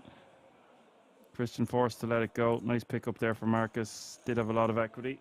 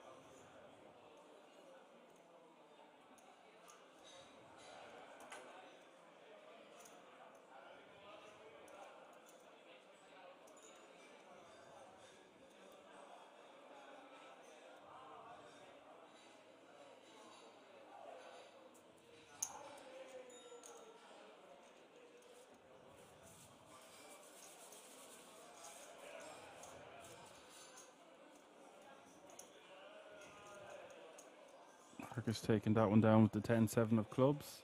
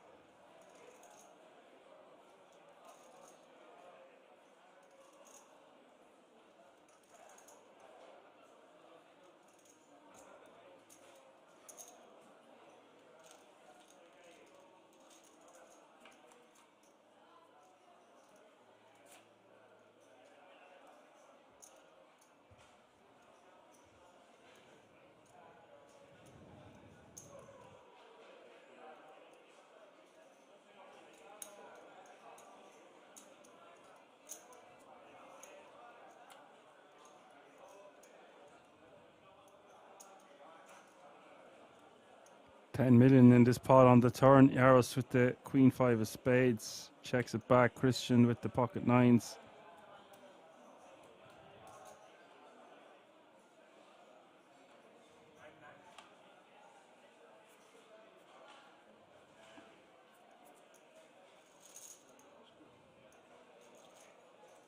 Lines will take that one down.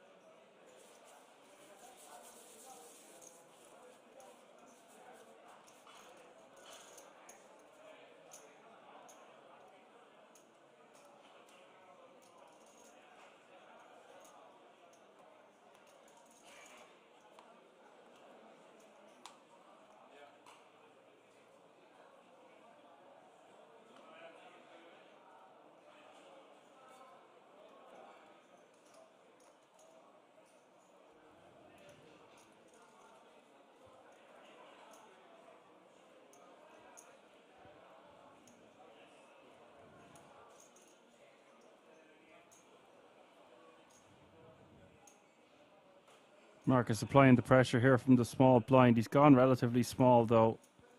Christian establishing quite the lead on Marcus.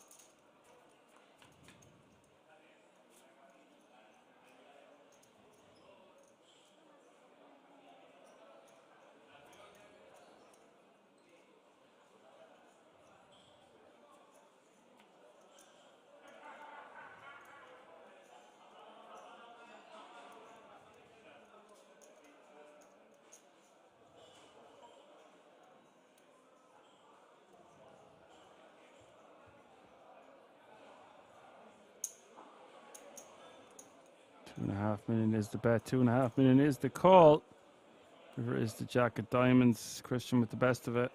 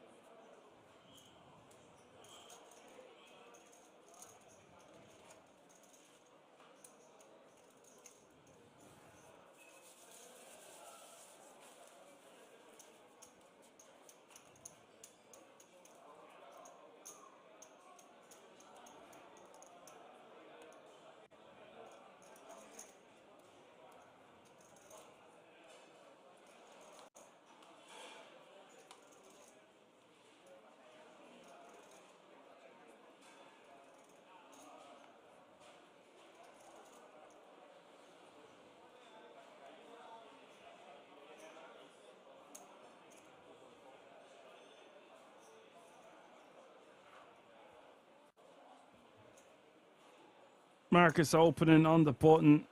After this hand, guys, I'm running down the stairs to put a pizza in the oven. So hopefully nothing crazy happens in the 2 minutes I am gone.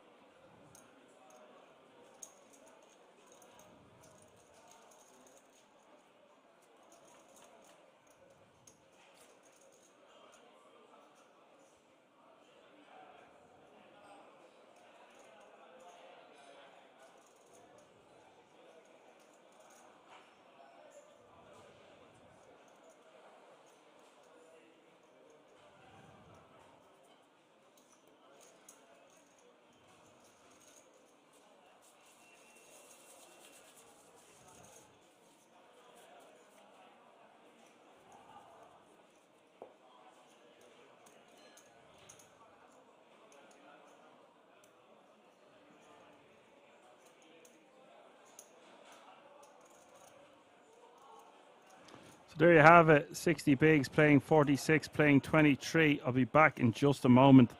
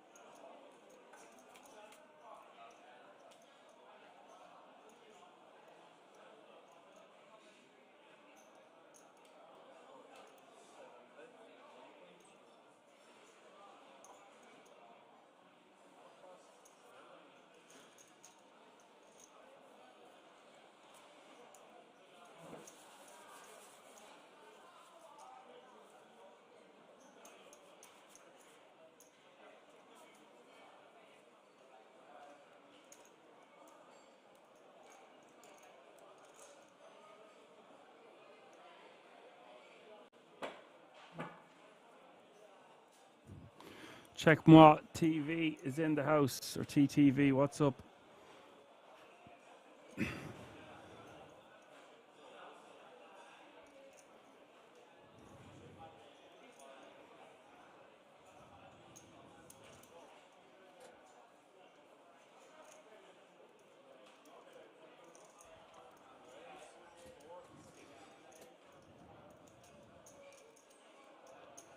Yaros staying active as he should, putting the pressure on.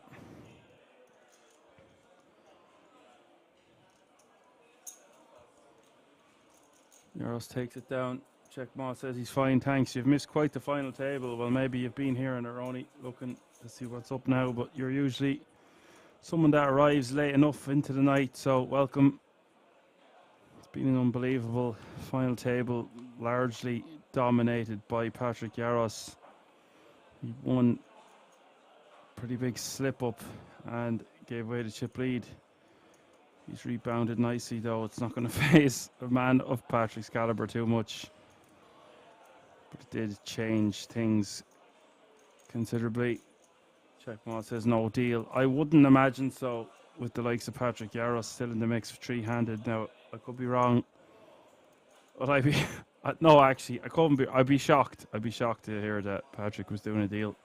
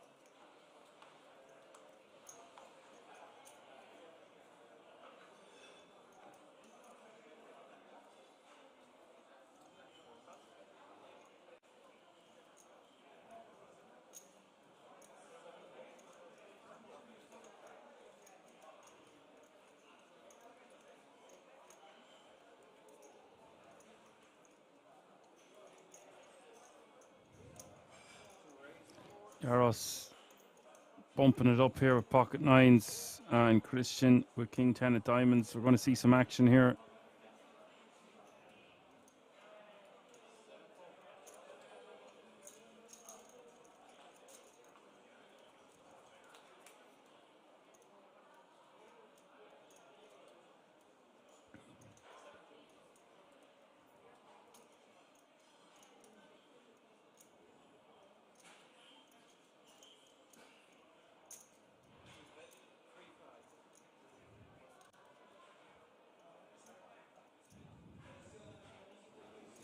Jaros betting 3.5 million.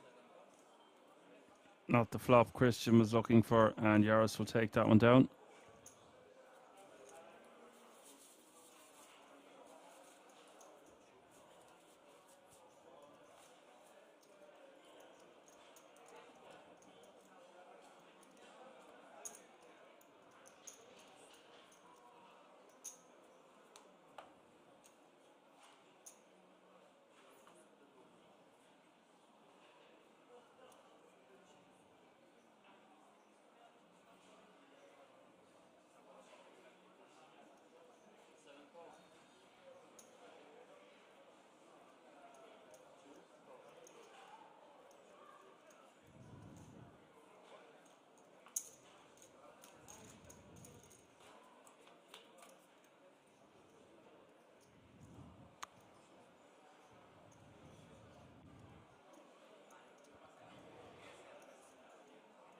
Patrick looks like he wants to lead here.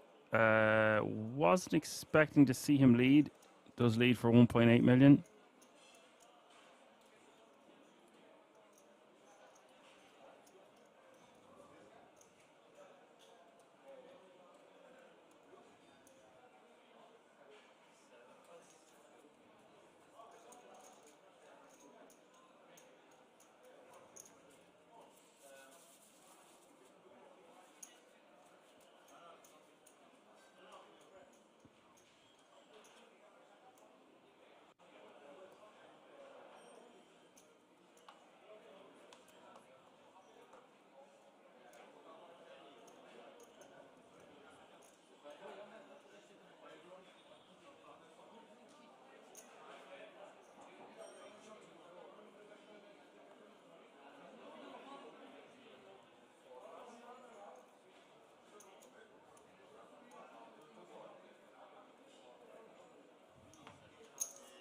Patrick with the min with the ace-8 offsuit will take it down.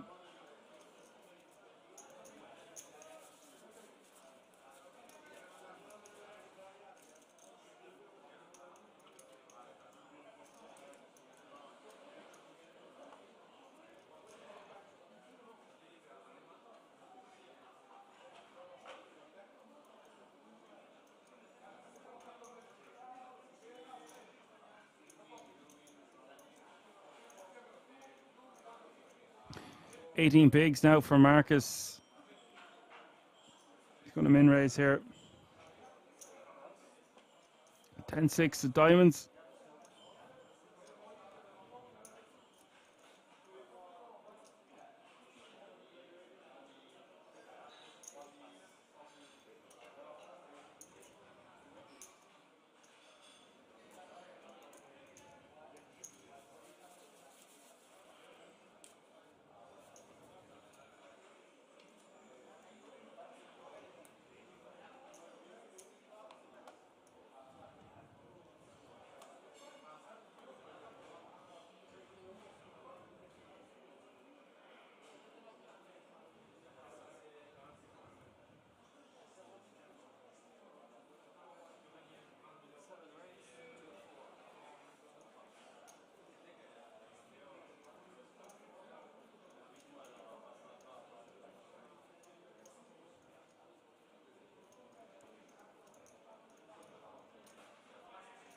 King Queen off suit here, sub 20 bigs, wants to be rejamming. Looks like he's going for a 3-bet. I just prefer to open rip over a button open.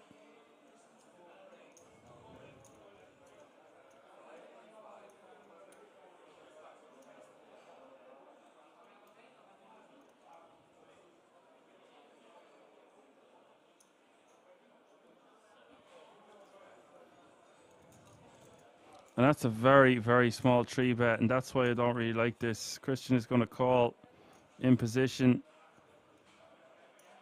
And now Marcus doesn't know what to do on 7-6-4. 2 clubs, texture. Looks like he is going to find a small bet. If he's going to bet somewhere around 4 million. Looks like he's going for way larger. That looks more like 6.5. And Christian probably continues for a smaller size, and looks like he wants to call here. Okay, here we go. Big pot of brewing here, folks. Over 25 million in the pot. Stack to pot ratio way less than 1-to-1. Turn is a king, and that turn is the return of the king. That's going to get Marcus out of jail.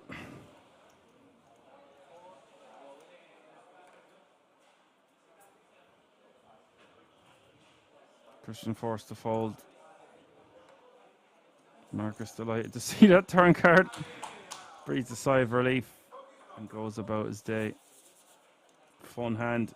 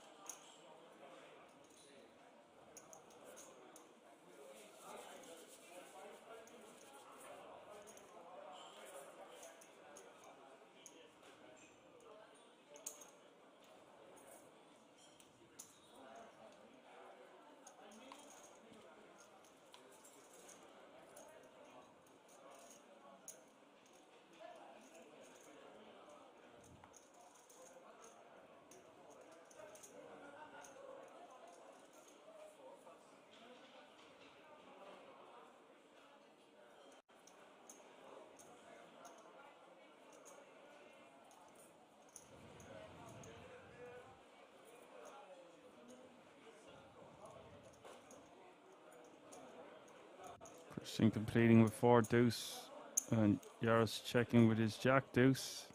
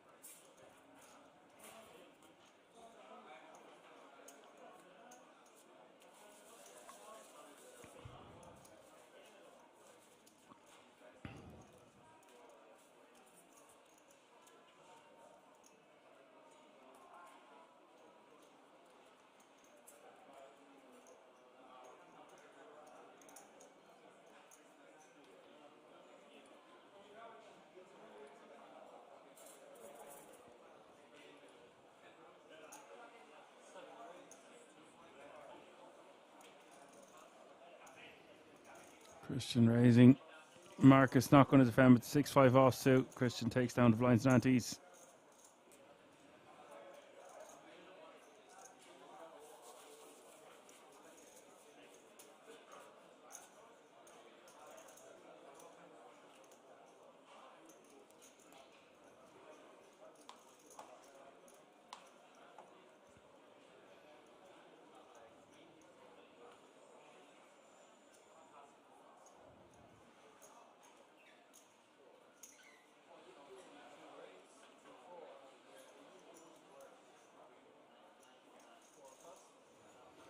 Yaros with a very sexy ace-5 of diamonds is going to min-raise.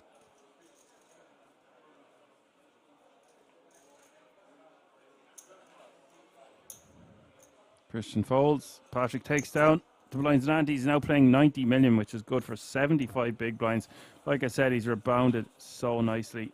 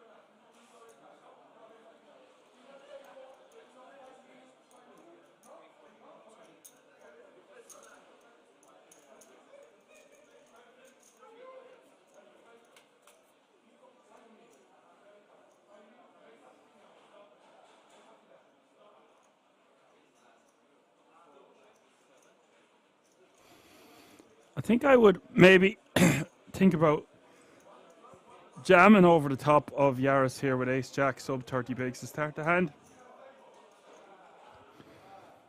They just need to want to be getting a bit more aggressive. Ace jack going to be a monster, especially three-handed.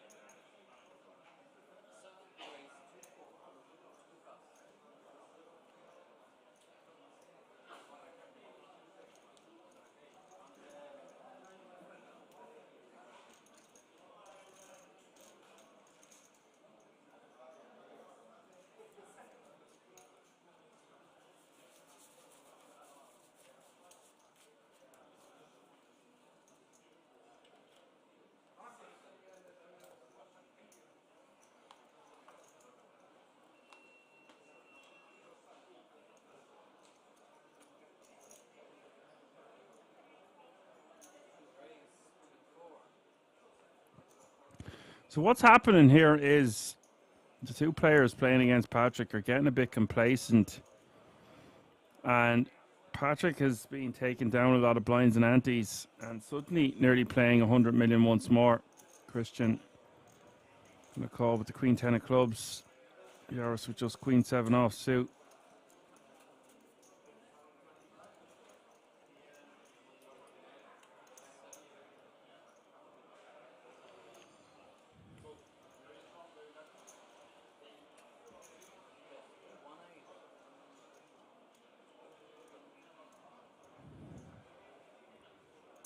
$1.8 million is the bet and 1.8 million is the call. 10.2 million in this pot now as we hit the turn.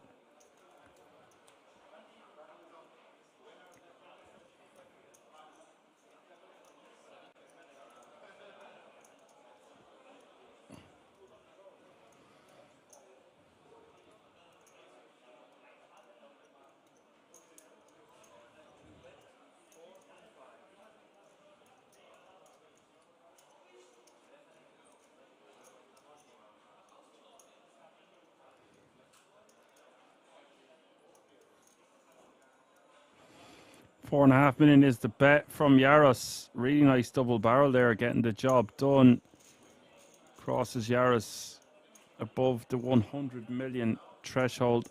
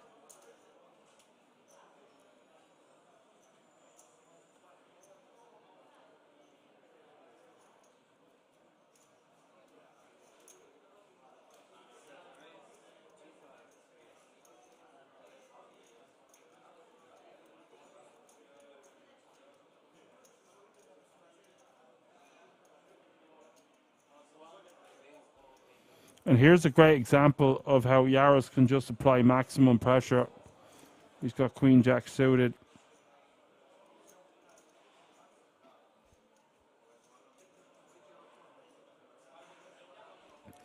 Facing a button open. If Christian had a different ace-x type holding, he most likely would call, but this one is just a bit dicky. The ace-6, ace-7 and ace-8 offsuit combinations. Just not going to play too well in these all-in confrontations, and he just let it go.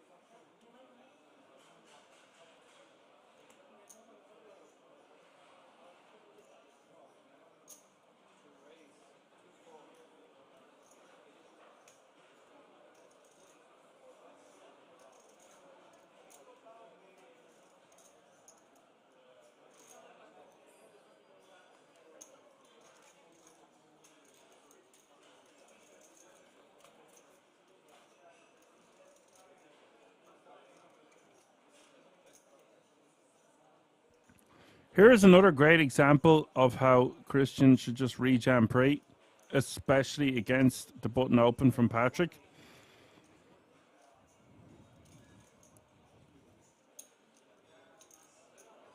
Bet at 1.8 million on a call.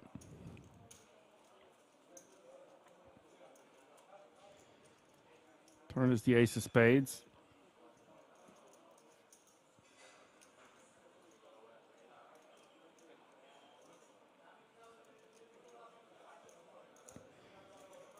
We might see Patrick continue to barrel here. Well, actually, no. He's got the wrong kind of hand. Wants to just check back.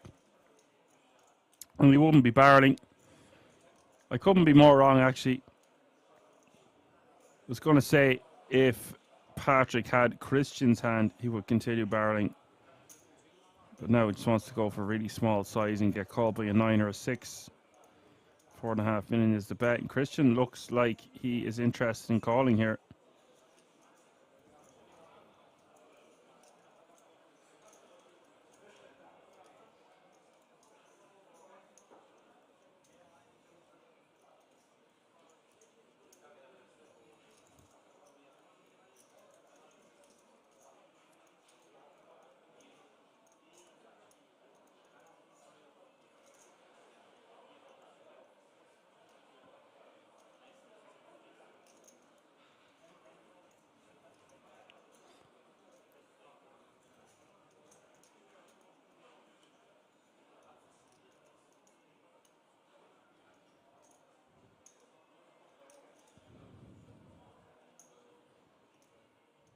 So Christian might be planning a move in his head.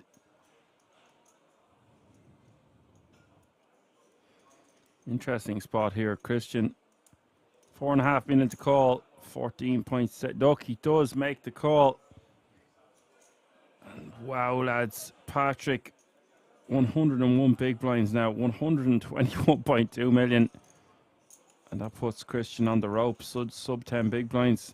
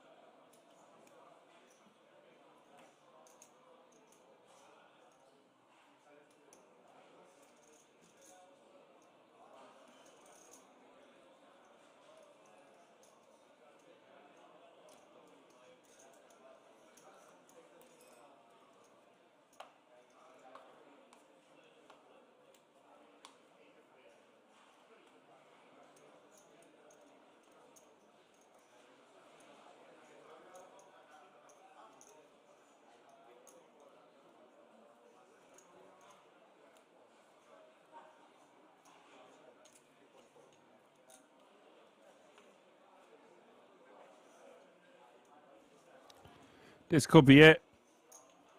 Christian finding a handy. No, just decides to let it go.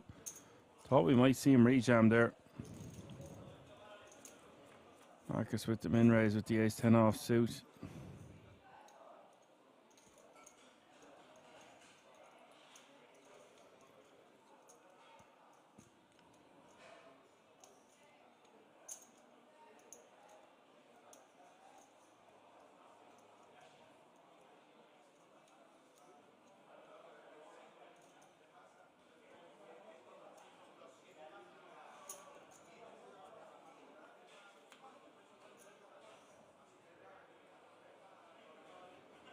Two, 5, 4, 8 is the board. Yaris with the best of it here on the turn. He really has both of them on the ropes now because they're both sub 15 bigs, I believe.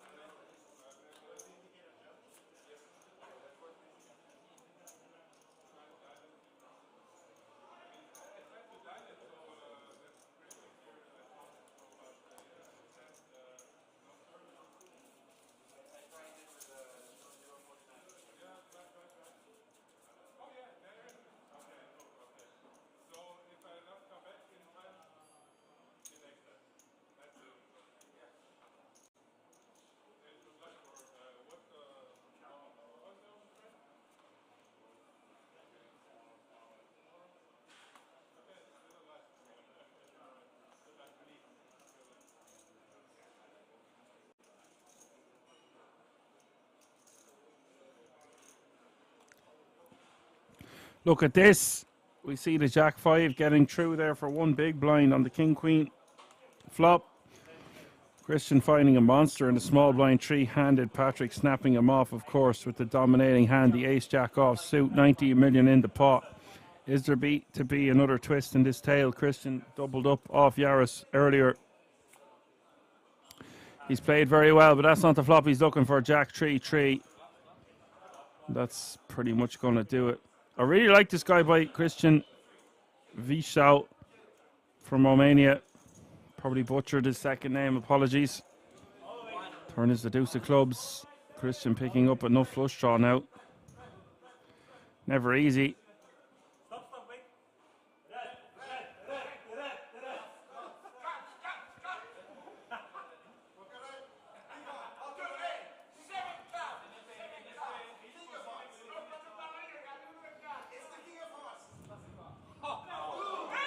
Wow, sit back down, Christian. Christian hits runner for the flush. Big smiles all around. Won't affect Patrick too much. He's still playing a very healthy 102 big blinds.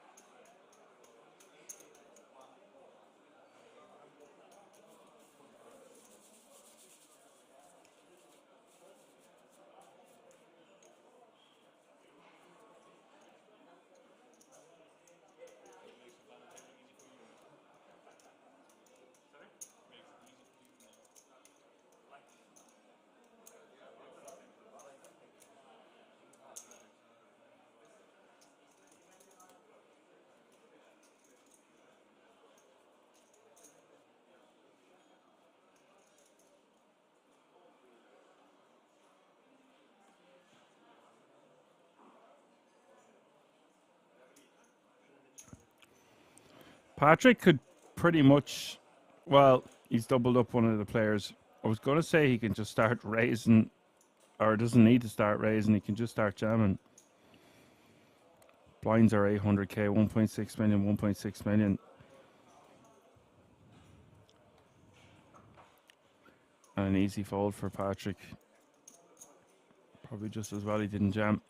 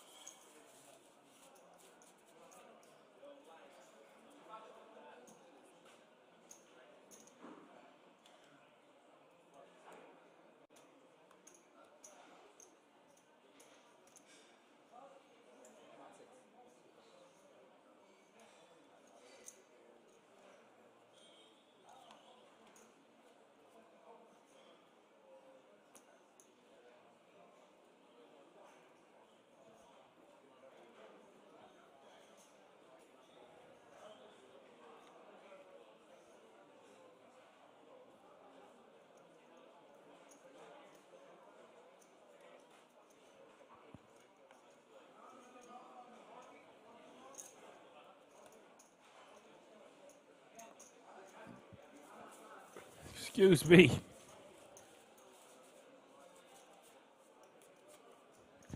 Tatsa says, poor guy, only 7 big blinds, second time. Staying alive, staying alive.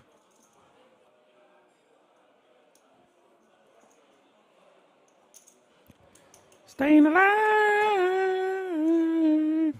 staying alive.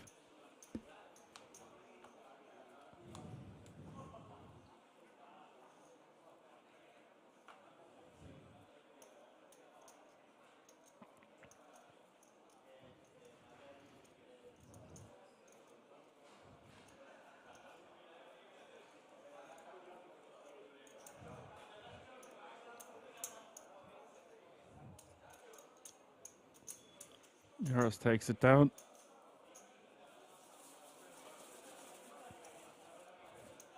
He really doesn't want to double up one of these players. Ideally, what he's trying to do is wear them down to the nub where they've got like 4, 5, 6 or the aforementioned 7 big blind stack, and he can just keep hammer daily in it.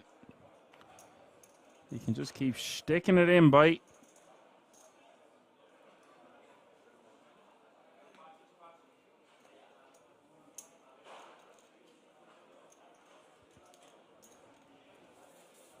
Christian shoves, Patrick folds.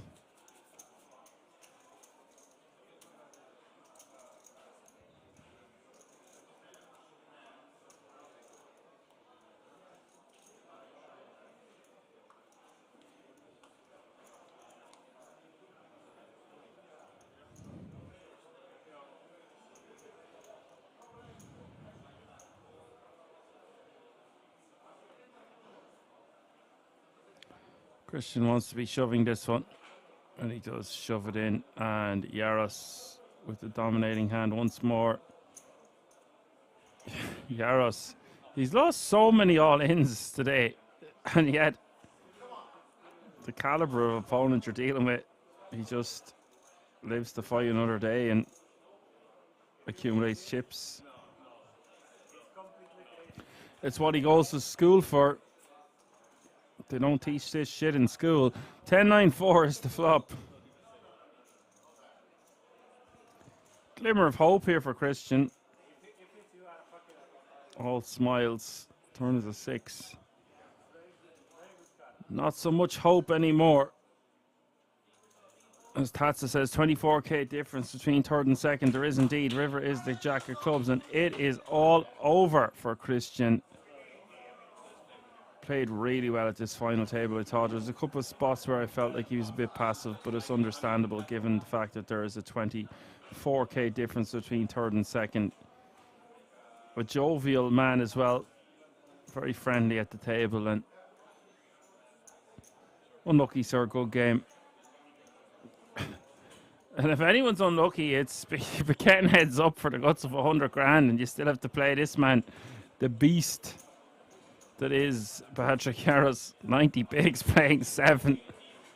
Wow.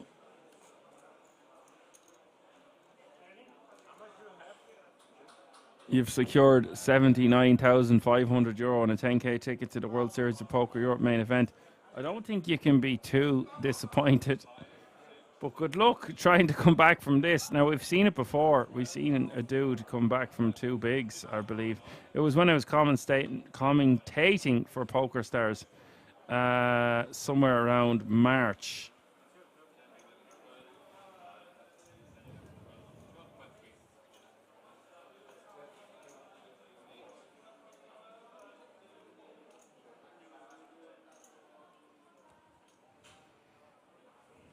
Marcus lets it go.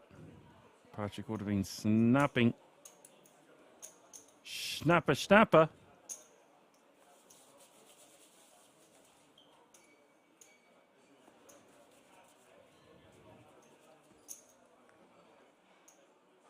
If you've been with me all day, which is almost 12 hours now, fair play to you.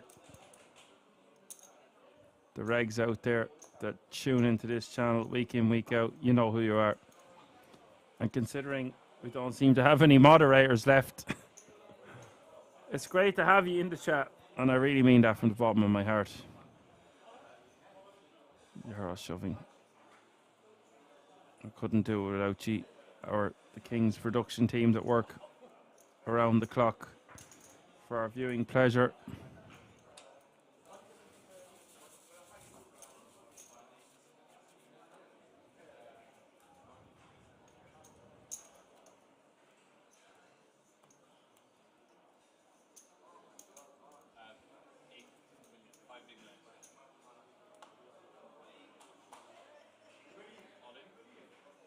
Roddick says, I sound a bit tired. Yeah. As never. Why? I just go through my peaks and valleys, Raddock. Sometimes I have more energy than others, and when I get into it, I get into it. Yeah, obviously I'm tired. It's been 12 hours and I'm dying over here.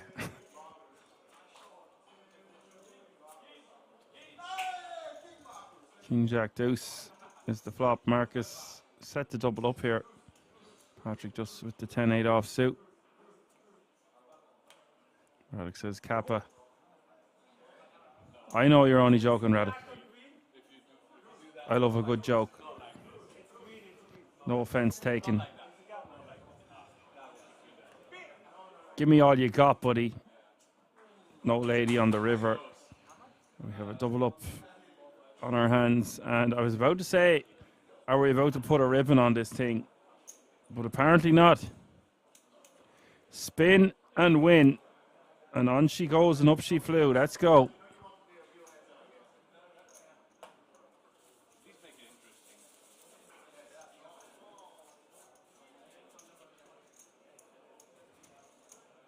I just had a pizza, a full pizza, Radek. I don't usually eat this late at night, especially when I've already eaten 2 dinners today.